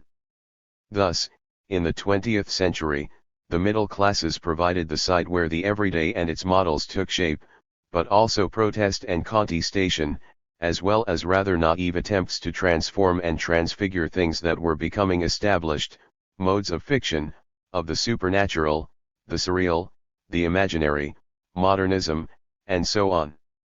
Here too arose the mystification of a cultural revolution by the middle classes and their ways of life, destined in this novelistic fiction to abolish classes by absorbing the various categories of workers. This fiction is becoming ideology in the United States, and could spread to Europe. The Marxist current of thought has not challenged it successfully, for it continues to bank on the working class as if its existence as a class and a political subject were self-evident. To talk about models and modes is also to talk about imitation. Mimesis rules, but a model is accepted only when people feel that it reflects what is most profound about them, and hence when it is freely accepted. The critique of daily life exposes this situation. It demonstrates that with the predominance of the middle classes everything becomes illusory certainty and problematic. The word problem features in an incalculable number of expressions. And what a lot of researchers there are. And research. People search and search without finding anything very much. Rather than oeuvres, we have essays, attempts, cross-references, overtures. The word problem is becoming intolerable, yet how is it to be avoided? How, getting through to the end of the night, can we cross the problem zone that is nothing but a symptom of total crisis? Are the innovations in and through the middle classes being consolidated? This is a difficult question to answer. The modes and models of consumption? They quickly become obsolescent, a kind of febrile pseudo-dynamic, visible in advertising campaigns, carries them off. There are always new things, and better things, for doing the same thing. The middle strata and classes lack substance. They are threatened with dislocation and disintegration.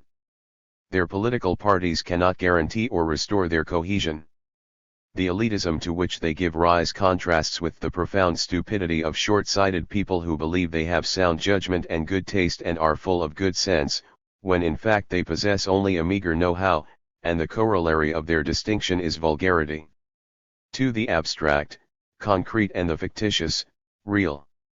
A mode of social existence has gradually emerged, confirming other studies, the fictitious, real and the abstract, concrete. The mode of production involves and entails a mode of existence. The real? It exists, yet it no longer corresponds to the classical notion, something solid, being, independent of all subjectivity, all mental or social activity. This object is there. Its place depends on a choice, a decision. Its reality likewise, since it is the result of a production whose function, form, structure, and even material have been predetermined. Its social objectivity has nothing in common with the objectivity of the things of nature, which served as a model for philosophers. The reality of the product should be distinguished from the reality attributed to things, but it is difficult to differentiate it. Assigned a signification connected with a use, the produced object enters into multiple networks. It passes through the market, an intermediate but important stage. It is then that it is on the verge of being absorbed into language and signs, without this derolizing absorption being accomplished and realized. The produced object thus crosses through abstraction, never vanishes into it, and yet never quits it. The abstract is not the duplicate of something concrete, but the abstract and the concrete are inseparable, and their unity makes up the everyday. Critical analysis of daily life is thus situated in a region that is difficult to grasp and express. The concrete existence of objects through the abstract assimilates them to abstract idealities that lead to practical, concrete actions, law, right, the accord between wills promoted to the title of contract, and so on. Thus, the abstract, concrete and the fictitious, real, in their ambiguity and duality, extend from simple products to major incarnations of positive knowledge, possessions, and power, from humble babbling to higher brain activity, to the empire of signs and the information with which this empire ends. In the course of this enormous deployment, there is no rupture or discontinuity. From daily life to the state, the mode of existence does not alter fundamentally. Yet the various degrees of this deployment do not tally. They conceal one another. Daily life masks the state level while referring the reflective consciousness to it. Likewise, security measures, which are simultaneously fictitious and real, refer to menaces that are no less fictitious and no less real. Daily life conceals and contains the state, but the two taken together mask the tragic element they contain. In this way, daily life enters into the system of equivalence guaranteed by the state. But the identical, the repetitive, and the redundant appear differently in daily life and in the state. The state promulgates identity, that of all subjects in the general order, although it may mean subsequently contradicting this promulgation, and circumventing its own law. As for daily life, it endures identity, redundancy, and repetition without understanding them. Compared with the types and models derived either from philosophy or from science, this is a unique mode of existence. It is not a substantial or essential mode of existence. Hence the impression of escape, bad, dream, even unreality conveyed by daily life, but also by the state political, when thought attempts to define them. This is no longer the mode of existence of a relation between two terms, a relation that can be grasped, so that, according to positivism, there is no need to define the terms in themselves. Relations in daily life, as in the political and the economic, disclose the terms they connect, they declare them. Positivism and empiricism, which claim to make do with relations, overlook what is most important in the social. For its part, critical knowledge can only indicate an ambiguity, a contradiction that is masked and crystallized in a pseudo-knowledge, which is nevertheless realized on the ground. Over and above what philosophers thought to define as truth and falsity, there thus develops the real, unreal. The state itself sums up these paradoxes, fictitious but terribly real, abstract but ever so concrete. It is thus that it is the keystone and yet rests on this foundation, daily life. This situation, which is intolerable and yet tolerated, doubtless accounts for another paradox, the return in strength of, and to, the sacred. The sacred seemingly escapes ambiguity. It gives the impression of strength, of true and authentically concrete being, whether we are dealing with the signs of the zodiac, the preaching of a foreign religion, or the traditions of the established church. The most venerable words acquire the appeal of genuine novelty, they emerge either through pathos or through ethos, above this gleaming or benighted unreality that we call the social in contemporary society. The preceding account is thus situated on the borders of philosophy and the social sciences. Philosophical categories, real and unreal, appearance and essence, are embodied in daily life, but extending beyond themselves to be integrated into elements derived from the various fragmented sciences. Daily life is not inscribed in one of the partial domains or fields. In order to deepen itself, its concept seizes what it needs, and what is its by right, anywhere and everywhere. The concept of daily life is, in its fashion, comprehensive. In the course of its deployment, it concerns and interrogates the totality. To seek to grasp and define daily life at its apparent level, the micro decisions, micro effects, is to let it slip. To seek to grasp the macro without it is likewise to let the totality slip. The conclusion of this work will be deliberately metaphilosophical, this term encompassing philosophy while carrying it beyond itself. In accordance with the philosophical approach, It turns towards what underlies daily life in time and space, towards the origin and history, towards the surpassed and superseded. But it also looks to what exceeds the actual, to the possible and the impossible. Philosophy has never gone so far as to demand or proclaim a project for society or a project for civilization. At the high point of research, the summit of philosophy, Hegel simply suggested a political model, the state founded on absolute knowledge. Philosophical utopia, like technocratic utopia, must be surmounted in the name of daily life. If revolution, in other words, the radical transformation of society, cannot have as its goal and end either faster growth or a mere change of political personnel, it can only have as its goal and end the transformation of daily life. As has already been established on many occasions, this implies not zero growth or reduced growth, but different growth, that is to say, qualitative development, and hence a greater complexity, not a simplification, of social relations. This equally implies a different way of living, extending to the creation of a new social space, a different social time, the creation of a different mode of existence of social relations and different situations, liberated from models that reproduce the existing order. This also assumes a different form of thought, to be defined later. Let me say straight away, to be defined while taking account of the negative. The project is thus not to know or recognize daily life, in order to accept or affirm it as such in the name of positive knowledge, but, on the contrary, to create it by controlling its ambiguity. Thus the project no longer consists in unfolding daily life to disclose what is concealed in it, first version of the critique, or in an effort to transcend it, second version, but in a metamorphosis through action and works, hence through thought, poetry, love. Once we have obtained knowledge of it and defined it, we must leave it without hesitating before the risk we face, the risk of involvement. Daily life is simultaneously the arena and the total stake. Contemporary society is sinking into hidden contradictions which form such a tight knot that people do not know which end to approach it from in order to unravel it. It is better to sever it. Here is a contradiction indicated en route, which seems minor but has some serious implications. Modern society disposes of death. People no longer die, they disappear, Costas Axelos. This society thus also disposes of tragedy, returning it to the spectacle or to aestheticism. Yet it is not enough for it to set the mortal power of the state over it, it runs on death.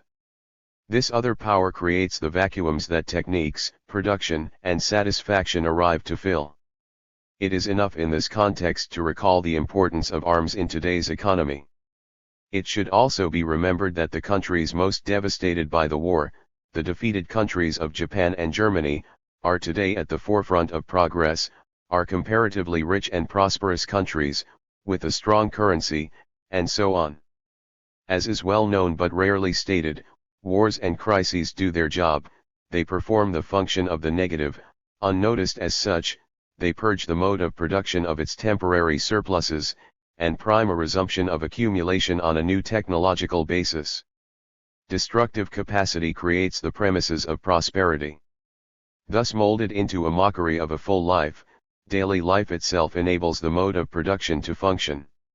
It is true that the everyday offers much satisfaction and many amenities to those who live above the level of infra-daily life. That is precisely the trap. This tragic age repudiates the tragic. Moreover, there is no more reason to experience the feeling of tragedy than there is to ratify its elimination. In and through a knowledge of this age, a different form of thought is instituted. How? In the first instance, through knowledge of the negative powers driving this society, which aims and claims to be so positive, and is, moreover, in that it presupposes the positivity of what is operational and profitable. Thinking is born out of contradictions and consideration of the negative, but above all from the relations between the triads we have encountered en route, where daily life always figures in a larger whole, the mode of production. The thinking that clarifies daily life also discovers that it carries within it what it negates and what negates it. The negation daily life carries within it, and which it tries in vain to dispose of, is the tragic. In philosophical terminology and from a metaphilosophical viewpoint, it is the negative. A fundamental triad is thus disclosed: daily life, the ludic, the tragic. Labor and non-labor, verbal language and non-verbal sign systems, music, architecture, painting, etc., are integrated into daily life. Daily life seeks to integrate the ludic and the tragic. It does not succeed. The most it can do is to detach some fragments, some scraps, of the ludic and the tragic.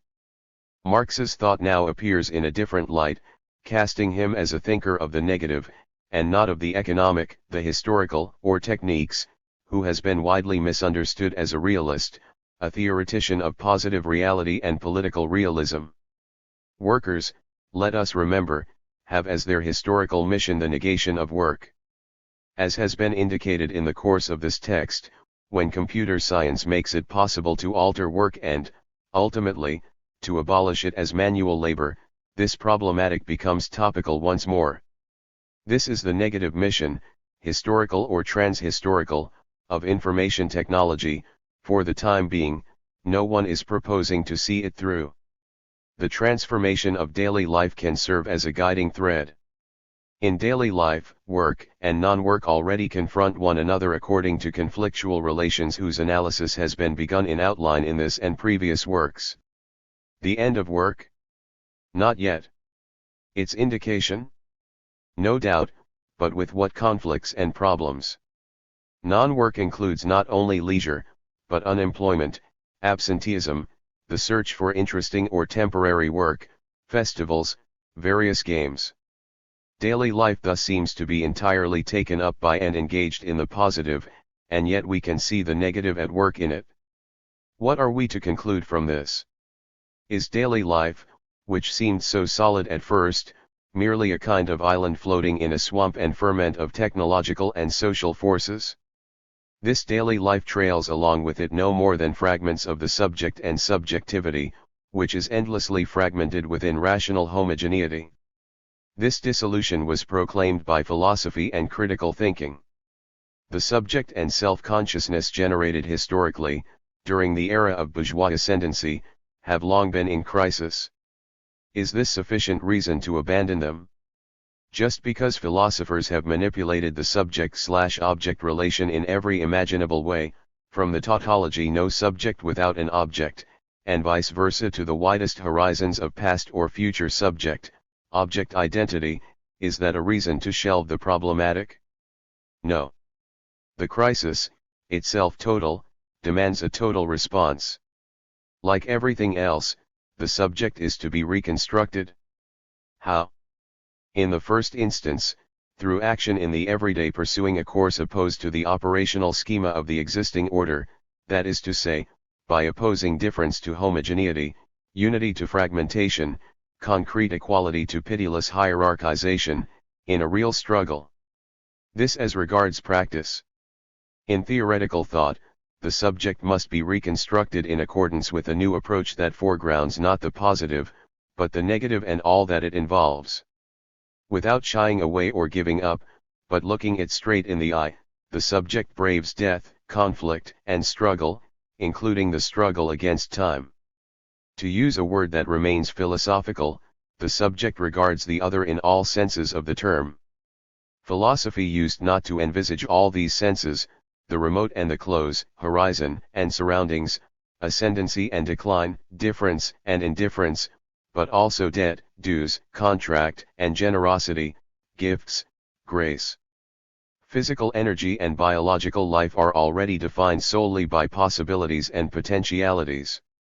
The organism is torn from its habitat to perform its vital functions.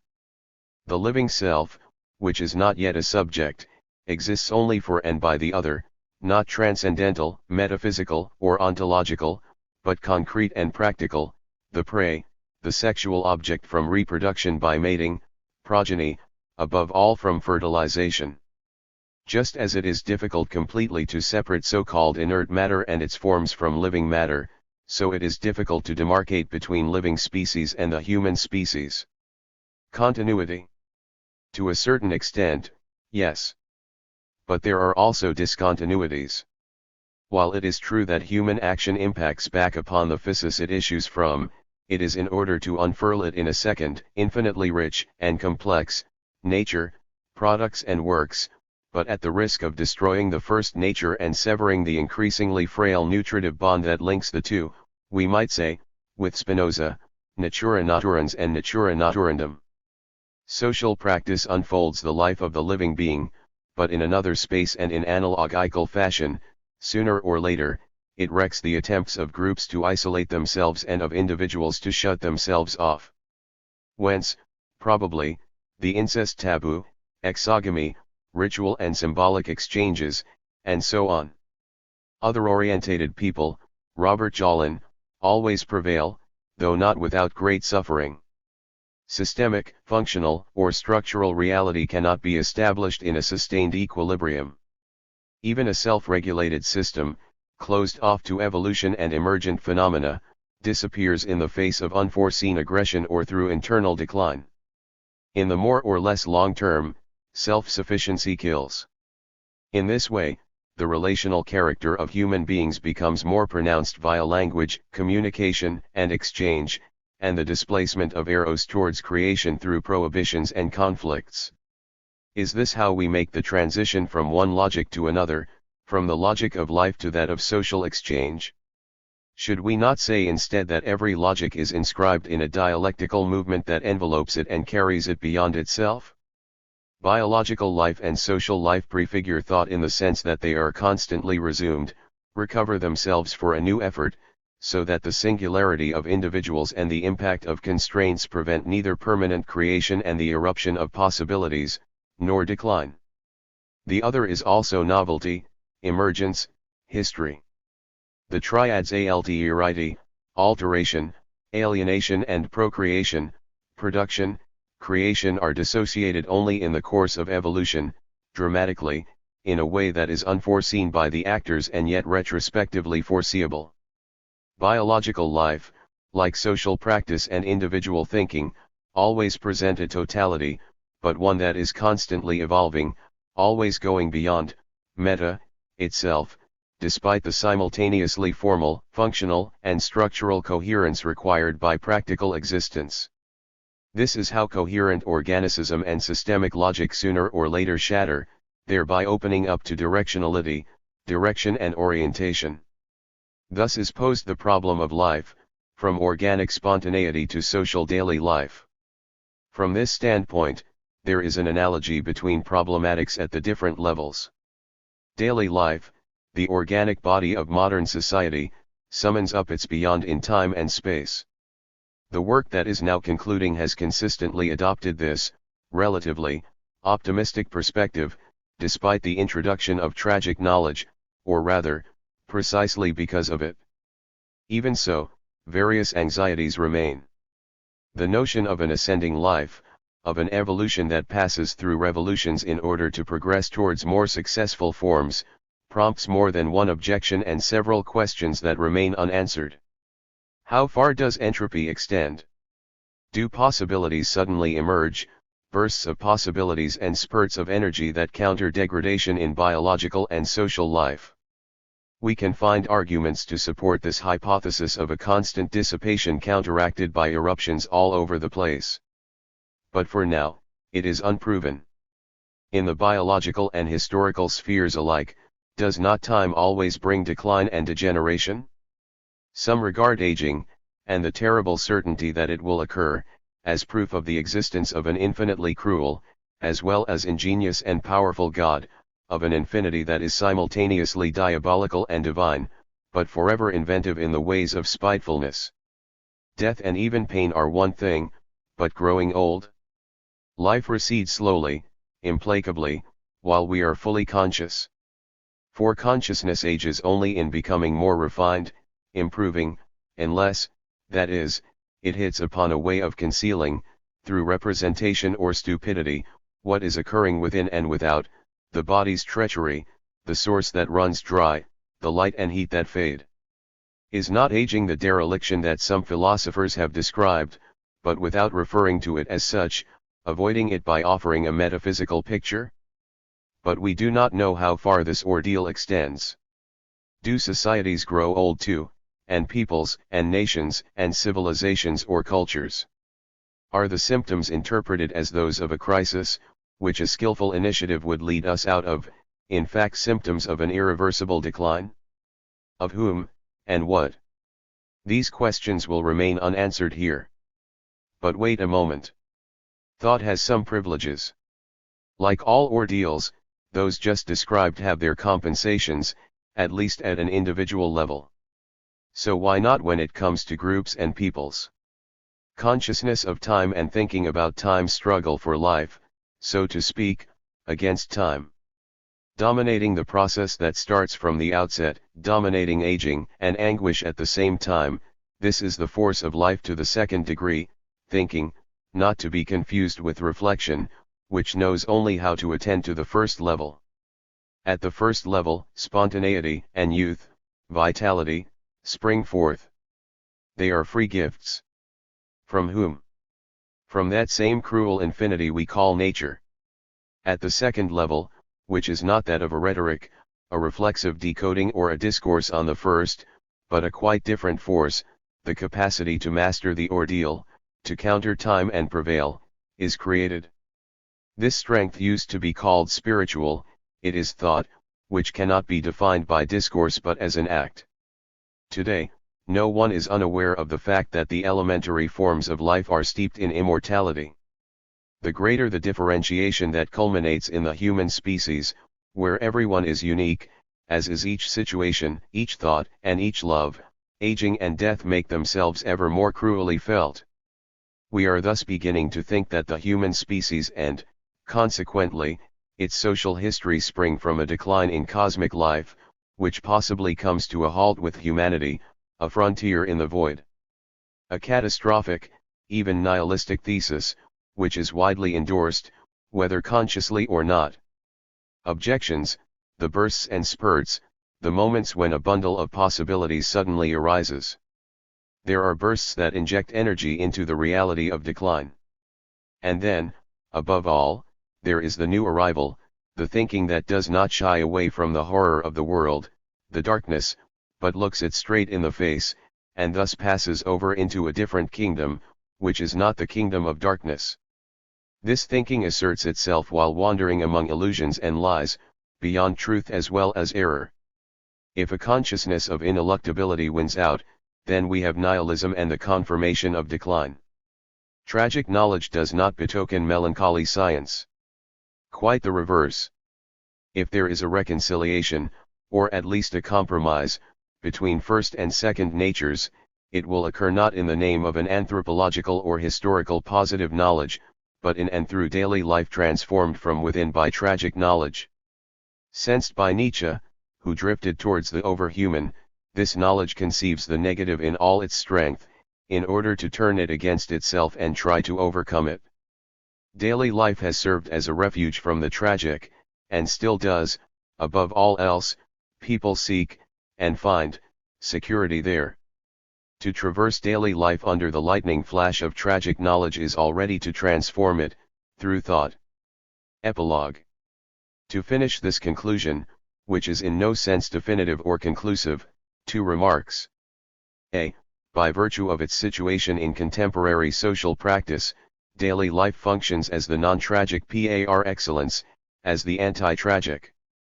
The seeming reversibility of everyday time, demonstrated in the course of this work, establishes a sort of bulwark against anguish. Like a fortress that has been painstakingly built over the centuries, but above all in modern times, objects are piled up against death and consciousness of the end.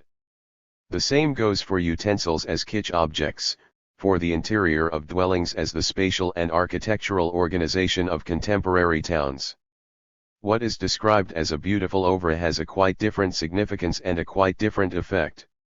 The tragic is the non-everyday, the anti-everyday. So that the eruption of the tragic in daily life turns it upside down. It is thus possible to make out a dialectical dynamic between tragedy and daily life. The everyday tends to abolish what tragic words and actions brutally restore, acts of violence, crimes, wars, aggression. whence an extremely serious interaction in the permanent separation and mutual penetration of tragedy and daily life. Tragedy as an oeuvre reconnects these aspects. It seeks both to transform daily life through poetry and to conquer death through the resurrection of the tragic character. b. The end of work promises to be a long and difficult process which is already permeating the everyday, and which will have very varied forms, improvements and regressions. This is distantly foreshadowed by the end of work as value, the end of work as a meaning and end in and for itself. Paris, November 1980 to May 1981.